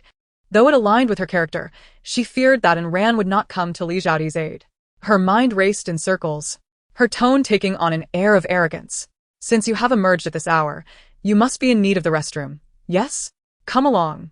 I shall show a modicum of kindness to spare you the trouble of searching for it. And Rand's cold gaze bore a hint of a smile, or perhaps a smirk. Oh, thank you? In the next moment, an overwhelming tide of apologies surged toward her, recounting every detail of the situation, as if in a frenzy. Sister, a grave matter has arisen. Truly, lives are at stake. You must hurry to save her. She is so pitiable. That little girl is nothing but a mere skeleton. Her body is covered in bruises. Just one glance at her makes me feel faint. She is being beaten and weeping uncontrollably. I cannot help her. Even wishing to do something good feels like it would ruin my reputation. If you disregard Li Xiaodi, she will surely meet her demise at the opening ceremony in a week's time, just as the original story foretold. How tragic. 6 months without a proper meal. Subjected to bullying and slandered. How can humanity be so cruel? She has done nothing wrong, simply because she is a girl. Can you believe that in the 21st century, gender discrimination still exists? I cannot bear it any longer. If I think any further, I shall surely shed tears. We must move quickly. Who knows if that poor thing is still in the restroom? And Rand furrowed her brow in confusion. Does she appear to be the type to meddle in others' affairs? In a poverty-stricken nation, how many people struggle to find food, where mere survival becomes a luxury, waking each day to compete for sustenance with adults far older than themselves? Had it not been for her fortunate fate in encountering a benefactor, she might have long since succumbed to an unknown peril lurking within some sewer pipe. Moreover, in this nation, how could one grow up in relative safety, only to be tormented by peers? What purpose do long limbs serve if one does not retaliate? Yet, upon arriving at the designated place, Rand comprehended why the girl named Li Xiaodi refrained from resistance. So diminutive and evidently malnourished. She did not even dare to lift her gaze. Her demeanor was exceedingly timid and introverted. Draped in Enmu's oversized school uniform jacket, her bony protrusions were still apparent. And Rand furrowed her brow, scrutinizing the girl standing in the corner, her words caught in her throat. One could easily mistake her for a frail skeleton, as if a gust of wind might send her tumbling. Chapter 46. Zhao Di. Zhao Di? Zhao Nima Di. One might as well rename her to Dead Di. Li Xiaodi maintained the posture she had assumed when Enmu departed, her almond-shaped eyes glistening with tears. The jacket she wore, ill-fitting for her slight frame, remained remarkably clean despite her own dampness. However, her brow was tightly knit, seemingly perplexed by Enmu's abrupt departure, evoking a sense of pity. Enmu pressed her lips together, her demeanor swiftly reverting to that of a spoiled heiress, albeit with a hint of pretense. Hey, why haven't you left yet? She stood with her hands defiantly placed on her hips, chin raised, though her inner thoughts were a cacophony of concern. Oh, poor thing, truly a poor thing. Looking so emaciated, merely skin over bones. It's not her fault. She has been enduring prolonged bullying at school. Had I not stumbled upon her, I might have forgotten that Li Xiaodi even existed in the original narrative. Sister, please help her. Her plight is far too tragic. And Ran raised an eyebrow and sighed in resignation. What is your name? Do you require my assistance? Li Xiaodi shrank back, her face marked by a red handprint that seemed to bleed with embarrassment. I am Li Xiaodi. Yes, indeed, she is Li Xiaodi. Xiaodi. Xiao ni ma di. One might as well call her dead D. Such a wretched lot. Li Xiaodi trembled and sniffled, her gaze evasive. I'm fine. I do not need help. And Ran nodded dismissively and fell silent. Meanwhile, Enmu, after a brief pause, observed that Li Xiaodi still wore that pitiful, submissive expression. Frustrated, she clicked her tongue, ignited by indignation, her hands firmly planted on her hips. Is it true that you have been bullied for so long that you can no longer even stand up for yourself? Stop with the I don't need anything. While I am still here, you must tell me what is happening. Once I am gone, finding someone with a kind heart to advocate for you will be a daunting task. The pitiable Li Xiaodi began to weep more freely, her eyes swollen and unrecognizable from their original form. Yet Enmu had seen her before in that photograph. The Li Xiaodi in it wore a joyful smile. It is rather amusing, yet tragically so, that upon receiving the news of their daughter Li Xiaodi's demise, her parents did not weep. Instead, they calculated the monetary compensation they could obtain. They caused a commotion at the entrance of number 101 middle school, and even after Li Xiaodi's death, they remained oblivious to the faults in their parenting approach. They hastily concluded the matter after receiving a substantial sum from the bullies. Her life was akin to a stone cast into the vast ocean, evoking no ripples whatsoever, both pitiable and lamentable. Yet, being a student of number 101 middle school, renowned as an exemplary institution, it was not long before her family background was unearthed. She was the eldest among 5 siblings, with her mother having given birth to 4 daughters and 1 son. The daughters were named Xiaodi, Pandai, Wangdi, and Lady, but only Li Xiaodi and the long-awaited son survived. What manner of beings are they? They are nothing but murderers. Is there some royal lineage at play? Must they have a son? They've already drowned 3 daughters. Yet they continue to procreate. What utter foolishness. They berate Li Xiaodi in life, and would feel no sorrow for her in death. They possess no conscience, no heart. The enduring prejudice of valuing sons over daughters has been an indelible stain throughout history. In the eyes of these girls' parents, their existence is solely to generate wealth for an unborn brother, with even their names awaiting another's arrival. Ironically, the most ardent proponents of son preference are often women themselves. This is undeniably a tragedy of the last century, yet these women, referred to as mothers, relentlessly impose their own desires upon their daughters, perpetuating this cycle through generations. And Rand felt a chill run down her spine, and, upon glancing back at Li Xiaodi, she wore a look of compassion. You can trust us. Truly. Li Xiaodi appeared weary, rubbing her reddened eyes, shaking her head as if to console herself. No one can help me, no one likes me. My very existence is a mistake. And Mu typically despised the timid and cowardly, those who meandered through life, epitomizing a personality of self-doubt. Reflecting on it now, perhaps the bravest thing Li Xiaodi ever did was leap from the rooftop, resolutely ending her youthful life. It's your turn, sister. Show us your understanding of psychological medicine. Let a mere mortal witness the prowess of a great healer. Rescue the girl mired in the mire. Harness the power of destruction with a sacred heart. And Ran, if you're capable, then you go ahead. She took a deep breath, choosing not to pressure Li Xiaodi, but instead squatting beside her in silence, offering companionship. This left Enmu, who seemed haughty, appearing as if she were the one bullying the two, isolated on the periphery. The restroom door stood ajar, and the camera across blinked with a red light. It was not until Li Xiaodi blinked, looking at Ran in confusion, her pupils clouded with blood vessels and mist, that Ran raised an eyebrow as if comprehending something, her tone remarkably steady. Are you hungry? I have chocolate. Would you like some? With that, she gestured towards Enmu, the meaning unspoken yet clear. Anmu always appeared before Anren as if burdened with an insurmountable debt of 80 million, exuding an air of arrogance. This time, she was no exception, rolling her eyes dramatically and pursing her lips. Despite her reluctance, she reached into her pocket.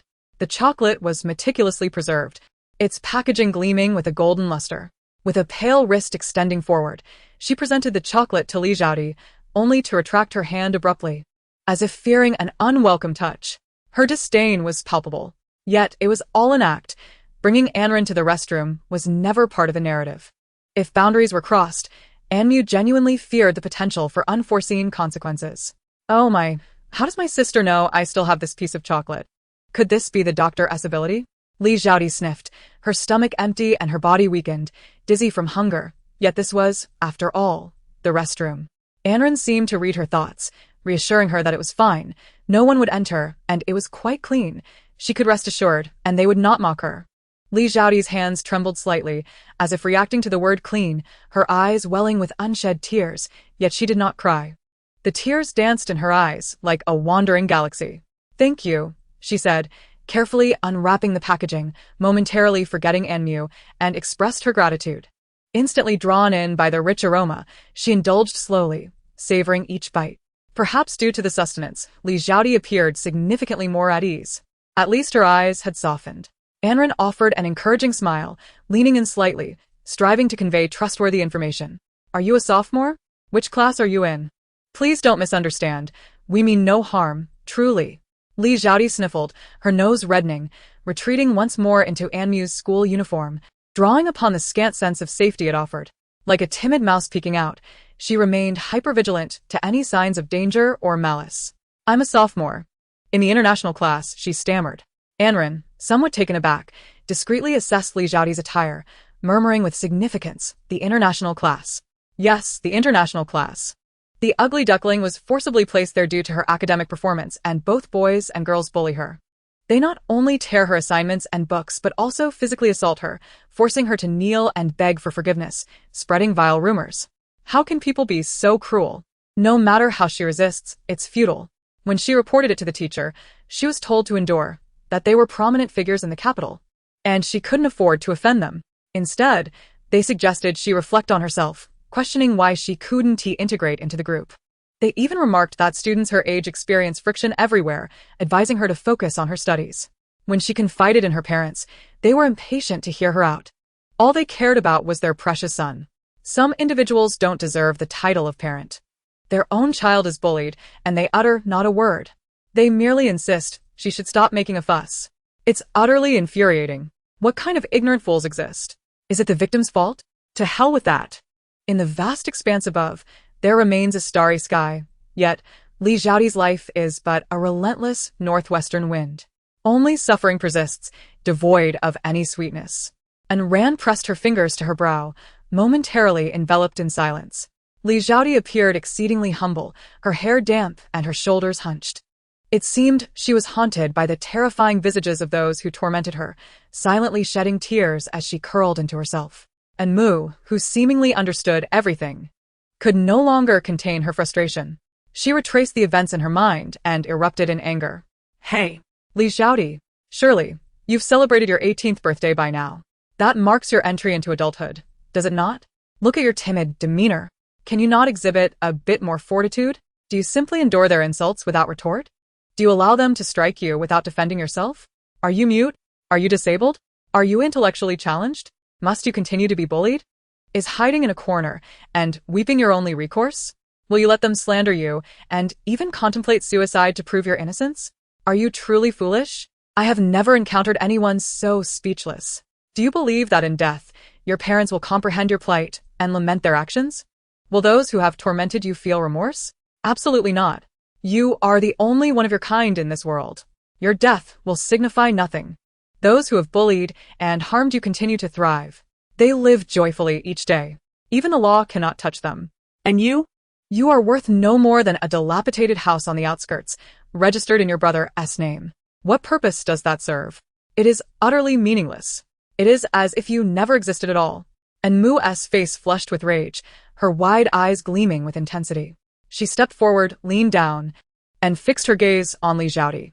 Without a moment's thought for her own reputation, she hastily expressed her feelings. Listen cruelly, Lisa.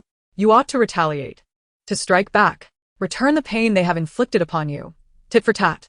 Tenfold, 100-fold, 1,000-fold, exact your revenge. Chapter 47. You are not a currency. How could everyone in the world possibly adore you? Despite Enmu's imposing demeanor and her fervent declarations, the trembling of her heart betrayed her bravado. Wow. Wow. I look so fabulous. Let my facade crumble. Nothing matters anymore. What can be done? Can the rules truly bring about my demise? Let us be clear.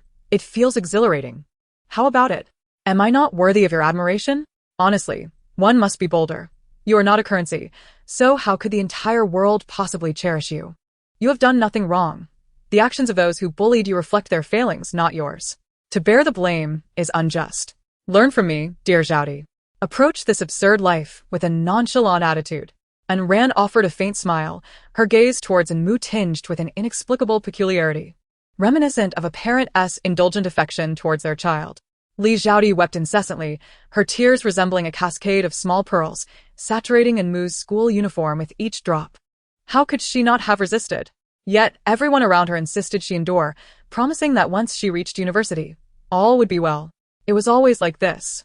Those capable of extending a helping hand treated her breakdown as mere childishness, meting out indifference. But none were aware that she might never reach university. With her hard-earned savings, she procured 200 sleeping pills, intending to consume them on the rooftop. If that failed, she could leap downwards. It was a meticulously devised plan, ensuring her departure from this world.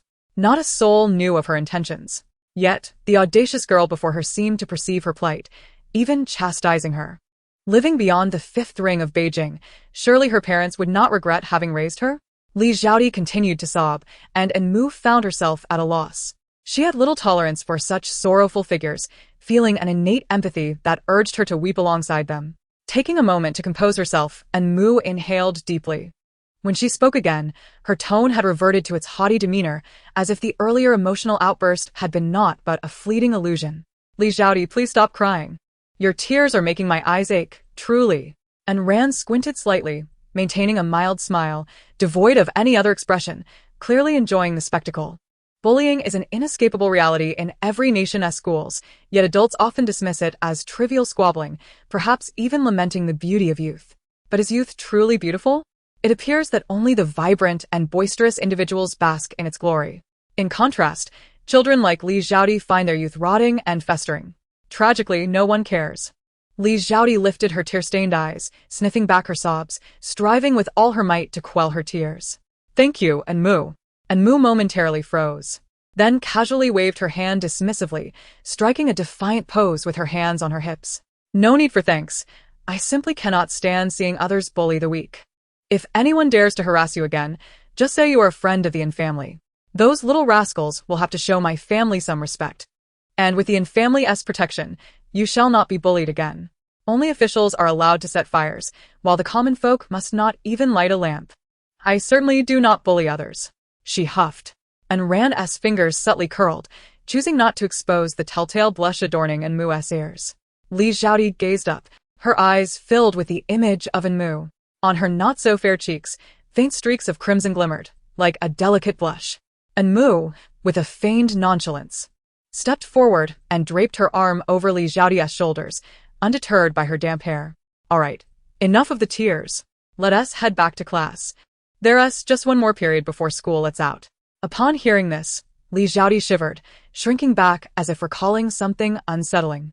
No, I cannot go back. They will come looking for me. They told me to wait for them here until school is over. Enmu, her voice chillingly cold, retorted with irritation. Do you take me for a fool? I am your leader now. Whoever dares to bully you is merely disrespecting the infamily. In this capital city, who wouldn't show my brothers a modicum of deference? Moreover, I have my sister. She can handle 10 with ease. Are they using their power to intimidate? Who possesses more influence than I do? My background is formidable, more resilient than diamonds. And Ran raised an eyebrow, but remained silent. The first lesson the infamily imparted to her was that one's temper should never exceed one's capabilities. This principle is firmly etched in the minds of Jincheng and the others. Yet for Enmu, this maxim seems to have never existed. She pursues her desires with reckless abandon, perpetually foolish. Nonetheless, she undeniably has the privilege to do so. After all, she is the cherished jewel of the infamily. Li Xiaoti's frame was exceedingly frail, resembling a delicate piece of paper, inherently fragile. And Mu tightened her grip, drawing her closer. Just focus on your classes.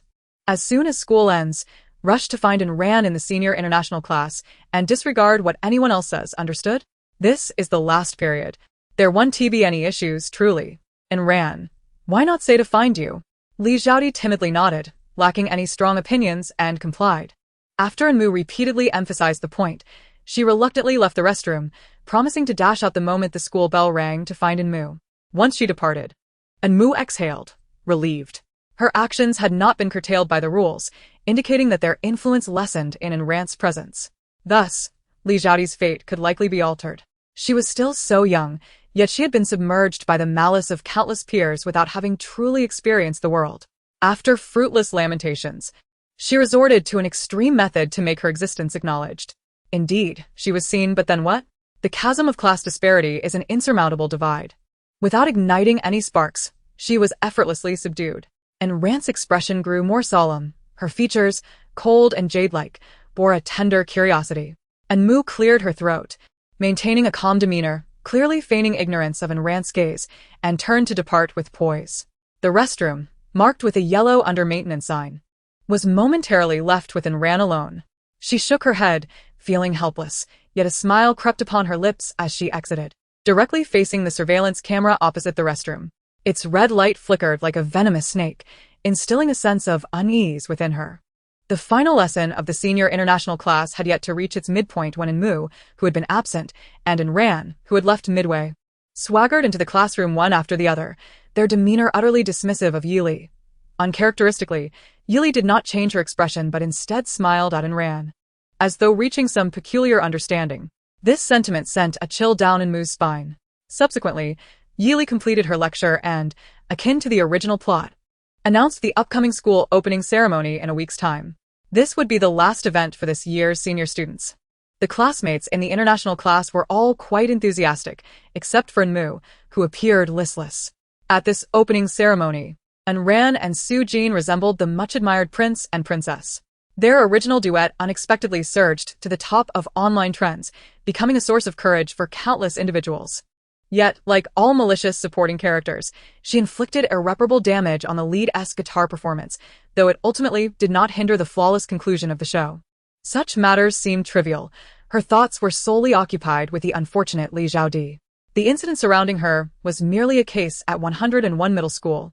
Yet how many other unfortunate students across the world were enduring the unforgivable torment of bullying. She was not particularly compassionate. Rather, she felt compelled to act.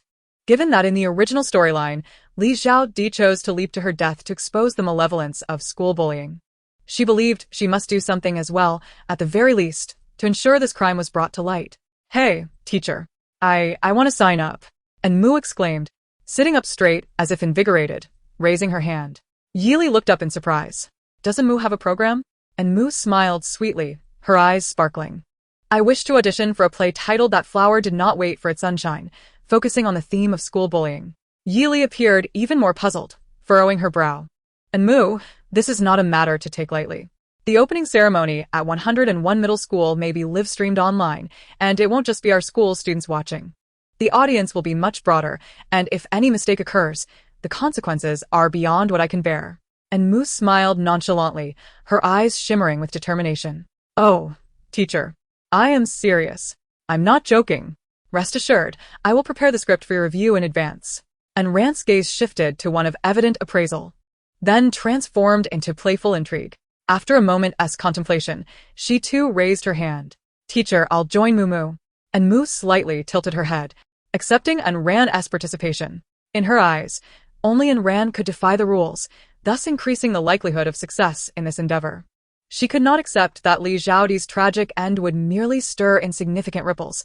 Instead, she could convert the original storyline into a script. It would be titled That Flower Did Not Wait for Its Sunshine, fully portraying Li Xiaoti's life from beginning to end, including her demise beneath the teaching building and the prosperous lives of those who tormented her, including compensation for a house beyond the Fifth Ring Road. In her past life, she was the most promising scriptwriter for murder mystery games in the Chinese department. Meanwhile, Su Jin, who had been an invisible presence, began to show interest. raising an eyebrow with youthful exuberance. Yet before she could speak, she caught Enmu's sharp glare. What do you want to say? I just ask you what you wish to express. You little brat still want to steal my sister? Come on. Look into my eyes. If you dare to speak, I will tear you apart. Didn't you hear what my sister said? My sister said she would join me. You go wherever you feel comfortable. I hereby declare your duet is null and void. Su Jin, taken aback, was about to retort but seemed to recall something. Frowning in resignation, the ambitious and somewhat naive Enmu found herself filled with a palpable joy, visibly brightening as she turned around, her gently curling hair dancing with the breeze. She immersed herself in the narrative she had conjured in her mind, and Ran blinked, her eyes revealing a hint of tenderness. It seemed she understood why the self-serving members of the In family were drawn to Mumu. A person who could voice the plight of the weak could hardly be truly malevolent. Chapter 48. If you keep pestering me, I might just slap you. The school bell rang promptly at 5 in the afternoon, resonating through the air, laden with the lingering warmth of summer. Before Enmu could rise, she noticed a familiar head peeking sneakily from the back door, clad in a recognizable school uniform. A smile of satisfaction graced her lips. Li Zhaodi had heeded her words, suggesting that she had not entirely relinquished hope for a brighter future. With a decisive motion, Enmu organized her belongings and brazenly lifted her gaze to Enran. Their eyes met, and an unspoken understanding passed between them as they exited the classroom together. The international class had long dispersed, leaving the expansive campus bustling once more. The trees lining the entrance intertwined, while white roses bloomed upon the black iron railings. The sports field was filled with spirited youths, engaged in lively play, oblivious to fatigue. However, Li Zhaodi remained unaware of this vibrancy. She kept her head down, blending into the crowd, fearful of being spotted by those who had tormented her. Each dismissal from school sent shivers down her spine, as those individuals represented a nightmare from which she could not awaken. Enmu, preoccupied with her own thoughts, paid little attention to Li Zhaodi's emotional state. Yet, before they reached the school gate, a group of 7, 5 boys and 2 girls, barred their path, exuding an intimidating presence. The leader, somewhat familiar to Enmu, was neatly dressed and possessed an air of refinement, his long hair framing a delicate visage that belied the cruelty of a bully. No one would associate such a girl with acts of schoolyard harassment. She stood before Li Zhaodi, scrutinizing her before casting a glance at her companions, a mocking smirk playing on her lips. Oh, Li Zhaodi, you've grown some courage, haven't you? Daring to come out after I told you to stay in the restroom? What's this? Have you found a protector? Li Zhaodi remained silent, her head bowed, her hair still damp. Fortunately, the summer heat was sweltering, otherwise, she might have caught a cold. When the girl realized Li Zhaodi was ignoring her, she leaned closer, fixing her gaze intently on her. Are you deaf? Did I not hit you hard enough today? Are you not hearing me? Li Zhaodi flinched, her body trembling. Enmu, lost in her thoughts, was jolted back to reality by the sight of Li Zhaodi being shoved. Instantly alert, she widened her eyes, her expression devoid of emotion as she assessed the group. Without hesitation, she turned towards the construction site across from them, boldly colliding with the bully's shoulder. And Rant's lips curled into a slight smile as she stepped forward, a few paces, her concern evident. Although these individuals were trivial in her eyes, she could not shake the worry that they might resort to underhanded tactics. For instance, taking advantage of her inattentiveness to target Enmu, or to strike at Li Zhaodi. Ultimately, such actions are reprehensible. Raising her voice, she inquired, "What are you doing?" Enmu, without turning her head, swiftly picked up a brick and turned around, her movements remarkably agile, even finding the leisure to respond to Enran's question. Looking for a brick. She then stood before Li Zhaodi with an imposing presence, her round eyes fixated on the girl. "What are you barking for? Do you feel superior by striking others? Think you're impressive, huh? Who do you think you are? Even the greatest wouldn't dare to bully others like this. You think you're tough with your campus bullying, right? Keep yapping, and I might just slap you." She persistently waved the brick in her hand, threateningly, dust cascading from it. And Ran wore a bewildered expression, gradually becoming stiff. The muscles at the corners of her lips twitched, as if she wanted to say something, but ultimately swallowed her words. The girl appeared somewhat surprised, intimidated by the brick in Enmu's hand, taking a few steps back. However, she did not lose her bravado, casting a resentful glance at her entourage before they advanced together. Pretending to be weak, she pointed at Enmu, her voice still high-pitched. Hey, How can you speak like that? So rude. Truly lacking in manners. Besides, I was calling for Li Xiaodi. Who do you think you are? What? You also go by Li Xiaodi? And Mu's grip on the brick tightened, her knuckles widening, exuding the impression that she could strike at any moment. When angered, one often loses control over their emotions and tongue, spilling forth heartfelt truths. One's level of civility is dictated solely by my mood. What concern is it of yours? Fool. No matter how uncouth I am, it pales in comparison to your bullying, doesn't it? Why don't you try the water in that restroom yourself? My foul language is merely a result of your ungratefulness provoking me. It has nothing to do with upbringing. Don't conflate the two and attempt to morally bind me. I possess no morals. Yet, upon concluding her tirade, she found herself somewhat astonished. Did I actually say that? And Ran, on the other hand, could hardly contain her amusement, her surprise entirely absent. Slowly, she curled her lips into a smile but remained steadfast in protecting Li Xiaodi, her gaze never leaving Enmu. She feared that Enmu might truly strike beneath her very nose. Li Xiaodi lowered her head even further, remaining silent. The girl appeared to be someone of notable stature, coldly assessing the fiery Enmu. Mind your tongue. Considering you are unaware of my identity, I might let you go this time. Otherwise, I shall strike you too. Enmu scoffed, her eyes gleaming with excitement as she waved the brick again. Come on, let's have a proper conversation. What kind of background do you come from? I truly have no idea what I've gotten myself into. You think you're so impressive, huh? Using your last breath to boast? Be careful not to choke on it. Though this wretched brick is indeed heavy, my hand is aching. But without some substance, I truly have no confidence. What if this fool actually strikes me? With my slender arms and legs, I simply cannot hold my own. Moreover, having already bullied my sister to this extent, I find myself somewhat fearful that she might take the opportunity to retaliate amid the chaos. If this group were to turn against me, I would be in dire straits. Anren remarked, your words have truly stirred my enthusiasm. In truth, she noticed that Amy's palms were slightly reddened from the friction. The edges of the brick were sharply defined, shedding bits of dust. Should that brick come crashing down, it might be gratifying, but the aftermath could be quite troublesome. I dread that the brothers of the In family would kick up a fuss.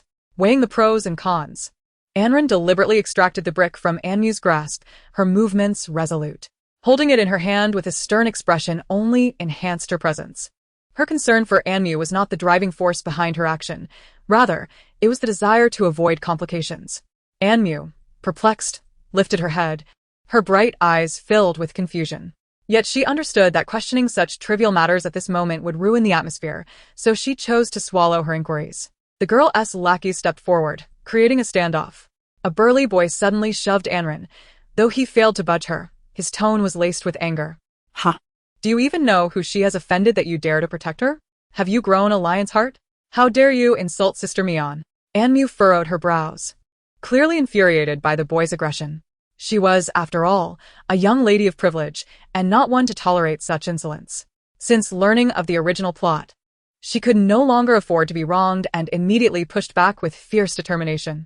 Aware of her own limitations, she could not move the boy but easily shoved the girl instead. After all, anyone capable of bullying Li Xiaodi together could hardly be deemed virtuous. With both hands, she exerted force, sending the girl crashing into another boy's arms. Seizing the moment while everyone was momentarily stunned, Anmu boldly began to reprimand. You can speak all you want, but why resort to violence?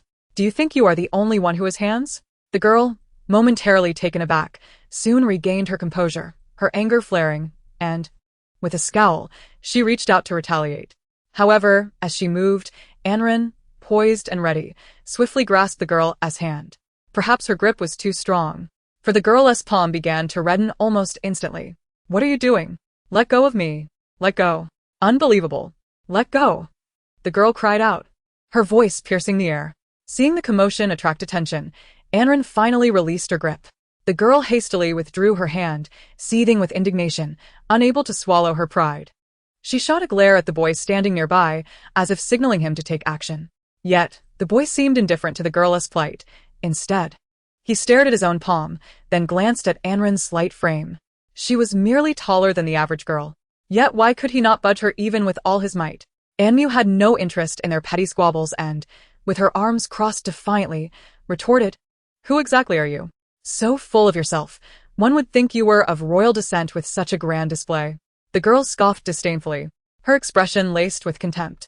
Have you heard of the international class? Have you heard of the Jiang family in the capital? I am the daughter of the Jiang family. Jiang Mianyan. Let me tell you, stay away from Li Zhaodi if you know what is good for you. She has offended me, and she deserves to be punished.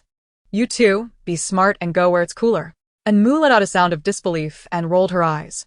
Her gaze toward Jiang Mianyan filled with sympathy for the foolish. Do you hear the absurdity in your words?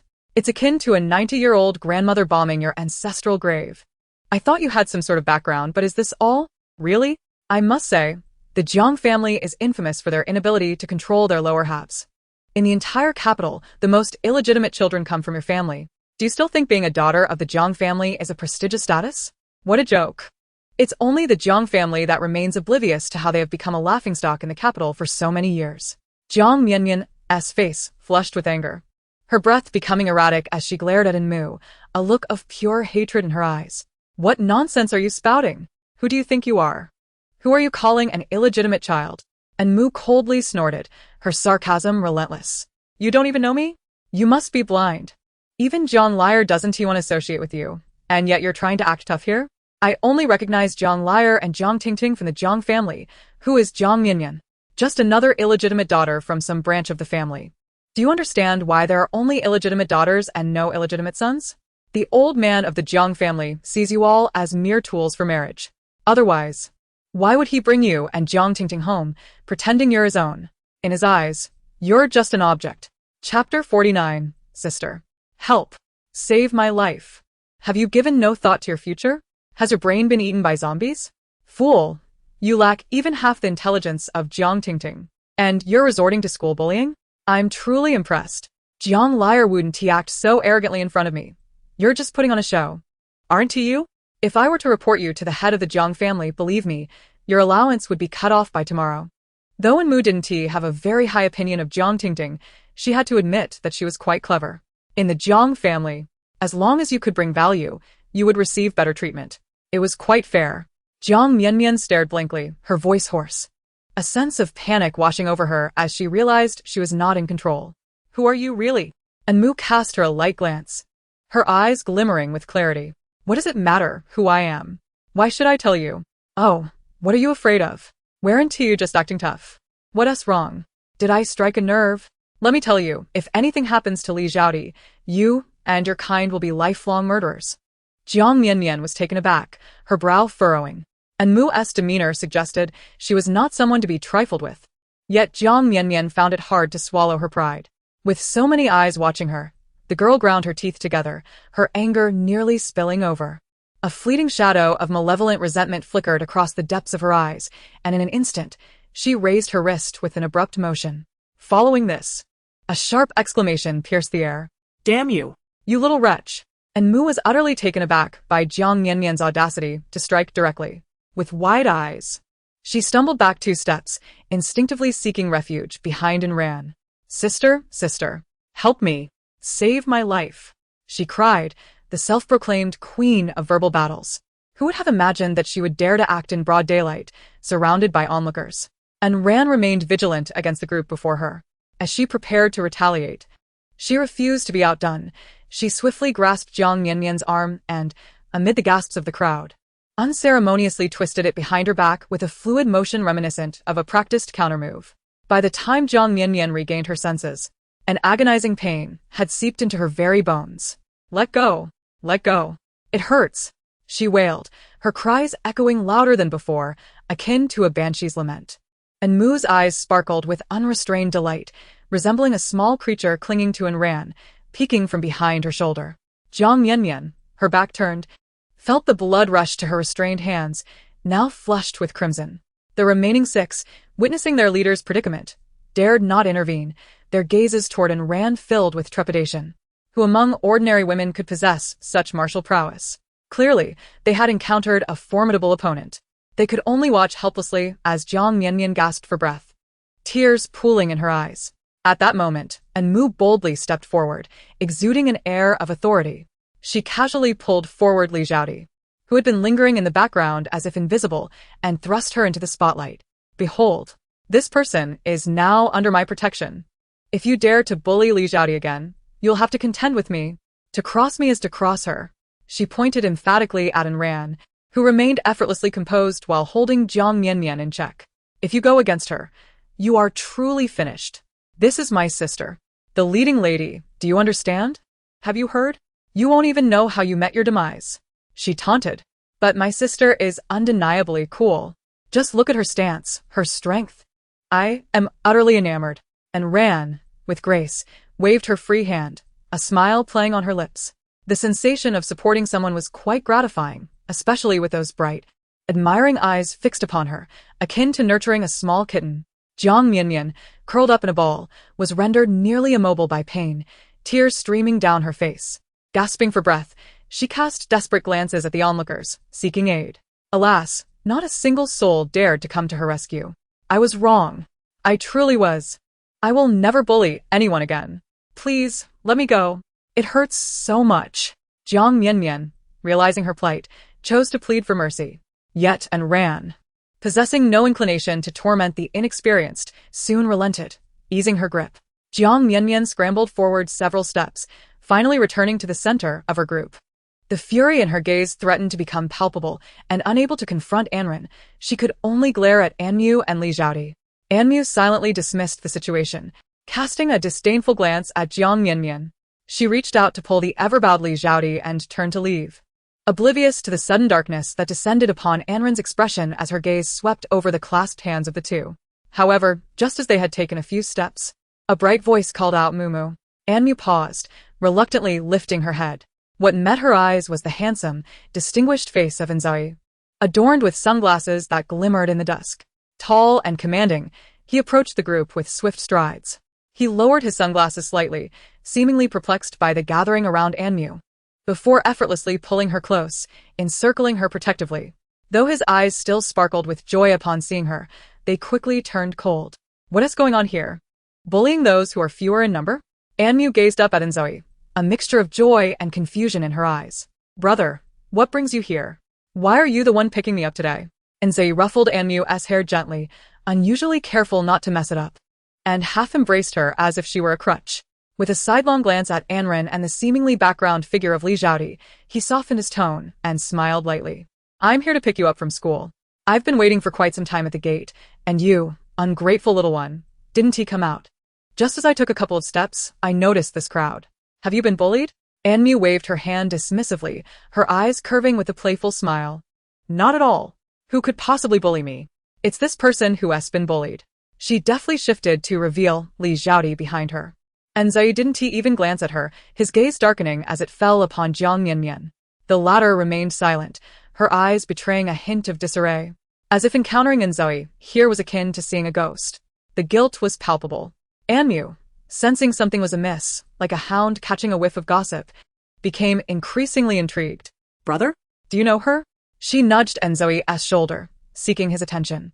Anzai clicked his tongue, impatiently retracting his gaze. I've seen enough of this filth. Let us go home. He then placed a hand on Anmu's shoulder, guiding her towards the exit of the school. Hey, wait. What is your relationship with Jiang Mianmian? Anmu quickly seized Li Xiaodi's uniform, insisting on bringing the girl along. Anran harbored a deeper meaning in her eyes, casting a warning glance at Jiang Mianmian before nonchalantly following the group ahead. Their strides exuded an extraordinary aura. In the vast campus, the crowd had already dissipated, the sky darkening with ominous hues. The walls, still basking in sunlight, flickered with a hint of crimson light. Jiang Mianmian, however, felt as though all strength had been drained from her body. Her legs weakened. She found a spot and squatted down. Surrounding her were mere marginal figures from the ordinary class, who, upon making the slightest acquaintance with the heiress of the international class, fancied themselves on the cusp of prosperity and immediately began to shower her with solicitous attention, akin to dogs drawn to a bone.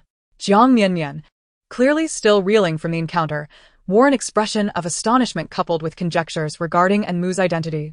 Although Enmu never divulged her name, who in the capital was unaware of the only treasure of the Yin family. Even if she did not know Enmu personally, she was certainly acquainted with Anzai. He was the very person her father had relentlessly sought to curry favor with. In her desperate attempts to get close to Anzai, she had been thrown out of Sheng Haoshuan multiple times and subsequently blacklisted. The only one allowed to call him brother was Enmu. And here she was, foolishly slapping Enmu. Jiang Mianmian took a deep breath, an overwhelming fatigue washing over her. Her wrist reddened from being grasped. Yet, she could no longer endure her time at the school. Inside the sprawling nanny van of the Yin family, Enmu alternated between furrowing her brow and sinking into melancholy, causing Li Xiaodi, who was huddled in the leather seat, to feel a sense of dread, fearing that her own presence was the cause of Enmu's distress. Cautiously glancing up, she had truly escaped Jiang Mianmian's torment. She had not been dragged back. This was the best news since entering high school. All thanks to Enmu. All thanks to her. Li Xiaodi lifted her gaze again, filled with gratitude. Her small face bore remnants of red blood stains, clearly a sign of having been struck with considerable force. Enmu was still engrossed in devising scenes and dialogues for her play, utterly oblivious to Li Xiaodi's feelings. The poor thing suffers all manner of torment, ultimately leaping into oblivion before all the teachers and students. Those executioners stand by to mock and hurl insults. At that moment, there should be a poignant piece of music. Woe is me, this is too tragic, I shall meet a miserable end. This character is far too heart-wrenching. And Zoe, silently furrowing his brow, could not grasp Enmu's thoughts, yet sensed their significance. So much, so that he hesitated to intrude during the rare occasion he had to pick someone up from school. Heaven knows how eagerly he awaited this moment. Yet, upon stepping out of the car, he was met with a throng of unsavory individuals, including the detestable Jiang family, akin to flies that one could not shoo away. However, the small mouse before him, forcibly dragged into the sunlight, seemed to be a victim of school bullying, and Ran tilted her neck slightly, casually leaning against the seat. Her eyes sparkled with a hint of mirth, occasionally landing on Enmu, inexplicably bringing her joy. Finally arriving at the entrance of Li Xiaodi's alley, the vehicle could proceed no further. Just as they were about to disembark, Li Xiaodi snapped back to reality, not daring to lift her head, her voice hurried yet soft. Enmu, thank you. Enmu, having concluded her mental turmoil, grasped Li Xiaodi's hand as she prepared to exit, smiling warmly. Hey, Would you like to attend the opening ceremony? Li Xiaodi, bewildered, widened her eyes in response. In her round, doe-like eyes, gazing at Enmu was akin to witnessing a glimmer of hope. Her naive, somewhat dim-witted appearance caught Enze's attention, drawing his gaze for an extra moment. Chapter 50, The Beautiful Fée Aude and The Malevolent Heart, a contrast from reality. Having already perused the original storyline, Enmu held a profound impression of Li Xiaodi. Consequently, the following day, she meticulously composed a script, nearly 20,000 words in total. Fortunately, her writing speed had not waned, though she rose in the morning feeling utterly drained, as if a handful of her hair had vanished overnight.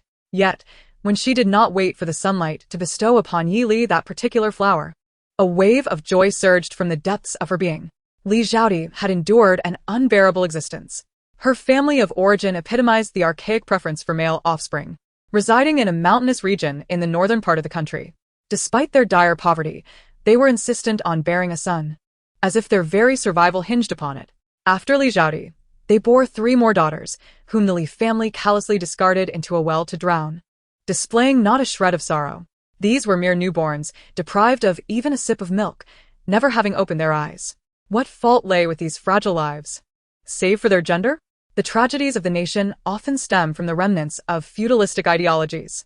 The pitiable women, submerged in the annals of history, were at the mercy of a society that wielded their gender as a weapon against them. Even to this day, in some obscure corners of the world, such tragedies continue to unfold. It is not merely instances of bullying within school walls. Far worse is the abhorrent trafficking of women. Each case is a harrowing testament to reality. Eventually, in their desperate quest for a son, the Li family journeyed to the capital, establishing a crepe stall. Fortunately, in the second year of their stay, Li Mu became pregnant, giving birth to their longed-for heir. However, from that moment onward, Li Xiaodi was relegated to the role of a servant within her own family. Fortuitously, she was exceptionally bright, achieving the top score in the province upon entering high school, securing her place at number 101 high school. Yet, under the guise of the catfish effect, the authorities transferred her to the international class, intending for her to guide her peers. This marked the genesis of all her tribulations.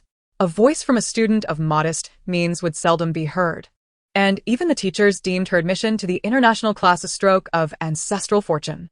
And Mu sighed deeply. recalling her inquiry to Li Xiaodi the previous day about her willingness to portray the female lead. That shy girl, who could hardly meet anyone's gaze, not only consented but also insisted on using her own name as the protagonist. She articulated that this was not merely her script, but the narrative of countless children subjected to bullying in schools and the stories of myriad Xiaodis. Perhaps those girls possessed lives more fortunate than hers. Yet the essence of this name remained unchanged. With the hope of another's emergence, Li Xiaodi's magnanimity astonished and Mu momentarily, leaving her with a sense of gratification. She was destined for a broader horizon, far beyond the confines of a mere number 101 high school. With this thought, Mu felt a swell of pride, having accomplished something truly commendable. Indeed, she felt like a hero. And Rand, are you all right? Are you okay? And Rand, exasperated, pressed her lips together, her train of thought interrupted by the sudden, eerie laughter. Once again, she found herself compelled to immerse in the script, striving to compose a suitable melody for it. After all, that fool Mu had assigned her task just yesterday, to create a piece for the flower that awaited its sunlight in vain. How casually he spoke of it. He had no idea how daunting this was for someone who hadn't touched a guitar in ages. TSK. And Ran, rarely irritable, was met with a misunderstanding from Su Jin, who, believing himself to be charming, playfully poked her shoulder. Hey, what's wrong? Are those girls bothering you again? And your sister isn't exactly an angel either. She must be stirring trouble behind your back. Can't you see it, or are you just pretending? Su Jin spoke with earnestness, his youthful visage reflecting a hint of exasperation. And Ran glanced at him coldly, her eyes narrowing in annoyance as she replied languidly. None of your concern. And Mu sat directly in front of Ran, her ears not merely for decoration. Though she appeared unfazed, turmoil brewed within her. Oh, my sister is truly angry now, huh? She's even capable of retorting. Yet, I feel this line should have been mine. Whatever. Given my sister's rapid growth, she is indeed teachable. But Su Jin, this little rascal, is trying to charm my sister while I'm silent, huh? What a mischievous one. Shujin está mered. Caught off guard, and as he prepared to scold Ran, he noticed Mu turning her head. The words on his lips were swallowed back, and he could only lower his voice, feeling rather vexed. Being kind to you is like throwing pearls before swine. You'll regret it. And Ran remained impassive, as if she hadn't heard Su Jin's murmurs. She shifted her gaze lazily to Mu, her tone somewhat frosty. What is it? And Mu remained silent, her icy eyes scrutinizing Su Jin. Cursing my sister in my presence? You little brat. Clearly, you have yet to experience the harshness of life. My sister, being kind-hearted, doesn't hold grudges against you, and you truly think you're in the right? What a delusion. Perfect. The script needs a villainous male lead. And you seem quite fitting for the role. A true-to-life performance, perhaps? And Mu, ever innocent and kind-hearted, remarked, Thank you, my dear sister. This is the finest compliment I have ever received. Su Jin felt a bit unnerved under her gaze but, being accustomed to the world, maintained his composure, offering Mu a sheepish smile. The coolness of his demeanor was subtle yet impactful, overshadowing the blazing sunlight behind him. His sharp features exuded a faint chill and tranquility, his eyes shimmering with light. Such allure could easily cause an elderly lady to sell her possessions, leaving her with nothing but her undergarments. How much more so for the infatuated Zhang, who immediately covered her mouth, gasping in awe, her expression utterly starstruck. Yet, in Mu's eyes, Su Jin bore an odd resemblance to a peacock displaying its feathers. She was inherently devoid of romantic inclinations. In the midst of this captivating scene, she huffed impatiently, her demeanor commanding. Oh, you're Su Jin, right? Just so happens I have a role in my play that would suit you perfectly. Would you like to audition? The striking contrast between beautiful appearances and malicious hearts emerges from the realities of life. What a delightful disparity. I must truly be destined to be a director. Su Jin caught a glimpse of Ran from the corner of her eye and instinctively smiled, nodding in agreement. All right. Zhang, unable to contain herself, insisted on joining. And Mu, I want to participate too. Is there a role for me? And Mu promptly acquiesced, as she had no desire to personally engage in bullying Li Xiaodi. Even if it were merely acting, she wished to avoid such interactions. Of course. There is a role for you. With an exuberant demeanor directed toward Zhang, the two sisters eagerly delved into the script, though their genuine feelings remained evident beneath the surface. I can't believe it. How has your romantic mindset not been scorched in this sweltering heat? Quite impressive. Truly. The temple is small, yet the mischief is great, and the pond is shallow, yet the turtles are many. Before long, it was time for dismissal at No. 101 Middle School. As the delightful sound of the bell resonated, a fluffy head appeared promptly at the back door of the senior international class. It was Li Xiaodi, who had come as per Enmu's instructions. Enmu quickly packed her bag, slinging it over her shoulder with a casual demeanor, and glanced back at and ran before hastening to the back door. Hey, how was today? Did those people trouble you again? Li Xiaodi shyly shook her head, her grip on her bag strap turning pale, her voice soft. And no, the thoughts of a young girl are often cloaked in secrecy and repression, especially for someone as inherently self-doubting as Li Xiaodi. Simply standing there, doing nothing, she exuded an undeniable aura of sorrow. And Mu nodded, giving Li Xiaodi's shoulder a reassuring pat, her expression serious. That's good. Come on, I'll walk you home today. I'll send you the script as well. Make sure to read it carefully. We must hurry. Li Xiaodi admired Enmu from the corner of her eye, quickly averting her gaze, her head bowing even lower. The trio walked briskly under the shade of the trees leading to the school gate. Yet Enmu couldn't shake the feeling that her right eyelid was twitching. She rubbed it absent-mindedly. Before reaching the gate, they spotted several imposing black vehicles, surrounded by a row of sharply dressed bodyguards. At the forefront of the guards stood a youthful and striking figure. The young man, donning dark sunglasses and a tailored suit, exuded an indescribable air of nobility and elegance. However, as Enmu, just awakening from her reverie, abruptly halted, her pupils trembled in disbelief. What on earth is this? What is happening? Is this some sort of monster? I'm embarrassing myself. I'm utterly mortified. Quick, we must flee. This is a calamity. We need to escape swiftly. Do you understand what a social death moment is? Do you comprehend? You think social death won't end in ruin, don't you? Everyone is destined to die. Why must I suffer a social death? Must I perish for your amusement? And Yet, before she could turn to leave, the young man had already spotted the three of them. Momo. His voice resonated powerfully, echoing through the air. Anzi's presence was already quite formidable, surrounded by 2 rows of burly men. The men and women picking up their children cast curious glances in his direction. His loud voice further drew attention, even causing passing dogs to pause and observe the commotion. Enmu felt a surge of emotions but took a deep breath, forcing a strained smile, and had no choice but to approach. Don't look at me. Don't look at me. I'm not called Moo. Wah wah wah wah. I am crying. I'm in a whirlwind of tears, spinning and sobbing. You must have mistaken me. Truly, you all have mistaken me. Brother, is this how you intend to send me off? To publicly humiliate me? Boiling a pot of life and death, a tribute to myself. And Ran could hardly bear to watch, burying her head in her hands for the first time. Meanwhile, Li Xiaodi, standing silently behind, had her eyes sparkling with fascination, unable to look away. She had never felt so imposing. And Mu had never perceived the path home from school to be so lengthy, as she was forced to endure the stares of onlookers until she reached Anzi's side. With a forced smile that was more grotesque than genuine, her voice trembled. Brother, what are you doing? Why have you summoned so many people to pick us up from school? Anzi, enigmatic as ever, suddenly raised his hand and snapped his fingers. The rows of bodyguards standing straight as arrows immediately understood the cue. They stomped their feet and bowed deeply in unison, their voices ringing out in perfect harmony. Miss Enmu, we are here to escort you home. Enmu. And ran. Li Xiaodi, wow. Chapter 51. You understand that such a thing can only be done once on a planet, right? The cacophony at the school gate abruptly fell silent, the air around thick with a peculiar atmosphere. For a moment no one spoke, only the rustling of leaves in the wind and the plastic bags dancing along with it could be heard. It was Enmu who first regained her composure. With a few awkward laughs, she swiftly pulled Anzi into the car, where remaining outside for even a second felt suffocating.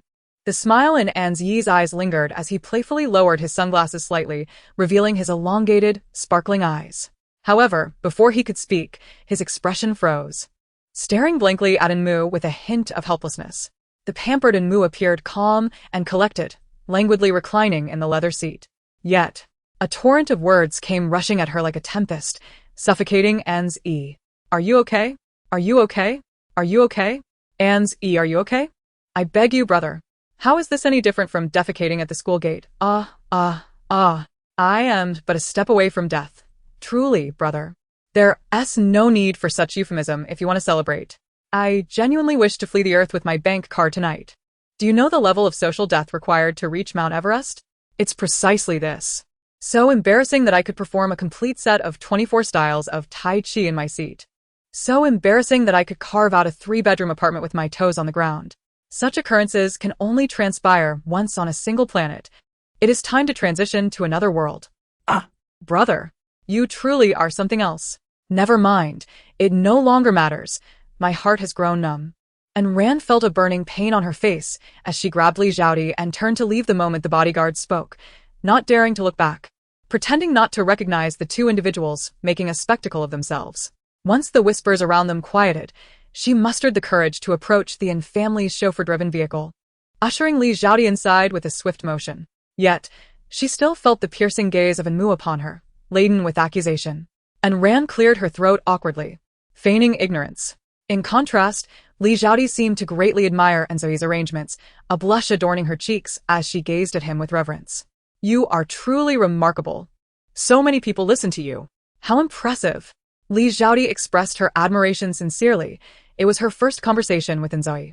Enmu, however, cast a shocked glance at Li Xiaodi. What on earth? Sister, how do you perceive this? Birds of a feather, right? You too must be family. Enzoi, comforted by her words, felt rejuvenated, his eyes sparkling with renewed energy. He believed wholeheartedly in his actions, feeling justified in supporting Enmu and showcasing the family's strength, wary of any unsightly elements that might tarnish her. Why the long face, Mu? Look, even Li Xiaodi praises me. Can't you offer a compliment to your brother? Remember when you were bullied, and I brought my friends to defend you? You clung to me then. Have you grown up? Do you no longer like your brother? Yet. Enmu continued to scowl at Enzoi, subtly pouting. Brother, do you remember how tall you were back then? You were just 120 centimeters. The ones who bullied me were all 170. Your friends were even shorter than you. Why don't you mention that? Selective memory, is it? Had I not been holding on to you, I feared they would have kicked you away. Do you even recall? Moreover, were they truly going to hit me? They were all girls.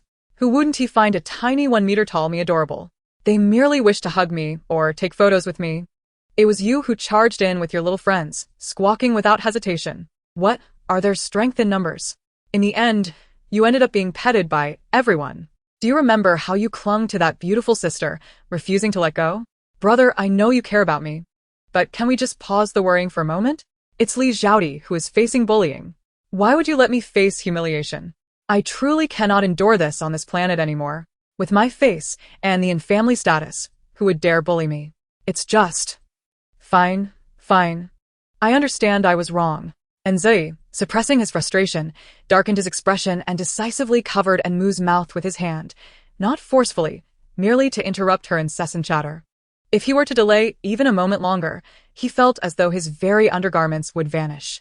And Ran was comfortably immersed in the conversation, her lips curling into an unremovable smile, yet she received a pitiful signal of distress from Enmu. Indifferently, she turned her head, choosing to ignore it. Gazing out at the scenery retreating beyond the car window, she drifted into a reverie. How absurd! After Enzei had finished reprimanding her, it would be her turn next. She certainly did not wish to be questioned as to why she had not taken Li Xiaodi along with her. One must admit, Enzei's antics had made Enmu's name known throughout the entirety of 101 middle school. Although it was undeniably embarrassing, it proved to be quite effective.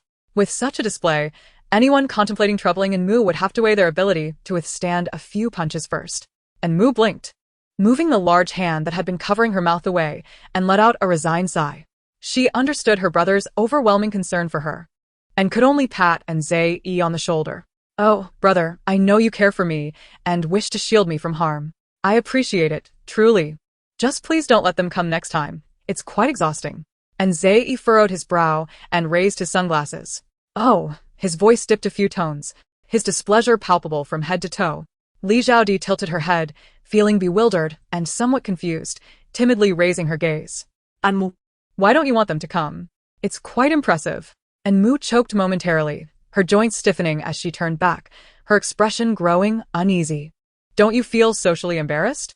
With my brother's approach, who could possibly manage such a social brute? And Zai fell silent, his head bowed, eyes focused on his own toes, utterly still, as if shrouded in a cloud of gloom. And Ran glanced at him out of the corner of her eye, immediately recognizing his pretentiousness. Only Li Xiaodi remained oblivious to it. Yet, due to her own nature, she could neither voice her thoughts nor do anything but sulk. Following Zai's lead in lowering her head, Mu observed the two heads before her, her emotions a whirlwind of complexity. Fully aware that Zai was merely putting on an act, she nonetheless felt compelled to offer words of comfort. Brother, dear brother, oh, please don't be angry anymore. Truly, I was wrong. It's entirely my fault. And Zai, already mild-mannered, found his spirits lifted by Mu's gentle tone.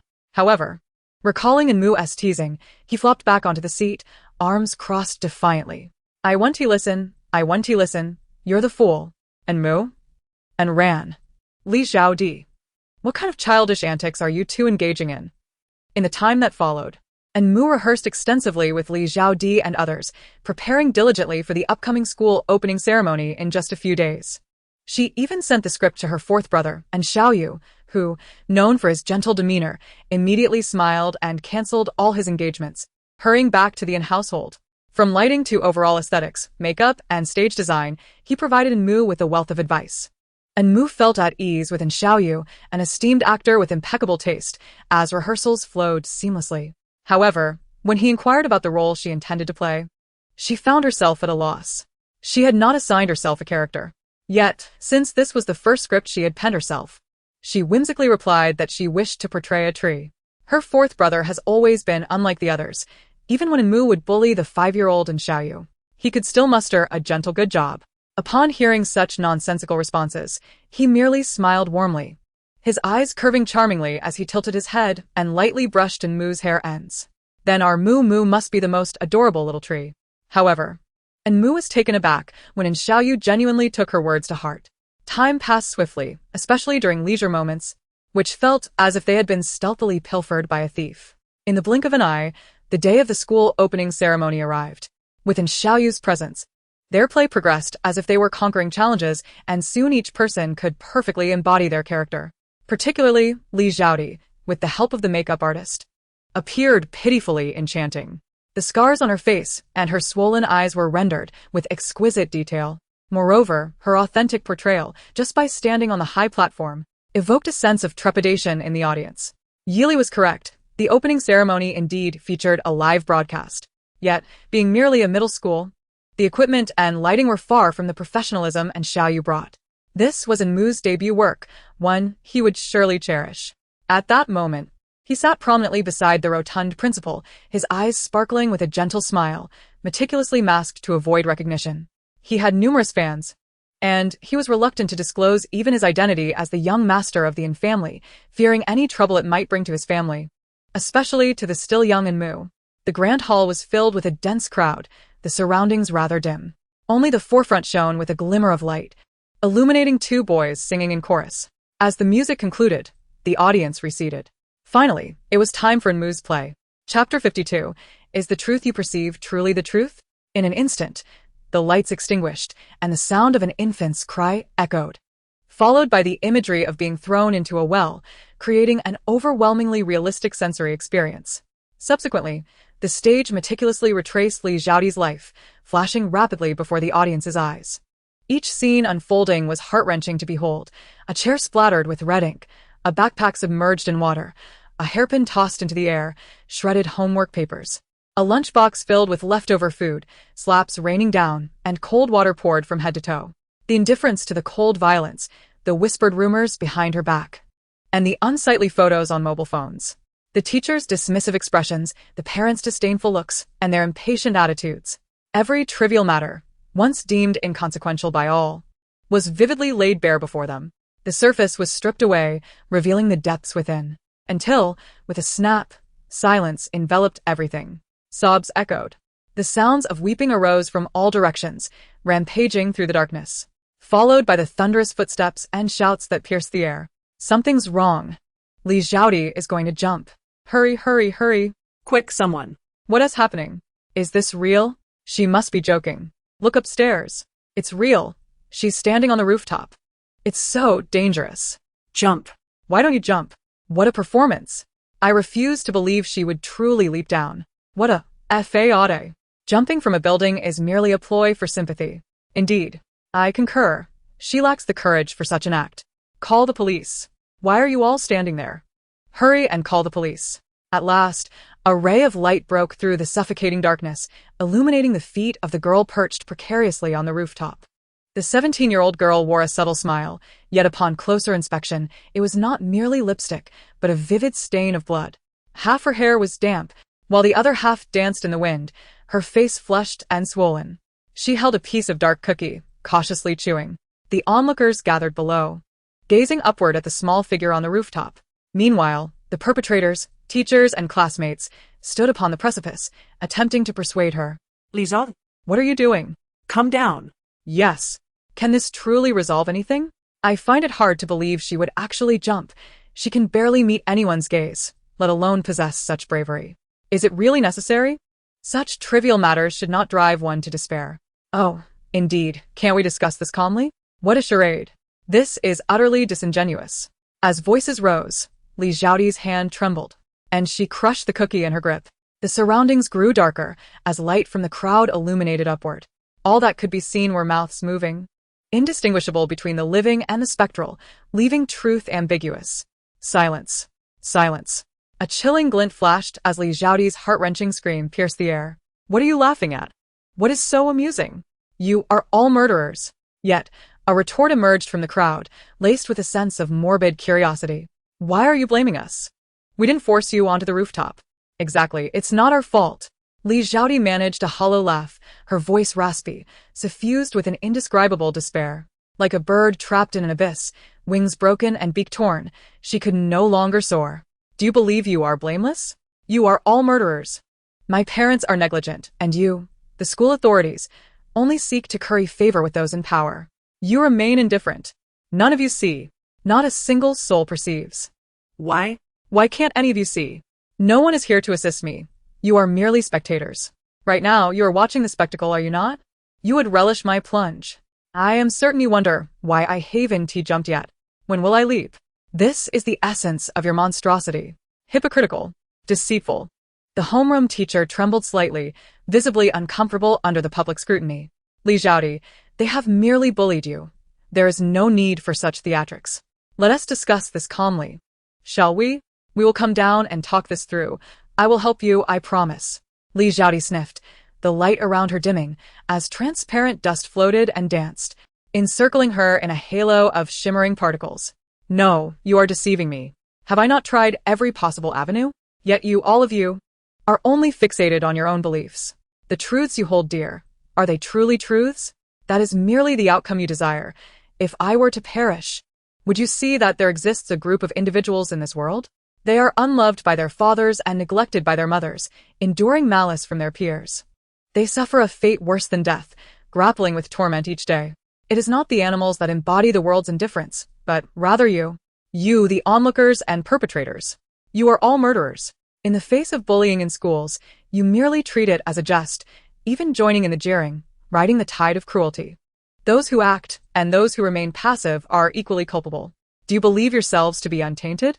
When you witness my beating and my humiliation, yet choose to turn a blind eye, you have already sullied yourselves, aligning with those who torment and degrade me. Your choices have already cast you into a faction. The strength of one will always be overpowered by that of the collective. What am I to do? You have never shown me an ounce of kindness. I wish to transfer schools, but I cannot leave. My parents will not cover my tuition. You sprayed my eyes with chilly water, and the pain is unbearable. They are reddened with spots, yet you can only mock me with malice. The homeroom teacher seems to grasp the gravity of the situation, hastily extending a hand. Taking a step forward, he attempts to intervene. Xiaoti, would you allow me to take you to the hospital? Shall we consult a doctor? Please, come down. Li Xiaoti's smile is pale, her swollen face casting countless shadows. No, I want to go. Don't come any closer. It takes 10 minutes to reach the school infirmary, but a leap from here would only take seconds. At a height of 60 meters, I am certain I would perish. I cannot endure this any longer, teacher. Do you not understand? Today, I received a box of cookies, something I have never been able to afford or taste.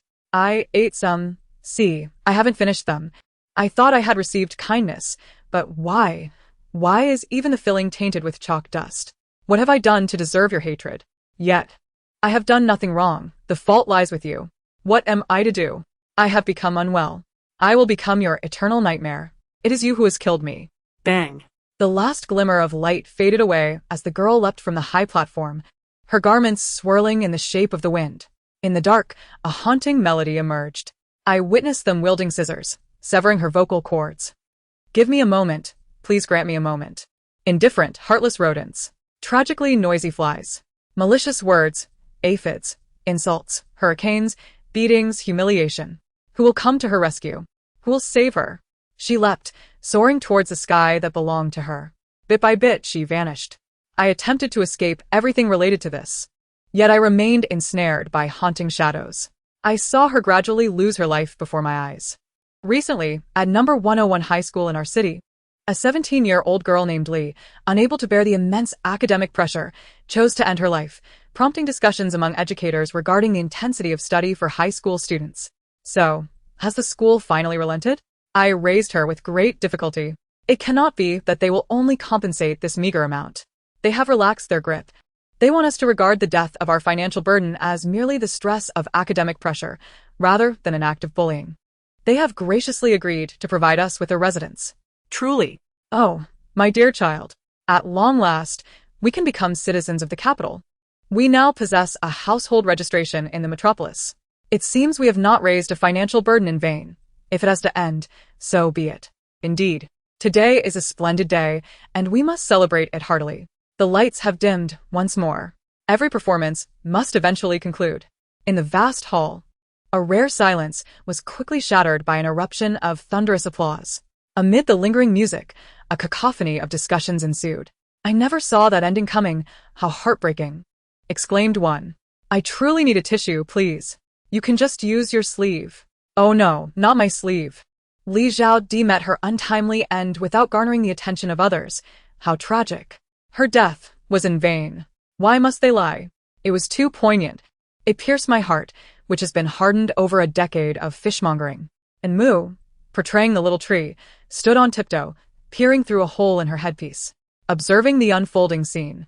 It was unclear who had prepared her prop, as it had clearly not been designed with her height of 163 meters in mind.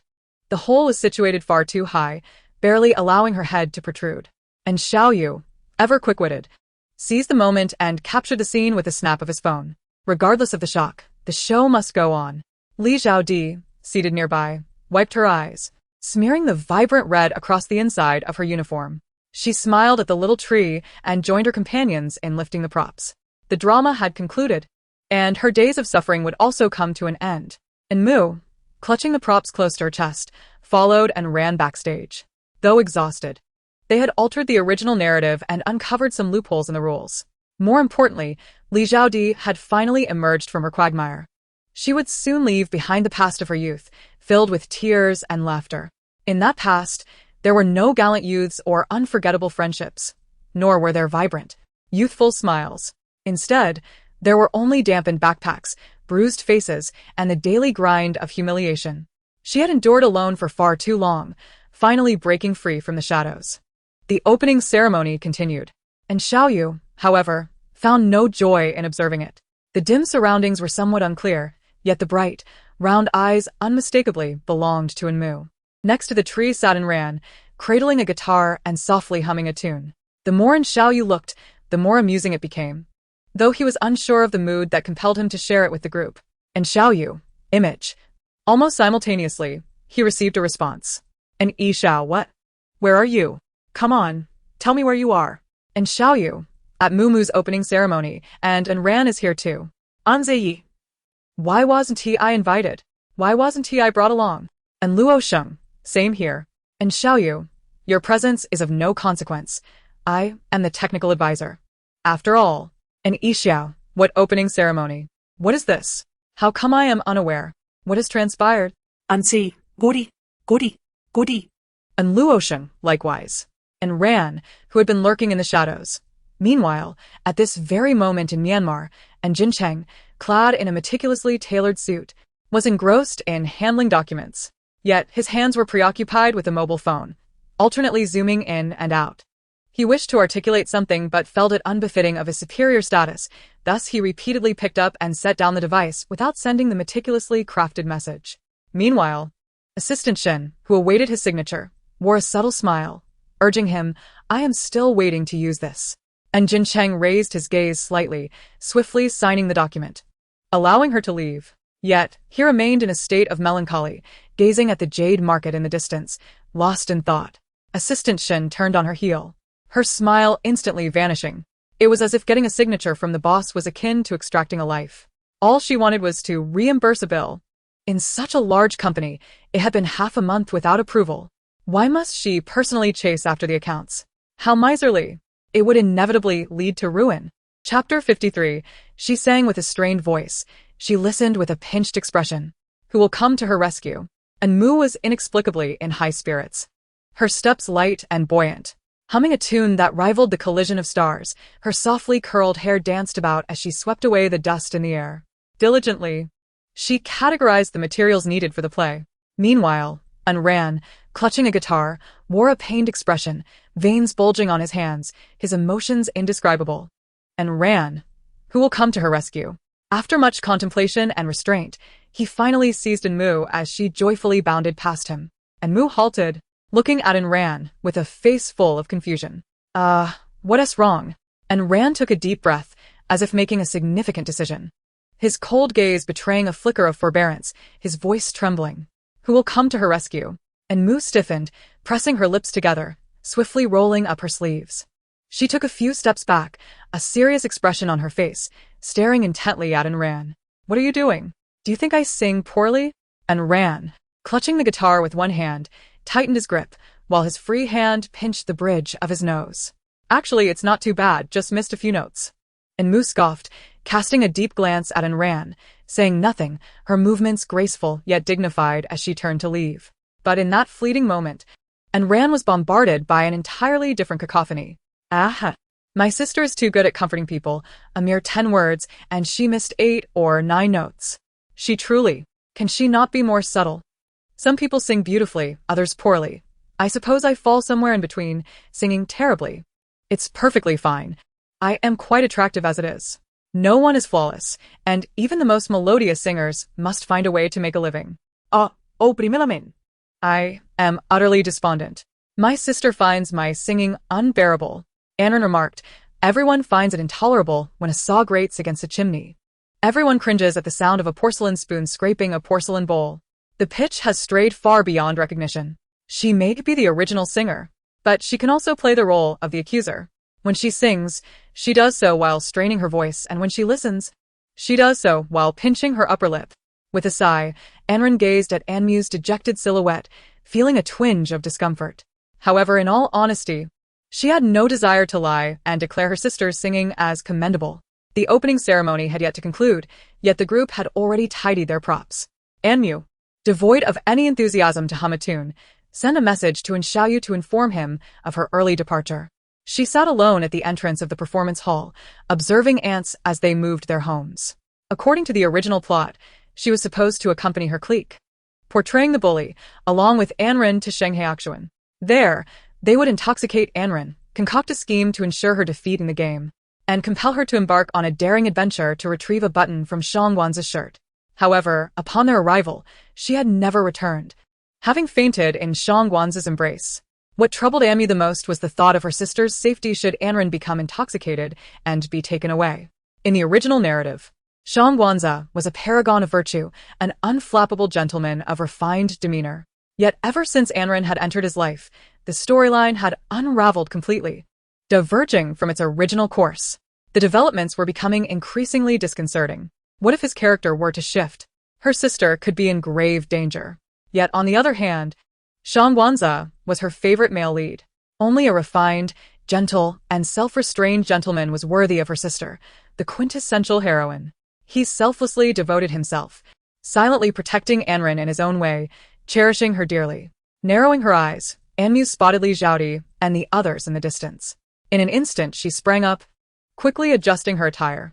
The posture she had just held did not resemble that of a pampered daughter of the Yin family, but rather that of a ruffian. With a smile, Anmu greeted Jiang Liar and the others, only to catch sight of Anrin, cold and solitary, bearing her guitar. She lifted her gaze slightly, regarding Anmu with an air of indifference. A small mole adorned the corner of her eye, and she seemed to emanate an aura of frostiness, creating a palpable distance between herself and the world. She appeared almost ethereal. In that fleeting glance, Anmu felt a resolve solidifying within her. Her sister had never been one to shy away from challenges, and all she needed to do was create an opportunity for her sister to meet Shangguanza. As for whether Shangguanza was deserving of such fortune, that was entirely up to fate. It was impossible to intoxicate her sister. Unless the rules enforced it, she would remain Anrin's loyal aide. Let us proceed. Everyone has worked hard. I shall treat you all. To Shanghaiakshan we go. With the absence of Jiang Tingting and Shang Yu, the international class members became much more amiable, cheering joyously as they marched towards Shanghaiakshan. Suddenly, Su Jin came to a halt, as if catching sight of something, a light chuckle escaping her lips as she turned to decline Mu's invitation. Oh. You all go ahead. I have a few matters to attend to, and shall join you shortly.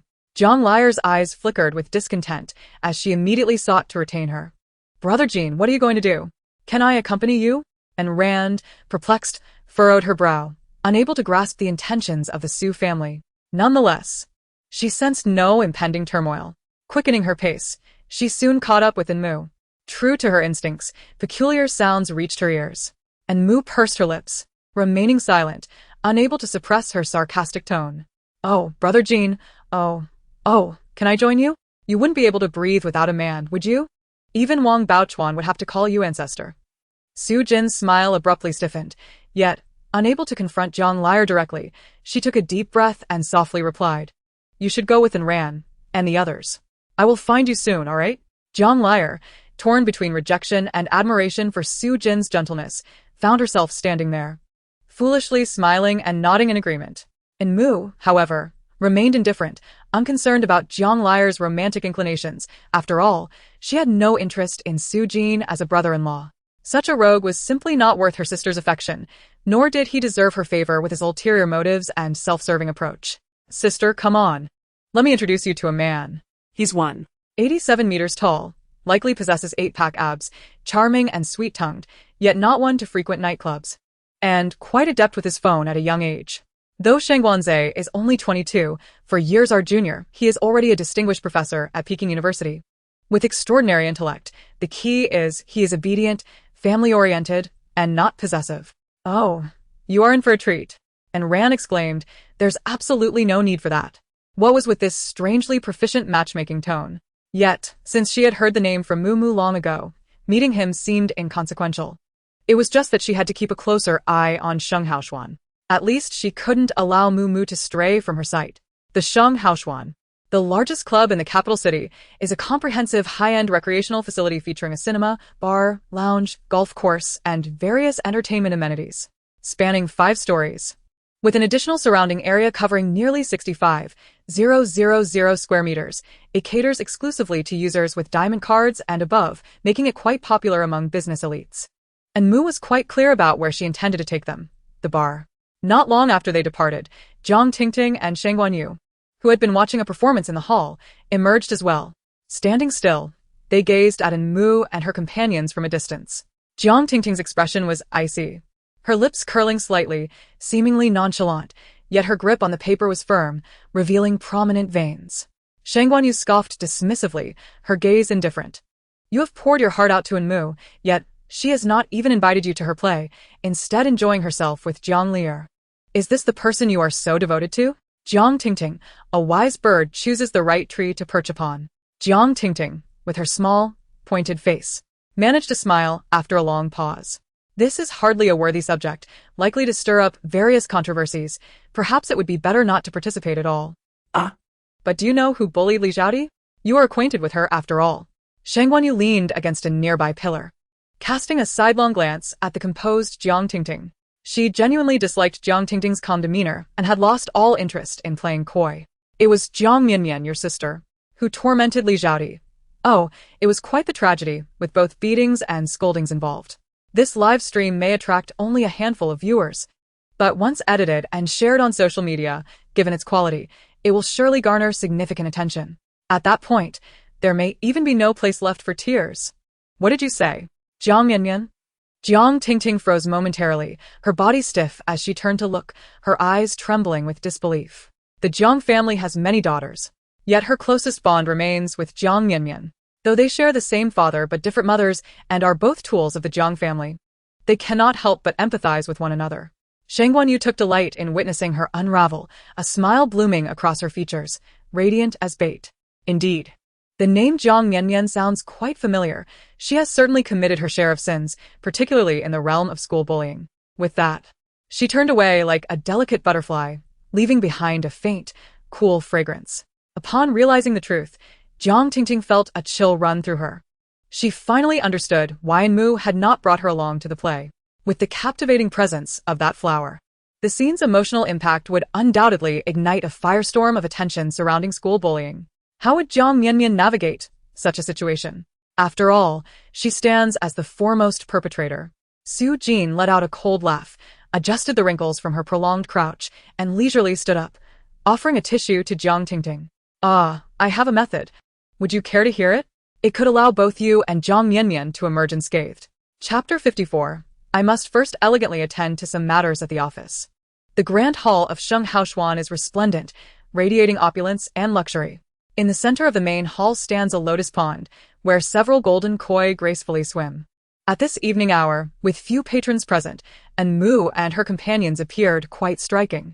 Fortunately, the receptionist recognized Enmu at once and promptly led them to a private seating area on the second floor. After all, she is somewhat of a small business owner. It wasn't too long before a plethora of delicacies was presented to the group. Enmu rested her chin on her hand, able to survey the scene below in its entirety. Yet, she did not catch sight of Shangguan Zhe's iconic ascetic silhouette. The air was thick with the suffocating scent of alcohol, accompanied by the clinking of glasses, while melodious notes echoed below, resonating loudly. The interplay of purple and blue neon lights cast a vibrant glow, and under the influence of the ice-cold whiskey, the group soon became lively. The exuberance of youth was set free, as both 18-year-olds reveled in games of chance, high or low, 3 cards, blackjack, and the like, all inevitably finding their way to the table laden with spirits. Crystal-clear ice cubes bobbed in the glasses, splashing droplets of vibrant liquid and wafting the intoxicating scent of alcohol. Enmu wore a somewhat forced smile, disinterested in mingling with the crowd, leaning back nonchalantly against the sofa. As long as the rules were not enforced, she adhered to the philosophy of carefree abandon. And Ran sat alone in a dim corner, silently toying with her glimmering glass, her peripheral gaze never straying far from Enmu. Meanwhile, the timid Li Zhaodi cautiously settled a tad closer to Enmu. Her petite face was not particularly fair, the wound on her lips still healing, as if she wished to express gratitude but felt too bashful to utter a word. Hesitant and indecisive, Li Zhaodi took her time, much to Enmu's growing impatience. What on earth do you want? Speak up. Oh my, you're driving me mad. If we have something to discuss, just say it. Your hesitance is casting a shadow over my life. If my temperament meets yours, it's like encountering a nemesis. If I were any more fragile, I'd be the one contemplating a leap. Come on, sister. Let us be decisive. It wasn't until 5 minutes had passed that Li Zhaodi mustered the courage to speak to Enmu for the first time, still under the guise of alcohol. Enmu, this looks quite delightful. Would you care to try it? Enmu forced a smile, though it still bore a hint of bitterness, and reached for the flamboyant cocktail in Li Zhaodi's hand. The azure liquid was rich with a potent flavor, seemingly infused with lemon juice. She took a small sip, feeling a fiery sensation on her tongue. Surprisingly, it was quite enjoyable, and she finished the entire glass before setting it down.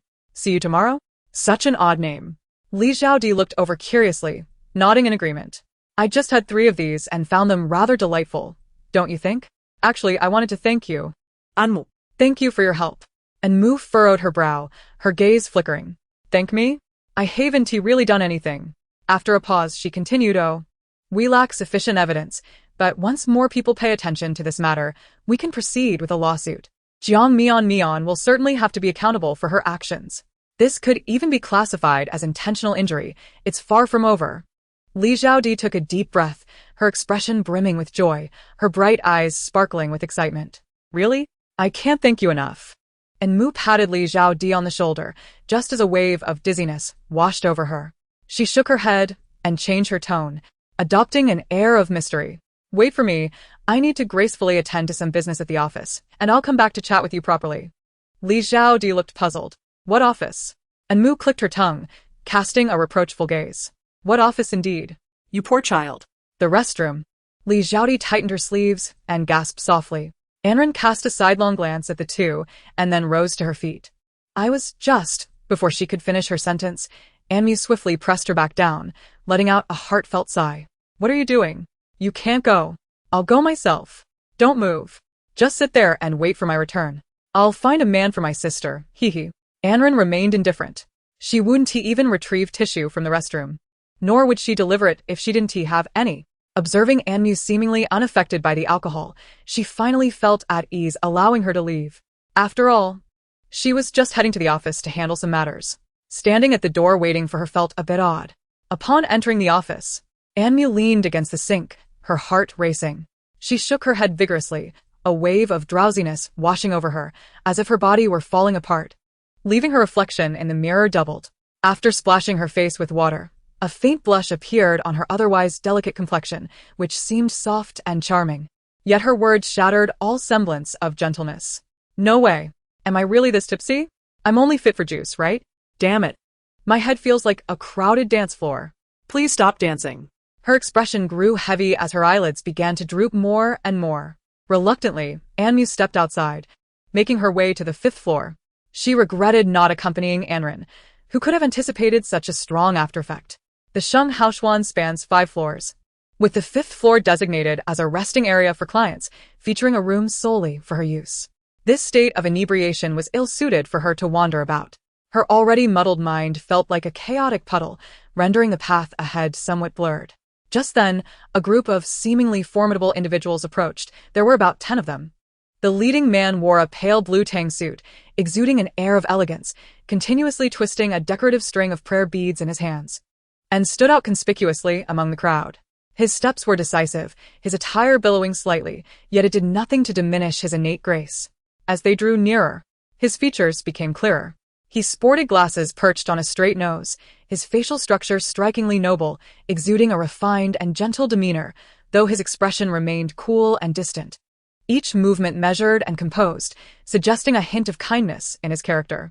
However, the depths of his eyes, hidden behind the lenses, were tumultuous and fierce, softened only by the glint of the sunlight catching the glass.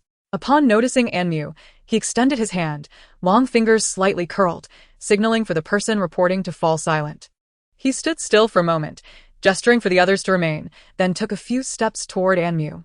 His light brown gaze brimmed with an unidentifiable emotion, seemingly questioning her presence there. Anmu blinked, intending to step aside and lean against the wall. Tipsy. Such a gentleman. As warm as jade, he remarked lightly, bowing politely in appreciation of her compliment, and added in a gentle tone, "Thank you for your kind words, Mississippi. You seem intoxicated. May I know your room number? I shall escort you." And Mu shook her head gently, lifting her gaze to the person before her. Her softly curled hair swayed slightly as she smiled innocently. No. My brother will be here to pick me up shortly. You go about your business. There's no need to concern yourself with me. The individual seemed oblivious to Enmu's refusal, extending his hand towards her with a polite demeanor. It is quite perilous for you to be alone here. I implore you not to decline my assistance. The effects of alcohol were taking hold rapidly, and Enmu perceived everything around her as though it were shrouded in a duality. Even that fair hand appeared to have a twin. Really, there's no need. I can manage. I can still stand. Oh, your eyes resemble small glass orbs.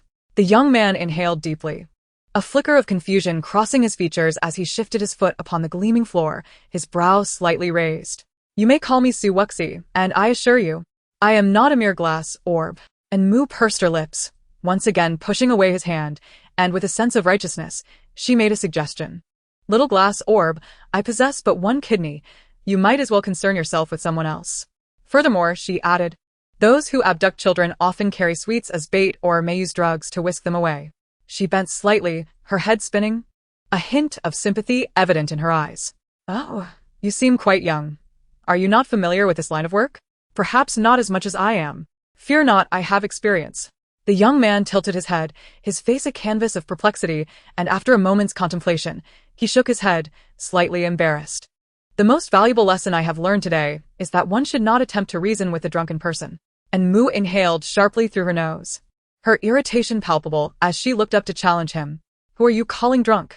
Who lacks reason? I am merely being kind. Perhaps in her haste to lift her head, the blood supply to her brain faltered, and she leaned against the young man's arm for support. He remained polite and restrained, acting as a human prop, yet still managed to utter, I beg your pardon, with a newfound point of support, and Mu felt even dizzier, the digits before her blurring in her vision. Having taken only a few steps, a heart-wrenching cry resonated through the air, achingly familiar. Mumu. And Mu jolted, her instinct sensing an impending storm, and she instinctively pushed away Su Wuxi's hand.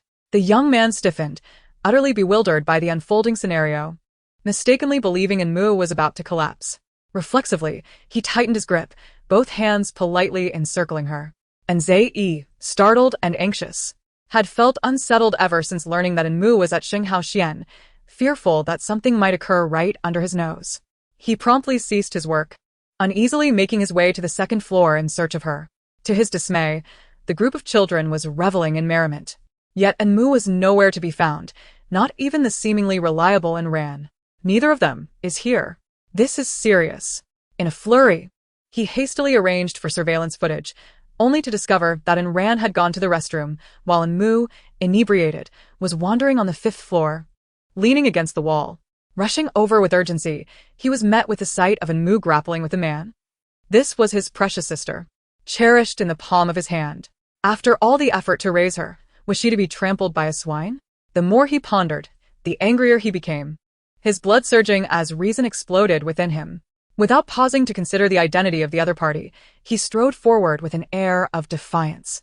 His gaze fixed fiercely on the young man, he suddenly unleashed a punch, the force of which seemed to carry a gust of wind. The blow was aimed ruthlessly at the young man's handsome face. Chapter 55. After all, I am of age. If someone insults me, I can simply retort, can I? Su Wuxi maintained a calm demeanor, preparing to raise his hand in defense. However, Mu had begun to act uncontrollably, her fist clenched tightly. With a resigned sigh, he realized that if he wished to prevent Mu from falling, he could not resist. Hence, enduring this punch was not a grave concern. And Zai was swift. A dull thud accompanied his fist as it landed squarely on the corner of Su Wuxi's lips, producing a jarring impact that elicited a sympathetic wince. Remarkably, Su Wuxi remained still, his glasses slightly askew, yet not falling off. The group behind him gasped audibly, their reaction more pronounced than that of the principal party involved. Hastily moving forward to intervene. Your Highness, are you unharmed? Young master, what are you doing? Without a word, Anzai seized the already inebriated Mu. She swayed, her vision blurred, and she pointed at the scowling Anzai, puzzled by the anger of her two brothers. Anzai scoffed, hoisting Mu onto him, disregarding her question, and instead raising an eyebrow in challenge. Who are you? This is my sister. Why are you so close to her? With a reddened lip, Su Wuxi found his hands free and leisurely adjusted his glasses. Meanwhile, the crowd behind him expressed their discontent, rallying protectively around him. Young master, you cannot simply strike someone upon arrival. This is utterly excessive. Indeed, what distinguishes you from a common thug? Your Highness was merely concerned for Miss N. Young master, and isn't your behavior somewhat excessive? The clamor irritated Su Wuxi, prompting him to gesture for silence. He then bowed slightly to Anzai, maintaining his courtesy. I harbor no ill intentions. Since young master has arrived, I shall take my leave. With that, he turned away, his lips still tinged with red. Yet not dwelling on Anzai's actions, he led his group away as if the incident had never transpired. Anzai's expression darkened. Yet he was in the wrong, having struck first. Further words would serve no purpose. He merely huffed, assisting Mu towards a room to rest. At that moment, Ran hurriedly approached, her footsteps quickening. As she brushed past Su Wuxi, she hesitated momentarily. However, concern swiftly overtook her, her gaze icy as she did not linger. Her serene face bore a slight frown, her collar still damp, breathing heavily as she inquired about Mu's condition. Is Mu all right? Anzai recalled the incident and felt a surge of anger, clicking his tongue in annoyance and rolling his eyes. In a way, his expression mirrored that of Mu. Yet, the next moment, he noticed the wine stains covering Ran, which only fueled his ire further. Who did this? Drenching you in alcohol on my territory? How audacious. And Ran was momentarily taken aback, a flicker of surprise gracing her cool visage, seemingly perplexed by An Ziyi's evasive response. Observing her expression, An Ziyi's ire flared. Although he held no affection for An Ran, he would not permit anyone to intimidate his kin on his own territory. He carefully placed the inebriated An Mu into An Ran's arms, ready to turn away, muttering insistently, "Is it on the second floor? Just wait and see how I reclaim my honor. If I don't drag him out, I shall no longer bear the surname An." His demeanor suggested he was prepared to stand up for her. Instantly, An Ran grasped his intentions and found his earnestness amusing. With a serene expression and a slight curve of her lips, she deftly grasped the spirited An Ziyi's arm. She had never required anyone to defend her, although there was a certain charm to the sentiment. "No need. Do not concern yourself with me. Just take An Mu home. I can handle my own affairs." And Ziyi paused momentarily, then awkwardly turned to lead the way. Strands of hair concealed his excessively cool, thin eyes, which, under the soft illumination of the club, appeared somewhat gentle, though he retorted stubbornly, "Who cares about you? You think too much. I am merely concerned about preserving the reputation of my Sheng Hao Xian, nothing more." Unfazed, An Ran supported the inebriated An Mu, raising an eyebrow without offering any rebuttal. The golden sunlight streamed relentlessly through the window, casting dazzling reflections that nearly blinded the eye. An Mu, likely awakened by hunger, reached her hand forward, fumbling for her phone, only to discover it was already past noon.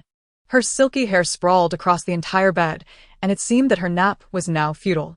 Yet, a conspicuous red appeared on the notification bar at the top of her screen. Squinting with one eye, she tilted her head to discern it was a friend request. The dark avatar revealed nothing discernible, and she had no inclination to ponder it further. With a frown, she unhesitatingly tapped decline, then rose to freshen up and change her attire before heading downstairs. In the expansive hall below, a bustling crowd filled the space, all engaged in fervent activity. Her slow, deliberate steps came to an abrupt halt as she stared in confusion at the four striking brothers and the composed An Ran. Before noticing An Mu, the five had been animatedly discussing something.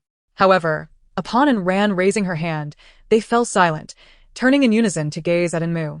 An Mu thought, "Oh dear. What is this palpable sense of a public trial? My head feels a bit dizzy. Perhaps I need to think more clearly. Could it be that someone is siphoning off my intellect? So, in this situation, should I descend or simply turn away?" In truth, An Mu had yet to make a decision when An Yishao seized her by the scruff of her neck, altering her fate. "Awake? You seem to be sleeping quite well." An Mu shrugged her shoulders, her entire being sagging as she blinked her large eyes. "Brother, why are you upstairs? Everyone else is downstairs. Are you isolating them? Could you possibly be capable of such a thing?" Never mind. Right now, I just want to echo Zhu Beiji's famous line. I'm hungry. Indeed, beauty, grace, humor, charm, gentleness, kindness, intelligence, and wit cannot be consumed as sustenance. And Yi Shao retracted his hand, the delicate curve of his lips ascending, his tone deep and resonant. "Let us proceed. Aunt Shun has prepared breakfast for you. Any matters can be addressed once you are satiated." As his words lingered in the air, he revealed a benevolent smile. This display appeared flawless, however. It set off alarm bells in An Mu's mind. What is this? Why does his tone evoke a sense of embarking on a journey after a hearty meal? I do not wish to hear any grand philosophies. I simply desire a small cake. Is it a matter of life and death? Very well. Let me see what it is. If it does not please my palate, then surely my head is doomed. And Yi Shao, seemingly accustomed to this, exhibited only a slight change in expression as he led her downstairs. Yet halfway down, a sudden thought prompted him to inquire of An Mu. "Mumu, what would you do if someone were to insult you?" An Mu blinked in bewilderment, furrowing her brow in confusion. "Why would anyone insult me? Have I done something wrong?" And Yi Shao paused, then shook his head. "No." An Mu exhaled in relief, her confidence returning. "If I have done nothing wrong, then their insults are their fault. After all, I am an adult now. If I encounter someone who insults me, I can simply retaliate." And Yi Shao quickened his pace, walking ahead. "But what if many people were to insult you?" And Mu's confusion deepened, her fair face scrunching adorably. "Why? Why would they all insult me? So many people?" And Yi Shao shook his head, reaching the ground floor, contemplating An Mu's expression. Just as he was about to offer comfort, a peculiar sound interrupted them. What on earth is happening? Have I dreamt that I committed murder? Or perhaps I have detonated Tiananmen Square? Or unearthed someone's ancestral grave? As long as it does not pertain to national grievances, I should not be subjected to the scorn of the masses, should I? And Yi Xiao silently withdrew his hand, which had been raised in the air. He ought to be concerned for Enmu, but his worry was better directed towards those who insulted her. Enmu dismissed the question from her mind as she descended the stairs, staring at Enluo Sheng as if he were an exotic creature. Second brother, what are you doing? Why do you look so troubled while staring at the computer? Enluo Sheng swiftly lifted his head, his delicate neck slightly raised. Casting a sidelong glance at Enmu, yet his fingers continued to dance rapidly across the keyboard. Nothing. Enmu leaned slightly, glancing at the data on his screen. Unable to comprehend it, she sighed, offering a gentle pat on Enluo Sheng's slender shoulder. Brother, your brows are furrowed enough to crush a fly. Yet you claim there is nothing? You cannot deceive me. You may be obstinate, but you must keep it to yourself. You never share anything. Your mouth is as good as sealed. Do you remember when you were bitten by that large yellow dog, leaving a deep imprint that almost exposed the bone? Blood gushing forth, yet you insisted on covering it with your pant leg, claiming you were fine? Had I not noticed your unusual gait, I shudder to think what might have happened. A moment longer, and I feared you might contract rabies. Do you remember the sunflower I gave you in kindergarten? You didn't even mention your allergy, yet you still sniffed it and watered it. If I hadn't gone to your room that day and seen your body covered in spots, and if you hadn't said you were fine, I would have thought a toad had transformed. Moo moo. And Luo Sheng's ears flushed crimson, suddenly stood up. His voice unexpectedly loud, leaving Enmu frozen in place. Enmu felt a surge of anticipation in her heart. Big brother is angry. Big brother is angry. Big brother is angry. She waited for her rather ineffectual brother to utter something profound. It turned out she had overestimated Enluo Sheng. His pallor resembled that of someone who had long been deprived of sunlight, his physique alarmingly slender compared to others. He furrowed his brow, contemplating for a moment before sitting down again, making an effort to ignore the teasing gazes. He finally uttered, "It's nothing. I knew it. I knew it." Enmu blinked her eyes, playfully stamped a seal on Enluo Sheng, and twirled around. With an air of confidence, she plopped herself down in the midst of the collective scrutiny of the others. With a resigned sigh, she addressed the five of them. "What is going on, brother? Let us begin. The trial." Chapter 56. The lethargic toad pretending to be a frog, ugly yet flamboyant. The atmosphere was eerily quiet as the six exchanged several obscure glances, ultimately directing their focus to the ever-smiling Xiaoyu. And Xiaoyu nodded, instantly comprehending the silent communication among his peers. Among them, he possessed the most gentle temperament. Accepting the unspoken task, he turned and sat beside Enmu. Everyone in the entertainment industry understood that his persona was that of an aloof male god, seemingly indifferent to everything around him, exuding an ethereal aura. However, his true nature was remarkably warm and approachable, akin to a friendly neighbor, rarely losing his temper. Enmu furrowed her brow, deep in thought. Upon seeing Xiaoyu approach, she greeted him with a sweet smile. Xiaoyu, handsome and rarely serious, displayed a rare solemnity. "Moo moo, someone hacked into my computer and stole the play from yesterday, posting it online." And Mu pondered briefly, quickly realizing the implications. "Brother? Were you not planning to release this on Big Brother software? That seems normal. Is there more? There must be something serious happening since you all returned." And Xiaoyu nodded, concern etched on his face, and slowly began to explain. "Yes. Someone also breached the school surveillance system, capturing footage of you at the restroom door and the clip of Nzai picking you up. Now, netizens and trending topics are accusing you of being the mastermind behind school bullying, claiming you victimized Li Zhaodi and orchestrated everything." And Mu's expression shifted slightly as she silently surveyed her surroundings. "So, Big Brother is dealing with my issues?" Without lifting his head, Enluo Sheng nodded, letting out a sigh moments later. "The school surveillance room has no footage. I've scoured through everything, even the trash bin. It's utterly clean. I initially intended to remove those videos before the situation escalated. While the domestic matters were manageable, a portion of the international entertainment sphere proved troublesome. Ultimately, my efforts backfired, providing certain individuals with the means to accuse us of abusing power for personal gain, leading to collective condemnation. Most distressingly, he remained oblivious to the unfolding events." And Jin Cheng maintained a stoic expression, yet has revealed a hint of resentment. "The person in charge informed us that the surveillance system had been completely rendered inoperative 5 days prior, compounded by a fire in the monitoring room. resulting in the loss of all stored footage. And Yixiao rubbed his temples and managed to utter 2 words, nonsense. And Rand glanced at the seemingly unfazed Enmu, and then at the industrious and Luosheng, rising gracefully to ascend the staircase. Enmu sniffled and reached for her phone to check the current situation. However, before she could unlock it, and Xiaoyu snatched it away with a worried expression. Mu, do you really want to see? They are being quite harsh. Enmu nodded, her softly cascading hair framing her shoulders. It's fine, brother. Don't underestimate my resilience. Besides, I haven't done anything wrong. And Xiaoyu's expression remained tense, and he still attempted to dissuade her. Suddenly, the previously inconspicuous Enzi squeezed in beside them. Hey, and Luosheng, just let Mu have it. She's an adult now. And Mu blinked, pleading with a pitiful expression. The young masters of the Yin family often addressed each other by full names, yet when it came to Enmu, they habitually referred to her as Mu. Aunt Shin, accustomed to the dynamics, directly handed Enmu a cup of cocoa milk, kindly advising Mu, have a drink. Enmu graciously accepted, nodding, thank you, Aunt Shin. When she reached for her phone again, and Xiaoyu ultimately relented, surrendering it back to her.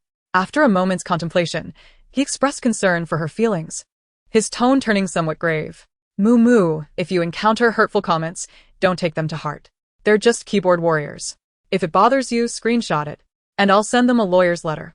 And Mu waved her hand dismissively, reassuring him. Really, it's nothing, brother. She retrieved her phone, opened a popular social media platform, and was immediately confronted by 2 prominently featured trending topics, self-directed drama, the Yin family, and campus bullying, the culprit. And Mu's expression shifted dramatically as she clicked on the entries, revealing a repeatedly circulated screen recording. It displayed her in the restroom, reprimanding Li Xiaodi and Enzai for picking someone up from school. Various comments flooded in. Do you know who this is? This is outrageous. The parents don't care, and even condone it. So it's the Yin family from the capital. That girl is Enmu, the one responsible for bullying. Disgusting. Trash. Bullying others. What kind of parents raise such a child? No mother, perhaps? Pathetic. Looking decent yet bullying classmates? Just look at her in the video. Truly repugnant. Students like her are worthless. She only dares to bully because of her wealthy family. We cannot let her off the hook. The pretense is overwhelming. Such individuals embody a grave error in existence. Oh, how they ought to depart from this world swiftly. The repugnance is palpable. And do they truly believe themselves to be alluring? Cloaked in their unkempt hair daily, they deserve the scorn they receive. Yet, astonishingly, they feign innocence. How dare they adapt their life into a theatrical performance? This is an utter disregard for societal norms, as if their existence is a mere waste of air. They ought to vanish. They are the dregs of society. How can such a person even exist? I am truly astounded. Their presence is a blight, utterly nauseating. And how dare they continue to live, parading around in falsehood? I shall take the lead. How absurd. Worthless. It is revolting. Anyone who refrains from denouncing them cannot be considered a true citizen. They should be expelled from the nation for their lack of integrity. People observe but a single perspective, hastily concluding it as fact, and more ludicrously, the individual in question has yet to provide any clarification, already being subjected to a torrent of vitriol. An array of unkind remarks proliferates, spreading across the internet like an unbearable contagion, akin to a swarm of locusts ravaging the land. Tragically, no one seeks the truth behind it. To them, it is of little significance. And Mu momentarily froze, her heart clenching in pain. She was unfazed. No amount of vitriol from these individuals could compare to her own resilience. However, her parents and siblings would undoubtedly be deeply saddened upon seeing such words. And Mu intended to turn around and smile, but her vision was suddenly shrouded in mist, and as she blinked, tears unexpectedly streamed down her face. Countless glistening tears cascaded like pearls from a broken string. A few onlookers' expressions shifted, instinctively wanting to console her, but before they could move, they stood frozen in place. What sort of skill is this? Crying at the drop of a hat? Wait, listen to me. I'm not upset, truly. Do not be misled by the tears that adorn my face. When will the rules cease to confine us? Why now, of all times, must this farce unfold? At that moment, Rand descended the stairs, her gaze immediately falling upon Enmu, who was weeping without restraint. Her expression darkened upon hearing those 2 words once again. Grasping a heavy machine, nearly half her height and ominously dark in hue, she inhaled deeply, placed the device near the sofa, and strode confidently toward Enmu. Her fingers, calloused from years of wielding weapons, contrasted with her remarkably fair palm. Gently, she produced a handkerchief and wiped away Enmu's tears, her brow furrowed, her tone both cool and serious. "Why are you crying? No tears allowed. You must retaliate." Enmu let out a soft whimper, her eyes still misty. Yet she held her head high, meeting her gaze. In that fleeting moment, the weight pressing upon her tear ducts dissipated, and her tears ceased. And Jinshin shook his head disapprovingly. With no surveillance available, and without a medical report from Li Zhaodi, this matter would require careful deliberation. And Ran calmly lifted her gaze, surveying the room before settling her eyes on Jinshin, a cold smile gracing her lips, as if to express her discontent. "I have a plan." And Luosheng furrowed her brows, fixated on Ran with unwavering intensity. The school surveillance room had been burned down 5 days prior, erasing all monitoring footage. And Ran raised an eyebrow, narrowing her eyes at Luosheng, exuding an air of intimidation. Her words seemed directed at Enmu, yet also appeared to address the 5 members of the Yin family. "I have a plan. You go and retaliate. Just ensure you reclaim what those who insult you have taken." Enmu swallowed hard and accepted Ran's silk handkerchief, wiping away the tears at the corners of her eyes before lifting her head and hesitantly saying, "Is that really appropriate?" Yet, her hands deftly navigated to the comment section, pinpointing the malicious remarks she intended to counter. "Dare to cyberbully me? You little brats, watch me obliterate you." And Ran lowered her gaze, sighing in relief, choosing not to speak further as she turned to carry the black box she had just retrieved. Enmu, feeling quite pleased, clicked her tongue and typed rapidly. "Ah. Li Zhaodi is so unattractive yet dares to act in a play?" Enmu added, "How could you possibly compare to me? A lazy toad pretending to be a frog, ugly yet flaunting yourself. You criticize others while failing to reflect on your own shortcomings. Even mud could evolve into something better. Who wouldn't bully someone as timid as you? And you look so dark." Enmu continued, "Did the mental hospital leave the door ajar and let you out? No matter how dark you are, your heart is even darker. Your ancestral grave is nearly smoking from your darkness. You might have lightened up, but everything you do still makes you look foolish. It's truly a pity." Speechless, Enmu remarked, "If you're at a loss for words, perhaps you should learn sign language instead. Why bother speaking to me? My father certainly doesn't have the time to teach you." This brought laughter. Enmu quipped, "Oh, I've never seen such a sight. Hurry, someone die quickly, so I can have a laugh. What a misfortune, I share your surname."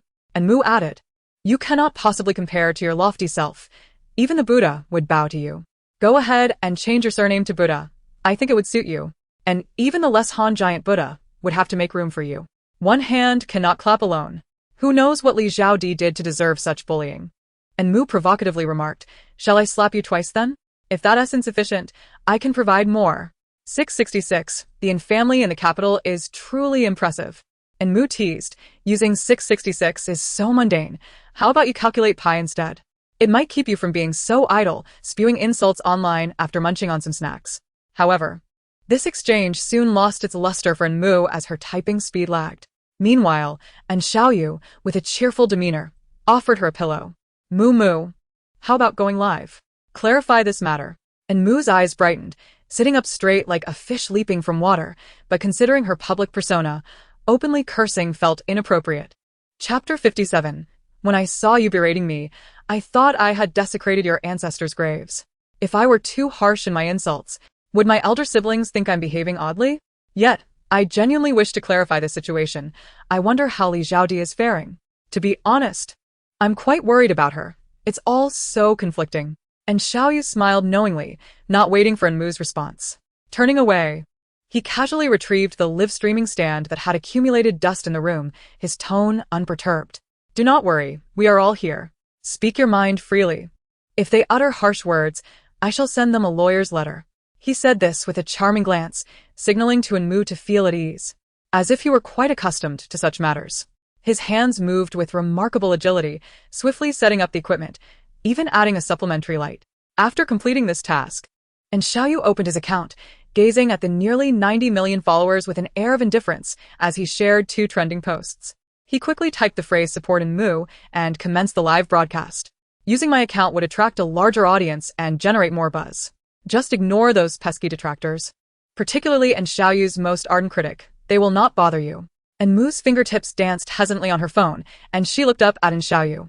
Her eyes glistening like dew-kissed petals, fragmented light reflecting in them, reminiscent of mist enveloping a mountain.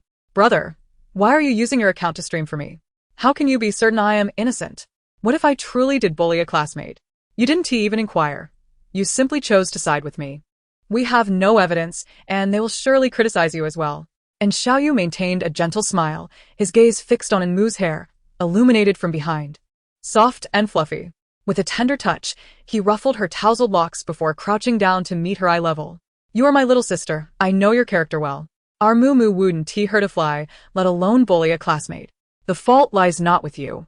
Although I am unaware of the full truth. I am certain it is not our Mu who is at fault. And Mu pouted slightly. His words were heartfelt, yet brought tears to her eyes. Nevertheless, she remained non-committal, feeling that her brother was somewhat blinded by affection. It was precisely such sentiments that led to Enran being reprimanded in the past. While it was not a serious matter, it still stung. Yet, in front of Xiaoyu, she maintained her innocent facade and nodded resolutely. Let us tone it down during the commotion. After all, aside from Qin Jia and Jingting who were abroad, her other brothers were present. There was no need for things to spiral out of control. However, recalling her past temperament, she realized that she would have undoubtedly erupted in anger over such an incident. So, it wasn't entirely contrary to her character. As soon as the live stream commenced, nearly 100,000 viewers flooded in, messages streaming rapidly. And Mu appeared shy, raising her hand to greet the audience.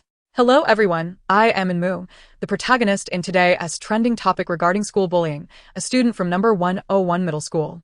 In the next moment, an avalanche of comments poured in. Look there, that's the one. She asked the bully. Why does my brother's phone end up in your hands? I thought I'd see him, but instead, it's you, a disgrace. Are they perhaps from the same family? Indeed. The rumor circulating about Xiaoyu being the young master of the Yin family in the capital appeared to hold a grain of truth. There has never been any denial of such claims. He possesses a rather decent appearance, yet upon recalling her history of school bullying, I cannot help but feel an urge to hurl rotten eggs at her. Surely, the affluent cannot wield their power to bully others in such a manner. Must they continue this charade? Truly despicable. I find her utterly revolting. Would it not be better for her to simply vanish? Can she cease her pretenses? Is she not aware of her own character? What is the purpose of her live broadcasts? Perhaps she should consider turning herself in. And Mu blinked, her gaze flitting between the scrolling comments and the rapidly increasing number of viewers in the live stream, a hint of confusion evident in her demeanor. Under the bright supplementary lights, her skin appeared even more porcelain-like and smooth, exuding an irresistible aura of innocence. Finally, she shifted her focus away from the disparaging remarks and directed her attention toward the camera, offering a shy yet charming smile. Oh, so this is what you were discussing. When I saw your insults, I thought I had inadvertently disturbed your ancestors' resting places. Upon hearing this, the busy individuals momentarily turned their attention to her, only to feign indifference and look away the next moment. I see nothing, truly nothing. Yet the viewers in the live stream were not pleased, expressing their confusion with a barrage of question marks. What kind of foolishness is this? Your very existence is a mistake, and you refuse to acknowledge your wrongdoings. Perhaps you should depart from this world sooner rather than later. And Mu's voice was gentle, and her laughter serene, as if she were responding to an utterly mundane inquiry. If anyone else spoke as you do, they would have their medical insurance card revoked. Yet it seems you have encountered me instead.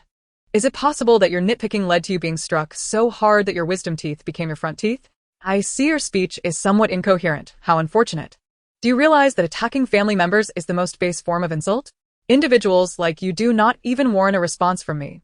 Were it not for your pitiable state, I might have shown more compassion. Ah, how benevolent of me, ha. Are you out of your mind? Have you lost your wits? What nonsense are you spouting? And Mu chuckled softly, appearing somewhat oblivious to their derision. Oh, seeing your interest, do you require me to provide you with a recipe? No. Which asylum released you to bite others? What did your mother endure while carrying you? Your toxicity surpasses that of counterfeit milk powder. She casually brushed her fallen hair aside, her voice soft and gentle. I certainly cannot compare to your appearance. It is only upon seeing you that I comprehend what it means for extraterrestrial beings to leave behind epidermal cells on Earth. Pray, do refrain from speaking further, dear sister. Given your familiarity with the toxicity of counterfeit milk powder, you must have consumed quite a bit. Surely it has left your mind in disarray. Perhaps you ought to gather your thoughts? I truly wish to avoid idle chatter with you, my dear. Your speech resembles that of someone with cognitive decline, which is rather unsettling. Is your mind not functioning properly? Your words are venomous, learning new terms only to misuse them. Do you understand their meaning? Ah, indeed.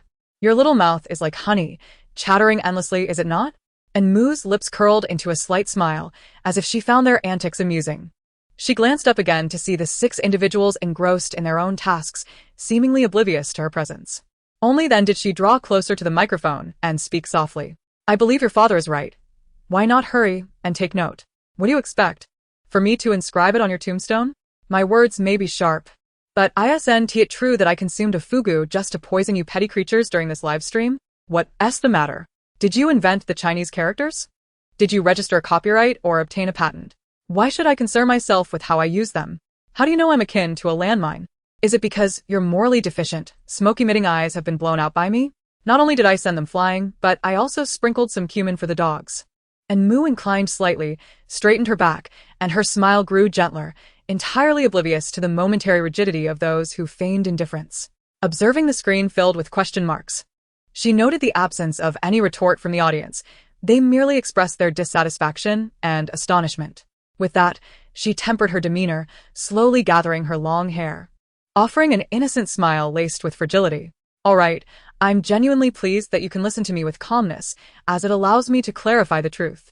Firstly, although you have insulted and publicly shamed me, it's all right. Truly, I understand that you lack discernment, and this is not your true intent. You merely perceive yourselves as typing, speaking, and expressing your thoughts, while none have sought the truth, foolish as pigs. The information you possess represents but a fragment, yet you consider yourselves formidable, when in reality, you are both foolish and malevolent. However, I can empathize with you. Indeed, the internet serves as a vessel for emotions, and some individuals cannot restrain themselves, seeking low-cost outlets for their feelings. Thus, you direct your unwarranted malice toward someone like me, who has made a minor error yet remains unproven.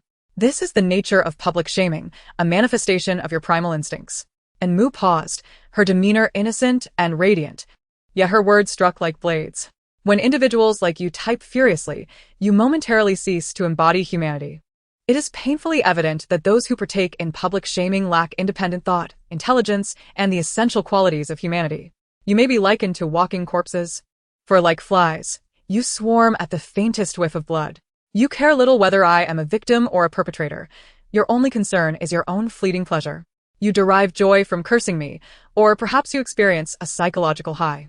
Without hesitation, you tarnish my reputation, believing yourselves to be the righteous. You incessantly point fingers at me, accusing me of bullying, labeling me as despicable or promiscuous. Yet, you are neither righteous nor divine. You merely seize this opportunity to unleash your baser instincts. Humanity does not decay overnight, nor does it suddenly morph into a stinking, writhing mass of hostility. Do you think I would be saddened by this? Do you believe I would succumb to the fate you wish upon me? The girl before the camera furrowed her brows slightly, her long, wavy hair cascading down her back, dark and lustrous. In her eyes, the mist had yet to dissipate. But what prevailed was a blend of determination and derision. She held no fear towards those who sought to ensnare her in their petty schemes. My existence holds value and significance. It cannot be dismissed or invalidated by your mere words, nor can anyone achieve such a feat your insults, denials, curses. And even your attempts to harm me are fundamentally rooted in your own malice, a manifestation of your twisted thoughts, which do not equate to reality. Your attacks have no bearing on me. I recognize my worth and the meaning of my existence. I am acutely aware that I have committed no wrongdoing and am fully cognizant of who the real wrongdoers are. Taking a deep breath, she appeared more composed. However, had I been an ordinary person, devoid of any leverage, I would have been powerless to calm you. Consequently, I would not be here engaging in polite conversation, but rather standing on the rooftop. I would choose to use my life to unveil the truth to you, akin to countless others who have succumbed to online harassment, paying the ultimate price to awaken you from your ignorance. Each of you may believe that your trivial insults amount to little, but to the 500,000 viewers in the live stream, they suffice to ruin me. You envision yourselves as deities, yet in reality, you are but a mass of decaying flesh, complicit in moral decay. You are woefully ignorant, having pieced together your so-called truths from mere snippets of information. Even if I were to inscribe, "I am not a bully" across my body, it would yield no effect. You vilify the victims, branding them as the most malicious, despicable, and cold-hearted individuals, convincing yourselves that you are upholding justice. You revel in the joy of spreading rumors, yet when the victims seek to clarify the truth, it seems no one is willing to listen. In such instances, no one cares to hear the victim's explanations. Not a single soul is willing to listen, for gods never err, nor do they admit their mistakes. Alas, you are not gods. You are merely a swarm of maggots lurking behind your keyboards. How absurd. So, is there anyone else seeking to hurl abuse? And what can the victims do? They cannot silence you. They can only choose to close their eyes. This is the reason countless individuals have met their demise due to online harassment. Only by venting your excessive emotions elsewhere can you find calm. So, is there anyone else seeking to hurl abuse? And Moose smiled radiantly, her calmness chilling to the bone. As if she were merely inquiring whether anyone had eaten today. The number of viewers in the live stream continued to rise, yet hardly anyone was typing. And Moo then shook her head, rising with an air of composure. Since no one was speaking, it was my turn. Do you not yearn to know the truth? I shall now reveal to you what the truth truly entails. Turning to face Nzai, who was hiding behind his computer screen, she made a playful face at him. Brother 5, have you managed to contact Li Xiaodi? Nzai appeared noticeably distracted, his demeanor sluggish as he responded with a foolish awe, before continuing, No, Moo. I cannot get through to Li Xiaodi's phone. And Moo leaned forward, letting out a distressed lament, and turned her gaze towards Nran, who had been hidden away in the dark box, seemingly preoccupied with some unknown task. Sister, has Li Xiaodi contacted you? Upon realizing what she had just uttered, and Moo felt a flicker of surprise. She had indeed called Nran sister. And Ran, however, exhibited no sign of unusual reaction, leisurely lifting her head, her eyes still sparkling with residual amusement. No, we must wait for the evidence. It was an Yishao who interjected, adjusting his glasses. Yili mentioned that Li Xiaodi has taken a leave of absence today. She did not attend school. And Moo shrugged in acknowledgement, then turned away from the camera, gazing out the window. Though it was not yet evening, the sky had already darkened, heavy clouds looming low, causing the leaves in the courtyard to sway restlessly. A gust of wind surged into the hall, brushing against her face and tousling her hair. And Moo paused, feeling an unexpected chill that invigorated her senses. Today was not a day of rest. Rather, due to the chaos of yesterday, she and Nran had been compelled to remain at home. Yet, if the original storyline were to unfold, a significant event would transpire at 101 Middle School, a tragedy where Li Xiaodi would leap from a height. And Moo's eyes widened in shock, her previously placid pupils narrowing abruptly. In a flurry of urgency, she spun around, hastily gathering the live streaming equipment from the table. Seizing a moment, she glanced at Nran and the 5 brothers of the Yin family. I must go to Li Xiaodi's house. I am genuinely worried about her. Li Xiaodi's life had not undergone substantial changes, and her character remained perpetually meek and insecure, with no expectations for life. Her existence was devoid of any glimmers of hope. She had long been prepared for death. Furthermore, in comparison to the bullying depicted in the original narrative, the indifference of her family and the additional scrutiny from online exposure weighed heavily upon her. And Moo could scarcely fathom what a 17-year-old girl might do under such dire circumstances. And Rand glanced at the still-loading screen and then looked up at Moo's slightly trembling hands. Although she did not understand how Moo, who could face the scorn of over 500,000 netizens without flinching and even retaliate, had come to appear this way, she set aside her own tasks, stepping forward with purposeful strides to pick up the live streaming equipment. Her movements were swift and her tone calm. I will accompany you. And Moo's eyes brightened, nodding eagerly like a chick pecking at grain. And Xiaoyu, and Yishao, and Nzai, upon seeing Moo prepare to leave, could no longer remain seated. They set aside their belongings, each expressing their desire to join her, almost in unison. Take me with you. Moo, I can film and find angles. Ah, Moo, takeme. Meanwhile, the reticent and Luosheng and the stoic and Jincheng merely observed in silence, their eyes clearly revealing their intentions. And Moo looked around anxiously, feeling the weight of their gazes, and timidly shifted her feet. Maybe you all shouldn't come. It's not that I don't want you to go, but Li Xiaodi is really quite shy. It sufficed for my sister and me, truly, and it seemed rather inappropriate for so many to visit someone else's home. Upon uttering this, I glanced at the expressions of the others. which could hardly be described as amiable. This rendered Enmu even more anxious and cautious than when faced with the camera's scrutiny online. What's the point? It's not as if it's anything favorable. Brother, there's no monetary incentive. Why must we go? I truly cannot comprehend. I'm not the one paying you, and Ran retorted, a hint of a smirk tugging at her lips as she raised her phone to observe the barrage of comments, which, as anticipated, were overwhelmingly critical. Particularly fervent was the individual known as Xiaoyu's #1 detractor, who vocally accused Enmu of being disingenuous and claimed that Xiaoyu was also deceiving and exploiting his fans. And Ran maintained her composure, shielding the camera from view while the live stream continued, then turned her gaze to Enzoe. Let us have Enzoe accompany us, just in case. Enzoe immediately beamed with pride, tousling the fine strands of hair on his forehead, surveying each of them from Jincheng to Xiaoyu. The derision on his face almost palpable. And Xiaoyu responded with a gentle murmur, casually mentioning with a smile that he indeed had to cultivate good relations with the media department. Managing public opinion was paramount, and once Mu returned, this matter would reach its conclusion. And Yixiao nodded in agreement. Yes, I have contacts with several overseas marketing accounts, and Zoe is indeed the most suitable for this, as he has little to do here and is more of a nuisance. And Luo Xing turned his head, deliberately striking the keyboard with exaggerated force, feigning busyness. And Jincheng, however, found such childish antics beneath him and chose to ignore them. Even though they disparaged Enzoe as a person devoid of worldly concerns, Enzoe appeared entirely unperturbed. Instead, he spontaneously took the umbrella prepared by the aunt and chuckled softly. Yes, do your best, brother. The sky darkened further, as if accumulating rainwater. Yet it had yet to reach a certain threshold, delaying any downpour.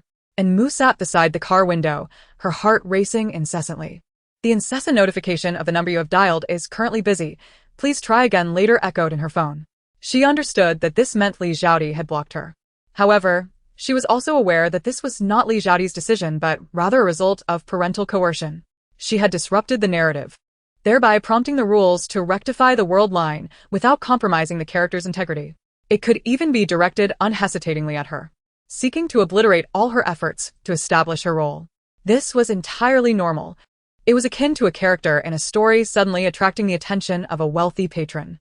Such a character would inevitably face a dismal fate, one so tragic that the affluent patron would feel compelled to lavishly invest in them, altering the storyline and its conclusion. She, too, would contemplate character development and make appropriate adjustments, even going so far as to alter the protagonist, akin to the workings of the rules. The age-old adage milk is the mother held true. Now she clearly recognized that she was the variable in this world. With this realization, Enmu steeled herself anew. However, following this logic, why couldn't it be that this character attracted a wealthy woman? This could not only alter Li Xiaodi's fate but also reshape her own destiny, leading her to the pinnacle of life. He. And ran, and Zay, what on earth has this foolish child gotten herself into? The car sped smoothly, quickly transporting them from the heart of the capital to the outskirts, to Li Xiaodi's home. Although it was still 4 in the afternoon, the sky appeared ominously dark, hinting at an impending storm. Li Xiaodi was cramped in a dilapidated rental apartment with her parents and her 3-year-old brother. The entire building exuded an air of antiquity. Comprising 6 floors, yet only a handful of residents occupied it. The trio ascended the staircase, which lacked an elevator, and the desiccated remains of spiders were clearly visible. And Mu, unfazed, continued her commentary. We are now at the entrance of Li Xiaodi's staircase. To prevent you from invading their privacy and disrupting their lives, I will cover your eyes for now. So if you have anything to say, do it quickly while I cannot see the comments and cannot retort. And ran, holding a flashlight, led the way and merely smiled at her words until they reached the 6th floor. She paused momentarily, switched hands with the flashlight, and tentatively knocked on the door, but no one answered. And Mu stood on her tiptoes behind them, observing only the worn iron door. And Zai stepped forward and knocked again. Is anyone there? It's the water meter reader. Please open the door. And Ran rolled her eyes at Nzei's absurd excuse, then bent down to peer through the door crack. The room was dimly lit, furnished with exceedingly ordinary items. And there was no sound of movement within. A breeze picked up, carrying with it a chill intertwined with a sweet scent of baby formula seeping through the door. Yet accompanying it was another scent, one that Ran could never forget, causing her expression to shift and her body to tense up. Chapter 59. Since you are so obedient, why not just call me Dad? I will assign you tasks every day. The security door of the rental apartment was rusted, the floor covered in fine dust, and the frail latch seemed as though it could shatter with a single blow. Thankfully, it was not a conventional password lock. Rand turned around and swiftly disabled the live streaming equipment in Enmu's hands, plunging the hundreds of thousands of viewers into darkness in an instant. She then stepped back forcefully, her long legs propelling her forward, and her foot struck the security door with a resounding thud. Bam! Dust cascaded down, creating an illusion of abandonment, decay, and ruin. The impact left her legs slightly numb, but it was of little concern. Even stainless steel could be shattered by her kick. And Zae glanced at and ran in confusion, noticing her intent to strike again, and reached out to restrain her. He raised an eyebrow, a hint of mockery in his tone, as he playfully pushed and ran behind him, positioning her next to Enmu. With a slightly admonishing tone, he expressed his discontent. What are you doing? Acting recklessly. This is utterly foolish. This is an exterior lockbox. Step aside, let me handle it. With swift precision, she extracted a magnetic strip from the hidden compartment of her sleeve, hurriedly glancing at the lock before deftly maneuvering to unlock it while continuing her admonitions. Is opening a door such a challenge? Must you resort to kicking it? Such a simple task, the force exerted is reciprocal. Who do you think you are hurting with such actions? Utterly foolish. She lamented the lack of consultation, for such trivial matters could be resolved in mere seconds. Anren felt increasingly uneasy, her expression dazed, surprise flickering in her eyes as a pang of sorrow welled up within her. No one had ever informed her that collaboration was necessary in achieving a task. Yet no one would seek her counsel either. Stubbornly single-minded, she pursued her objectives without respite, for that was her chosen path. Moreover, was Zae protecting her in some peculiar way? How strange. Beside her, Enmu stood on tiptoe, diligently holding the live-streaming camera, grinning like a mischievous kitten, her round eyes gleaming with delight. Oh, so you truly care. Do you feel sympathy? Your conversational skills are as lacking as ever, and Zoe, as obstinate as a dead duck. Hee, it seems Brother Wu has begun to care for my sister, not bad at all. And Zoe's fingers stiffened momentarily. But he quickly opened the door, which creaked ominously. Yet, he did not rush inside. Instead, he curled his fingers and playfully tapped Enmu on the head. Enmu instantly feigned indignation, pushing against his arm while protesting. Brother, what was that for? I haven't done anything to deserve a hit. That's too much. You deserve it for your foolish chatter. I never said a word. I've kept my mouth shut. Anren cleared her throat, wishing to hear no more, and nonchalantly stepped inside. Though her movements bore a hint of stiffness, the empty room was enveloped in silence, as if it were truly uninhabited, yet the stench of blood grew more pronounced. Lizadi, Are you there? Anren tightened her posture, her hand instinctively resting on her waist, poised like a blade ready to strike. Following their squabble, Enmu and Zae entered the room, stealthily trailing behind Anren. Lizadi? Still, there was no reply. What is that smell? Enmu's heart raced as she inhaled the inexplicable odor, unconsciously gripping the live-streaming equipment tighter, her tension palpable.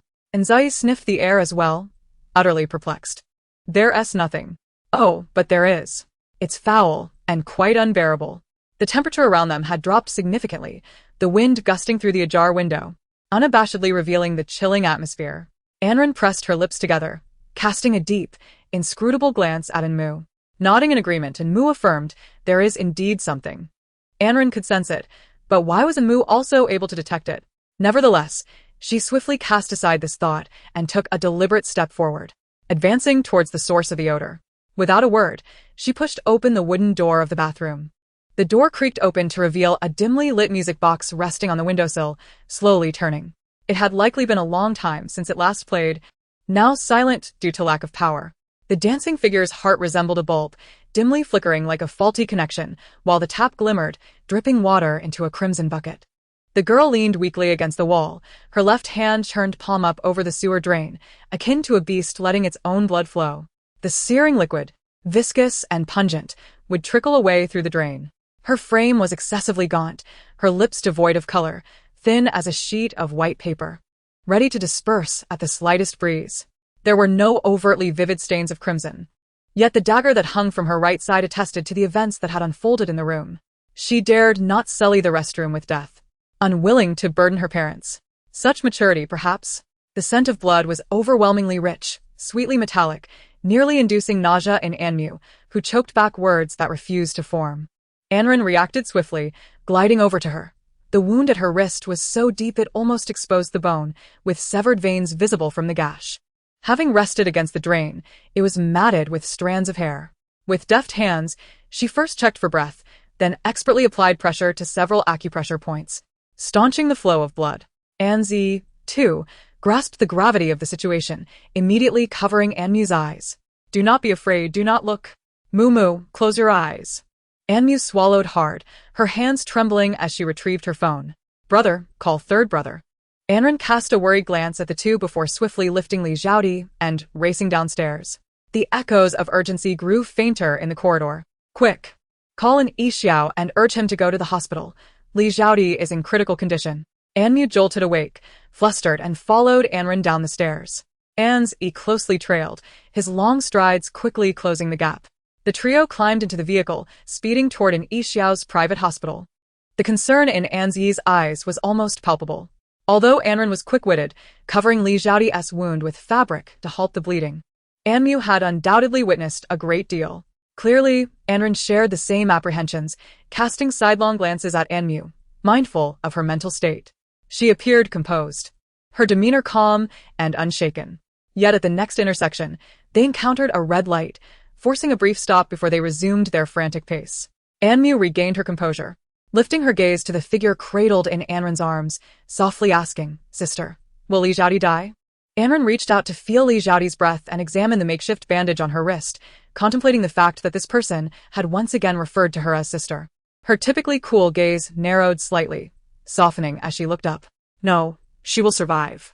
Furrowing her brow, she reconsidered her tone, adding a moment later, "She won't die." Anmu nodded and then turned her focus back to the countdown of the traffic light ahead. Her sister was the heroine, favored by fate. If her sister said she would live, then indeed she would. And Rant's confusion deepened, her brow furrowing. Had she spoken amiss? Why did Mumu appear even more discontent? Yet, in the next moment, the two who were equally concerned for Mu heard an exceedingly irate scream from a nearby groundhog. The intonations were erratic. "Ah, are you out of your mind? Are you truly out of your mind? You fool, you absolute fool. Do you even comprehend the gravity of your actions, Li Xiaodi? Are you really so foolish as to let a mere online incident drive you to despair?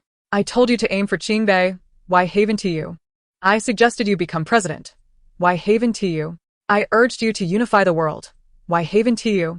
If you're so obedient, perhaps you should just call me father. I'd assign you tasks daily. And they'd be positively uplifting. Damn it, damn it, damn it. The people around me should be grateful. I've held it together despite everything, even granting you the chance to live. Are you truly this foolish? Idiot. Fool. You truly contemplated suicide? I am utterly astounded. Is your brain made of durian candy or walnut kernels? What a nonsensical act. Don't you have anything to cherish? Do you wish to end it all so readily? You're so young. You're only 17. At 17, no one's journey is without its trials. It infuriates me, truly. Damn it, just wait. You think you can just cut your left hand? When you awaken, I'll have you transcribe the Xinhua dictionary 100 times. They say good things come to those who endure. Do you really consider me a donkey? You think you can just grind me down? We're all compatriots. Can't you speak our language? Why do you let them insult you without retort? I refuse to believe you cannot learn. What is my fate? I am utterly exasperated. I am overwhelmed with annoyance. You wretched netizens. I'll annihilate your entire family. And Ran, and Zei, overthinking. Chapter 60. To gauge the days. One must glance at their own hands to foresee their demise.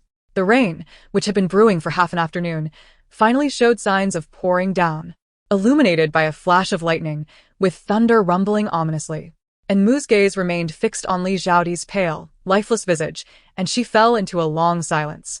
She had lost the will to comment or explain anything further. The group swiftly arrived at the hospital, where an Yixiao awaited with multiple doctors and specialized equipment. Hastily taking Li Xiaodi from Rant's arms and placing her onto the emergency stretcher, an Yixiao quickly assessed the injuries, his expression one of astonishment as he glanced at Ran.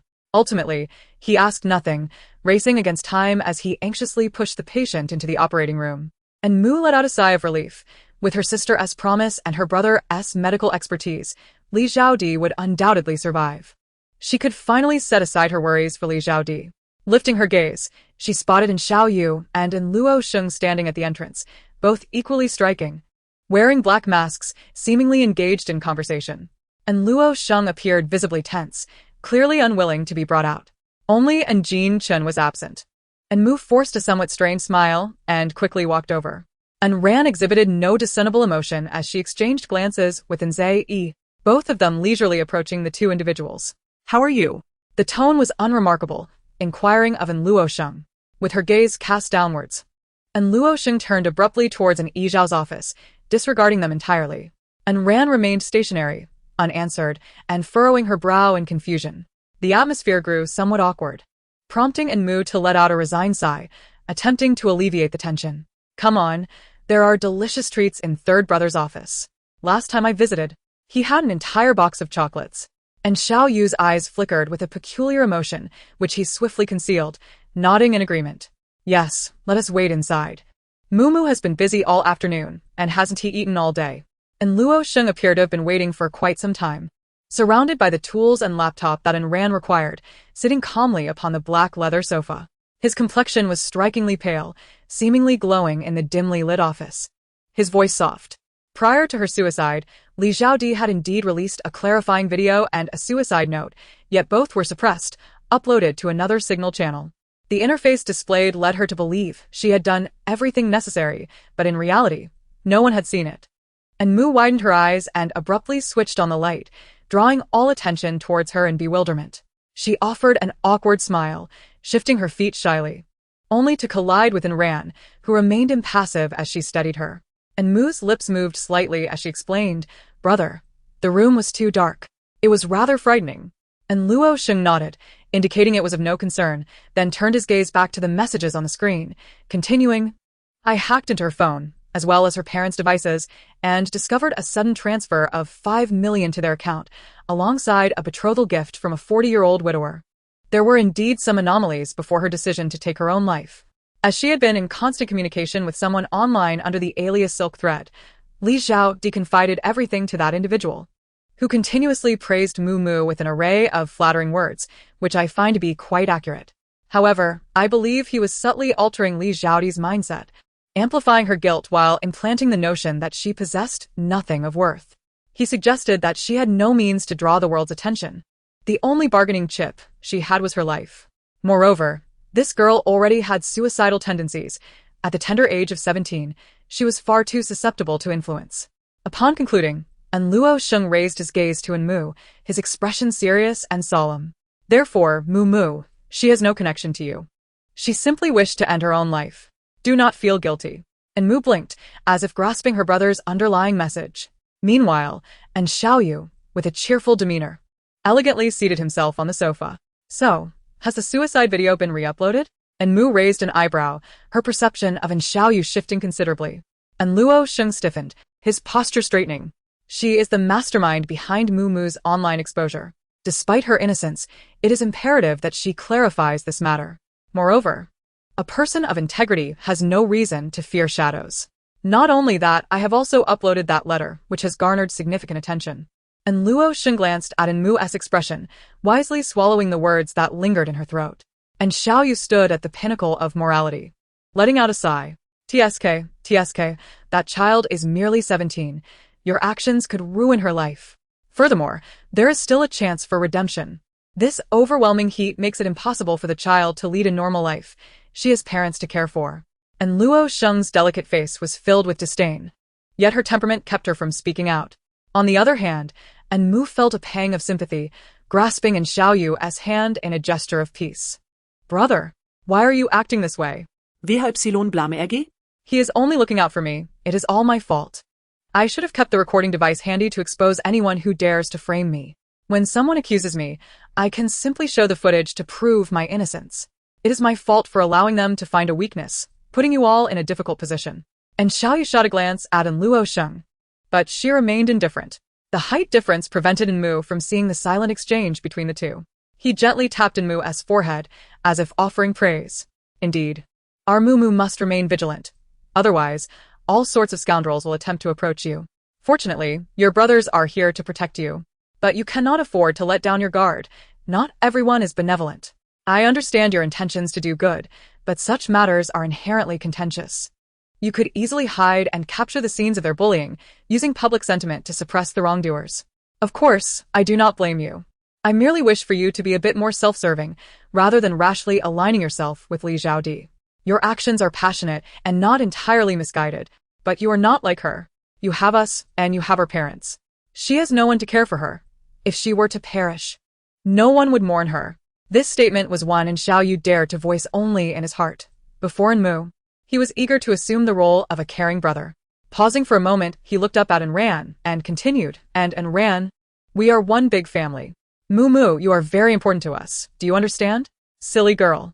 Enmu lifted her head, feeling as if her thoughts were a raging fire. She wanted to smile at Xiaoyu, yet could not muster the expression. I have been selfish enough, brother. Right now, I just want to be happy. I want to spend more time with you, to travel, to shop, to live freely and elegantly, without the burden of school. I wish to act on my whims, to go wild, indifferent to whether anyone loves or criticizes me. At this moment, I seek only the joy of the journey, without concern for the unsatisfactory outcome. Brother, I truly am selfish. Can't you see that? However, in reality, Enmu said nothing and merely nodded. Enran stood at the doorway, her gaze clouded and brooding, as if turbulent currents were swirling within her. After a prolonged moment, she sighed and stepped forward, casually grasping the nape of Enmu's neck, pulling her backward. Enmu let out a soft hey, accustomed as she was to being pulled around. Yet, seeing that it was Enran behind her, she felt a twinge of surprise. Enran, with little patience, tossed a perfectly square plate to Xiaoyu, who instinctively reached out to catch it. Her immense strength was formidable, compounded by her foul mood. The metallic edge of the plate struck the joint of Xiaoyu's thumb with remarkable precision, and a sharp crack echoed in the air. As an esteemed actor, he still bore a hint of vanity. He inhaled sharply, wincing in pain yet managing to suppress a cry. His handsome face, typically so composed, became comically contorted in discomfort. Enmu, unable to maintain her composure, burst into laughter, her eyes sparkling with mirth. Enran, indifferent to the unfolding scene, shifted her focus to Xiaoyu, her tone unembellished. This is the video of Jiang Mian assaulting Li Xiaodi. If all goes as expected, and Jin Chen should be conversing with the Jiang family right now. You should discuss what to do next. I trust you don't require my guidance. And Xiaoyu, gritting his teeth against the pain, managed a relaxed smile, though it was punctuated by his occasional wince. Understood, he replied. Enmu immediately turned around, her eyes sparkling as if filled with stars, her smile exceedingly eager. Sister, where did you get this? Wasn't the surveillance footage destroyed? And Ran cast her a sidelong glance and casually settled onto the sofa. As she turned, her long hair, loosely gathered with a jade hairpin, cascaded down. And she raised an eyebrow, speaking softly. Use your brain. And Mu's smile faltered, and she awkwardly gave a thumbs up. As expected of you. Truly impressive. Her mood visibly lifted. She swiftly turned to rummage through an Yizhao's office for snacks, feeling entirely at home but unable to suppress her thoughts. Brain? My brain must have merged with my sister's. And Ran leisurely lowered her legs. I really can't afford to be that foolish. It might make me stupid. No. It will definitely make me stupid. The stitching was completed by 5 in the afternoon, and the patient awakened at 9 that evening. And Mu remained at the hospital, waiting for Li Xiaodi. Despite Luo Sheng's repeated insistence that this matter had nothing to do with her, she still wished for Li Xiaodi to know that someone cared. Yet, the tenderness of her sentiment shattered the moment she saw Li Xiaodi's eyes open. The girl lay flat on her back, utterly lifeless, her pallor reminiscent of paper, frail and pitiful. She seemed soulless, her movements and expressions infused with a sense of numbness and despair. And Mu's gaze fell upon Li Xiaodi's heavily bandaged left hand, and her anger surged. She quickly approached, moving her hands to capture Li Xiaodi's attention. Hey Li Xiaodi, are you foolish? Why would you do this? Why not choose a better path? You do not hold yourself in high regard, so how can you expect anyone else to notice you? And contemplating suicide. You truly infuriate me. Li Xiaodi merely gazed at Enmu, reaching out to grasp the hand that pointed accusingly at her. Enmu scoffed, aware that this person had only just awakened. There was ample time for admonitions later, and she merely huffed in annoyance. What are you doing? Why are you grabbing my hand? If you wish to count the days until your demise, You ought to examine your own hands. Yet, despite her words, she allowed the grasp to continue. Li Xiaodi gently shook her head, her voice faint. Are you angry, Enmu? Enmu rolled her eyes, her irritation intensifying. Why do you even ask? I am nearly driven to rename myself Fiery Temper because of you. Li Xiaodi's grip remained firm. Her hands were not delicate and fair, but rather calloused from hard labor, shaking cautiously. Enmu's anger dissipated quickly as she fixed her gaze upon Li Xiaodi. I am not truly angry. I am simply saddened. You know, you possess numerous means to resolve this matter, and it could be addressed in various ways. Yet, you chose the most extreme course of action. While I deeply respect your decision, Li Xiaodi, could you not regard me as your leader? Do you genuinely think I am jesting? Please consider my feelings before undertaking such actions. Your disregard for your own life troubles me greatly. I merely wish to convey that you are not without those who care for you. Have I made myself clear? However, before Li Xiaodi could respond, a series of knocks echoed from outside the door. Enmu withdrew her hand and rose to approach the entrance. Upon opening it, she was greeted by the radiant smile of Xiaoyu, as if he were seeking praise. Mu, the matter has been resolved. Enmu's eyes widened in surprise, and she beamed in return. Really? Brother, let me see. And Xiaoyu's expression instantly became difficult to read as he raised his phone slightly, a hint of concern evident. Mu, well, the netizens, you know how peculiar their comments can be.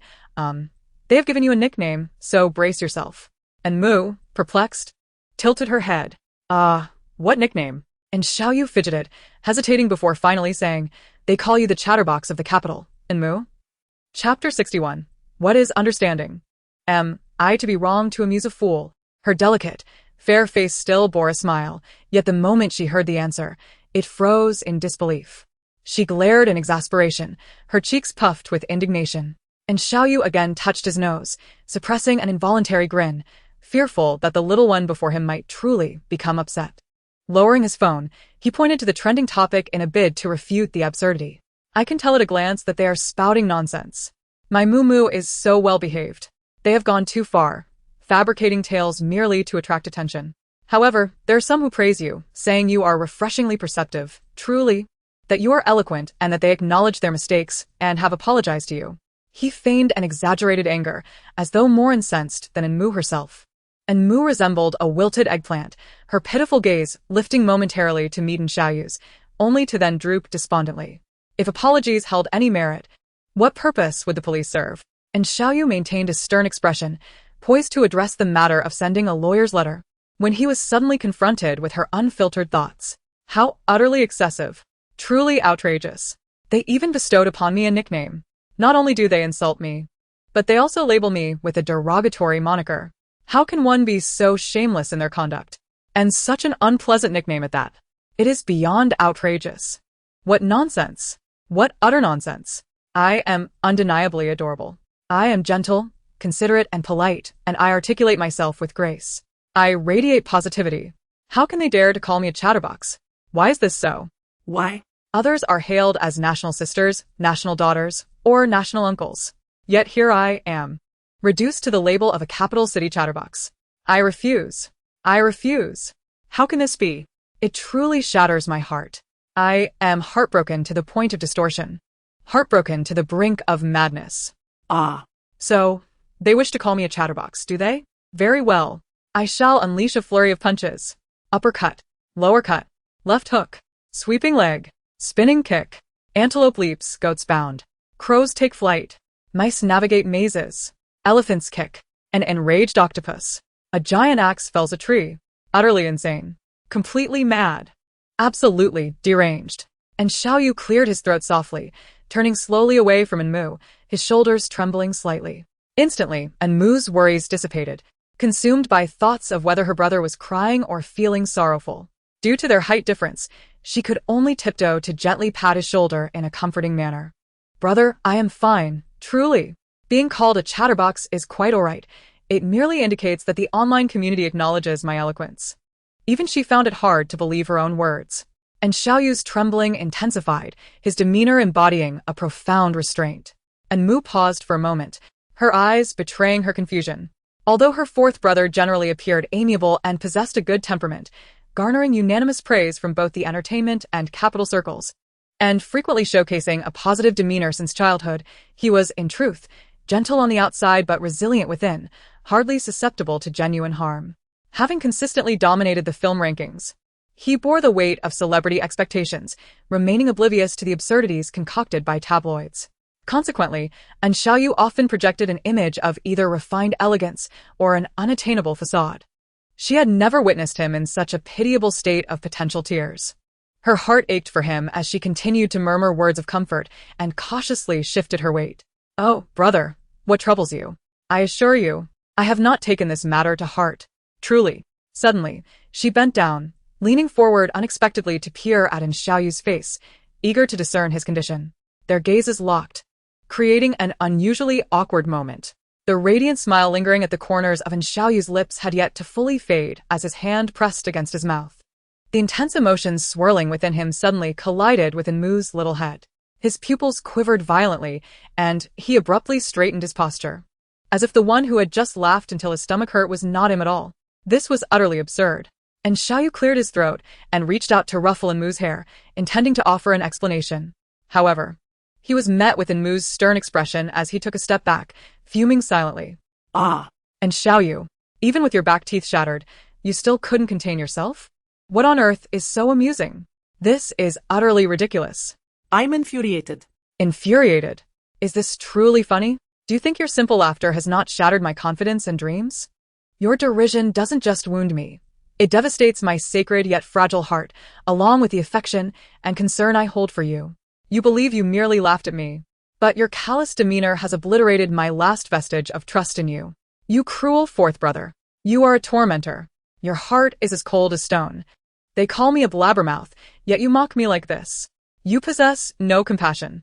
You do not love me. I thought you were upset, that your laughter brought you solace, but my spirit now bears an immense shadow.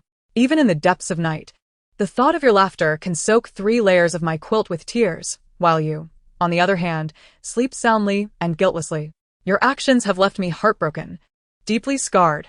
I am in utter despair, pierced through by 1,000 arrows. Your icy laughter has pierced a gaping hole in my already fragile heart. I am merely 18, and yet I suffer because of you. Are you satisfied? Are you pleased? You always laugh heartily. Have you ever considered that even an upturned lip can become weary? It does not wish to be spasmed by you like a muscle in cramp. It yearns for rest and misses its family of teeth. Have you ever cared about this? No, you only think of yourself. This is too much. No wonder it's raining today. Even the heavens know I am but a joke. This is maddening. And Xiaoyu bit his lip, struggling to suppress a smile, his rapid speech akin to a high-speed train that left him momentarily stunned, yet inexplicably amused. Based on his experience in comforting others, he knew that should he truly burst into laughter, the effect would be exponentially greater. And Mu, appearing delicate and fragile, cast a deep glance at An Xiaoyu before turning on his heel towards An Yixiao's office. An Xiaoyu stiffened and instinctively followed, sensing An Mu's anger. Yet as he drew closer, he could hear the relentless stream of complaints. Still holding back, still holding back. I knew you wanted to laugh. Go ahead. I'll leave you to your laughter. I won't disturb you. May your laughter sound like a pig's squeal, land you in the hospital, and summon my mother to smash your head.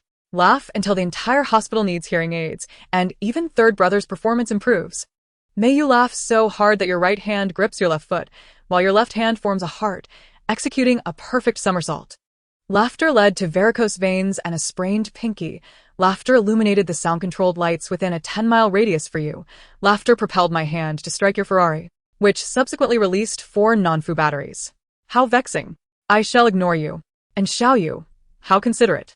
The young man, with an air of refined elegance, leaned slightly forward, his lips curving in a semblance of a smile. Standing at over 6 feet tall, he appeared to be of the same height as An Mu, maintaining eye contact. Mu, I was mistaken, I should not have laughed. In truth, there is much praise for you. Moreover, your follower count has surged immensely. More people adore you. You are on the brink of becoming a minor internet celebrity. Truly, do not be upset, alright? Let me atone for my misstep. And Mu pouted, unwilling to engage with him, her pace unwavering and her objective clear. And Xiaoyu chuckled softly, trailing closely behind, his gaze shifting as he devised a strategy. Momo. I was truly wrong. I flew home without a moment's rest, and after a busy day, my mind is not quite clear. My head aches somewhat. Oh, it is quite uncomfortable. And Mu paused, her heart softening slightly, and after a moment, she turned her head to huff at Xiaoyu, creating an opportunity for herself. What have they been saying about me? And Xiaoyu hurriedly showed her the posts from the marketing accounts and hired influencers from his entertainment company. Thankfully, more people are seeing the truth, and Jin Cheng has filed a lawsuit against Jiang Mianmian for intentional harm and defamation, and she will surely face several years of sentencing. The online sentiment is now decidedly in our favor, and Luosheng has also assisted in managing a substantial amount of negative press. Once the court delivers its verdict, this matter shall conclude. And Mu casually selected a seat, her fingers incessantly scrolling through messages on her phone. Two trending topics boldly adorned the top of her screen: campus bullying and Li Xiaodi's suicide. Fortunately, no one was directing insults at her anymore, and her account had garnered a significant influx of followers overnight. Beside her, and Xiaoyu relaxed, leaning against her side, their shoulders touching. And Mu appeared rather obedient as she focused intently on her device, the glow of the screen illuminating her eyes, her long hair naturally possessing a slight curl. Upon glimpsing something, her delicate brows furrowed, and Xiaoyu felt an urge to smooth her furrowed brow, but in the next moment, she relaxed on her own. What followed was the sound of Mu's triumphant typing, accompanied by her inner thoughts. Understanding? What does understanding even mean? Should I endure grievances solely to make a fool happy? Go away. And Xiaoyu, I truly overthought that. And Ran had returned to the in-family villa early, bringing her tools with her. The five brothers had yet to return, and even Mu remained at the hospital, awaiting Li Xiaodi's awakening. In the expansive house, only she and the servants were present. Oh, perhaps the gardener tending to the garden should also be counted. And Ran slipped off her slippers, her bare feet meeting the cold floor without a hint of discomfort. Had she not been vigilant enough to monitor the school's surveillance early on and extract evidence in advance, the absent-minded Mu might have truly found herself in trouble. With that in mind, one was overly cautious, while the other was blissfully oblivious. It was no wonder she had always been so curious about Mu. TSK. Upon realizing the chaotic thoughts swirling in her mind, Ran shook her head, swiftly casting the notion aside. Indeed, prolonged exposure to foolishness might lead one to folly. However, it was worth noting that this predicament was instigated by her own circumstances. The Su family had placed the heir, Su Jin, in her vicinity, yet they did nothing, allowing her to live her life unperturbed. Nonetheless, the deliberate use of such repugnant tactics left her feeling somewhat vexed. The head of the Su family was still alive, and the family had split into two factions, the illegitimate offspring and the legitimate heirs. Nevertheless, it appeared that the in-family was far more intriguing than she had initially perceived, particularly the bumbling and oblivious Mu. At times, she found herself relieved that she had been mistakenly swapped. Otherwise, such a being would surely have been devoured entirely in the impoverished slums. Long since deceased, one might surmise. Furthermore, Mu bore an extraordinary rule. According to the elder of the Taoist temple, it was nameless, the genesis of all things, a cacophony of nonsense. Thus, it seemed there were indeed certain restrictions in place.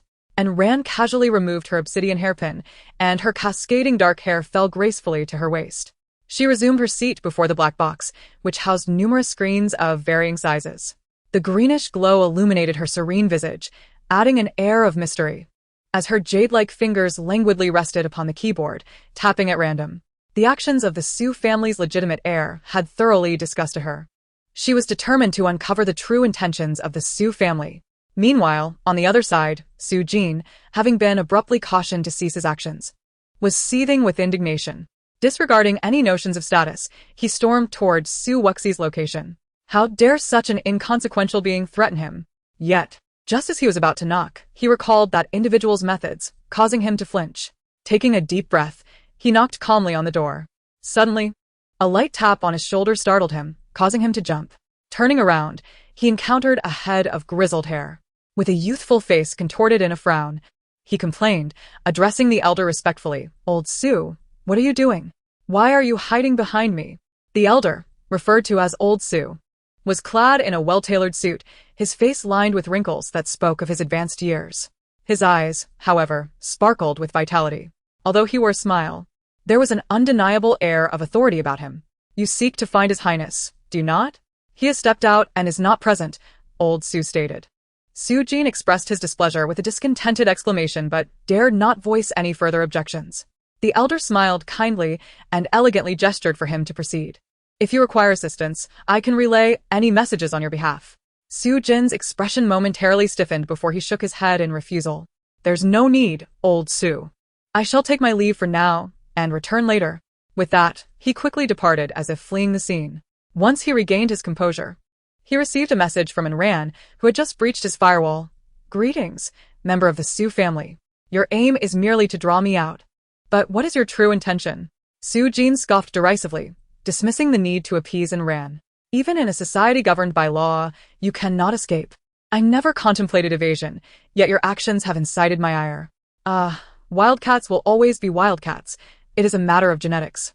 Tragically, the wildcat believes itself to be a domestic feline, forever unable to belong to the realm of nobility. Conversing with you brings me great displeasure. I surmise your status is not esteemed. I believe it would be more fitting to speak directly with your sovereign rather than with someone of your insignificant stature. What do you mean by not esteemed? He is, after all, a legitimate heir, the scion of the Su family. You are utterly lacking in discernment. Chapter 62. The tadpole discusses the frog. Are you referring to your mother? Anmu returned to the family late, and she fell into slumber the moment her head hit the pillow. The following morning, she rose with remarkable enthusiasm, though by the time she completed her morning rituals, it was already 10 o'clock. Anren had settled downstairs early, engrossed in a tome titled The Art of Serenity. The sky remained overcast, showing no signs of brightness following yesterday's rain, instead conveying an atmosphere that suggested further rainfall was imminent. Upon seeing Anmu descend the staircase, Anren lowered her book slightly, as if to casually mention, and Yi Xiao asked me to inform you that Li Zhaodi is not in serious condition. Anmu's eyes always shimmered with brightness, her large pupils lending her an even more radiant appearance, exuding vitality at all times. She nodded eagerly, then, after a moment's contemplation, cautiously moved closer to Anren until she was within an arm's length, nearly able to catch a whiff of her cool fragrance. She plopped down onto the sofa, her tone softer than ever, smiling sweetly and obediently. Thank you. You saved Li Zhaodi. Anren cast a surprised sidelong glance at Anmu, cleared her throat, and pretended to be engrossed in her reading. Why don't you call me sister anymore? Anmu's cheeks flushed, her lips pursed, and she fell silent. Anren raised an eyebrow, teasingly looking her way, which made Anmu feel bashful. She chuckled awkwardly, attempting to brush the matter aside. Yet, Anren showed no inclination to let her off the hook, softly expressing her curiosity. Anmu, possessing a thick skin, recognized Anren's teasing yet remained unfazed, sweetly calling out, "Sister." She then rose, showing no signs of lingering, and headed to the kitchen in search of food. Meanwhile, Anren, usually so carefree, felt a twinge of discomfort. She hadn't turned a single page of her book for quite some time, if not for the faint rise and fall of her breath. One might have mistaken her for a statue. Once Anmu finished her meal, she summoned the driver, hurriedly slipping on her shoes. Just as she was about to enter the vehicle, she suddenly remembered Anren, who was alone at home. Grasping the car door, she noticed the villa was still a fair distance from the entrance, surrounded by vibrant greenery. She glanced toward the hall and called out, "Anren. Sister. Sister. Sister." Anren pinched the bridge of her nose, rising from her seat to casually toss her copy of The Art of Serenity into the trash. It was utterly futile. She had already tried that approach. With her long legs, she swiftly made her way to the foyer, too lazy to turn on the lights. The gloomy weather combined with the indoor shadows made Anren appear as though she were cloaked in a layer of dark dust. The entire atmosphere felt dim and lifeless. And Ran chose not to advance any further, merely raising an eyebrow and gazing intently at Enmu, who was eagerly pulling at the car door. Her eyes clearly inquired what business she had there. Enmu, in contrast, radiated a cheerful spirit, her eyes sparkling with uncontainable delight. With a comical motion, she shifted closer to the driver, pressing against the car window. "Sister, hurry and get in," and ran, with her hands empty, adjusted her posture, her expression darkening considerably, a cold demeanor enveloping her.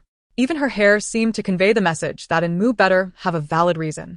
Enmu blinked and stepped forward, clearing the way for Enran. "Let us go see Li Zhaodi together. After all, we have nothing better to do at home." Enran regarded her intently for a moment, pinching the bridge of her nose.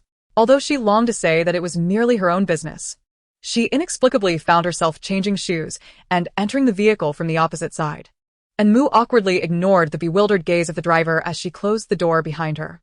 It was evident that a vehicle could accommodate passengers from more than one side, particularly when the driver was operating a van. The commute to Yi Zhao's workplace was not brief. The journey to the hospital took nearly 40 minutes.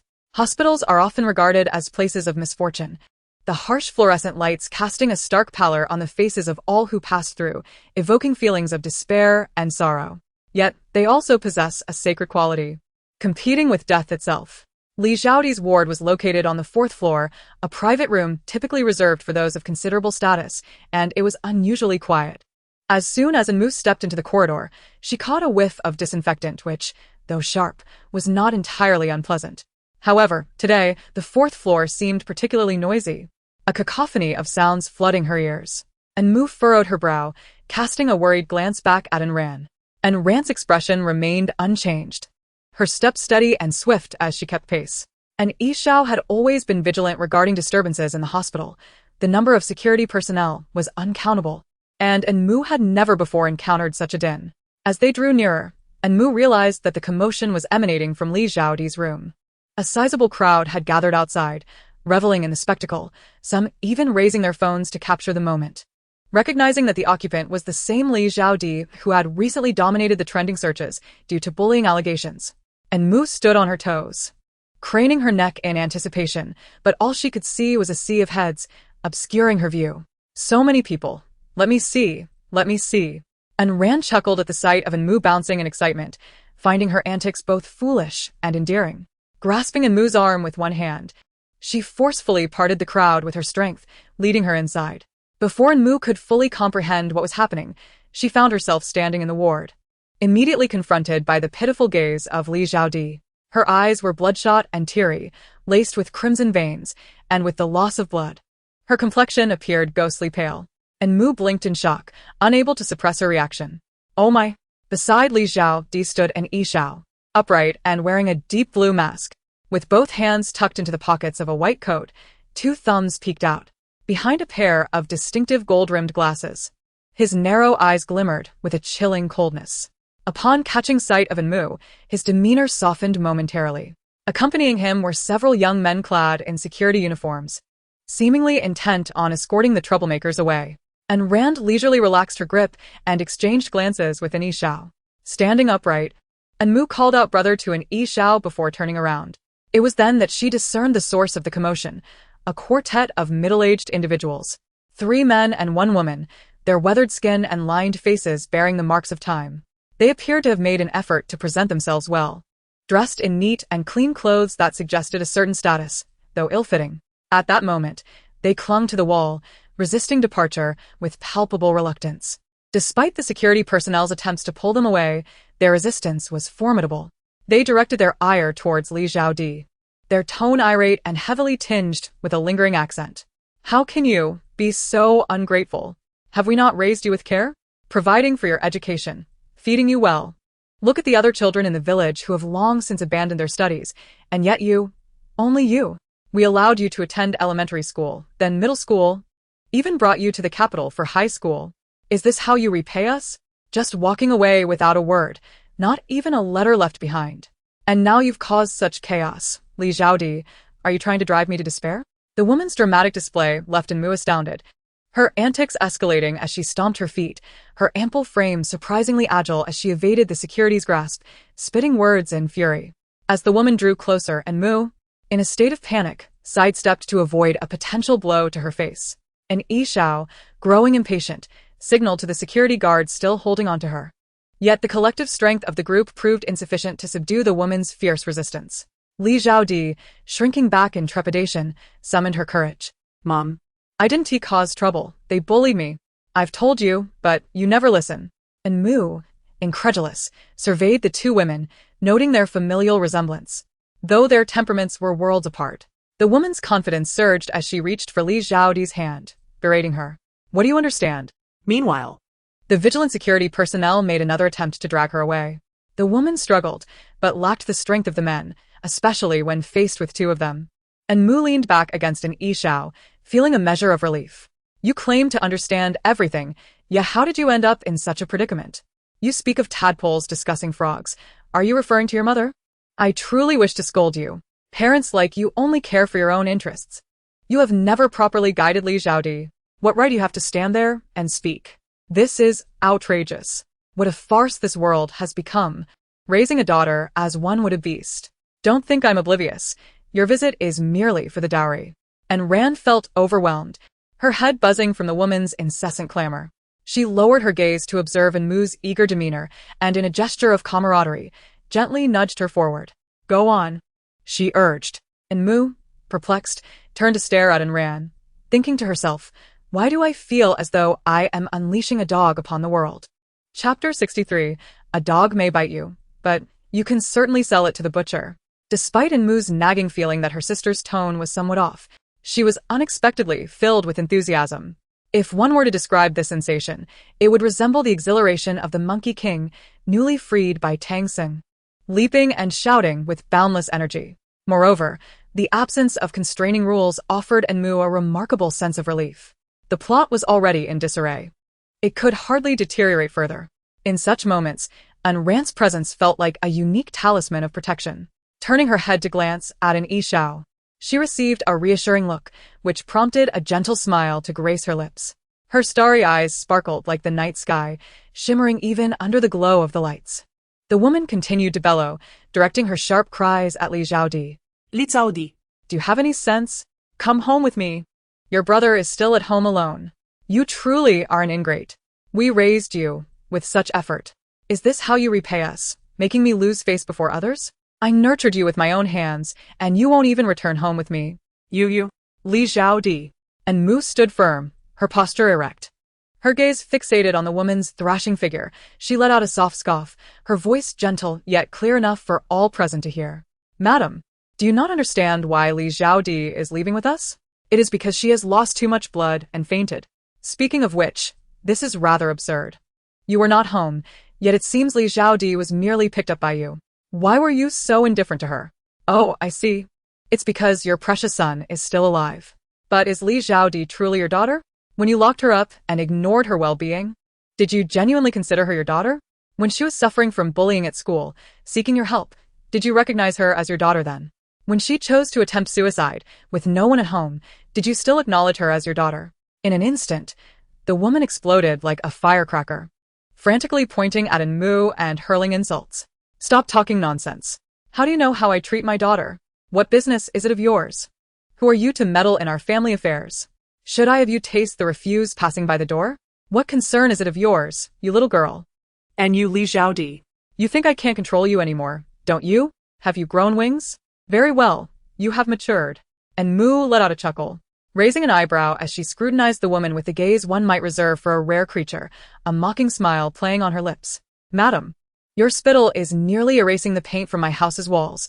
Renovations don't come cheap, you know. Could you perhaps tone it down a bit? I must admit, your verbal assault surpass my capabilities. Your tongue resembles that of a wild donkey that has ingested something foul. Your breath more offensive than a day-old armpit exposed to the sun. She smiled with an exquisite gentleness, embodying the elegance of a refined heiress. Yet her words were far from kind.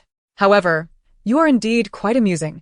Despite your incessant braying like a great wild donkey, your intellect mirrors that of a single-celled organism, devoid of any cerebral capacity. Instead of barking at me, perhaps you should check if those millions in ill-gotten gains remain in your account. Excrement will always be excrement. No matter how much you steam it, it will never become a delicacy. You toil endlessly for your son, yet you dare to dream of purchasing a house and a car?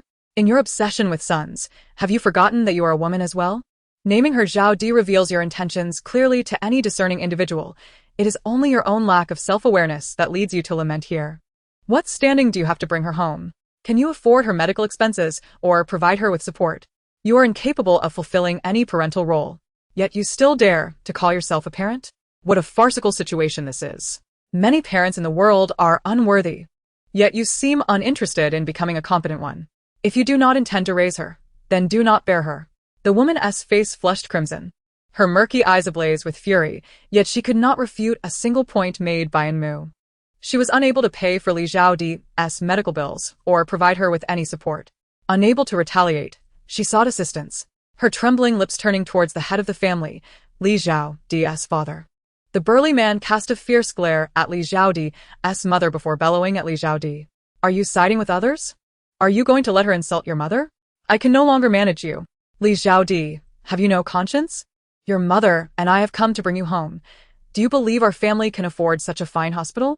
We have scrimped and saved to raise you. And you cannot even show some understanding? Your mother endured 10 months of pregnancy to bring you into this world, and yet you treat her with such disdain. Do you wish to drive her to her grave? And Mu turned to shield the man's gaze, furrowing her brow. Sir, you cannot resort to moral coercion. While you speak of virtue and morality, your actions have been utterly disgraceful. Over the years, the scholarship awarded to Li Xiaodi by No. 101 Middle School could sustain her on its own. What nonsense are you spouting? Furthermore, your family has always prioritized sons. The clothes Li Xiaodi wears are those discarded by others. How can you dare to claim you provide for her? There is a debt of nurturing in this world. But when have you ever heard of a debt for mere birth? Your obligations towards Li Xiaodi ended the moment you accepted that old man's betrothal gifts and ill-gotten gains. You have brought her into this world without nurturing her. What effort have you expended in her upbringing? In retrospect, perhaps only a mere shiver was required. Now you wish to instruct her on proper conduct? Is that not a touch absurd? And Ishao, what do you mean by a mere shiver? And Ran, what are you talking about? You are but a young girl. The man gasped for breath, hunched over, struggling against the grip on his arm. It is not your place to meddle in our family's affairs. Silence yourself. Li Xiaodi. I should never have borne you. Had I known you would grow to possess such character, I would have chosen otherwise. I should have drowned you at birth. Heartless wretches. The crowd outside the door had not diminished. Rather, it had swelled, a bustling throng pressing together.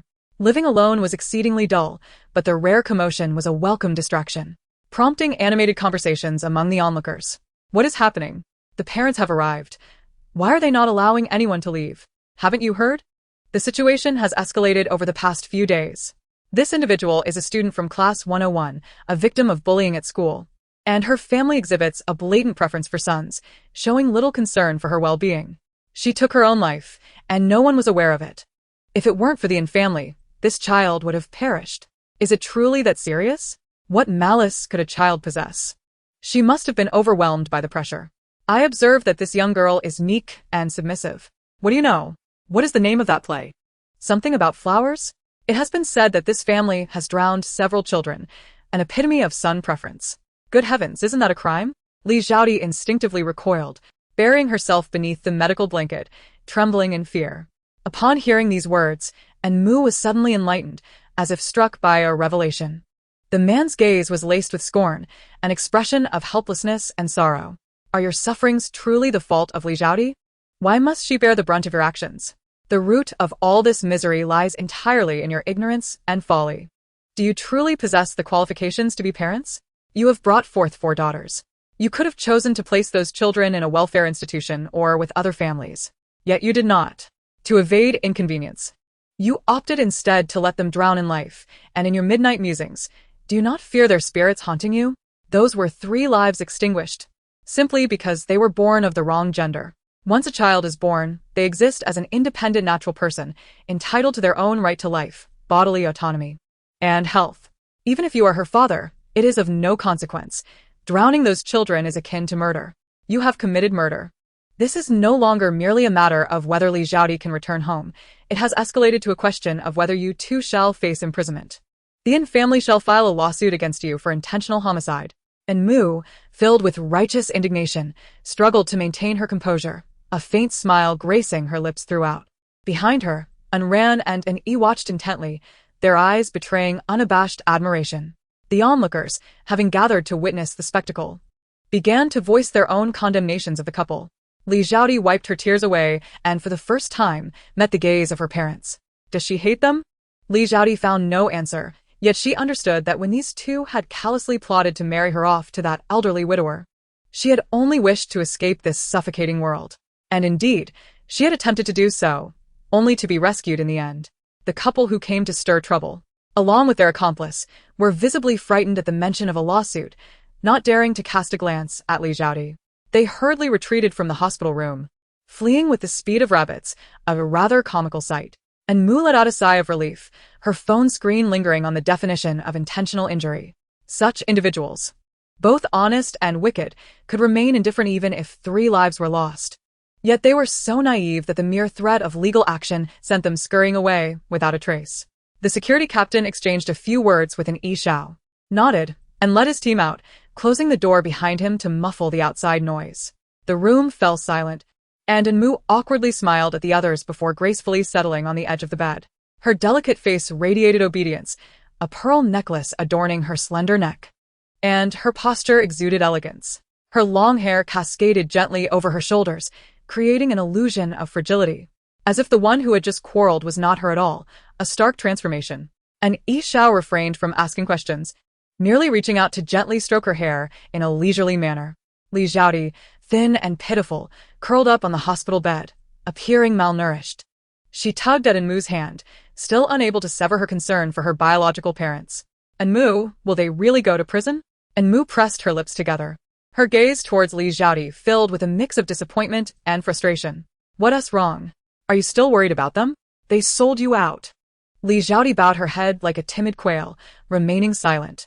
She always behaved this way, submissive, hoping one day her disposition would change for the better. Enmu sighed helplessly and tucked in the blanket around Li Xiaodi. In the world they once knew, the act of murdering a newborn would undoubtedly lead to prison. Rest assured, the law cannot touch them. This atypical charge of injury cannot be prosecuted. Only morality will constrain them, and they will likely sneak back to their hometown. Are you satisfied now? However, Li Xiaodi, have you finished copying the Xinhua dictionary? Why waste your thoughts on them? I've told you before, if a dog bites you, you cannot bite back, but you can sell it to the dog meat restaurant. Why remain so foolishly passive, allowing them to insult you? Utterly foolish. Copy it 10 more times. When will you truly appreciate the profound richness of our culture? Li Xiaodi hugged her knees, her eyes shimmering with unshed tears. All parents await a word of gratitude from their children, yet she too longs for an apology from her own.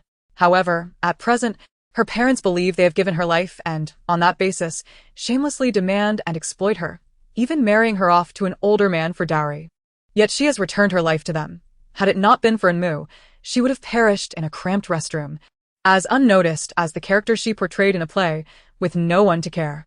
From now on, she would live for herself, viewing the world through a new identity. Chapter 64. Is your brain original? Did it truly come from your ancestors during the Qing dynasty?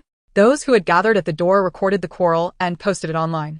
In an instant, the incident involving Li Xiaodi gained even more traction, circulating widely through streets and alleys. The societal issue of gender discrimination, particularly the preference for sons over daughters, has swiftly gained attention following the troubling phenomenon of school bullying. This has compelled many young girls to introspect on their familial circumstances, with one individual's plight garnering considerable sympathy. The discourse surrounding her situation has ignited fervent commentary, with sentiments such as, "This girl is truly unfortunate.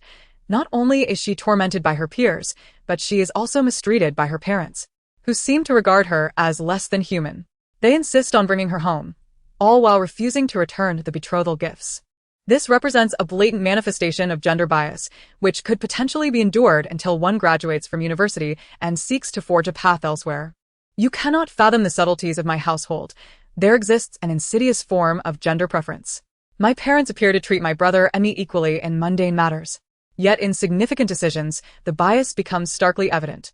Assets such as property and savings are undoubtedly designated for my brother, and I am often expected to exhibit greater filial piety than he, simply because I am a daughter, while I am willing to support them in their old age. I yearn for a semblance of fairness. I find myself at a loss, as they perceive their treatment as equitable. I possess the authority to voice my concerns. Whenever I express my discontent, relatives and friends scold me, claiming my parents are already biased in my favor and that I should be grateful, subjecting me to various moral pressures. My mother incessantly reminds me that she bore and raised me, and that I owe her respect as I come of age. She often asserts that a married daughter is akin to spilled water, no longer part of the family. I fail to comprehend this notion. How can a married daughter be considered estranged from her kin? In our family, the implication of having a daughter seems to reduce her to a mere moral obligation, a convenient source of emotional extortion. It is particularly disheartening that everyone believes their parents are free from gender bias, often dismissing our grievances as a lack of understanding or appreciation of our fortunate circumstances. Yet we, as daughters, are acutely aware of the disparities we face.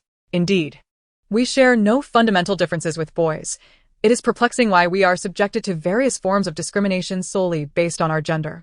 The insidious nature of gender bias renders us powerless. It is not that girls are inherently sensitive, but rather that the pain is felt by whoever is struck by the whip. As for parents like Li Xiaoti's, severing ties seems the only viable option. Their actions are so extreme that they appear unafraid of the repercussions. What becomes of those girls who are born into such circumstances? It is utterly unacceptable that the law seems powerless to intervene. It is a grave injustice, rendering them less than human. We must strive for justice. The notion of gender equality is merely a farce. We exist within an inherently unequal environment, and we seek not mere platitudes of fairness. And Mu stepped outside for some fresh air, perched on a chair with her legs crossed, leisurely swaying as she perused the comments from netizens. Naturally, alongside sympathy, there existed dissenting voices. The maliciousness, rampant online, knows no bounds. It is indeed difficult to nurture women amidst such small-mindedness. And Mu silenced her device, shaking her legs. The audacity of such remarks. How can one, lacking both looks and wealth, expect to support a woman? What delusions are they harboring? Someone ought to awaken them. They should not be allowed to taste sweetness when they are afflicted by diabetes. Yet, after flipping through a few more comments, she encountered yet another bizarre remark. Where there are girls who are admired, there are equally boys who capture hearts. Is this not a natural occurrence? Without a son, who shall call upon my spirit after I depart this world? How can one accuse me of favoring males over females? And Mu shifted her posture, grasping her phone with both hands. Is your brain truly original, or has it been inherited from your ancestors of the Qing dynasty? I can almost perceive the antiquated thoughts festering within your mind, even through the digital ether. If all else fails, perhaps we should fashion a lightning rod. After all, with the rains these past few days, when the thunder strikes, you could return home to reunite with your Qing ancestors, thus sparing yourself from this embarrassment. Perhaps your ancestors might even call upon your spirit. What a grand display that would be. Before she could unleash more scathing remarks, and Mu was drawn to a pop-up window that appeared, revealing that peculiar avatar once again. It was an inky blackness, obscuring the identity of its owner. And Mu pursed her lips, dismissively tapping the reject option once more. What kind of rotten fish and stale shrimp are attempting to scam her? She could never be that Navi in Mu again. She is now Niu Hulu Mu. Days later, Zhang Yanyan, summoned to court by Jin Cheng, faced the consequences of her actions. Charged with intentional injury, illegal detention, insult, defamation, and other offenses, she bore the weight of her criminal responsibilities. The victory in this case garnered the attention of educators from various sectors, prompting apologies from principals, teachers, and students alike. More importantly, it sparked a newfound courage to confront injustice head-on.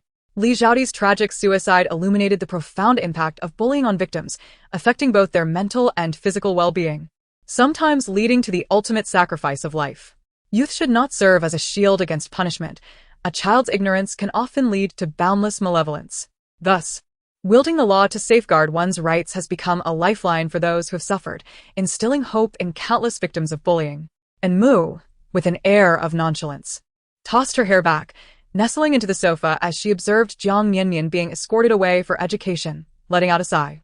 She took a moment to briefly honor the brashness of that arrogant girl from the day of school dismissal. Remembering the online critiques directed at her, she cheerfully picked up her phone to engage in debates with some adorable netizens. Since she could not express her frustrations openly, she opted for uninhibited exchanges instead.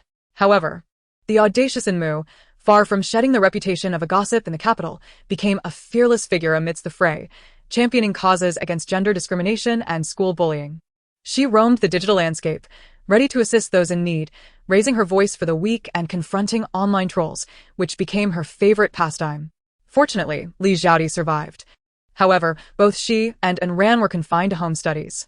In a sense, they were still following the right narrative, albeit having expended considerable effort to save Li Xiaoti's life. And Mu languidly turned over, her long hair cascading over the leather seat, but upon raising her head, she encountered the cool visage of Anran. Goodness, am I seeing ghosts? My sister is watching me sleep? Anran raised an eyebrow, gesturing towards the man standing at the doorway. Your partner has arrived. Her voice was steady and unruffled, much like the indifferent demeanor of Anran. Yet, and Mu sensed an undercurrent of displeasure. Even the glint in her eyes was tinged with frost. Frowning in confusion, and Mu propped herself up slightly, peering to discern the identity of the visitor. The young man stood at the doorway, tall and uncommon in his casual attire, his rugged features lending him an air of vitality and charm. Chen Xiaomu. A mere glance was enough for Mu to hastily lower her head, shrinking behind the sofa as backrest, feigning ignorance. That is not my partner, sister. That is indeed your partner. What is he doing here? To seek me? Impossible. Although there's a betrothal, it will ultimately be annulled. He must be here for you, sister. He must have you on his mind. What to do? I don't want you to develop any spark of affection for him. I'll extinguish it at once. This man is utterly despicable, looking all handsome but resembling an abusive spouse, and he is insufferably slick. TSK, I must devise a way to drive him away. I must say, where on earth is that insufferable Shangguanze?